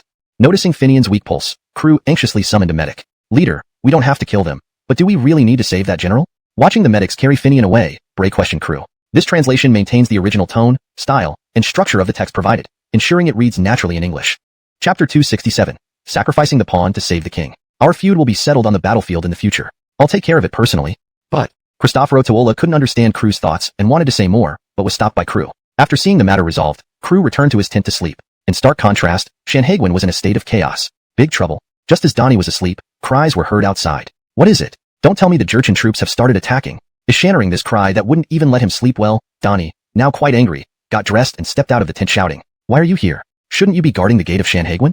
Upon coming out, he recognized the person standing outside as the commander he had dispatched to guard Shanhaguin. Perplexed, he questioned him. Generals were generally not allowed to leave their posts. Seeing this person come looking for him must mean something serious happened. General Finian just led over 1,000 men out of Shanhaguin. What did you say? Say that again. Upon hearing the news from the commander, Donnie's face turned pale. He couldn't believe there's nothing we can do now. This Finian dared to disobey my orders, so it's his own fault. Ishan can't blame anyone else. Although Finian was one of his confidants, he had to be punished for his actions. The disaster he caused was too significant. Knowing how Weston would react upon hearing about this, Donnie thought he might cut off Finian's head. Remember, without my permission, do not open the gates under any circumstances. Emotionally realizing something, Donnie quickly reminded the commander. General, why is that? The commander didn't understand what this meant. Would they not let Finian and his troops return? Don't argue. Just go back and sleep. We'll discuss things tomorrow. Seeing that it was almost dawn and exhausted from the night's events, Donnie went back to sleep. A shadow that had been watching in secret disappeared. General, that's everything I've learned. How peculiar. After hearing the scout's report, Nicholas scratched his chin, puzzled by Donnie's behavior. Was Donnie planning to sacrifice Finian to protect himself? Alright, leak a bit of this information to Kobe as well. Since it didn't concern him, Nicholas didn't care much, but now that he knew, it seemed pointless not to do anything. Understood. The scout left Nicholas's tent and went directly to Kobe, relaying the message word for word. Kobe accepted some money in exchange, but didn't say much. Ishan had expected this outcome, and wasn't particularly surprised. The next morning, as the sun rose, the camp operated as usual, with no sign of the previous night's events, which only a few people knew about. General. Just as Kobe was hesitating whether to talk to Donnie, Donnie unexpectedly appeared at his tent, startling him. Is there nothing you wish to say? As soon as he entered, Donnie went straight to the point. General, I knew about last night's events, but couldn't stop him. Kobe lowered his head in response. Alright, I understand. After hearing Kobe's words, Donnie didn't say more and left the tent. Calling several of his close aides, he rode toward the city. Meanwhile, Kobe was also growing anxious. According to Finian's plan, he should have returned after raiding the Jurchen camp. It had been too long without any news. General Yuan, what brings you so early? Jacob at the gate blocked Donnie from entering the official residence and asked with a smile. I don't have time to explain. Is Mr. Alden in the house? Facing Jacob, Donnie didn't elaborate, only asking if Weston was inside. Yes. Not knowing what Donnie was up to, Jacob answered honestly. Mr. Alden hasn't woken up yet. It's inconvenient to see you now. Even if you could, I need to announce in, surprised by Donnie's unexpected arrival. Master, something significant has happened. I came to report it to you immediately. Don't be hasty. Take your time and have some tea, General Yuan. Seeing how anxious Donnie was, Weston gestured for the servants to serve tea. Do I have the heart for tea? Last night, Finian assembled 1,000 elite troops and raided the Jurchen camp outside the city. Donnie put down the teacup handed to him by the maid on the table, then explained his urgent matter. Cough cough, what did you say? Weston nearly choked on his tea upon hearing this and slammed the cup onto the table, disbelievingly asking again. It's true. Why are you only telling me about this now when it happened last night? Feeling something amiss with the timing, Weston glanced suspiciously at Donnie. I knew you were very tired recently, so I didn't come to disturb you. Avoiding Weston's gaze, Donnie looked elsewhere. I think you were waiting for Finian to return. If he wins, you get a share of the credit. Master, I didn't. Donnie stood up hastily as Weston finished speaking. Don't deny it. Your presence here proves that Finian hasn't returned yet, likely because the Jurchens wiped him out. You can't bear this responsibility if conflict resumes. Weston cut Donnie off mid-sentence, expressing his views. Do you know how much effort it took to arrange this ceasefire as per the Dantes' orders? How dare you conceal such important information? Seeing Donnie trying to argue, Weston threw the cup on the ground in anger. Master, I know I was wrong. Please save me this time. Terrified by the mention of the Dantes' involvement, Donnie knelt before Weston. If things went awry, only Weston could save him. Do you expect me to keep indulging you? Without me, you'd already be buried. Master, what should we do now? Not knowing how to proceed, Donnie turned to Weston for guidance. Let's go to Shanhaiguan. Rebuking Donnie further would be pointless. They needed to resolve the issue. Weston had to go to the Jurchen camp himself, hoping Finian hadn't caused too much damage. Alright, let's go now. With Weston willing to intervene, Donnie quickly followed him out of the main hall. Master, where are you going? Alerted by the commotion, everyone gathered in the courtyard. Seeing Weston preparing to leave in a hurry, Armin blocked his way. We're heading back out through the pass. Get 10 men to accompany me. This situation might infuriate the Jurchens. Having no protection was risky, while bringing too many people seemed insincere. Armin and 10 guards would suffice. Understood. Armin promptly chose 10 capable men just in case a fight broke out with the Jurchens. Master, what about the boy you brought back last night? Seeing Weston preparing to leave again,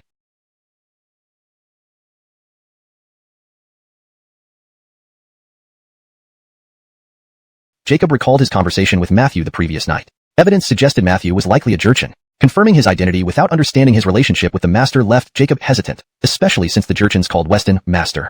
You reminded me. Bring the boy here. He's crucial. Weston almost forgot about the boy, realizing his importance as the son of the Jurchen Elwyn. With Matthew beside him, he doubted Germain would attack. Ishan instructed Jacob to bring Matthew along on the trip to the Jurchen camp. Master, who is this person? Noticing someone unusual with Weston earlier, Donnie felt curious upon hearing Alden Yunshin mention the boy's importance. Ishan is the son of the Jurchen Elwyn. With him, the Jurchens won't act rashly. Weston decided not to hide this fact anymore, planning to send the boy away without bringing him back. Revealing this to Donnie posed no risk. Son of Deshawn? Why does he call you Master? Stunned that Weston had brought Deshawn's son into Shanhaiguan, Donnie recalled their exchange, questioning the title. Deshawn and I call each other brothers. Ishan told me his son lacked a teacher, so he sent him to study under me. Explaining to Donnie, Weston remained composed despite the gravity of the situation.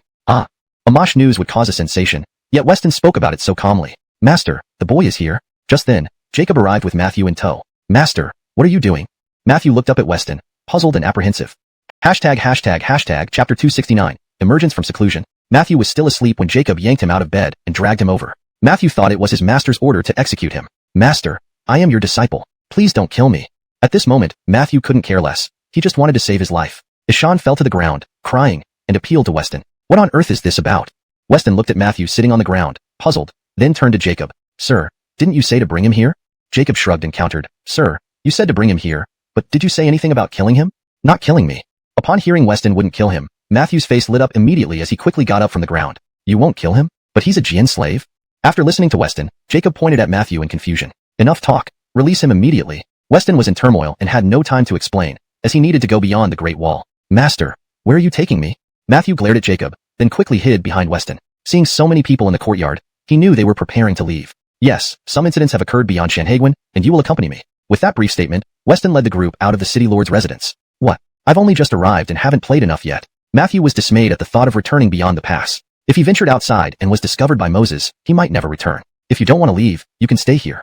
Just as Matthew hesitated, a voice interrupted. Happy to hear someone willing to let him stay, Matthew turned around and saw Jacob glaring at him menacingly. I'd better leave quickly. Intimidated by Jacob's stare, Matthew rushed to follow Weston. With Weston present, nobody dared touch him.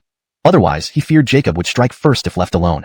Let's set off. The group hurried toward Shanhaiguan. Whoa! They were stopped by soldiers at the foot of Shanhaiguan. How dare you stop the Lord of Northern Pacification? Quickly open the gate. Donnie, seeing his men lack judgment for blocking Weston's horse, angrily whipped the soldier. General, I didn't know it was you. Let me inform our commander right away. Please wait a moment.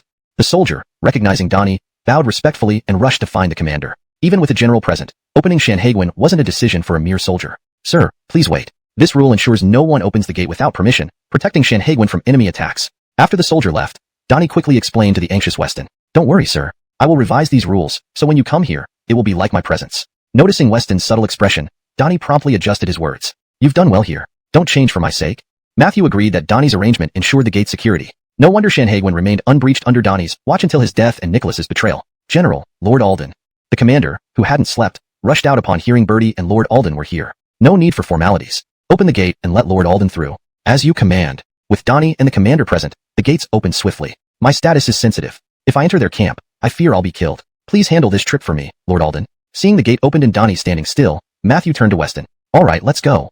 Remembering Germain and Alvis dying at Donnie's hands, and Moses being from the White Banner, Weston realized Donnie's safety was at risk if identified. Without requesting Donnie's company, he rode out with his group at top speed. Close the gate. As Weston left, the commander instructed the soldiers to close the gate. General, let's wait inside. I've ordered the tower guards to notify us immediately upon Lord Alden's return. Seeing Donnie still standing, the commander suggested, I'm still uneasy. Gather more soldiers just in case. As you command. Weston's party arrived at the Jian camp and slowed down near the military tent. Who are you? A Jian soldier blocked them. Are you blind? You don't recognize my master or me? Matthew, mounted on his horse, pointed at the corporal and asked sharply, why are you on the Ming side?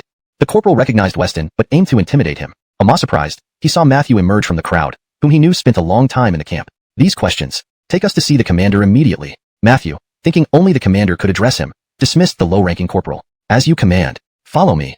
The corporal had no choice but to guide them to the commander. The people accompanying Weston were surprised to see a small boy having such influence among the Jian. Upon entering the camp, they noticed weapons and armor scattered on the open ground. Sir, all these are from our Ming arsenal. They dismounted and entered the camp. Chapter 270 pretending to be unaware. Armin hurriedly came over to the weapons area, glanced at the discarded arms on the ground, and promptly returned to Weston's side. There had been no major clashes between the two armies recently. Even if all these skirmishes were added up, they wouldn't have resulted in such a large quantity of armor and weapons being captured by the Jurchens. On his way here, Weston had already guessed that Finian must have failed, given the long absence. Looking at the weapons on the ground made Weston feel an ache in his head. Sir Alden, you've finally arrived. I've prepared fine wine and food. Please join me for a meal. Moses had instructed Enrique to prepare a meal ahead of time and had anticipated Weston's arrival by noon. Fine, let's eat then. Weston wasn't really hungry but knew he had business to discuss. If he refused Moses's offer, it would create friction and potentially hinder future cooperation. Very well this way, sir. Upon hearing Weston's agreement, Moses wasn't surprised. Ishan quickly guided Weston into the tent. Wait a moment, Commander Christopher. I brought my men with me. How can I let my guards go hungry? Just as they were about to enter the tent, Weston noticed it was filled with Jurchen officers. Ishan looked back at his guards and asked Moses with a smile. Haha, naturally, it's not a problem. Moses can afford to treat everyone to a meal. Moses chuckled, realizing that his army of 10,000 could easily feed Weston's dozen guards for a month. Turning around, he saw there were only 2 empty seats inside the tent, reserved for Matthew and Weston. There's no more room inside. It seems we'll have to make do. Your men will have to join my soldiers for a meal. Go on, have something to eat. Weston knew his guards wouldn't eat without his permission, so he quickly gave the order to Armin. Eat. They hadn't eaten since morning and had traveled a long distance. They were famished and followed Weston's command to find food. Young brother, why aren't you going with them? Seeing the guards leave but Armin remained still, Moses curiously asked him. I must stay by Sir Alden's side. It's all right, let him stay with me. Weston understood Armin's concern for his safety and agreed without hesitation. Let's go in then. Looking at Armin's determined expression, Moses smiled and led Weston into the tent. Greetings, Ninth Barnabas. Greetings, Sir Alden. The officers inside the tent bowed respectfully as they entered. That's enough, you may rise. Matthew waved a hand and sat down in the second seat from the left as if he were home. Ninth Barnabas, as the son of the herald, it wouldn't be proper for you to sit there. Please take the honored seat.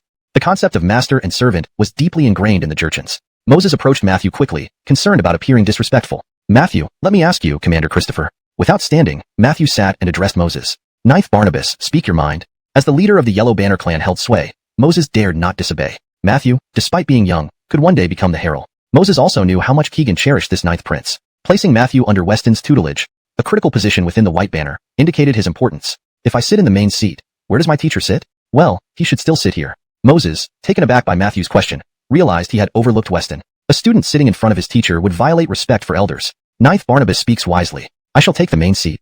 Deciding not to argue further, Moses took the honored seat while Weston sat beside him. Armin, come and join us for some food. After exchanging pleasantries and sharing drinks, everyone started eating. Weston gestured to Armin to join them. Sir Alden, is something wrong?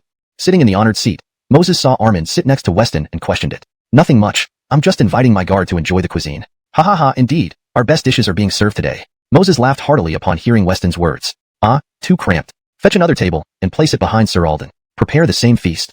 Noticing the crowded seating, Moses quickly arranged for another table to be set up behind Weston. Armin, seeing Weston nod, moved to the new spot. Now that everyone has had their fill, Commander Christopher, shouldn't we discuss other matters?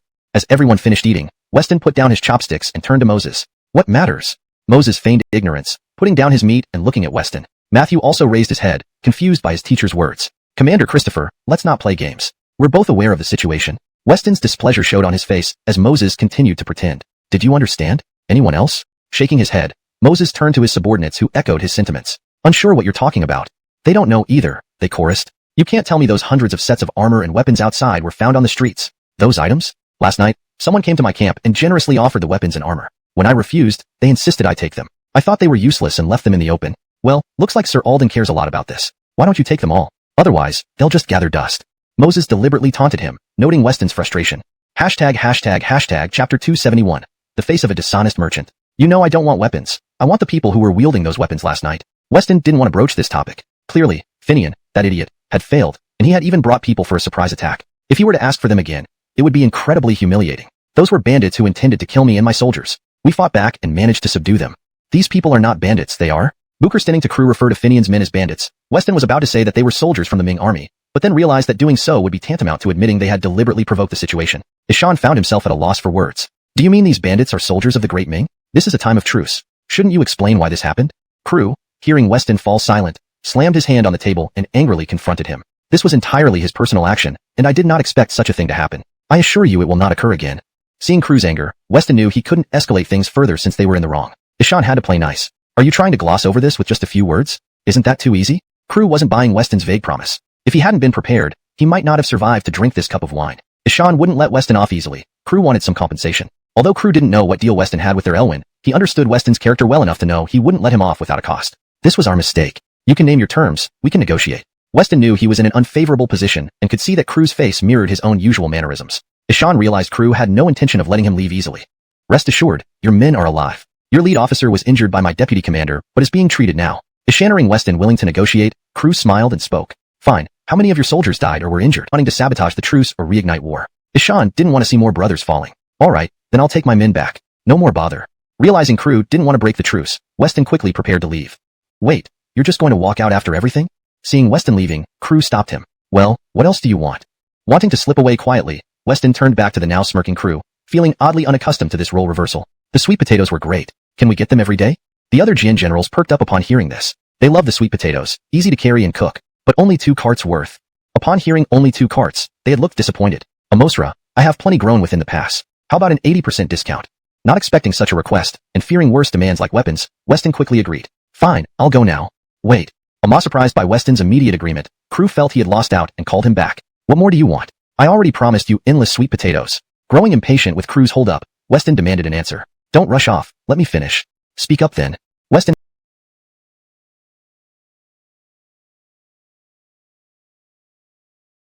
had no time for games. All goods transported beyond the pass must be given to us, and the yellow banner at an 80% discount. This time Crew emphasized his demand, ensuring Weston took a bigger hit. That's too much. All future goods, an 80% discount to both banners. That's 2 slashes into my profits. Startled by Crew's condition, Weston expressed his dismay. Administrator Alden, this is my final term. You can't make us suffer a loss without any benefit. Seeing Weston's discomfort, Crew had achieved his goal. Ishan decided on this final term.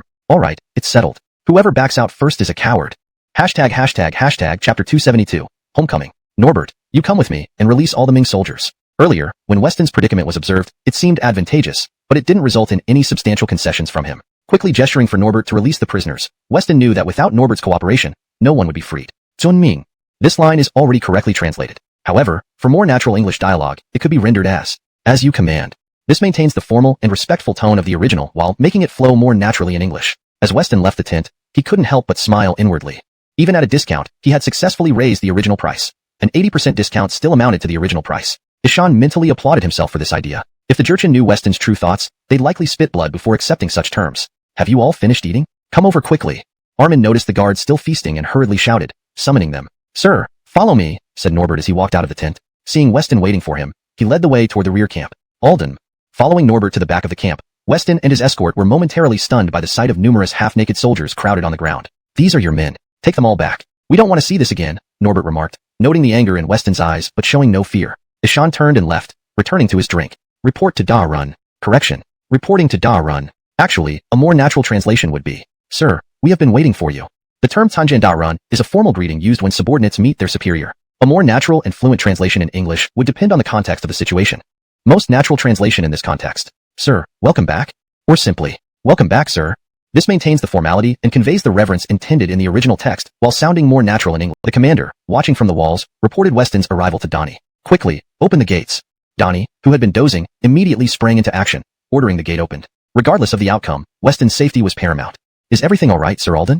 At the city gates, Donnie met Weston as he rode into the fort. The soldiers are all back, and the issue is resolved. I must return to the capital soon. I hope nothing untoward happens here again, or there will be dire consequences, Weston said, still visibly upset. Sir, what shall we do with Finian? Just as Weston was about to leave, Donnie asked. Knowing Finian as a trusted subordinate who disobeyed orders, yet also being aware of his loyalty, Donnie hesitated, fearing potential repercussions if Finian were punished too harshly. This is your responsibility to decide. With that, Weston lashed his whip and rode off with his escort. What did he mean? The commander watched Weston leave, confused, and asked Donnie, Go out and bring the soldiers in. Donnie watched the returning soldiers march back in formation. By nightfall, all the officers gathered in the main tent. The atmosphere was tense, with Finian standing bandaged and silent in the middle. General, Finian may lack merit, but he deserves leniency. Kobe, seeing his brother's humiliation, spoke up despite his reluctance upon learning about this matter. Compared to Donnie's punishment, it seemed quite different. Nicholas also directly raised his doubts without holding back. This is the order from Lord Alden. If you don't believe it, you can go straight to Lord Alden for confirmation. Donnie heard Nicholas's challenge, but didn't want to explain anything. Understanding to Donnie's words, Nicholas's face twitched. Everyone knew that Lord Alden was still fuming, and going to him now would be a death wish. Go down. I will retire. Kobe, hearing the punishment, happily dragged Finian away. News of the ceasefire spread throughout Shanhaiguan, and after years of war, people finally celebrated its end. A few days later, Weston packed his bags and, accompanied by guards, rode back to the capital. Ishan had been away for almost 2 months and missed the bustle of the city. With joy, he traveled day and night, reaching the outskirts of the capital within 4 days. You have all worked hard recently. Go to Sister Tosha, collect some money, and rest properly. In 10 days, we need to return to Shanhaiguan. Standing on horseback beneath the city walls, looking at the weary guards behind him, he decided. Thank you, Lord Alden.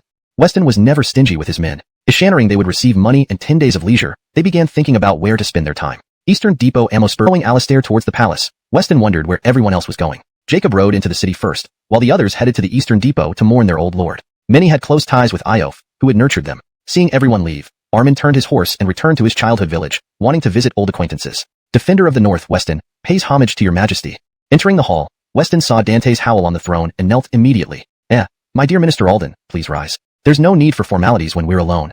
Howl, knowing Weston disliked these rituals, helped him up quickly. No problem, just kneeling for a moment. If it were before, Weston wouldn't kneel, but considering Alistair was present, he thought it best to conform, avoiding any further talk of overstepping authority. Lord Alden, you don't know how eagerly His Majesty awaited your return after reading your letter. Beside Howl, little eunuch Ishanzi smiled. Shut up. I'm glad you rode ahead. Otherwise, I'd have personally led the army to bring you back.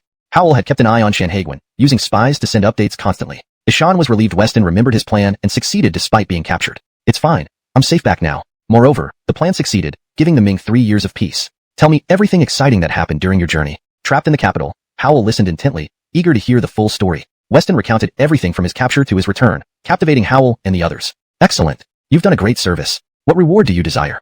Howl admired Weston's bravery and the immense contribution he made. Rewards were essential, yet the treasury was depleted. Your Majesty, I wish to resign and travel abroad.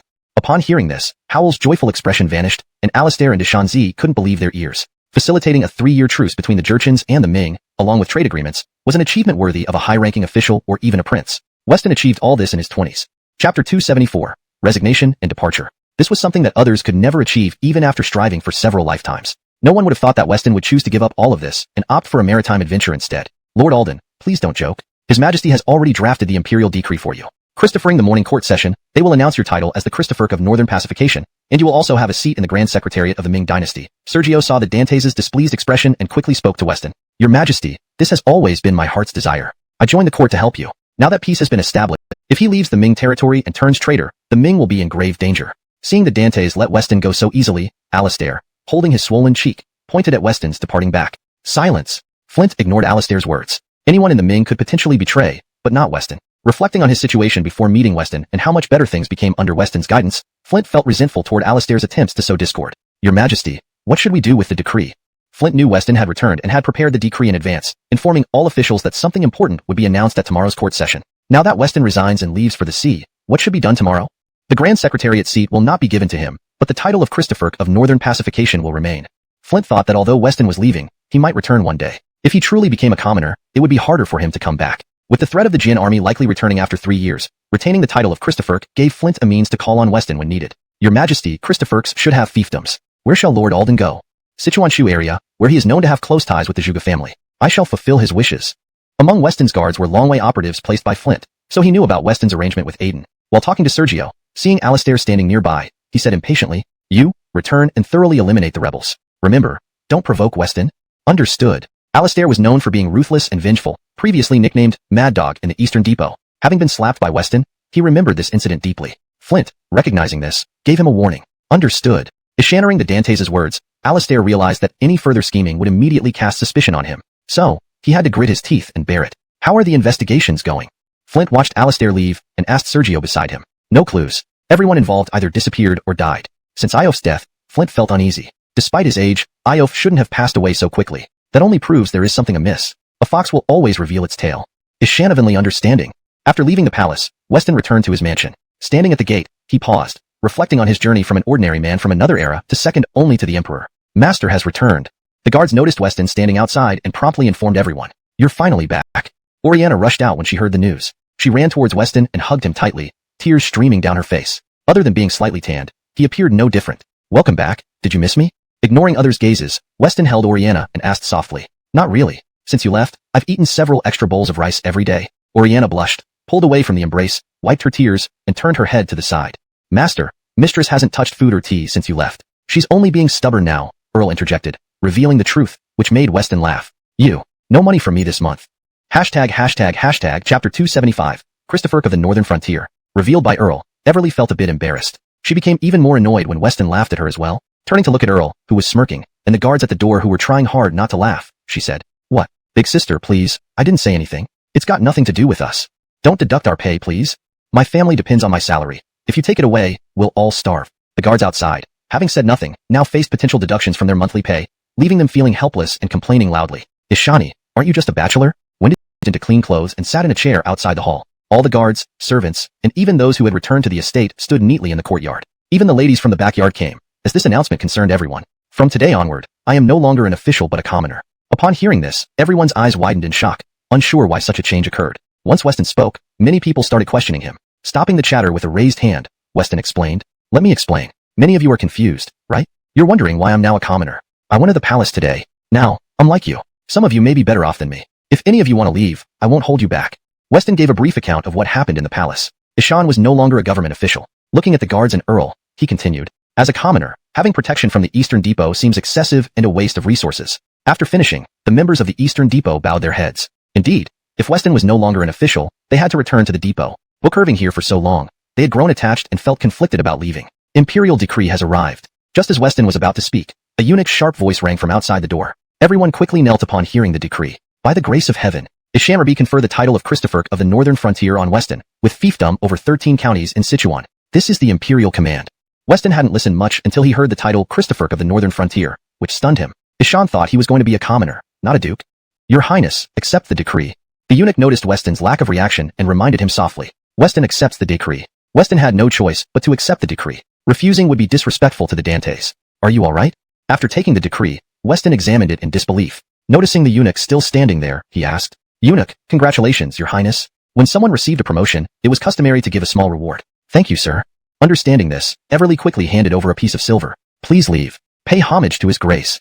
After the eunuch left, Weston sat down again, reading the decree thoroughly. Understanding the Dantes' intentions, he threw the decree to Earl. The gathered crowd shouted their loyalty. Being named a Christopher was the highest honor a commoner could receive in the Ming dynasty, second only to the Dantes himself. All right. Weston didn't really want the title. Ishan understood that this was just the Dantes' ploy to keep him close. Sir. No, call me Christopher now. Right, Christopher. We can stay and continue protecting you. Initially depressed at the prospect of leaving, the guards were relieved to hear Weston was now a Christopher, meaning they could stay. Oh, this is indeed good news. Looks like I have no choice but to accept this Christopher title. Given that no one wanted to leave despite the earlier announcement, Weston recognized their loyalty, giving him peace of mind. Tonight has been long enough. Tomorrow, let's celebrate at Drunken Immortal Tower. Christopher, Christopher, Christopher. After the celebrations died down, Weston summoned only Armin, Earl, and Everly, his most trusted people. Although Jacob held a high position, having joined later, his loyalty needed further evaluation. How's the 12 Animals project? Despite being at the border, Weston hadn't forgotten about his secret weapon, which he entrusted to Earl. Sir, except for Ugly Ox, whom you took, the rest were dispatched a month ago to various industries across the Ming dynasty. Monthly reports have been submitted. Ishan raised the latest update. Earl hadn't slacked off. Ishan diligently recorded everything and handed Weston a notebook. Chapter 276. The caravan is intercepted. Ishan picked up the ledger and began to read, noting the detailed records of everyone's current status. Weston, of course, wasn't just interested in these details. The quantity of cash handled privately. If the market opens, endless silver will flow into my coffers, he fantasized aloud. Cough. Go take care of it. Weston waved Earl off, embarrassed by his daydream. Dante's howl announced Weston's appointment as Christopher of the North, which sent shockwaves through the empire. Officials with grievances against Weston rushed petitions to Howell, asking for the rescinding of the edict. Howell ignored them and suppressed opposition. While the court was in turmoil, Weston enjoyed leisurely strolls with Aliana and the women of the household, indulging in shopping sprees and feasts. One day, while dining, a subordinate burst in, shouting, "Your Highness, our caravan has been seized." "Compose yourself. Speak calmly," Earl intervened. "Of course, what did you say?" Weston asked, having missed the initial report. "Our caravan was detained in Sichuan, men were injured, and the culprit demands our boss retrieve the goods personally. Austin has lost contact after reaching Sichuan. Go downstairs." Earl dismissed the subordinate, furious that someone dared challenge them. Ishan looked at Weston for instructions. "I will lead a team to reclaim the goods and rescue Austin. Find Martin and select 500 cavalry to eliminate them." Weston dropped his chopsticks angrily. "Yes, Your Highness." Before Earl left, Everly had insisted on coming along for this trip to Sichuan. Knowing there would be nobles in Sichuan, she feared Weston might get into trouble. In the entire prince's household, only Everly could rein him in at critical moments. "Let's go." This time, Weston brought along the same 20-odd men from Shanhaiguan, but not Armin. After returning, Armin stayed in the village to mourn the passing of the old man. From then on, he remained in the village. Before the trip to Sichuan, Weston sent word to Armin, but he never showed up. With a sigh, he ordered the group to prepare for departure. "Ride. Your Highness, I'm here." Just as they were about to leave, Armin arrived on horseback. "Good, let's go." Seeing Armin back in form, not depressed by the farewell, Weston felt relieved and happy. The entourage set off grandly from the capital towards Sichuan. News of their departure spread quickly through the network of spies in the city. Barnabas Xianghua Enoch had arrived early at his fiefdom and was drinking wine happily with a group of officials, watching dancers perform. "Your Highness, the goods we seized should last us an entire year without worries. It's all thanks to you, Your Highness. Otherwise, we wouldn't dare to seize these goods. We owe everything to Your Highness." Amidst the flattery, Enoch felt very pleased. When he first came to this remote place, accustomed to the capital and the palace, he found it difficult to adapt. But he gradually discovered the advantages of being far away from the emperor. Nobody could control him. However, he couldn't let go of his hatred for Weston. If not for Weston, he might have stayed in the capital. Howell would not have forced him to leave. Recently, he had heard that Weston's cargo would pass through this area, so he quickly arranged for interception. Ishan wanted to avenge himself by making Weston beg for his help before humiliating him in front of everyone. At the thought of it, Enoch couldn't help but smile. "Your Highness? Are you alright?" An official asked, puzzled by the sudden laughter. "I'm fine. Don't touch those goods yet. I still have some use for them. Once I'm done, all of them will be yours. I don't want a penny." Ishan knew if he didn't keep the goods, Weston wouldn't show up, and thus he couldn't humiliate him face to face. Ishaning Enoch say the goods would be theirs, the officials relaxed and smiled again. "All as Your Highness wishes." Compared to Enoch's revelry, inside a large mansion elsewhere, cries of despair filled the air. "Arrest all these people." Following the leader's order, a troop of armed officers stormed into the residence. "Eldest young master, what are you doing?" "Ha ha ha, your branches Aiden conspired with the Manchus, sending grain destined for the north outside Shanhaiguan. And you ask me what I'm doing. Arrest them all." Norris viewed the people in the house as threats rather than family members. Ishan ordered the officers to arrest them under the pretext of treason. Aiden had long maintained many martial arts experts within the residence. To deal with Norris, many officers were summoned and arrested everyone under charges of collusion with the Manchus. An hour later, the residence stood empty. Despite their martial prowess, the experts couldn't stand against the officers, especially since Norris promised them safe passage if they did not interfere. "Captain Maxwell, please inform the price that my Zhuge family will remember this favor and comply with any future requests." The head of security was pleased by the courtesy and left with his men after saying his goodbyes. "Take all the valuable items. They belong to the Zhuge family." Left with an empty house, Norris posted a notice on the door and decided to use it later. As they left, some martial artists left without looking back, while others chose to find Aiden to clear matters up. 10 days later, in a mountain stronghold, over a dozen men knelt before a well-dressed figure. "Spare us, sir. Spare us. Speak. Where is the cargo?" Jacob was an expert in interrogation, and no one lasted long in his presence. "We really don't know about any cargo," the bandit leader said, shaking his head, knowing the interrogator was not local. A few days earlier, Weston received a message from Mao Tu, informing him that his cargo was taken by bandits from Crow Mountain. Weston immediately led his troops to Crow Mountain. Bandits who usually excelled in raiding towns stood no chance against a military force like the Divine Engine Regiment. Overwhelmed, they surrendered at first contact. "Seems you're still lying. Maybe you don't need this arm anymore." Jacob cut off the bandit leader's arm and smirked at the screaming captive. Chapter 278. Stopping Aiden. When the other bandits saw Jacob's actions, they were almost frightened out of their wits. Their leader had been chopped without hesitation, and they dared not hide anything anymore, quickly revealing everything they knew. After understanding everything, Jacob hurriedly went to find Weston to report the situation. Weston was at the highest point of the village, enjoying the scenery. After hearing the entire story, his expression turned very grim. This Barnabas Xianghuai has already had clashes with us in the capital city. It was only through the intervention of His Majesty that the opposition calmed down. Kay, dressed as a man, overheard this and added her thoughts about the incident involving the Xianghuai prince tampering with their cargo. Barnabas Xianghuai? What tremendous audacity you have. Weston recalled that this Barnabas Xianghuai was supposed to have died young. How? The whole situation in detail. Norris, I will kill you. Isharing that his clansmen had been imprisoned by Norris, he flew into a rage, ready to take a sword and charge back. Hold the head of the household. The head of the household must remain calm. Do we not have connections with Lord Alden? We can seek his help to prove that we have not betrayed him, one clan member suggested. That's true, but where do I even begin to find Lord Alden? Aiden remembered Weston's promise, but quickly grew disheartened again. Weston was far away in the capital and couldn't reach Sichuan. Can we just stand by and do nothing? Another person asked, as the captured included their relatives, and everyone was deeply worried. No matter what, let's return and rescue our people at all costs. Aiden decided resolutely for his clansmen. As they passed near Crow Mountain, Shinji camp soldiers noticed them. Despite knowing there were bandits here, Aiden's group sped through to avoid trouble. Your Highness, a merchant convoy is passing below. In the future, don't bother reporting such routine matters. We're not real bandits. Kay, sitting on a rock with Weston, felt annoyed upon hearing Armin's report. But the convoy belongs to the Zhuge family. Armin didn't intend to rob them. Seeing the Zhuge family flag, he knew Weston had interactions with him before and came to report it. The Zhuge family? Excellent. Bring them up the mountain. I want to meet them. Upon recognizing the Zhuge family, Weston's eyes lit up, giving an order to Armin. Amosra, I'll inform General Maxwell immediately. He had no fear. Be polite. As long as you don't resist, you won't be harmed. Wearing a mask, Armin appeared, addressing the convoy as Aiden emerged from his carriage. The voice struck a chord in Aiden's mind. It sounded familiar somehow. Before he could ponder further, Shinji camp soldiers escorted the convoy up the mountain. What does this mean, my lord? Are we really short on money? Maxwell Ku, seeing the harmless merchants being led away, asked Armin curiously. Chapter 279. The Vinegar Flask of a Woman. Armin, who was walking up the mountain, almost stumbled when he heard Maxwell Ku's words. Ishan turned his head towards Maxwell Ku, somewhat speechless, and said, Don't ask what you shouldn't. You'll know everything when we get back. Maxwell Ku didn't say anything more but led these people up the mountain. They soon arrived at the bandit stronghold. When Aiden and her clansmen entered, they were shocked by the scene before them. The people inside the stronghold weren't mere bandits. Everyone was wearing shining armor, resembling a regular army. Clan Ishanid, I will say that I'm the leader, and you hide behind us. If something happens, just improvise and don't worry about us. Seeing the situation, they knew it might not end well for them. All they could do was try to protect Aiden first. As long as Aiden lived, there would still be hope. Your Highness, they've all been brought here. After entering the stronghold, Armin also removed the mask on his face. Earlier, down the mountain, he did not want to expose their identity. Alden, let me see. Upon hearing that the people had arrived, Weston walked out with Everly, the Marquis of Bryant. The people outside were surprised upon seeing Weston emerge. They had seen him before in Shanhaiguan and recognized him. Your Highness, do you know them? Ishannering them call out the title of the previous prince, Maxwell Ku quickly looked at Weston. Alden, a group of old acquaintances. Weston also recognized them and saw Aiden in the middle of the crowd. Ishan didn't expect that Aiden would be among them. Aldenry, untie them. Seeing Weston's gaze, Maxwell Ku immediately instructed his subordinates to untie the ropes from everyone's hands, afraid they might escape earlier. Sir Alden, please save us. After being untied, Aiden stepped out of the crowd and knelt in front of Weston, speaking with a sob. Please, sir, save us. The other clansmen of the Zhuge family also knelt down, shouting together. What happened?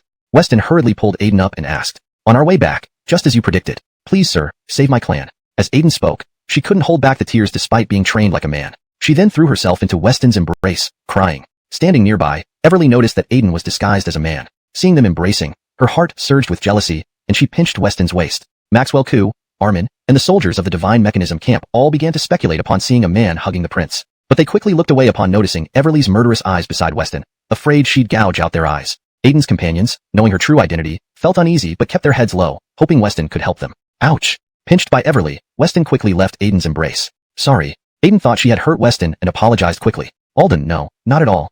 Glancing at Everly, Weston realized his mistake and awkwardly told Aiden, Don't worry, I promise to support your family. I'll definitely keep my word and help rescue your clansmen. Now, the city is complicated. We need to understand the situation before making any plans. Weston had made a promise to Aiden and intended to honor it. I'll follow your instructions. At this point, Aiden had no other choice but to follow Weston's lead. Attempting to enter the city now would likely result in the complete destruction of her clan. Alright, there are many rooms in the stronghold. Maxwell Ku, arrange their accommodation and treat them well tonight. Yes, your highness.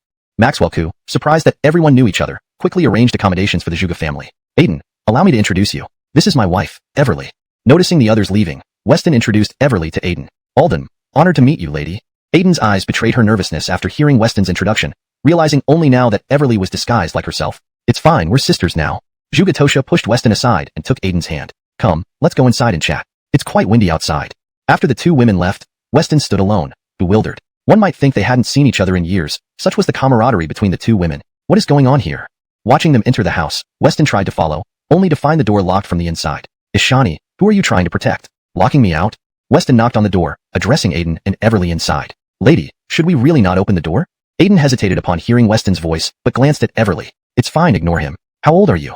Aiden, feeling a threat to her status by Weston's familiarity with Everly, insisted on a private conversation. Unaware of what was happening inside, Weston walked away, deciding to stroll around the stronghold. When evening came and it was time for dinner, Weston returned to the house, finding the door still locked. Ishan knocked and called for the two women to come out for dinner. Chapter 280.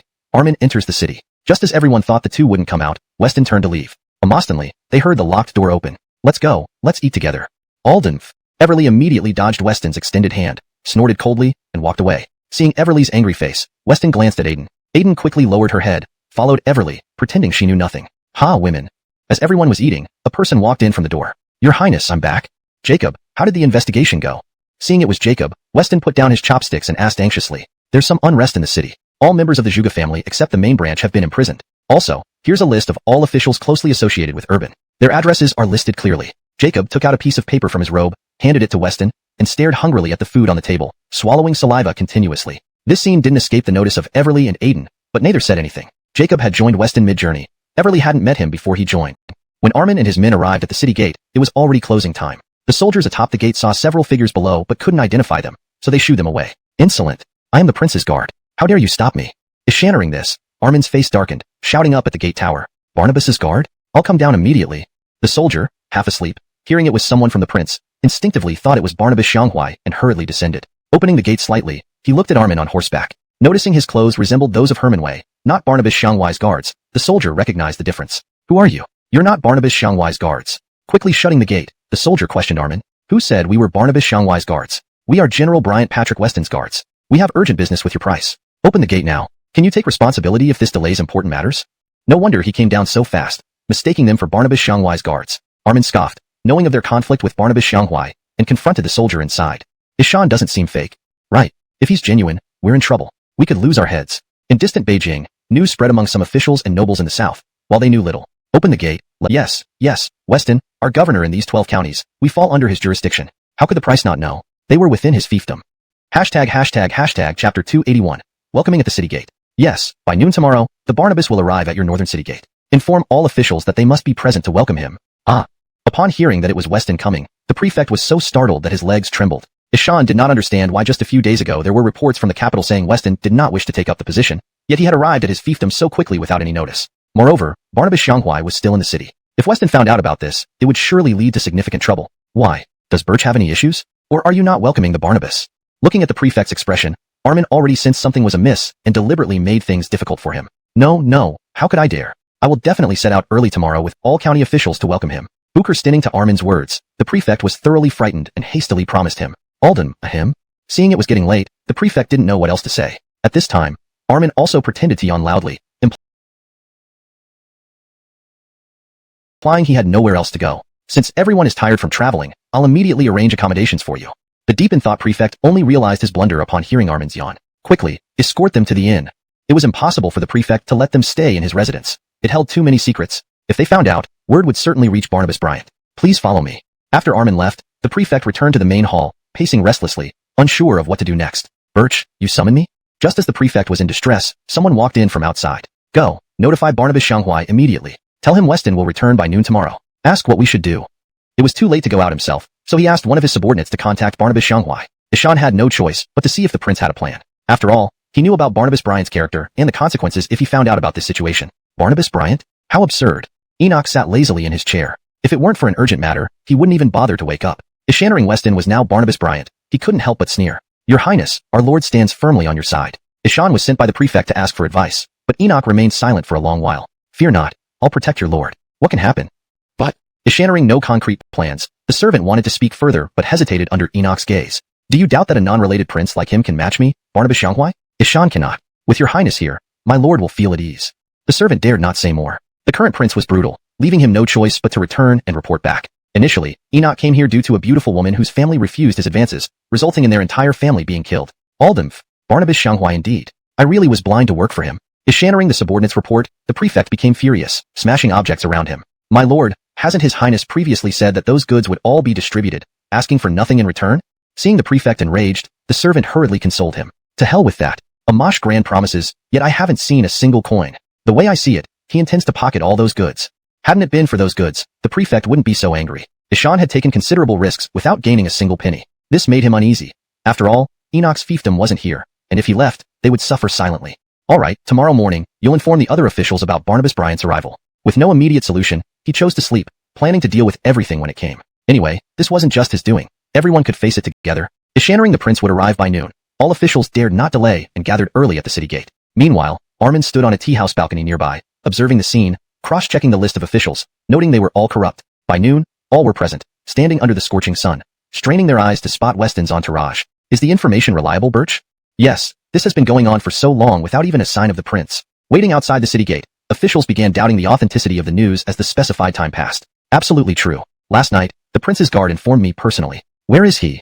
Noticing all eyes on him, the prefect explained, trying to locate Armin for clarification. Are you mocking us? Some officials, backed by powerful figures, though not higher in rank, dared challenge the prefect. The prince will definitely come. Just wait here. Drinking tea in the tea house, Armin finally approached as the sun reached its peak. Who are you?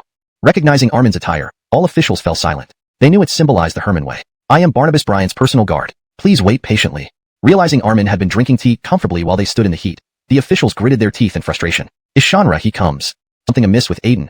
Everly beside her quickly held onto Aiden's hand and gave her a meaningful look. They were still at the city gates where there were also troops within the city. Killing the prefect here would certainly cause huge trouble. Pay your respects to His Highness. The prefect glanced back at the other officials, confused by Beckett's intentions, but helplessly knelt down. Very well. Has my residence been completed?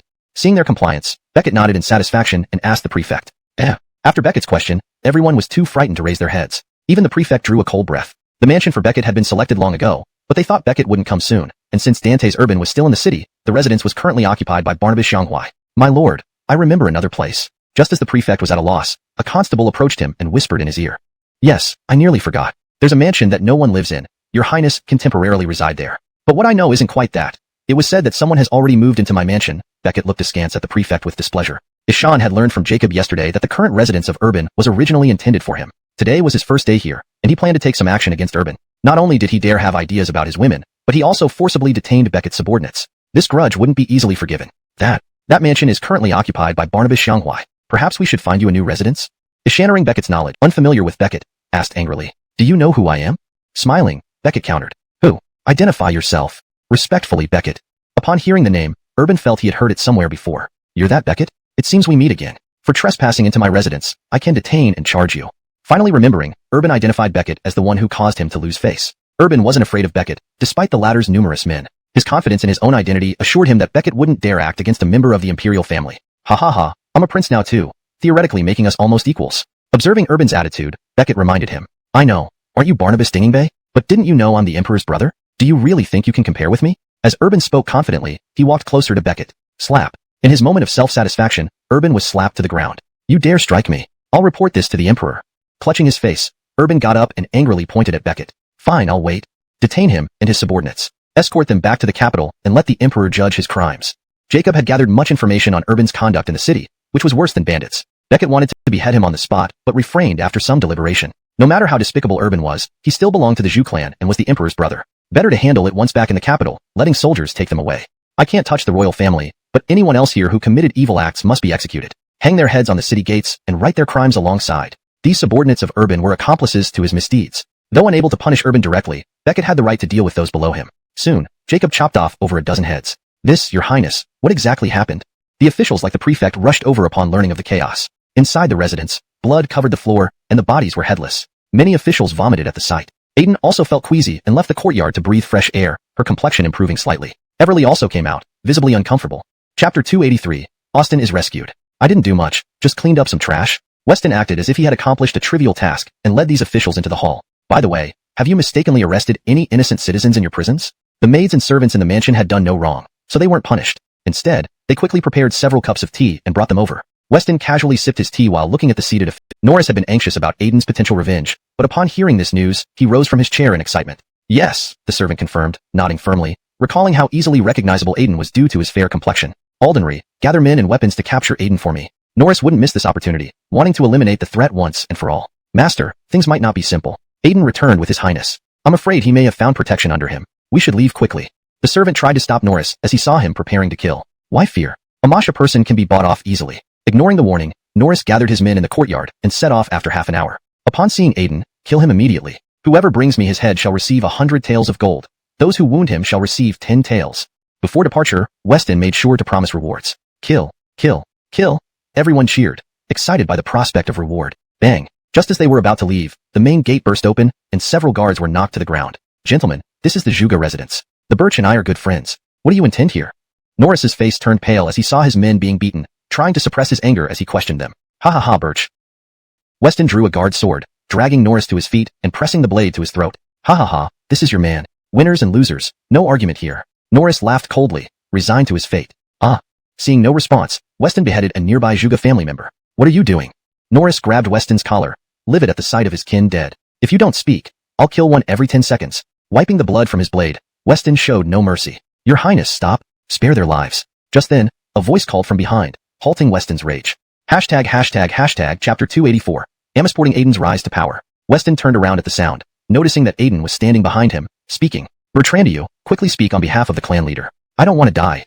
Norris, who no longer looked like the head of the household, knelt in front of Aiden and pleaded. Many people in the Zhuge family didn't know about Aiden's true identity as a woman, but as the clan leader, he was one of the few who did. Sensing the unusual relationship between Aiden and Barnabas Dingley from her demeanor, he initially thought she had brought Barnabas Dingley to eliminate them. But hearing Aiden's words gave him hope like a lifeline. Aiden, you must think carefully. If you let these people leave today, they will not remember your kindness. They will only resent you for making them lose everything. Weston could clearly see that Norris was not willing to submit and would likely seek revenge once he left. Weston had seen such situations too many times, so he felt compelled to remind Aiden not to be too lenient. Bertrandiu, rest assured. I promise we will go far away and never return. Norris hadn't expected his intentions to be seen through and hurriedly raised 3 fingers to swear an oath. You can take your people and leave, but nothing inside this residence can be taken out.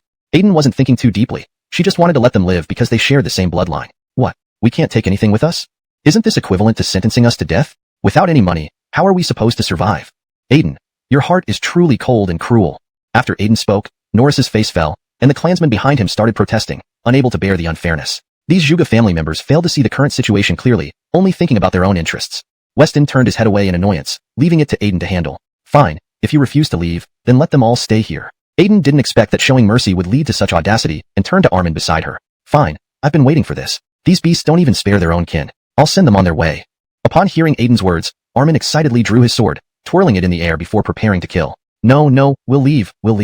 Norris had remained silent, hoping Aiden would allow them to take some money. That way, they could survive after leaving without starving to death. Most importantly, they could regroup and retake what they had lost. Unexpectedly, Aiden showed no mercy and intended to kill them. So he quickly compromised, knowing that it was better to keep something rather than nothing. Let them leave, but they may never set foot in Sichuan again. Your Highness. Armin came to Weston's side, waiting for the final word. Let them go, as long as you don't regret it. Since Aiden didn't even care about her own family affairs, why should he? Thank you, Bertrandiu. Thank you, Your Highness. Get moving already. Norris immediately shouted at the clansman behind him. Hold on. I said you can't take a single coin or anything valuable. Seeing Norris about to leave, Aiden stopped him. This thumb ring belongs to the clan leader. The future of the Zhuge family rests with you now. Norris understood her meaning and removed the ring from his thumb, handing it to Aiden. Search them thoroughly. If they take even a copper coin, I'll dock your pay. Armin looked at the others, noting valuables on most of them, and instructed his subordinates. Yes, sir. Soon, Norris led the clansmen away, thoroughly searched and stripped of all possessions except for the clothes on their backs. Once everyone had left, Aiden quickly dispatched her people to take over all the Zhuge family shops in collaboration with county officials. Weston called Aiden into the main hall. Well, I've done as I promised. From now on, this region will be dominated by your family. Thank you, Your Highness. Without your help, my clan might have perished. The Zhuge family pledges allegiance solely to you. Aiden knelt down, feeling immense gratitude toward Weston. She couldn't imagine what would have happened to them without him. Don't worry, your family should also cultivate some hidden power. I will need it in the future. Ishaning Aiden's words, Weston smiled and nodded. Ishan wanted to establish his own forces for protection in this chaotic era. I understand. What are your plans next? I won't stay here for too long. I'll entrust this place to you. Whatever you do, make sure the monthly silver payments to the capital don't fall short. Realizing this was his fiefdom with rich fields and prosperous shops, Weston knew he couldn't stay forever. Turning to Aiden, he lifted her up. Aiden understands. Ishaning that she would manage the fiefdom and shops, Aiden realized this would allow the Zhuge family to regain its former glory. With Barnabas Dingley's backing, no one would dare oppose her. Yet, Aiden vowed not to abuse this power. As for the specifics of finance, I'm too lazy to deal with it. Have Aliana discuss it with you later. Regarding finances, Weston earned quickly but lacked insight on spending. Thus, he entrusted it to Aliana to ensure growth and fund his maritime ambitions. His fleet had yet to build even a single ship, which troubled him deeply. The cost for building ships far exceeded his current resources, barely enough for one vessel. Weston knew that Zhang Yishan's voyages required dozens of large ships, none of which would reach half the number needed for the Ming Dynasty's expeditions. A single ship would hardly suffice, risking complete disaster. This translation aims to maintain the original tone, style, and structure while ensuring it reads naturally in English. Chapter 285, Doubts. Seeing that it was getting late, Weston quickly left the Zhuge family estate with his men. Armin. Your Highness, what do you need? I feel like I forgot something, but I can't quite remember what. The further Weston walked, the more he felt something was off. Ishan turned to Armin and asked, Isn't Austin still being treated for his injuries? Should we go see him? That's right, I almost forgot about him. After Armin's reminder, Weston recalled and hurriedly returned to the mansion. Austin, how are you feeling? Upon returning to the mansion, Weston immediately found Austin, seeing him wrapped in bandages. Ishan rushed forward to ask, Your Highness, don't worry. Their attacks were just like tickling me. Seeing Austin act so tough, Weston couldn't believe he was fine. After all, he still needed Austin for important tasks, and this state wouldn't suffice. Ishan glanced at the doctor treating Austin, hoping to get an accurate update on Austin's condition. Your Highness, please rest assured. Austin only suffered minor injuries. With proper rest, he will recover soon. The doctor, noticing the prince's gaze, promptly explained Austin's condition. Good, then you may rest now. Weston dismissed the doctor. The doctor was sent by the price. He didn't trust him fully, and he had other matters to discuss. Your Highness, rest assured, I will be healed soon. Austin, lying in bed, thought the prince wanted to assign an important task and tried to sit up. It's okay. I just want to know how they found out they wanted to meet me. How did they know your identity? Weston had kept the 12 chess pieces a secret, ensuring no one could connect him to them. Ishan hadn't expected Urban to find out and retaliate by seizing goods and capturing Austin. I don't know, but I'm sure Urban is confident I work for you. So, you're suggesting someone within our mansion has been leaking information? Weston narrowed his eyes at Austin. His shannering about a possible leak within the mansion made Armin, who was standing nearby, jump. Your Highness, I was just speculating. Seeing the prince's angry gaze, Austin knew he had said too much and waved his hands defensively. Alright, we set out for Shanhaiguan in 3 days. Rest well, and join me then. Seeds of suspicion had already been planted in Weston's mind. Seeing it was late, he left the room with Armin. Your Highness, do you have any suspects? Walking behind Weston, Armin sensed the prince's unease. Ishan had followed the prince since childhood. I do, but what can I do? Only a few people within the mansion knew about the matter, and anyone who leaked the information must be close to him. For now, Weston didn't want to dwell on it further. Several days later at the city gate, the officials welcome Your Highness. Farewell, Your Highness. When the price heard Weston was leaving, he was nearly elated. Ishan quickly gathered all officials to wait at the city gate. Seeing Weston ready to depart, they welcomed him with smiles. The other officials also smiled. They had witnessed Weston's ruthlessness, how he arrested Barnabas Xianghuai and raided the Zhuge family estate. Knowing he was finally leaving gave them a sigh of relief. Magistrate, please take care of Aiden. Ishan is my man, responsible for overseeing my territory. If anyone harasses him, don't blame me for being merciless. Weston, observing the price's face, whipped slightly and warned. Your Highness, if anyone dares to trouble the Zhuge family, I'll be the first to object. The price was sweating profusely at Weston's words. Away. Forward. Seeing the price tremble, Weston felt reassured and ordered everyone to move. As the horses slowly rode away, everyone breathed a sigh of relief. Magistrate, please give us continued support. Aiden, who had remained silent, stepped forward with a smile. Zhuge brother, what are you saying? We are now family. If you encounter any difficulties, just let me know. The price laughed, having forgotten about Aiden. Over 10 days later, Armin, how much longer until we reach the capital? On the road during the day and resting at night, Weston began to feel bored. Looking at the sun, he asked Armin, Your Highness, less than half a day remains before we reach the capital. Armin checked their position and responded. Fine, we'll stay at the nearest post station tonight and return tomorrow. The convoy arrived at the station in grand style. The station keeper, and used to such a large group, quickly noticed Weston's attire and treated them with utmost hospitality once realizing who they were. After a hearty meal, Weston and Everly retired to their room. Tosha, while I was away from the capital, what happened? As Everly prepared for bed, Weston sat on a stool and asked. Nothing. What do you mean? I stayed home, not even leaving the inner courtyard. Initially unaware of the implication, she soon realized Weston suspected her and instantly became upset. Austin told me yesterday. Regarding the secret of the 12 guards, only a few people knew. Honestly, you are the biggest uncertainty here. Weston looked at Everly coldly. Everly, surprised by his concern, avoided eye contact, unable to face him. Why would you betray me? Haven't I treated you well? Weston took a deep breath, suppressing his anger as he held a token bearing the insignia of the Dinger Bay Patrick. Your Highness, I was wrong. Please forgive me this time. Translation note. I've maintained the paragraph structure and tone from the original text, translating names directly, such as Weston, Armin, Austin, to ensure continuity and clarity.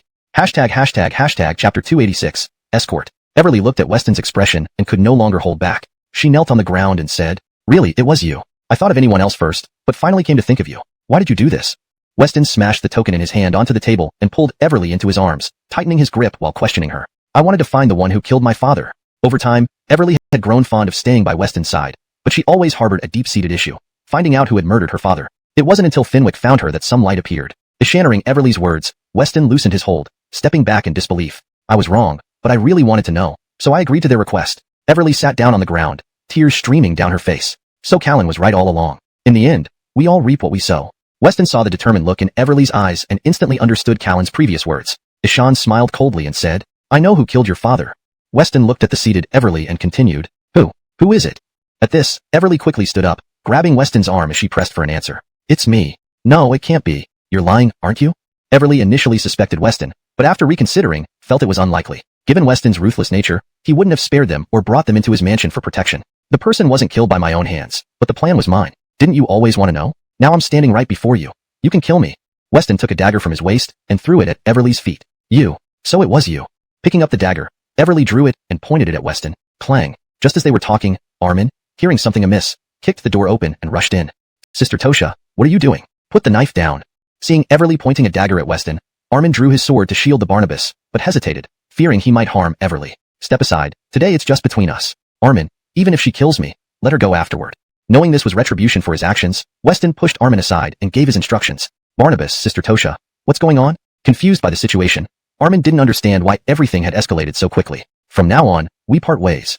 Looking at Weston, Everly, despite knowing the killer, couldn't bring herself to strike. They had lived together for so long. Finally, she used the dagger to cut off a corner of her robe and declared, All right.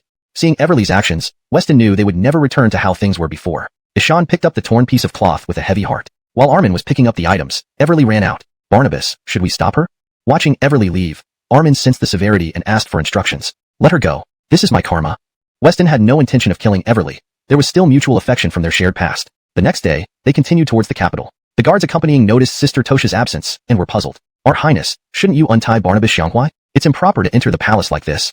Bukurtul Ishan Z, sent by Flint, observed the scene and quietly suggested, secretly delighted by Enoch's current state but concerned about the propriety. This traitor committed grave crimes. Binding him lightly already shows leniency. We didn't execute him on the spot. Glancing coldly at Enoch, Weston noted his defiant look and turned to Bukurtul Ishan Z. That's enough talk. Let's go inside.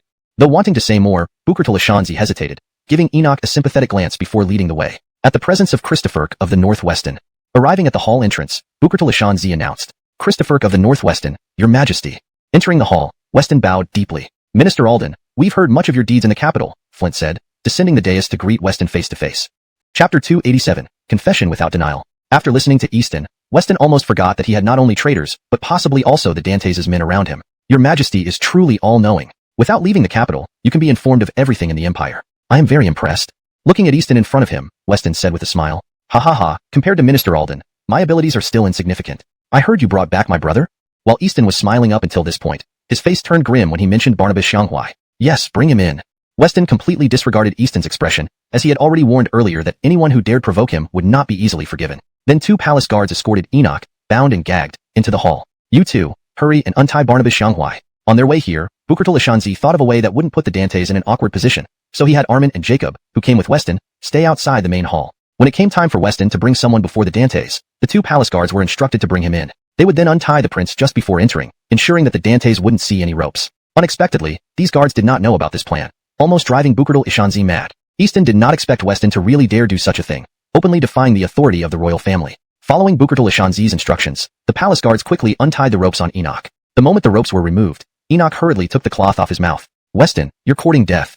Enoch grabbed the sword from the nearby guard and angrily lunged at Weston. Weston merely glanced at Enoch without any intention to dodge, his eyes fixed on Easton to gauge his reaction. Seeing Weston standing motionless, Easton knew that Weston was waiting for his decision. Just as Weston was about to be slashed, Easton suddenly seized the sword in Enoch's hand. What are you doing? Why did you block me, Your Imperial Highness? Enoch was puzzled by Easton's actions. After all, he was Easton's half-brother, practically family. Ishan couldn't believe that Easton would protect an outsider like this. Your Majesty, please apprehend him immediately. Bukurtul Ishanzi was also startled and noticed that Easton's hand was bleeding. Ishan promptly ordered the palace guards. The guards swiftly pinned Enoch to the ground upon hearing the order. Your Majesty, quickly summon a physician. Seeing Easton's hand bleed profusely, Bukurtul Ishanzi commanded the eunuchs at the door. After a short while, Easton returned to the throne, his hand tightly bandaged. The bleeding finally stopped. Weston stood in the great hall, while Enoch, who had injured Easton, was again bound and kneeling, his mouth left ungagged this time. You say my brother is guilty, but what crime has he committed? Weston watched Enoch's unruly behavior. Originally, he intended to address the trouble caused in the capital discreetly, as all the officials were watching. If he didn't handle it, how could he maintain respect? So, he exiled Enoch to Sichuan, where the land was fertile enough to satisfy him. Yet, Enoch still crossed paths with Weston. Ishanra are all the evidence I have gathered. Please judge accordingly, Your Majesty. The documents had been collected and compiled into a ledger long ago. Easton gave Bukurtul Ishanzi a nod, who who instantly understood and handed the ledger to Easton. Enoch, how dare you act so recklessly? Even killing you 10 times over would not quell my anger. Easton knew of Enoch's bad habits, but became enraged after reading the contents of the ledger, slamming it onto the table and yelling at Enoch kneeling below. How does your majesty plan to punish Barnabas Xianghua Enoch? Seeing Easton acting upset, these were all surface-level reactions, carrying no real weight. Weston would certainly not give Enoch a chance to turn things around, so he promptly asked Easton, Enoch, answer me truthfully. If you've done these things, even I cannot pardon you. But if you haven't, I will protect your life. Understanding Weston's relentless pressure, Easton glanced at the ledger in front of him. If punishment was to be given, Enoch would be hard-pressed to escape a death sentence. Though Easton didn't want to punish his own brother, he had to act unjustly this once. Ishan asked Bukurtul to show the ledger to Brant, who read through the list of offenses meticulously. Amma surprisingly amused by the charges, Brant glared fiercely at Weston. Ishan never expected Weston to be so ruthless, intending to put him to death. Ishan regretted not having someone kill Weston when he had the chance. Just as Enoch was thinking, Easton's voice rang out. Do you confess to the crimes listed here? It's true. Brant, never lie. I don't believe you'd kill your own brother for an outsider.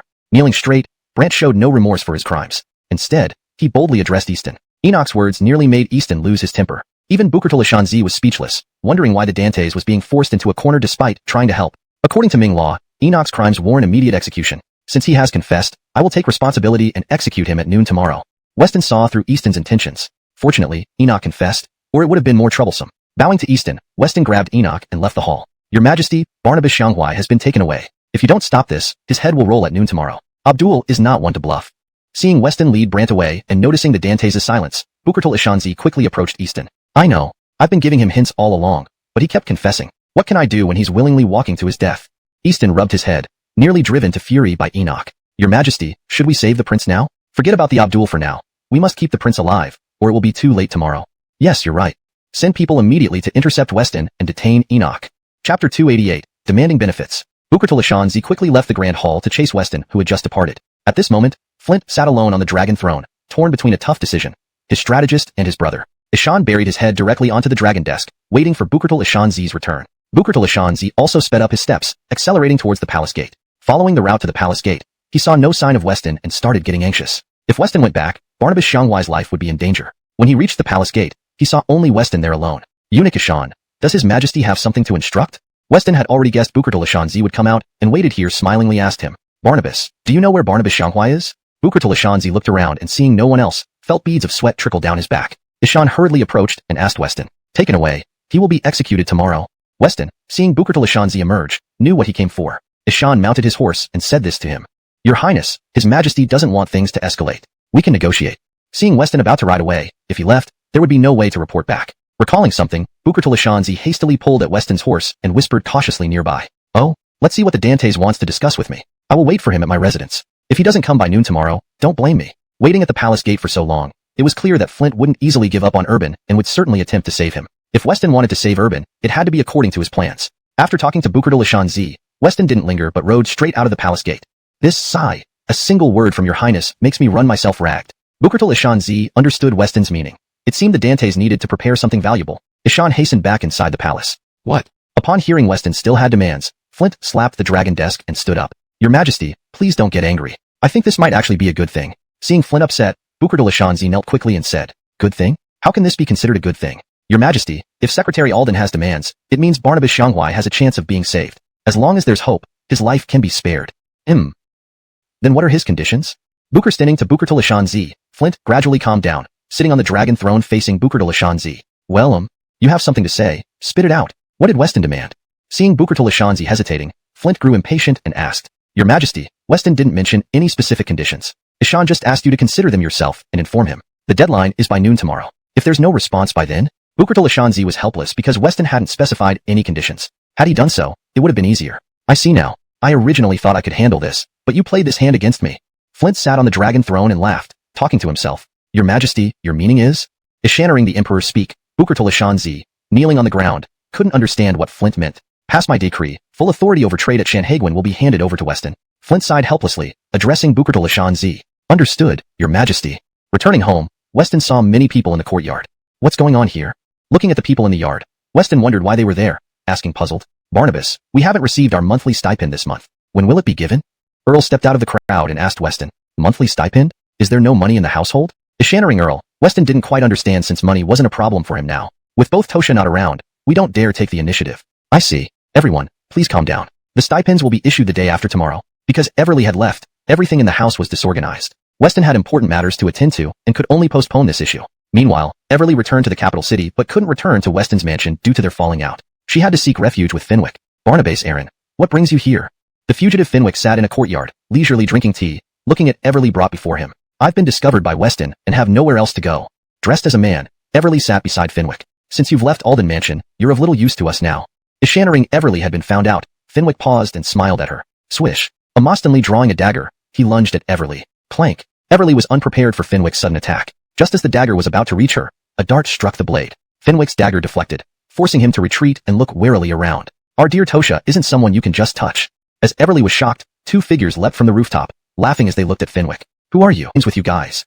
Seeing two opponents while he was alone, Fenwick had no advantage at all. Ishan took out a ball and smashed it on the ground, leaping onto the rooftop to escape. Sister Tosha, are you alright? Seeing Fenwick flee, the two guards quickly turned to Everly behind them, asking anxiously. I'm fine. You should go back now. Everly shook her head and turned to leave. Sister Tosha, please come back with us. Right, the Barnabas ordered us to bring you back. It's no good without you in the mansion.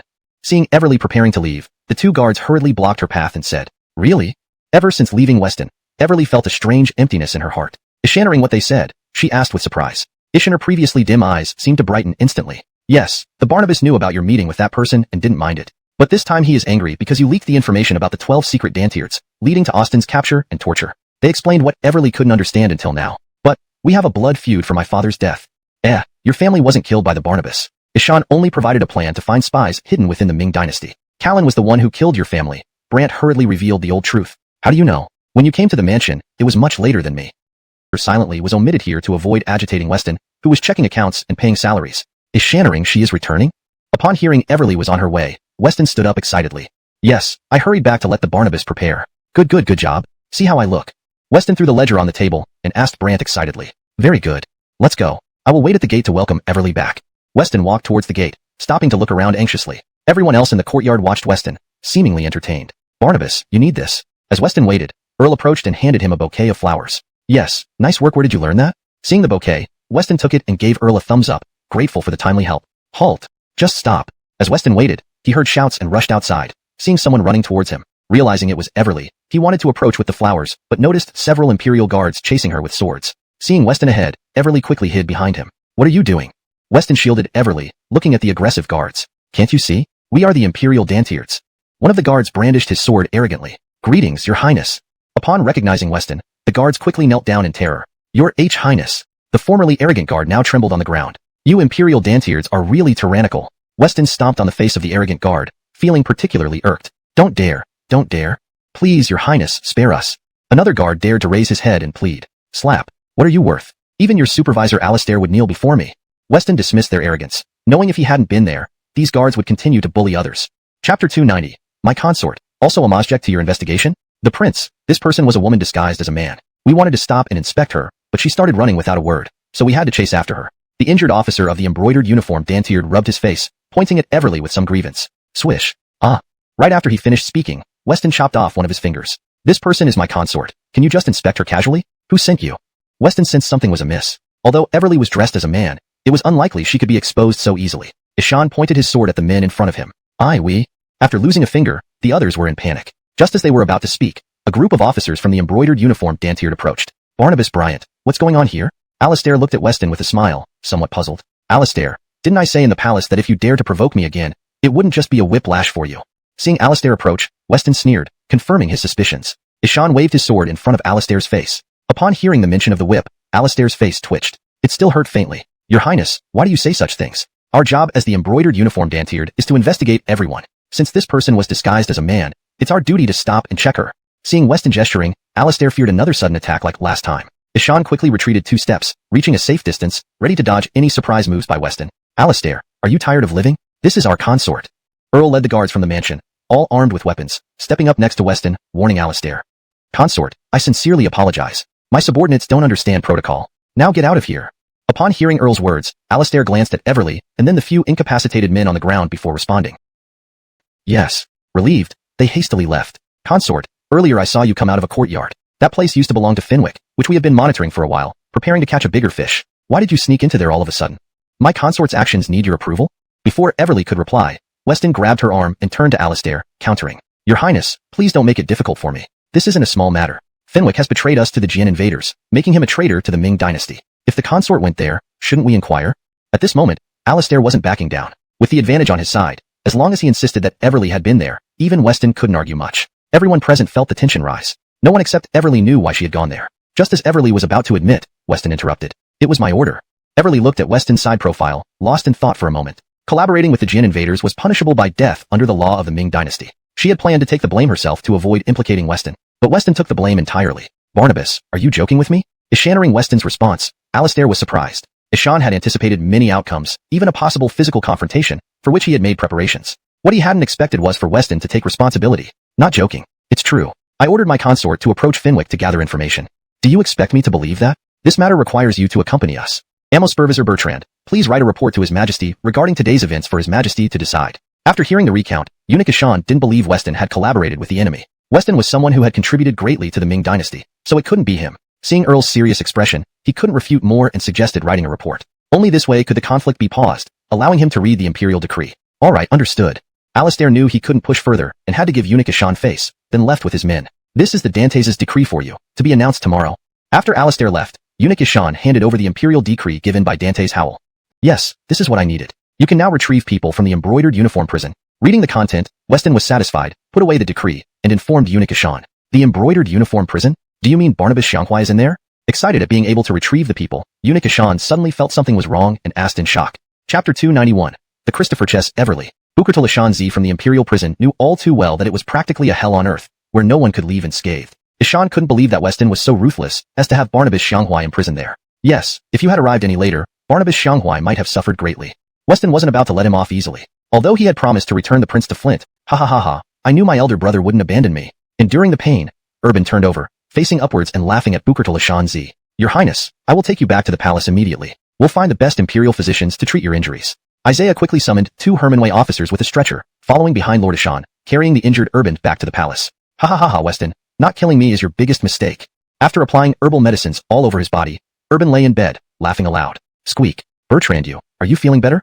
Flint was very fond of Urban. Since childhood, Urban had been frail and indulged, leading to his arrogant and domineering nature. Thank you, elder brother, for saving me. My body is now stable. Despite the pain, Urban could barely move, lying still. You should rest in the palace for some time. Do not leave these grounds.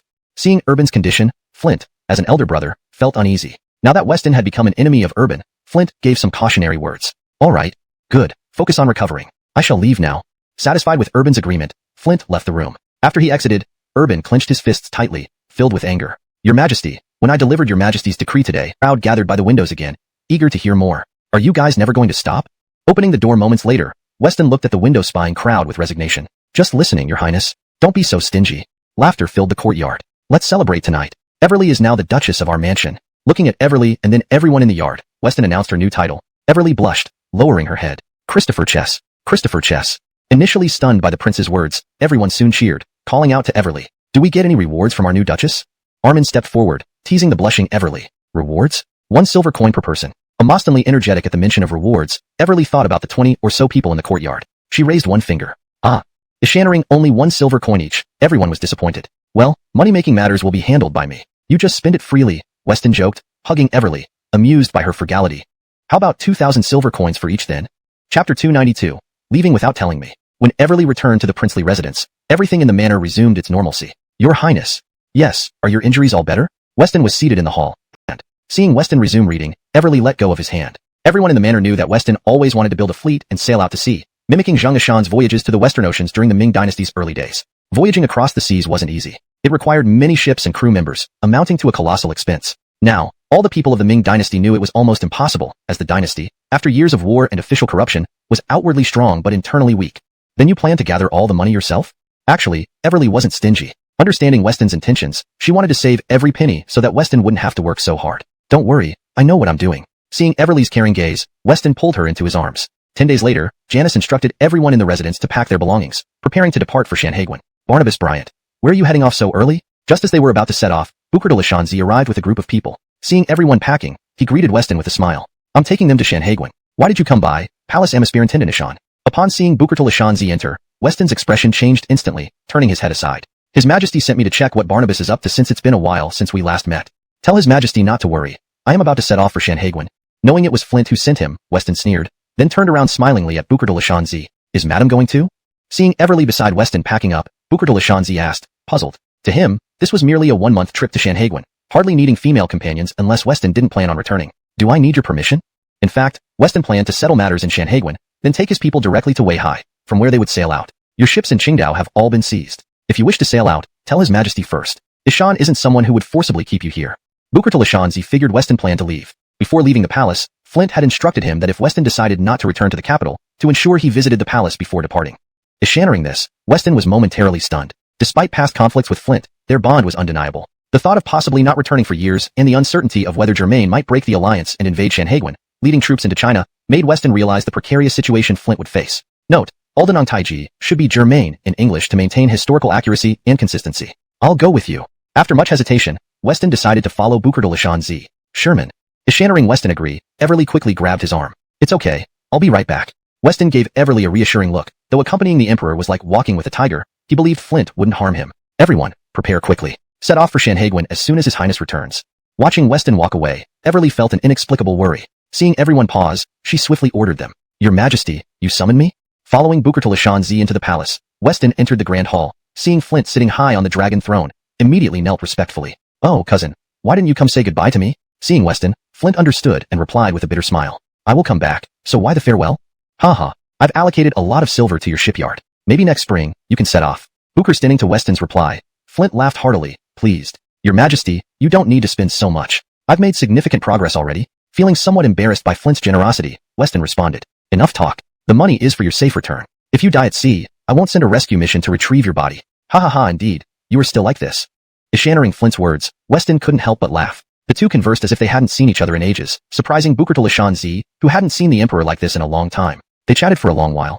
Alright, it's getting late. You should set off now. Flint, despite wishing Weston could stay, realized it wouldn't change the outcome. Since it was inevitable, he decided to send Weston off generously and happily. Chapter 293, Destroy Everything. Take care, cousin. When it was time to part, Weston did not address Easton as Dantes but used the same title they had when they first met. Without looking back, he left the Grand Hall. Easton rose from his dragon throne and watched Weston's departing figure until it disappeared for a long while. Finally, he sighed in resignation and sat back on his throne. As Weston walked towards the palace gates, he felt an uneasy sensation and glanced behind him but saw nothing unusual. Ignoring the feeling, he continued towards the gate, eager to return home where Everly and others were waiting for him. If he returned late, they would surely worry. Tell me, what did the Dantes say to the Barnabas of Bryant just now? In the shadows, Enoch's eyes never left Weston. Ishan yearned to rush out with a knife and kill him but thought better of it. Instead, he summoned a eunuch from the imperial study to inquire about Weston's visit. Get out. I don't want anyone else to know about today's matter. Otherwise, you'll see how well my hands can sever things. After hearing the eunuch's report, Enoch sneered, understanding Weston's plans. Please trust me. I understand my mistakes and wish to travel the country and enjoy the sights of the Ming dynasty. Please allow me to leave. Easton observed Enoch's respectful bow and felt some pity. Keeping Enoch confined in the palace might indeed be inappropriate. Brother, rest assured, I promise not to cause any trouble anymore. Very well, you may leave the palace tomorrow. I won't interfere with what you do as long as you don't cause problems for me. Enoch's change heartened Brant, although he still harbored some doubts. But since Weston had left, no one dared to act against the royal family, so he eventually agreed to Enoch's request. Thank you, brother. Sergio, do you think my brother has truly changed? After Enoch left, Easton turned to Sergio, who had been observing. I'm unsure, but with the Barnabas of Bryant gone, letting Barnabas Shanghai leave might not be a bad idea. Yes, you think like me. I'm tired of managing him. Let him go as he wishes. Unbeknownst to Easton, this decision would later cause him considerable trouble. Upon leaving the palace, Enoch inhaled the free air outside with abandon. His first task was to find people who could assist him. Ishan entered a narrow alley and walked through twists and turns until he reached a courtyard. Ishan knocked on the door. After opening the door, he found not what he expected, a family of 3 inside. I've come to see Fenwick. Have him meet me here. The man and woman exchanged glances. May I ask your name? Fenwick wasn't someone easily accessible. Given the finely dressed man before them, they knew he wasn't ordinary. Barnabas Shanghai, Enoch. To die. The couple drew their weapons, intending to kill Enoch. Stop. Just as they were about to strike, a figure appeared at the door. Didn't expect you to show up. Unperturbed, Enoch turned and greeted the newcomer. Your Highness, if you wish to see our master, please follow me. At the doorway stood Chavi, Fenwick's loyal bodyguard. Since being saved by Fenwick, Chavi had stayed by his side. Although Enoch had met Chavi once before, the old ghost had altered Chavi's appearance, making him unrecognizable. Chavi, however, immediately recognized Enoch. Had it not been for Enoch, he would still be a powerful member of the Hermanway, living without fear. Now, though, he had moved past his past grievances, finding freedom in his new life. Following Chavi, they arrived at another nearby courtyard. Enoch noted that these two courtyards were less than 100 meters apart, allowing him to observe and escape quickly if necessary. Come in. Why are you standing outside? After entering, Chavi turned and urged Enoch to follow. Matthew clan. I agreed to join you because I need your help. Ishmael? What exactly do you mean?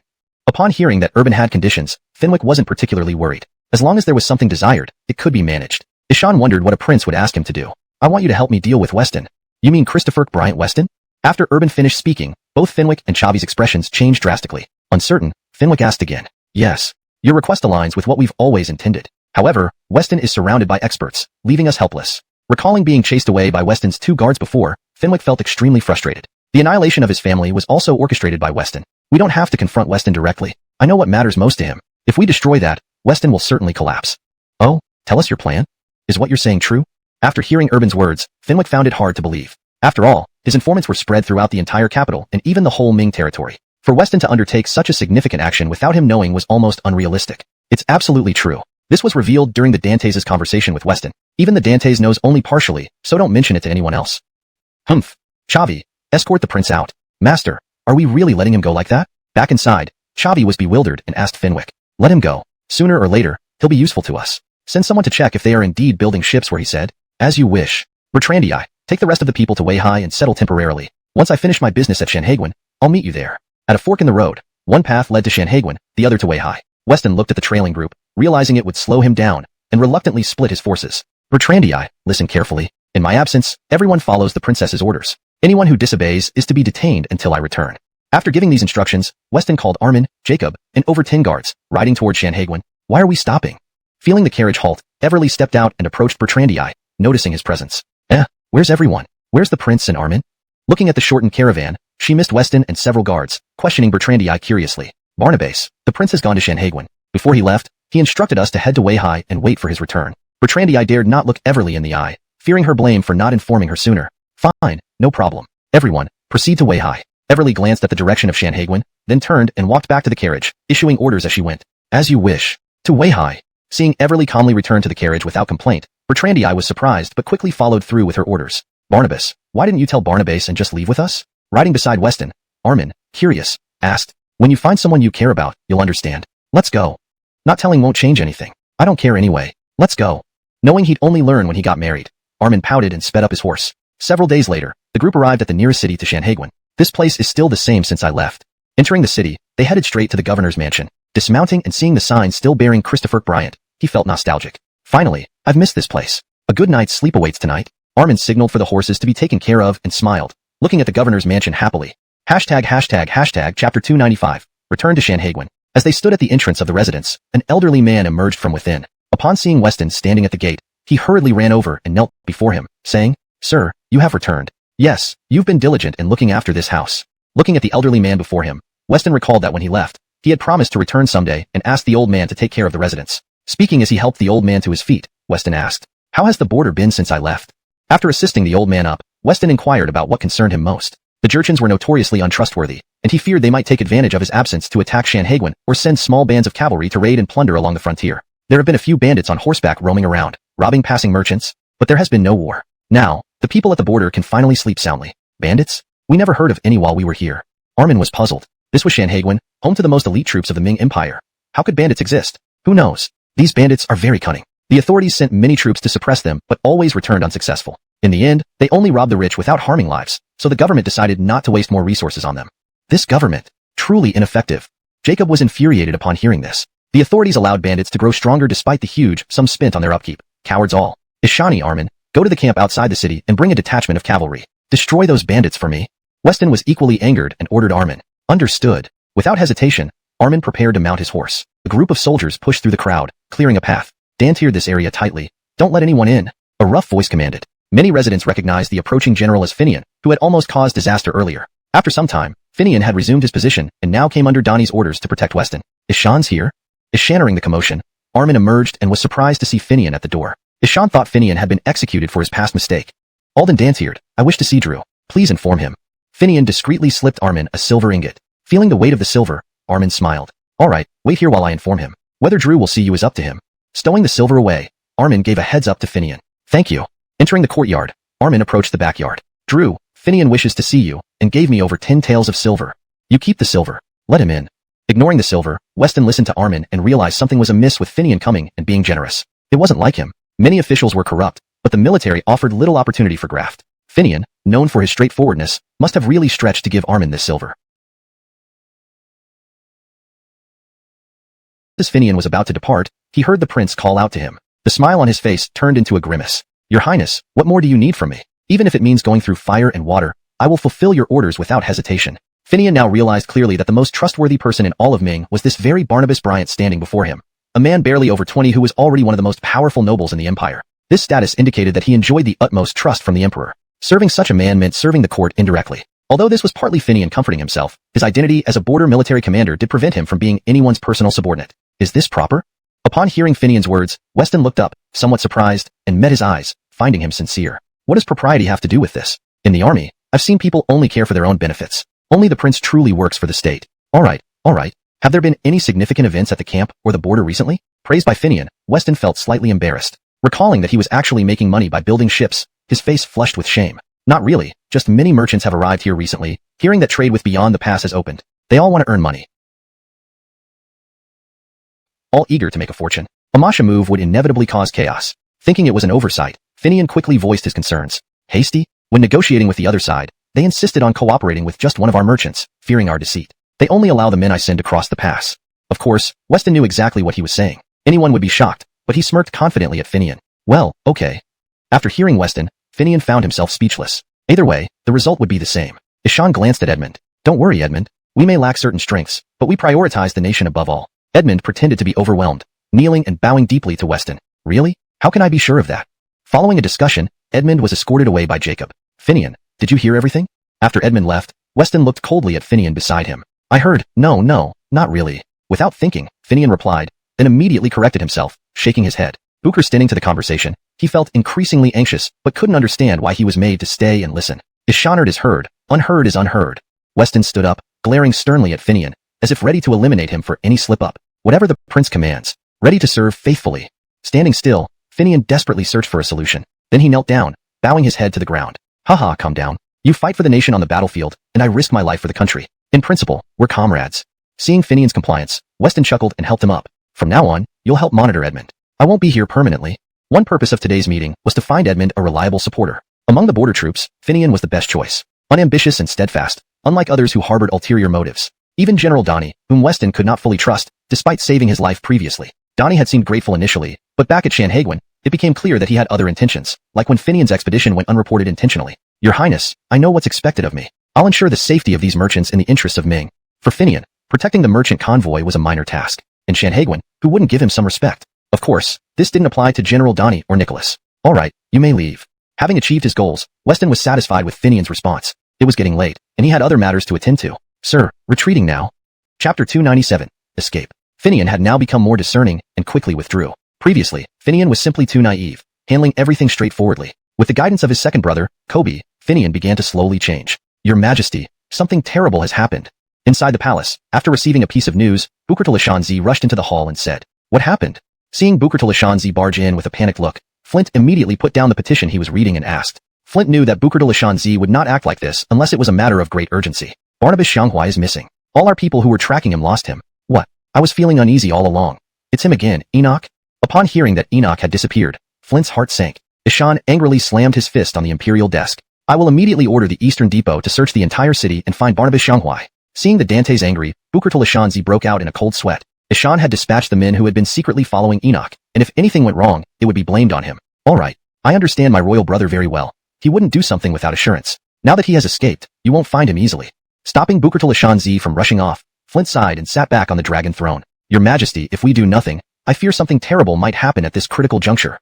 Bukurtul Ishanzi thought of the long-standing feud between Barnabas Xianghua and Christopher Dingsaburiai. If Barnabas Xianghua were to seek revenge on Weston, it could jeopardize the peace negotiations at the border. Have the Eastern Depot send out men to search for Enoch thoroughly and control him once found. Then send someone to Shanhaiguan to inform Weston about Barnabas Xianghua's disappearance. After receiving the Dantes' instructions, Bukurtul Ishanzi hurriedly left the palace for the Eastern Depot. Meanwhile, inside the Eastern Depot, a person sat next to Alistair. Drew, may I ask what brings you here?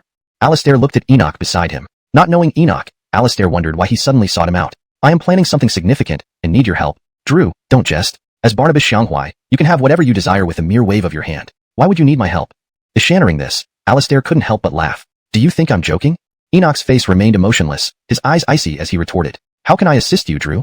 Seeing the killing intent in Enoch's eyes, even Alistair, known for his ruthless nature, felt an involuntary chill run down his spine. Ishan quickly sobered up and seriously asked, how did you rise to become director of the Eastern Depot? I believe you know that better than anyone else, don't you?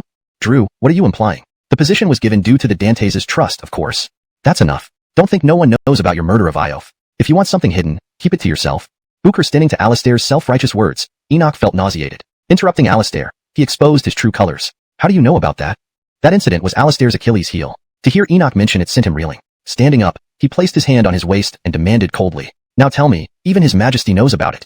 Alistair froze upon realizing Enoch's implication. What? Impossible. If the Dantes knew, would he still let me live? Ishan heard it from the Dantes himself. You can verify the clues yourself. It's only a matter of time before it's confirmed. Drew, what do you want?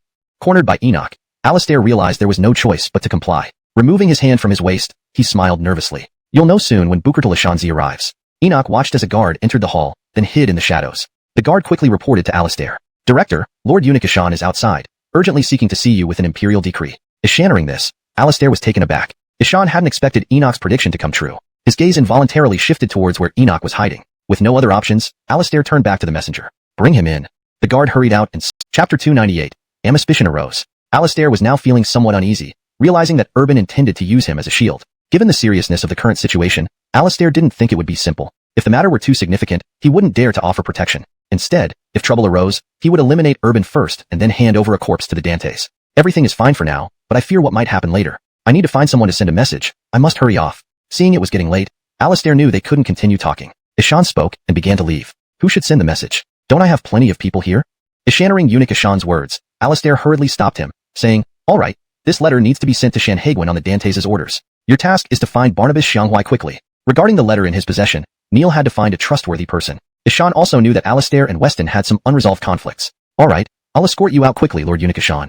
After hearing Eunuch Ishan's words, Alistair did not further detain him, but instructed his men to escort him. You heard everything? Seeing Neil leave, Urban, who had been hiding, stepped out and stood beside Alistair, speaking to him. Yes, indeed, you're no easy one, Alistair remarked with amusement, never imagining that the Ming prince would be wanted by his own brother. Do you want chaos to break loose? Or are you just waiting for the blade to fall upon your neck and let others butcher you at will? Urban felt the same frustration from being mocked by Alistair. Ishan wished he could be an untroubled prince, but Weston was against him. Turning to Alistair, who shared similar animosity towards Weston, he asked, go, secretly follow Lord Eunuch Ishan, see whom he meets. After his meetings, if he returns to the palace, bring me the person he met. Urban's words struck Alistair like a bomb. In the past, Alistair wouldn't have gotten involved. Now, knowing the Dantes was watching him closely, Alistair understood Flint's character. Iof was Flint's right-hand man, and Alistair's fate would not be good. Recalling Maxwell Gongong's earlier statement about sending a message to Weston, and given that Neil was the Dantes' man, his sudden death would not be taken lightly. Understood. A guard, receiving Alistair's order, quickly left Dongchang. Don't you worry about your subordinate? Urban smiled faintly, looking toward the gate. These are all my trusted confidants, trained by me. They won't betray me. Alistair chuckled nonchalantly, replying to Urban. You are now a fugitive. Stay here quietly, don't cause any trouble at this time, or I can't take responsibility. Looking at Urban, he was concerned about his safety. Alright, staying here for a few days might not be a bad idea. Good, deliver it to Shanhaiguan quickly and ensure its safety. Finally, Neil arrived at the city defense camp, called a soldier, gave him the letter, and repeatedly instructed him to be cautious. Neil accompanied him to the city gates, watched the soldier depart, and then rode back to the palace in relief. After Neil left, a man in robust attire rode out of the city and soon caught up with the messenger. Initially planning to take him back to Dongchang, when faced with resistance, Alistair's guard showed no mercy and killed the soldier directly. Ishan retrieved the letter from the body and returned to the city. The next morning, a city patrol general came to the palace to report to Eunuch Ishan. The messenger is dead? Upon hearing the news, Neil was shocked. Someone dared to attack a soldier. This morning, we found the soldier's body outside the city, preliminarily confirming he was killed last night. I understand. You may go now.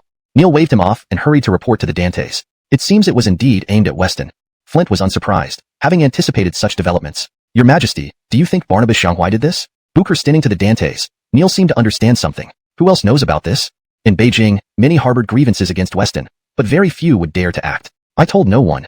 Neil was puzzled. He handled everything personally without informing anyone. Think carefully. Ishannering Neil's claim, Flint didn't believe it and shouted angrily at Neil. Seeing the Dantes upset, Neil knelt down and began recalling. Right, while at Dongchang, I mentioned delivering a letter. Remembering, Neil raised his head and reported to the Dantes. Your Majesty, do you mean Alistair did it? Even if you gave him the courage, he wouldn't dare. After voicing his thoughts, Neil negated them. Although they had minor conflicts before, there was no reason for such drastic action. Why not? Take your men and search Dongchang immediately to see if Urban is there. Associating these events, Flint felt this coincidence was too unlikely. Ishan suspected the most improbable scenario and ordered Neil accordingly. Understood, I'll go now.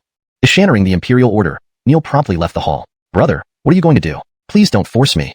Though Flint pampered his younger brother since childhood, imperial families are heartless. Ishan felt melancholic. General Bud, His Majesty asks you to lead some men with me to Dongchang. Quickly arriving at General Bud's residence, Neil urged him. A Mosra? Ah, to Dongchang for what? Initially prepared to call men, General Bud was startled upon learning their destination. Find Barnabas Xianghuai. Quickly assemble your soldiers. Neil couldn't waste time, standing impatiently at the door. Lord Eunuch, you know what happens at Dongchang. If I lead men there and conflict arises, although Alistair wouldn't dare touch you, the soldiers cannot afford to offend Dongchang. Realizing they were heading to Dongchang, General Bud pulled Neil aside and whispered urgently. Do you fear death? Do you wish to defy the Dantes' order? Ishaning General Bud's response, Neil's expression changed. With a grim face, he questioned General Bud sharply. Chapter 299, Phantom Payroll. I dare not, my lord.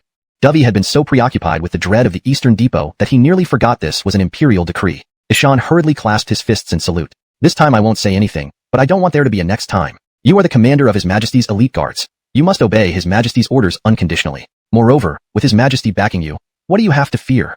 Seeing the hesitant and fearful demeanor of Dovey, Jamisanunuk Ishan grew furious and puzzled inside. Ishan couldn't understand how Bud became a commander. I will keep it in mind, on Bud's armor. Everyone headed towards the Eastern Depot. Director, it's bad. The Imperial Dantiards are blocking the entrance. A member of the embroidered uniform Dantiard rushed into the hall and urgently reported to Alistair. Why worry? The Imperial Dantiards can't just enter the Eastern Depot. Alistair, tipsy from drinking, waved away the concern. But what if they have an Imperial decree?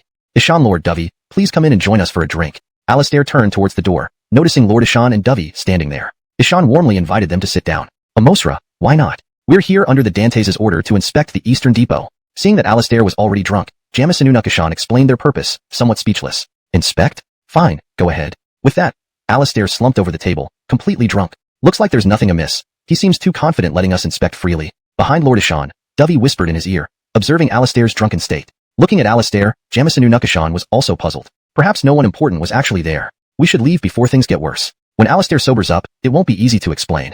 Still wary of the Eastern Depot's power, Dovey wanted to persuade Jamisanunuk Ishan to leave. Since we're here troubling, speak. 1/4 of the Imperial Dantiards are missing. As soon as Jamisanunuk Ishan finished speaking, Dantes Howell raised his head and looked at him intently. I suspect Dovey is taking phantom payroll. I knew that long ago. What can I do? This is the current state of our great Ming. Howell sighed, knowing the approximate number of soldiers in the palace, though he felt helpless. The state of affairs, your majesty. If not curtailed promptly, the foundation of our great Ming will be eroded by these parasites bit by bit. Jamisanunuk Ishan, loyal to both Howell and the Ming dynasty, boldly offered his advice despite the risk of displeasing the emperor.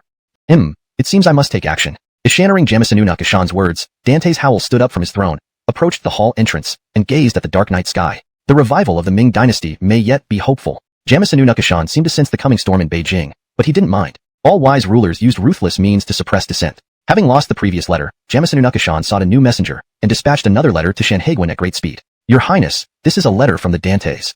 Armin received the letter from the messenger, and immediately sought Beckett. Yes, let me see. Beckett stood up upon hearing it, was from the capital. Hmph, Armin. Inform everyone to be on high alert. After reading the letter, Beckett coldly ordered Armin, who was, however, when they heard only Edmund's caravan could leave the pass, they all united in protest. Upon learning that Edmund was backed by the Christopherk of the Northern Pacification, everyone fell silent. A man dressed in silk entered the hall with a smile. Mr. Ma, please sit. Someone, bring tea. Edmund looked at these people without much comment, smiling as he instructed his servants to serve tea. Mr. Ma, it's getting quite difficult to see you these days. A shopkeeper laughed heartily at Edmund. These past few days have been incredibly busy. Everything requires my attention, Edmund replied calmly, scanning the room with a smile. I wonder if Mr. Ma could introduce us to His Highness? That's right. If we can meet His Highness, whatever conditions Mr. Ma sets, we'll accept. Unable to hold back any longer, after the first person spoke, others stood up and chimed in. Every day their goods piled up meant more losses. If they couldn't export these goods, they'd be stuck with worthless inventory. We must find a way to meet the Christopherk of the Northern Pacification, so we can also cross the border. Do you really want to meet the Christopherk of the Northern Pacification? Edmund looked at them incomprehensively, knowing only his caravan could exit Shanhaiguan. Yes. We beg Mr. Ma to introduce us. Initially, they thought Edmund wouldn't let them see the Duke since monopolizing all business would be too profitable to share. But when they saw Edmund relax, everyone felt like they had found. Knowing he's the Christopherk's man, Donnie can only turn a blind eye. Gaspard fumed at Johnny's words, aware of the immense profits from the market. If he controlled the trade inside the pass, it could benefit his household immensely. Thinking this, Gaspard resolved to seize this opportunity. No, we must get involved. Involved? Do you think you can oppose the Christopherk of the Northern Pacification? Johnny chuckled, knowing the Christopherk was at the peak of his power. In Sichuan, he had clashed with the Barnabas of Xianghuai, executing all guards and escorting the prince to the capital like a prisoner. It seems decisive action is necessary. Return to the camp, and Gaspard disliked depending on others for such opportunities, wanting to dominate for future ambitions in central China. But he needed help from the military. Alright, it should work. Johnny didn't want to assist Gaspard, but had received substantial rewards. Fine, enjoy your drink. I'm going for a walk outside. Johnny finished and left the room, closing the door behind him. Since it was afternoon, no customers were around. Ishan summoned 10 men, gave them instructions, and slipped each a letter.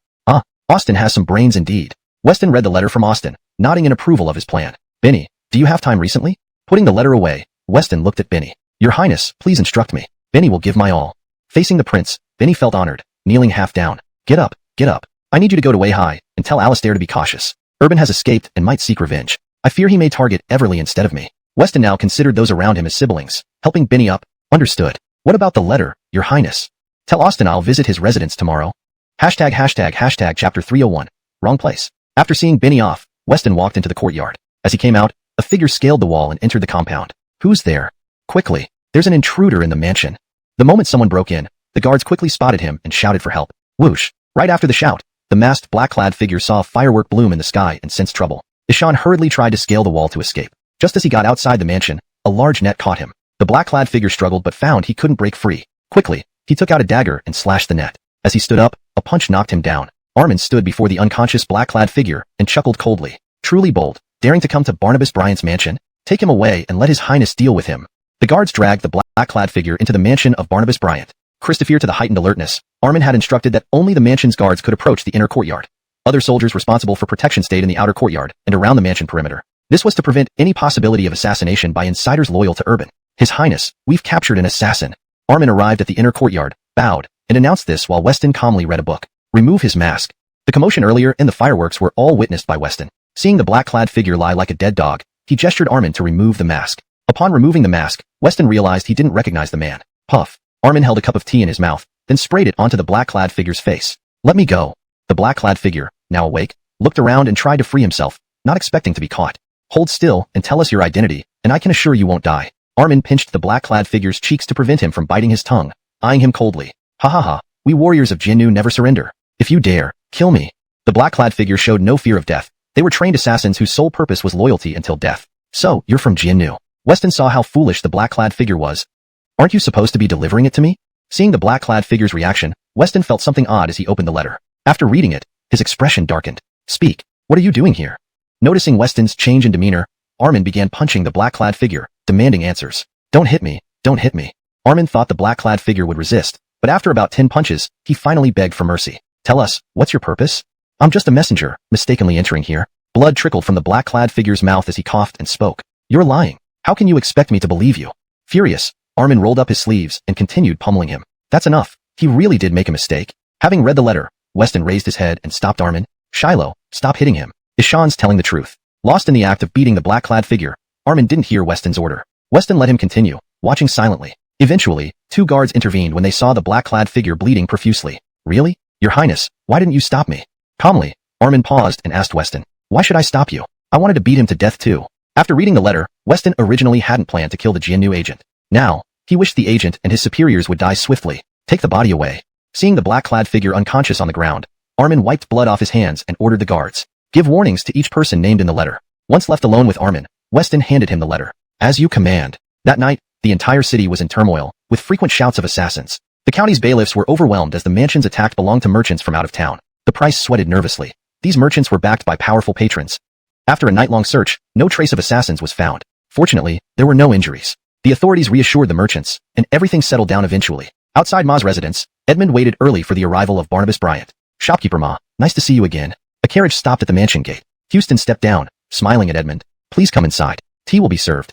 Edmund didn't recognize Houston, but treated him with respect, inviting him inside. Chapter 302. Dare to insult my brother. One after another, many proprietors arrived. Among them were many familiar faces that Edmund recognized. After exchanging pleasantries, he invited them into the manor to wait. What puzzled Edmund was that everyone had large dark circles under their eyes, but he didn't give it much thought, assuming they hadn't slept well. Ishan continued waiting at the entrance for the arrival of the prince. Soon, a carriage approached. Sir Edmund's words, the merchants at the gate pleaded urgently. But Edmund was merely Weston's pawn, tasked with collecting funds. Without authority to make decisions, and since the prince wouldn't let them in, there was no reason to include them. Ishan quickly followed the prince into the manor. Armin stood outside awaiting orders. Edmund was one of their own, and with other hidden guards within, the prince's safety was assured. Edmund, if you dare not let me in, forget getting any goods from me. Yes, remember that. Several proprietors, seeing Edmund didn't intend to return, revealed their true colors and started insulting him. You're asking for death. Armin and Austin were brothers in arms, and upon seeing someone insult their brother, Armin drew his sword and slashed down, felling the loudest one. The others, not expecting such a sudden act, hurriedly retreated and prepared to flee in their carriages. Seize them all. Seeing their attempt to escape, Armin ordered the guards with his sword raised. Soon, all were restrained and bound, kneeling outside the manor. You came here looking for death today. Swinging the bloodied sword, Armin ready to strike again. Brother Nyo, please calm down. The other guards quickly interceded. Why stop me? These merchants live off the people's blood. Killing them would serve justice. Enough, don't be rash. Let's wait for the prince. The other guards, speak. It can't be changed. Reviewing the lists, Weston remained calm. For merchants, these costs would soon be recouped. Barnabas, please give us a way out. If we can't sell our goods, we will lose everything. Unexpectedly, they found this arrangement unyielding. Not only did they have unsold goods, but they had also given Edmund a sum without any gain. Barnabas, aren't you being too harsh? Just as Weston observed, a voice emerged. Turning, he saw Ellsworth standing up, a predictable move. Mr. Maxwell, how dare you disrespect the prince? Edmund angrily responded. Ishan didn't leave us any options, right? Ellsworth retorted. Chapter 303, A. Ishanart too soft. After Gaspard finished speaking, no one responded. This left him somewhat astonished. Ishan had clearly sent someone to deliver a letter last night, but no one responded today. This was too abnormal, leaving him standing there awkwardly. For a moment, he didn't know what to do, and with Weston staring at him, he felt uneasy. So, what do you want to do? Are you planning to join them in going to the capital to report me to the Dantes? Weston had already known what Gaspard planned to do. The black-clothed men captured last night were also sent by Gaspard. How did you know that? Roger had previously cooperated with Weston for a period of time, but since both sides are at the door. Alright, then what do you want? This time, I admit defeat. Realizing his identity was exposed, Roger conceded. I won't kill you. Take him away. I'll handle this later.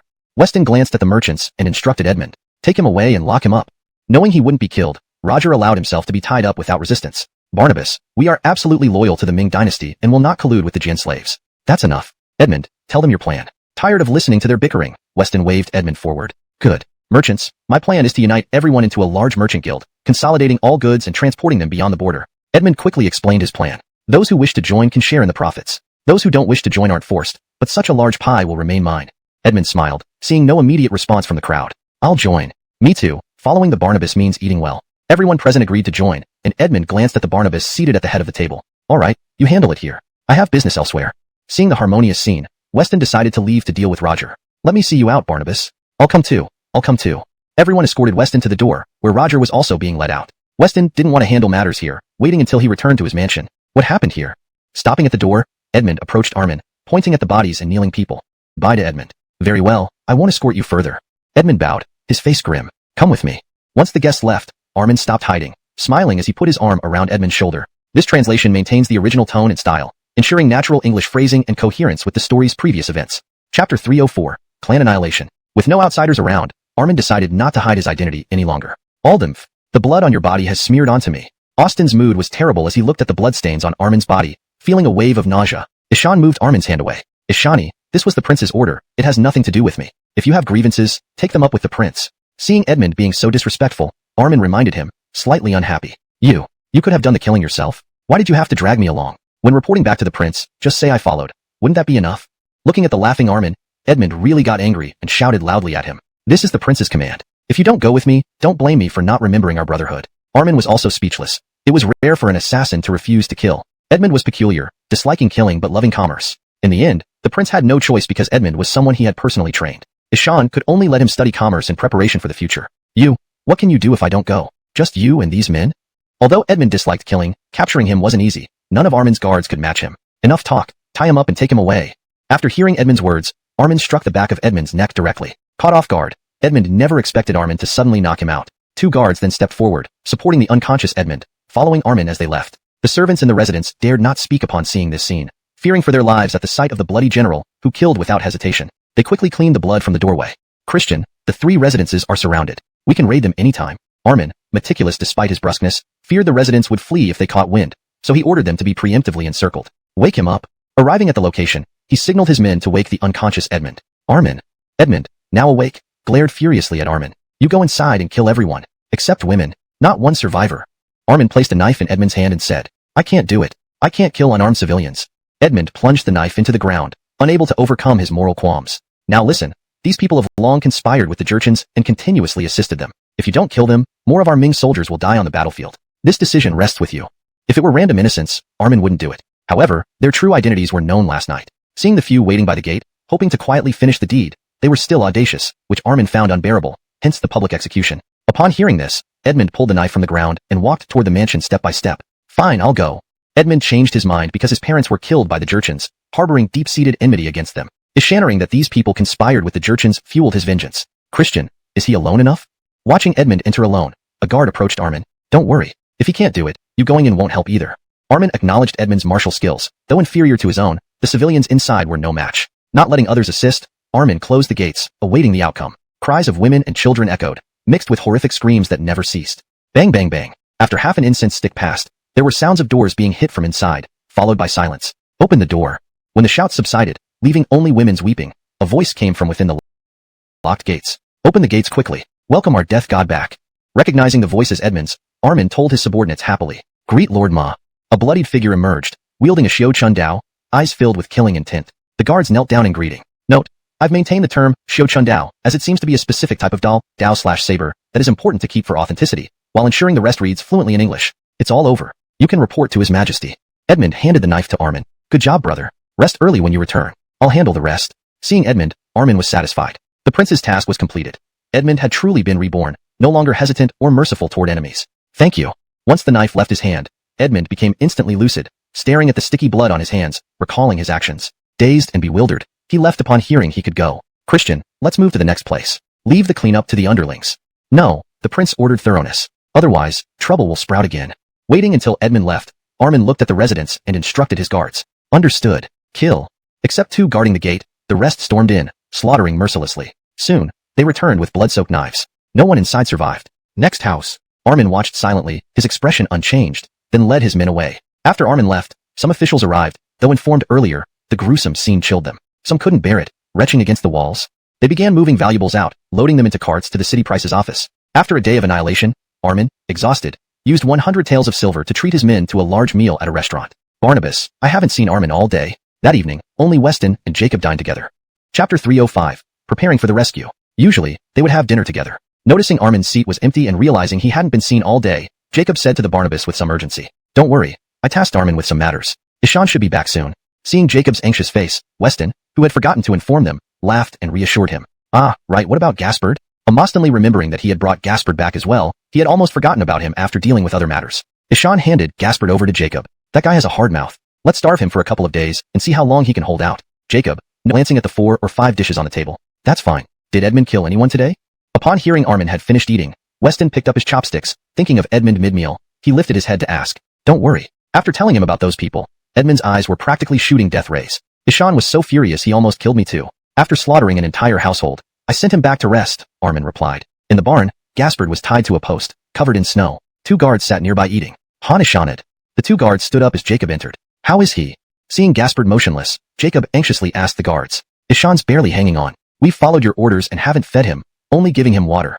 We didn't expect him to last, the guards added, as if their words were hammering into Jacob's skull. Quickly untie him, call the doctor, and treat him immediately, Jacob ordered, staring at Gaspard. What? The guards froze, confused. Don't just stand there. Get moving. Unable to tolerate their hesitation, Jacob bellowed. Yes. They hurriedly carried Gaspard, who was unconscious, to another room and called the doctor to treat him overnight. How is he? Seeing the doctor emerge from the room, Jacob asked anxiously. Fortunately, we acted widely known. Fine, you go to the city lord's residence tonight and rescue our master. I will send reinforcements, Landon declared to the eager ones. Yes. Those planning the raid left promptly to prepare. The indecisive ones dispersed, leaving only Landon and his trusted confidants in the hall. As soon as the crowd thinned, one of Landon's lieutenants whispered, Brother you, are we really going along with him? Rescue? The city lord's residence is heavily guarded. Many have tried to kill Barnabas Bryant, yet he still lives. Why do you think that is? His guards aren't incompetent. If they want to throw their lives away, let them. It doesn't concern us. If Gaspard died, Landon would assume control. Anyone disobedient could be dealt with in this upheaval. Brother, this plan is brilliant. His subordinates couldn't help but praise him. By the dead of night, the group of assassins arrived outside the walls of the city lord's residence. #### chapter 306. Kill all the black-clothed men. Our mission today is to rescue our master. Everyone, move quickly and ensure you're not discovered. If you find the master, do not act rashly. Send a signal and wait in place. The lead death servant in black addressed the others. Ishan knew well that getting into the city lord's residence wouldn't be easy. Yes, sir. Go. More than 20 men scaled the walls into the amidst pools of blood. Don't dawdle. We need to find the master urgently. One of the black-clothed men entering noticed the 2 dead brothers, but with no time to grieve, he urged the others anxiously. They'd managed to enter once. Failing now would make it much harder next time. They soon reached the courtyard where Houston was imprisoned. Seeing the 2 guards at the door, they dared not move rashly. Chirp, chirp. They immediately sent signals, awaiting reinforcements. What bird is that? Unknown, maybe a local species. The guards at the gate found the signal strange, but dismissed it, as they weren't locals. Weston, who had been lying awake in bed, heard the bird call and found it odd. Dressing quickly, he stepped outside. Barnabas Alden. The guards assumed he needed something. Did you hear that sound earlier? It sounded like a bird. Without overthinking it, the guards assumed it was just birds. No, it wasn't a bird. Gather everyone and follow me to the outer courtyard. Weston, holding his blade, led the guards toward the outer courtyard. Woo woo woo. The guard blew a horn to summon everyone, echoing loudly. That's a horn? Trouble. It came from the inner courtyard. Assassins must have infiltrated. Houston's room lay between the inner and outer courtyards. Shattering the faint horn, the 2 groups eyed each other, uncertain whether to assist. Attack. The hidden black-clothed men heard the horn, realizing they were discovered. Without waiting, they stormed the room. Assassins! The 2 guards shouted, attempting to counterattack, but were quickly shot dead by crossbows. Bam! Kicking open the door, a black-clothed man entered to confirm if Houston was inside, but was promptly stabbed and thrown back out. Be careful, there's someone inside. Dying. The man revealed the danger within. Shattering this, the black-clothed men aimed their crossbows at the door. Hold fire. One stopped the others. Our master is inside. What if you hurt him? What should we do? With no crossbows, unsure of how many enemies were inside, and blocked at the entrance, the black-clothed men were at a loss. Enter through the windows on both sides. Seeing the thin windows, one suggested an alternative. Shoot anyone who isn't one of us upon entry. Attack. Just as they were about to charge, Weston arrived with his men, seeing armed black-clothed figures and 2 dead guards on the ground. Weston angrily brandished his blade at the black-clothed men. Attack. His guards drew weapons and rushed forward. Hold them off. Keep attacking. The black-clothed men, realizing they were exposed, did not retreat but fought fiercely against Weston's guards. Soon, 2 men stormed through the windows, instantly killing the 2 guards by the door. Reaching the bedside, they confirmed it was their master and tried to lift Houston. Just then, they collapsed, spitting blood. Weston, filled with rage, finished off the remaining black-clothed man with his blade. Your Highness, all the black-clothed men outside are dead. A guard reported this news. Weston walked outside, seeing Armin and Jacob arriving hastily. Witnessing the dead guards, Weston seethed, ordering all servants. Search the premises thoroughly. Do not let anyone escape. Understood. Armin and Jacob, seeing the carnage, joined the effort to catch the assassins. Hashtag chapter 307, backstab. Many people from the mansion had come out due to the commotion and began searching for any remaining black-clothed intruders. Soon, the few remaining black-clothed men were all apprehended. After being caught, they all swallowed poison without a single one being captured alive. A firework shot up into the sky over the city lord's mansion. A large contingent of soldiers emerged from nearby courtyards, surrounding the outside of the city lord's residence. Retreat. Seeing that their plot was exposed, the black-clothed men who were on standby outside quickly fled with their group. Hold it. Over there. Chase after them. Samson was responsible for clearing the inside of the mansion, while Armin went outside to look for any escapees. Ishan did not expect to find black-clothed men upon exiting and promptly chased after them. Aldenry, run towards Landon's designated pickup point. Christopher to the signal from the city lord's mansion. Almost all of the patrol soldiers in the city were heading toward the mansion. Thankfully, they had pre-planned their escape route to avoid much trouble. Aldenry, open the door. Arriving at the pickup location, the black-clothed men knocked softly on the gate and shouted. Creak. Shattering the commotion outside, the gate opened. 6 black-clothed men entered the courtyard. Where is the master? The person responsible for pickup, seeing only black-clothed men returning, anxiously asked. We failed. Everyone except those here are dead. The leader of the black-clothed men said dejectedly. So that's how it is. Why did you come back then? Upon realizing Maximus wasn't rescued, his face changed, and he took a few steps back, questioning them. What do you mean? Don't forget your place. How dare you speak to us like that? It seems you're asking for a beating. Maximus's bodyguards were Jurchen slaves, while those picking them up were Ming subjects. The Jurchens looked down on these defectors to the Ming dynasty, having bullied them before. Ishannering the Ming subjects talk back, their inherent arrogance. Charge in. Kill all who resist. Armin didn't explain further, ordering his guards to storm in. Charge. As the brothel door was kicked open, the guards rushed inside, while Armin followed leisurely behind. Wait, don't attack, we surrender. As the guards stormed in, everyone in the main hall was startled. They all turned toward the entrance, awaiting Armin's decision. When Armin entered, seeing Landon as the sole person standing, felt strange and signaled the guards not to act. Who are you? Keeping a safe distance, Armin asked. I'm the manager, Landon. Do you know why I'm here? Seeing everyone obedient, some lying on the side, Armin felt curious. I've served the Jurchens before but now realize my mistake. I gathered all the Jurchens in the city here, hoping to surrender to the officials for mercy. Landon knelt down, recalling his previous encounter with Armin when he accompanied Alden Tiansun, deeply impressed by him. It's not up to me, take them away. Seeing the Jurchens dead, and presuming the others were likely Ming subjects, Armin faced this situation for the first time, took them all for the prince's judgment. Armin decided not to bring everyone to the prince, but only took Landon, leaving the rest in prison. When Armin returned to the city lord's mansion with Landon, it was already dawn. Outside the mansion lay 30 black-clothed corpses, 5 royal guards, and over 30 soldiers' bodies. Most soldiers were killed in their sleep, offering no resistance. Your Highness, I'm back. Armin watched Barnabas Alden Tiansun kneeling, cleaning the faces of the fallen guards with a towel. How did it go? Seeing the prince silent, Samson turned to Armin for an update. The 6 fugitives were silenced last night. After Armin spoke, Samson was visibly surprised, while Alden Tiansun continued his task. And then I learned they were Jurchen slaves, so I headed to Dingchui Tower, planning to eliminate them all. When I entered, all Jurchens were already dead. Armin pulled Landon forward, explaining to Samson and the prince. Who are you? Seeing Landon, whom Samson didn't recognize, he wondered why the Jurchens died by his hand. I am Landon, once Maximus's subordinate responsible for reconnaissance. I never intended to oppose the prince. It was all Maximus's coercion. So, I killed all the Jurchens, hoping to prove my loyalty and beg the prince for mercy. Seeing Alden Tiansun present, Landon revealed his identity and quickly begged for forgiveness. Chapter 308. Aldengsley's army arrives. You're quite smart, aren't you? Having heard Bertie's course of events, Weston looked at Landon who was kneeling before him and said, Yes, even if you gave me 100 more lives, I wouldn't dare to oppose you, my Barnabas. Seeing the slight relaxation on Weston's face, Landon let out a breath he hadn't realized he'd been holding and hurriedly replied with a laugh. Why didn't you kill them last night? And why did you switch sides only after the black-clothed men were dead? Weston, who had been smiling, suddenly changed his expression to one that was dark and terrifying, questioning Landon who was still kneeling. My Barnabas, I wanted to kill all of them, but my men couldn't defeat them. I could only act after these loyal guards left. Please forgive me. Eschannering this, Landon's face paled, quickly knocking his head against the ground in reply. Forgive you? How ridiculous. Do you think killing someone can bring my dead brothers back to life? Weston glanced at his 5 fallen guards and nearly 30 soldiers. They were all his men. Instead of dying in battle, they died by the hands of the black-clothed men, and all this was avoidable. If Landon had turned against them earlier and informed him, Weston could have made many preparations. Landon knelt shivering after hearing Weston's question, unable to say anything coherent. Ishan indeed wanted to observe. If Houston was killed, they would not be able to survive at the frontier based on their own strength. To preserve his life, he must gain merits. But in truth, he also feared Houston's return. If Houston returned, his life would be over too. So, he waited for the news from the dead guards. Take him away and chop his head off, coming here with no sincerity whatsoever. Covering the guard's body with a white cloth, Weston thought for a moment, and then turned towards the mansion. Thinking about the waste in front of the gate, he commanded Armin to deal with it. Yes, sir. Eschannering the prince's order, Armin directly drew his sword and placed it against Landon's neck. Go far enough. I don't want his blood to stain my brothers. Remembering the corpses still lying outside, Weston paused and ordered Armin. Understood, go. Obeying the order, Armin grabbed Landon's collar and started dragging him away. My Barnabas, I genuinely want to make contributions. Please spare me. I can tell you who the Sylvia spies are in the capital. Sensing death approaching, Landon's eyes filled with terror, and he shouted desperately to Weston, who was walking away. Wait.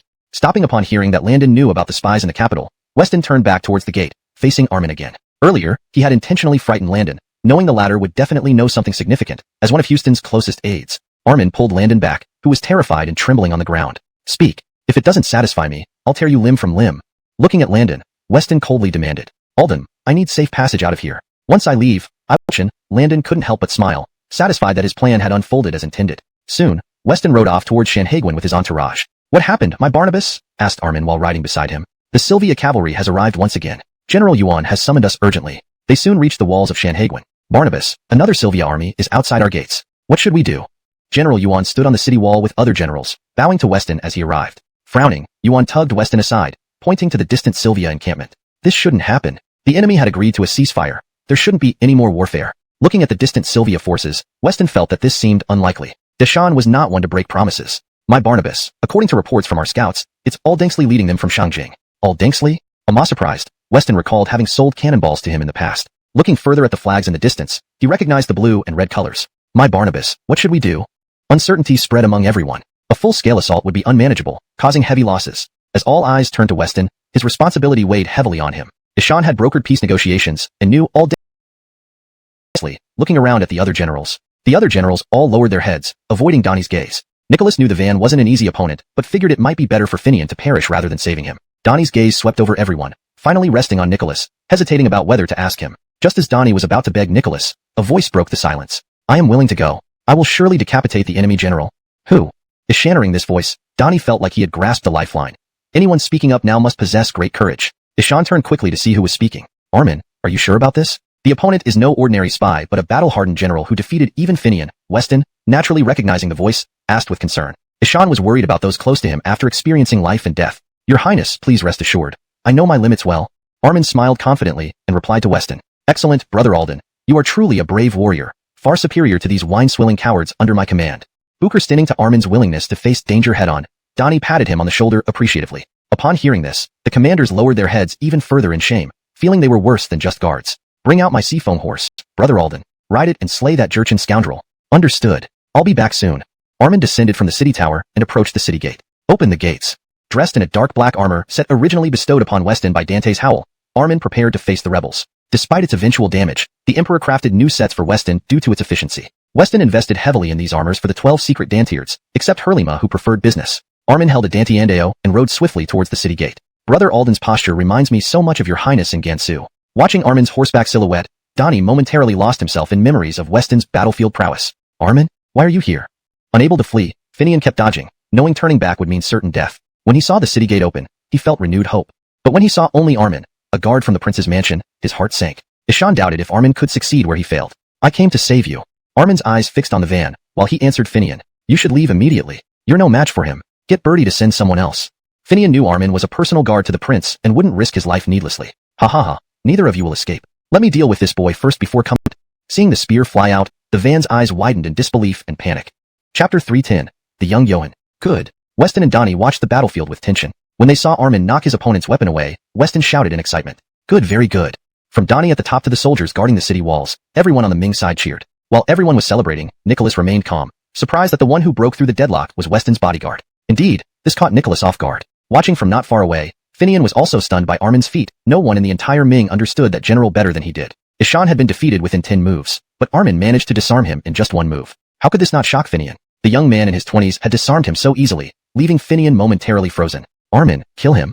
Finian, observing nearby, saw that Armin was now face-to-face with the weaponless opponent, quickly reminded Armin. Without waiting for Finian's reminder, Armin saw the opponent was stunned and seized this opportunity. Ishan swept the Dantian Dao towards the opponent's neck. Note: I made slight adjustments for fluency and clarity. Yanir Dao, Dantian Dao, is directly translated to Dantian Dao, as it's a specific Chinese weapon name that doesn't need further translation. The van stared wide-eyed as the Dantian Dao approached. Turning his horse around was too late. Plop. The last headless corpse fell from the saddle, the severed head rolling to Finian's feet. General Patrick, mount up and leave quickly. After slaying Bertie, Armin showed no joy but a somber expression as the Jurchen soldiers began roaring in anger. Seeing Finian still dazed, Armin urged him. I'm coming. Finian hurriedly mounted the horse, picking up the decapitated head by its hair and galloped off. Armin and Finian turned their horses back toward Shanhaiguan. Don't let them go. As Armin and Finian rode back, a path opened up in the Jurchen formation. Out rode a 20-year-old figure, filled with killing intent. General Patrick, take the head back first. I wish to earn another achievement. Ishannering the voice behind him, Armin saw the newcomer was roughly his age. Stopping his horse, he told Finian. All right, Brother Alden, be cautious. I'll prepare wine and meat for you in the city. Finian initially wanted to stay and assist, but realized his martial skills were far inferior to Armin. Considering his injuries, he decided to ride back into the city. Are you Armin? The van asked Armin, who stopped his horse. Yes, who are you? Armin saw the intense killing aura emanating from Bertie, recognizing that he was not an easy opponent to defeat. Learning from his earlier experience, Armin remained cautious. Ha ha ha, you're not worthy of knowing my name. If you can withstand 5 strikes from me, then I might consider telling you, who will send you to your death. Arrogant. Who is he? Weston looked at the van, feeling unease. Ishan asked Donnie beside him. Unknown. Looking at his young appearance, Armin will surely subdue him easily. Originally concerned, Donnie felt reassured after witnessing Armin's prowess. You're quite something, managing to withstand my blows. After 5 strikes, both combatants withdrew slightly. The van smiled at Armin. And so are you. Armin's right hand trembled involuntarily, feeling the strength of the opponent. Each strike was forceful, and if there were a 6th strike, he would have been defenseless. I am Johann of the Plain Blue Banner. Remember my name. When Johann announced his name, the Jurchen soldiers and officers erupted in cheers.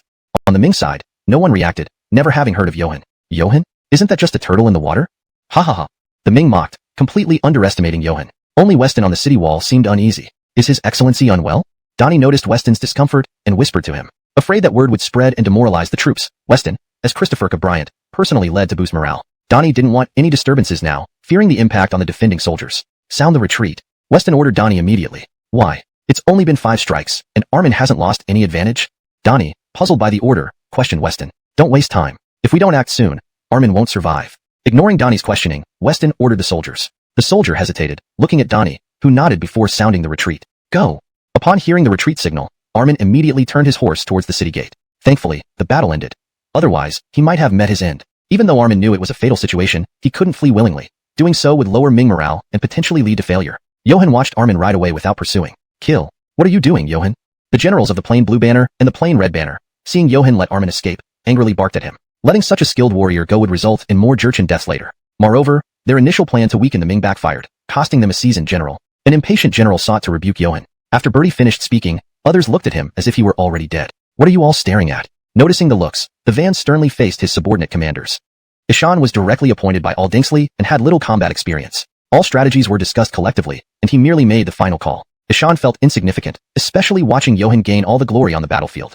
Chapter 311. Giving up the position of marshal. His influence in the army was not as significant as that of a general, which made him unable to keep his composure. So, he openly and loudly issued orders to all in front of the two opposing armies, to show everyone who was the marshal and who was in command. Ishan wanted the soldiers behind him to see who was the marshal and who had the final say in the army. However, to his surprise, after he finished speaking, all immediately turned his horse and rode back. Silas, the marshal orders you to kill Armin for me. Seeing Silas defy his order and embarrass him publicly, he angrily commanded Silas again. But Silas did not care about such matters. He did what he wanted and wouldn't listen to an empty title marshal. Give it to me. Watching Silas riding back towards him, he directly took the bow and arrows from a nearby archer. Ishan aimed at Silas, released the string, and sent an arrow flying towards him. When birdies and soldiers around the marshal saw him attack Silas, they scattered like they were avoiding the plague, staying far away from the conflict. Ding! Seeing the arrow coming towards him, continued to gush from his mouth. Set up camp. Silas had originally intended to wait for the marshal to die, but realizing it might take too long, he pulled out his spear and stabbed the marshal a few more times. Only when the marshal's breathing stopped did he turn to the other officers and give the order. Yes, this guy is really brutal. Watching from the walls of Shanhaiguan, the Ming soldiers were stunned and could hardly believe what they had just witnessed. They never imagined that Silas would even kill the marshal. It left the Ming troops feeling unnerved. Alden brother, you truly boosted our morale. I will send a report to the capital, and when His Majesty sees this, perhaps he will make you a general. Seeing the fear in his own soldiers' eyes made Donnie feel alarmed. Ishan hadn't expected that such a formidable warrior would emerge from the Sylvia side, while they had none to match him. As Armin climbed onto the city wall, Donnie quickly grabbed him and laughed, saying, Donnie knew very well that only by establishing someone who could defeat Silas in the soldiers' minds could their fear be reduced to a minimum. Resisting the Sylvia is what I should do. Armin wiped the blood off his hands and quickly clasped his fists in salute. Stay alert tonight. After giving instructions to the soldiers, Donnie brought Weston and others back to the main tent of the military camp. Come, let's celebrate today's victory over an enemy general. Have a drink. In the camp, Donnie sat in the place of honor and addressed Armin, sitting in the second seat on the right. Cheers. Donnie's subordinates also forced smiles and raised their cups, although somewhat awkwardly. Armin drank a sip uncomfortably, but Weston did not move at all, not even touching the cup on the table. My lord, is the wine or food not to your liking? Despite it being a joyous occasion, seeing Weston without a smile, Donnie asked with puzzlement. The Sylvia are still outside the city walls, yet you celebrate here. How can you face the tens of millions of civilians within the passes? The dishes on the table were inviting, but Weston had no appetite. Answering Donnie's question, he flipped the table in front of him and questioned the officers present. Alden brother has just earned credit. Let's have a small celebration. Just a few cups, and nobody shall drink more. Answering Weston criticized, Donnie had no choice but to stand up and order his officers accordingly. Do you think we really won today? If I hadn't ordered retreat, those celebrating here now would be the Sylvia. Everyone felt Weston's words exaggerated, even with Silas on the Sylvia side. They still had Armin to counter him. They all saw Armin fighting toe-to-toe with Silas, not at all showing any disadvantage. Armin, tell them what happened today and make them understand. Seeing their disbelief, Weston asked Armin to recount the day's events. When General Finian and I were returning, luckily, I heard the retreat signal and quickly rode back. After Armin narrated the situation upon hearing the Barnabas's command, everyone looked astonished. Even their hero Armin was no match for Silas, making many of them feel powerless and losing their earlier zeal. My lord, the soldiers need not celebration, but morale against the Sylvia. Without morale, this war will be unwinnable. Seeing everyone drooping, the confidence Donnie built vanished due to Weston's outburst. Displeased, he responded. Lies remain lies. True strength is what counts. Donnie's justification angered Weston further. Alright, too much confidence leads to arrogance and underestimation of the enemy, like today's opponent. Seeing Donnie trying to argue, Weston interrupted. Yes, that man was stronger than me. Chapter 312, A Day of Intense Battle. When Armin returned, he recounted the situation to Weston exactly as it had happened. The general he had slain was killed because of his own misjudgment, underestimating this 20-something young man and thus allowing Armin the chance to behead him. Now, do you still want to celebrate? After Armin finished speaking, everyone became silent, looking at each other with heavy expressions. Weston could tell they were feeling guilty. Most likely, none of Birdie's could have held out for 10 moves against their opponent. Barnabas, we underestimated the enemy. Everyone put down your wine. Donnie also understood that his initial attitude was inappropriate, so he bowed deeply and admitted their mistake. Prepare all the soldiers for battle. Aldengsley is very cunning. Seeing that everyone was now focused, Weston didn't say anything else. Ishan spoke a few more words before standing up and walking out of the tent. Barnabas. Seeing Weston leave, Armin followed closely behind, while Donnie quickly came out as well. Why did you follow me out here? Turning around to face Donnie, Weston asked. I asked the Barnabas to keep Armin here. Finian is still recovering, and I have no one left. Today, even Finian was defeated by the Jurchens, let alone someone like Silas, who would even kill his own people in a frenzy. With the weak forces he had, there was no way to resist a potential defeat tomorrow, which might lead to an attack on the city. I'm here to observe the situation. That doesn't mean my subordinates will risk their lives for you. Booker standing to Donnie boldly asking Armin to stay. Weston was angry. Silas was invincible, and if Armin stayed, he would likely end up dead. The idea of sending his men to die made Weston unhappy. The court paid so much money to support them, yet when difficulties arose, they all started retreating. We have no other choice. Donnie had no option either. Besides Armin, none of the other generals under his command dared to fight Silas. Without Armin's presence to stabilize the troops, Donnie couldn't engage in battle himself. Armin, the decision is yours. Do you want to stay? Weston knew what mattered most. The safety of Shanhaiguan outweighed brotherly loyalty. There were so many civilians behind the pass. But giving the order himself, he couldn't quite bring himself to do it. So he let, alright, that's enough.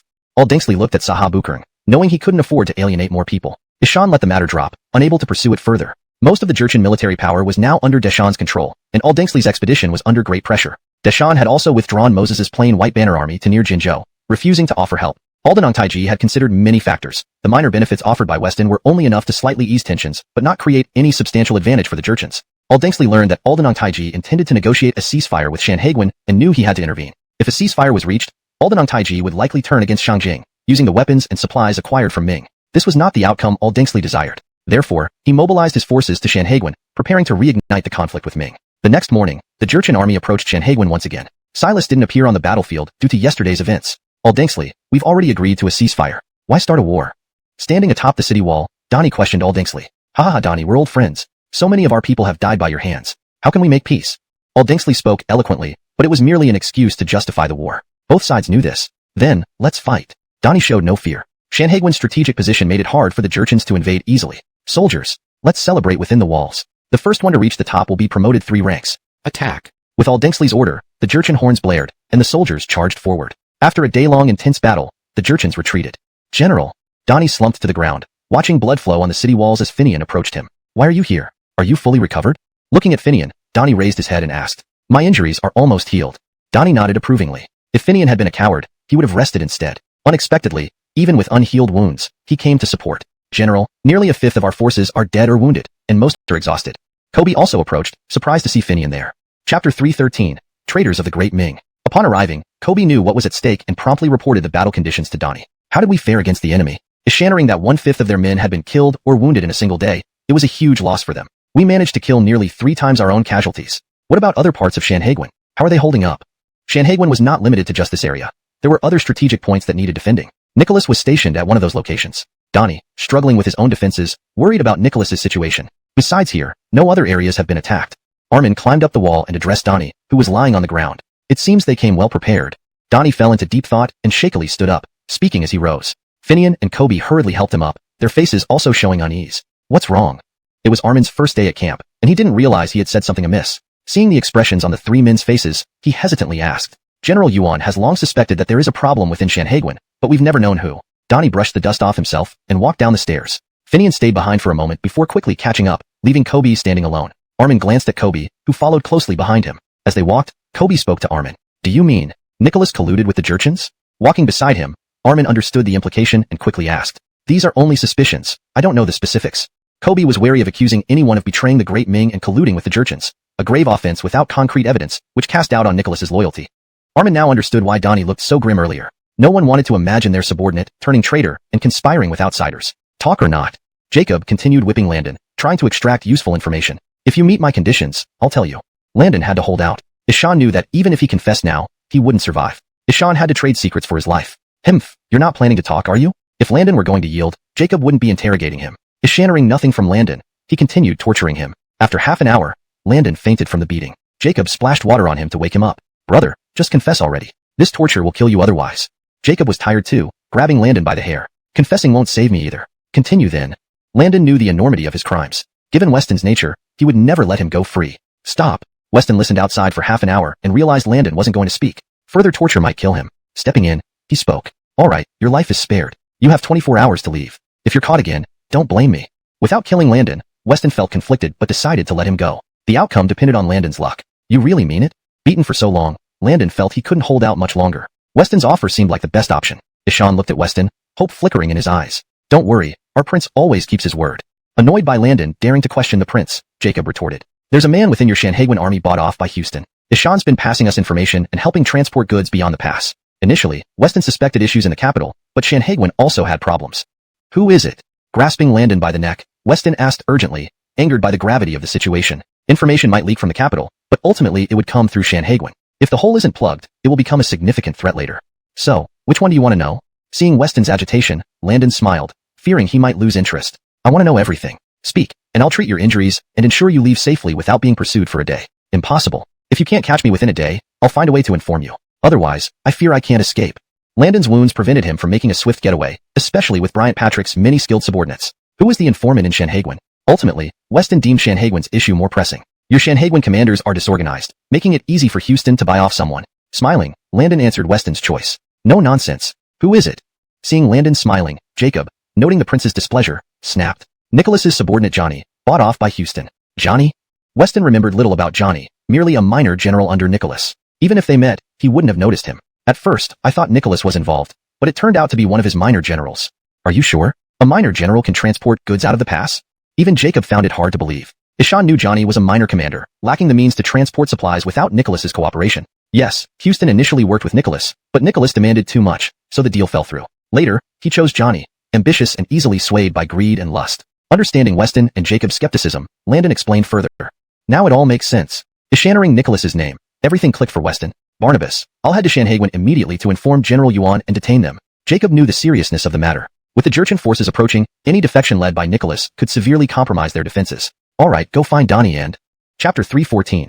For the greater good. Yao Alden, tied to the pillar, wanted to hear what Weston was saying, but he could hear nothing. As you command, I'll go immediately. After receiving instructions from the Barnabas, Jacob quickly left the shed. Get him out of here and no one is to chase after him. Weston glanced at the bloodied Yao Alden, knowing this man wouldn't get far even if he left. Ishan ordered a few guards. As you wish. The guards untied Yao Alden and dragged him out of the shed. Thank you. Houston, lying in his room, heard a familiar voice and snapped open his eyes. Don't move. Houston, upon seeing unfamiliar surroundings, tried to rise only for two guards to draw their swords and rush to the bedside. Who are you? Having been unconscious for too long, Houston didn't recognize these people and questioned them dubiously. This is Bryant Barnabas's mansion. After exchanging glances, the guards replied. I need to see your Barnabas. Upon realizing it was Bryant Barnabas's mansion and recalling Yao Alden's voice, a bad feeling filled his heart as he urgently requested. Stay still. Seeing Houston's agitation, the guards held him down. Everyone step aside. Seeing the Barnabas enter, the guards immediately released Houston. Weston, what do you plan to do? Don't forget, we're in a truce. Houston felt fear as Weston was unpredictable. Ishan tried using the truce as leverage, knowing that in his status as Sylvia, killing him would provoke retaliation. A truce? How laughable. Your Sylvia forces attacked and besieged our city yesterday. Today, they fought against our Ming defenses until the walls of Shanhaiguan were drenched in blood. And now you talk about a truce? Anger surged through Weston as he approached the bed, questioning angrily. It's not possible. Our Herald never goes back on his word. Houston refused to believe it. Herald's reputation for reliability was unmatched. I didn't say it was your Herald, but rather your other Herald, All Dingsley. Ishannering it was All Dingsley who initiated the attack. Houston fell silent. The Sylvia expansion and internal strife, particularly over leadership succession, came to mind. The truce threatened All Dingsley the most. Attacking Shanhaiguan was predictable. Weston saw the logic in this and continued. If I kill you, your Herald has nothing to say, right? Ishan grabbed a guard's knife and placed it against Houston's neck. Ha ha ha, men of Zhongbai Banner always stand tall and die honorably. Houston got off the bed, standing upright without fear. You're from Zhongbai Banner? Weston hesitated, then asked. Yes, I am Houston of Zhongbai Banner. Kill me. Dying at the hands of Barnabas Bryant of Ming, I have no regrets. Unexpectedly, the knife was sheathed, causing Houston to question Weston's actions. What are you doing, Barnabas Bryant? Ming citizens knew well how much Barnabas Bryant despised the Sylvia, vowing to annihilate them. Now Houston revealed his identity and faced imminent death, but wasn't killed. Do you know Christopher Kai of Zhongbai Banner? Houston wondered why Weston mentioned Christopher Kai, also Zhongbai Banner leader. Recognizing some familiarity with Weston, Houston didn't hide the truth. Ishan is our banner's chief. By family rank, I call him cousin brother. Weston had a connection with Christopher Kai and used this to devise a plan. I will help you leave, but you must assist me in one matter. Booker standing intently, Houston asked curiously. Now your Zhongbai Banner supports Deshan, and I wish Deshan to defeat All Dingsley and become the sole herald of Sylvia. Alright, go on. In Houston's heart, Deshan was the better choice. Ishannering Weston had a strategy. He leaned closer.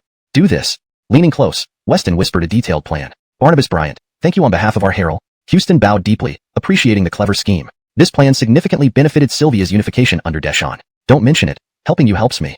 Given All Dingsley's overwhelming force and intention to conquer Shanhaiguan, Weston sought strategic advantage. Escort him beyond the border. If questioned, tell them I ordered it.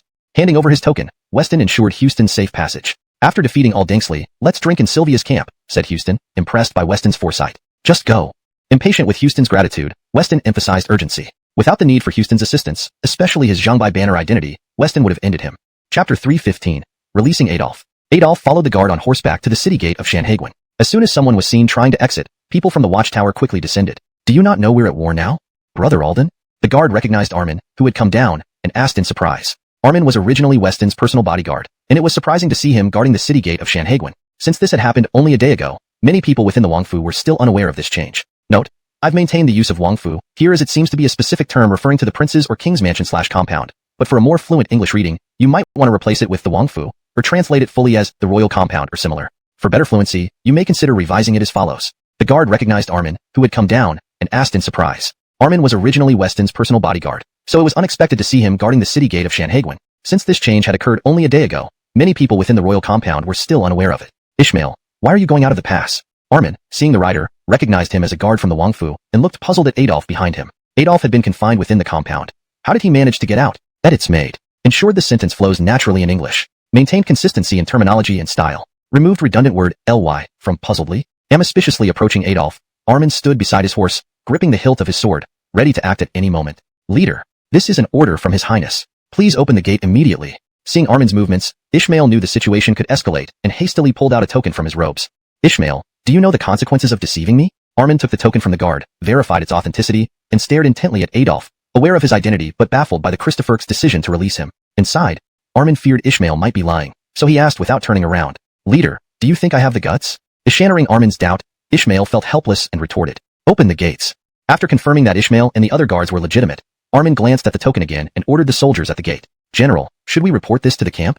A soldier approached Armin and whispered. Donnie, fearing Armin might falter, had assigned an aide to accompany him. The sudden ease of letting them through startled this responsible officer. The marshal had clearly ordered no one to leave Sanhaguin for the frontier. Ishanra, my word is law. Seeing his subordinates questioning him, Armin's expression darkened as he spoke to the soldiers. Yes, sir. Open the gate. With no choice, the soldiers complied. The commander had died under the Jurchen arrows, leaving Armin in charge. Don't forget what we agreed upon. As the gate opened, Ishmael reminded Adolf. Don't worry, I'll reassure His Highness. Giddy up. Understanding the gravity of his mission, Adolf spurred his horse toward the outer city. Close the gate. The soldiers swiftly closed the gate after witnessing only one person leave. Ishmael, tell me what's happening? Once Adolf was gone, Armin dismissed the others and asked Ishmael, who remained on horseback. I don't know the full story either. Just heard it's for the greater good. Ishmael was one of the last to enter and missed most of the discussions. Alright, go back. Keep His Highness safe. If anything happens to him, you'll answer to me. Armin realized there must be a reason for the Christopher's actions and let Ishmael go. Understood, leader. With Armin stationed at the front line, Weston's safety rested entirely on Ishmael and 2 additional guards, a task emphasized by Jacob. Exiting Sanhaguin, Adolf tried to avoid the Jurchen encampment outside but found it impossible. General. In Albai's camp, a soldier rushed in anxiously. This sentence has a minor issue with the name Albai not being translated. Let's revise it. In Jedediah's camp, a soldier rushed in anxiously. To ensure consistency and fluency, I would suggest using the character's name as introduced earlier in the text. If Albai was previously introduced as Jedediah or another English rendering, we should use that consistently. If this is the first mention, it might be worth considering whether to provide an English name or keep it phonetically transcribed with an explanation if necessary. Ishanra is a refined version. In General Jedediah's camp, a soldier rushed in anxiously.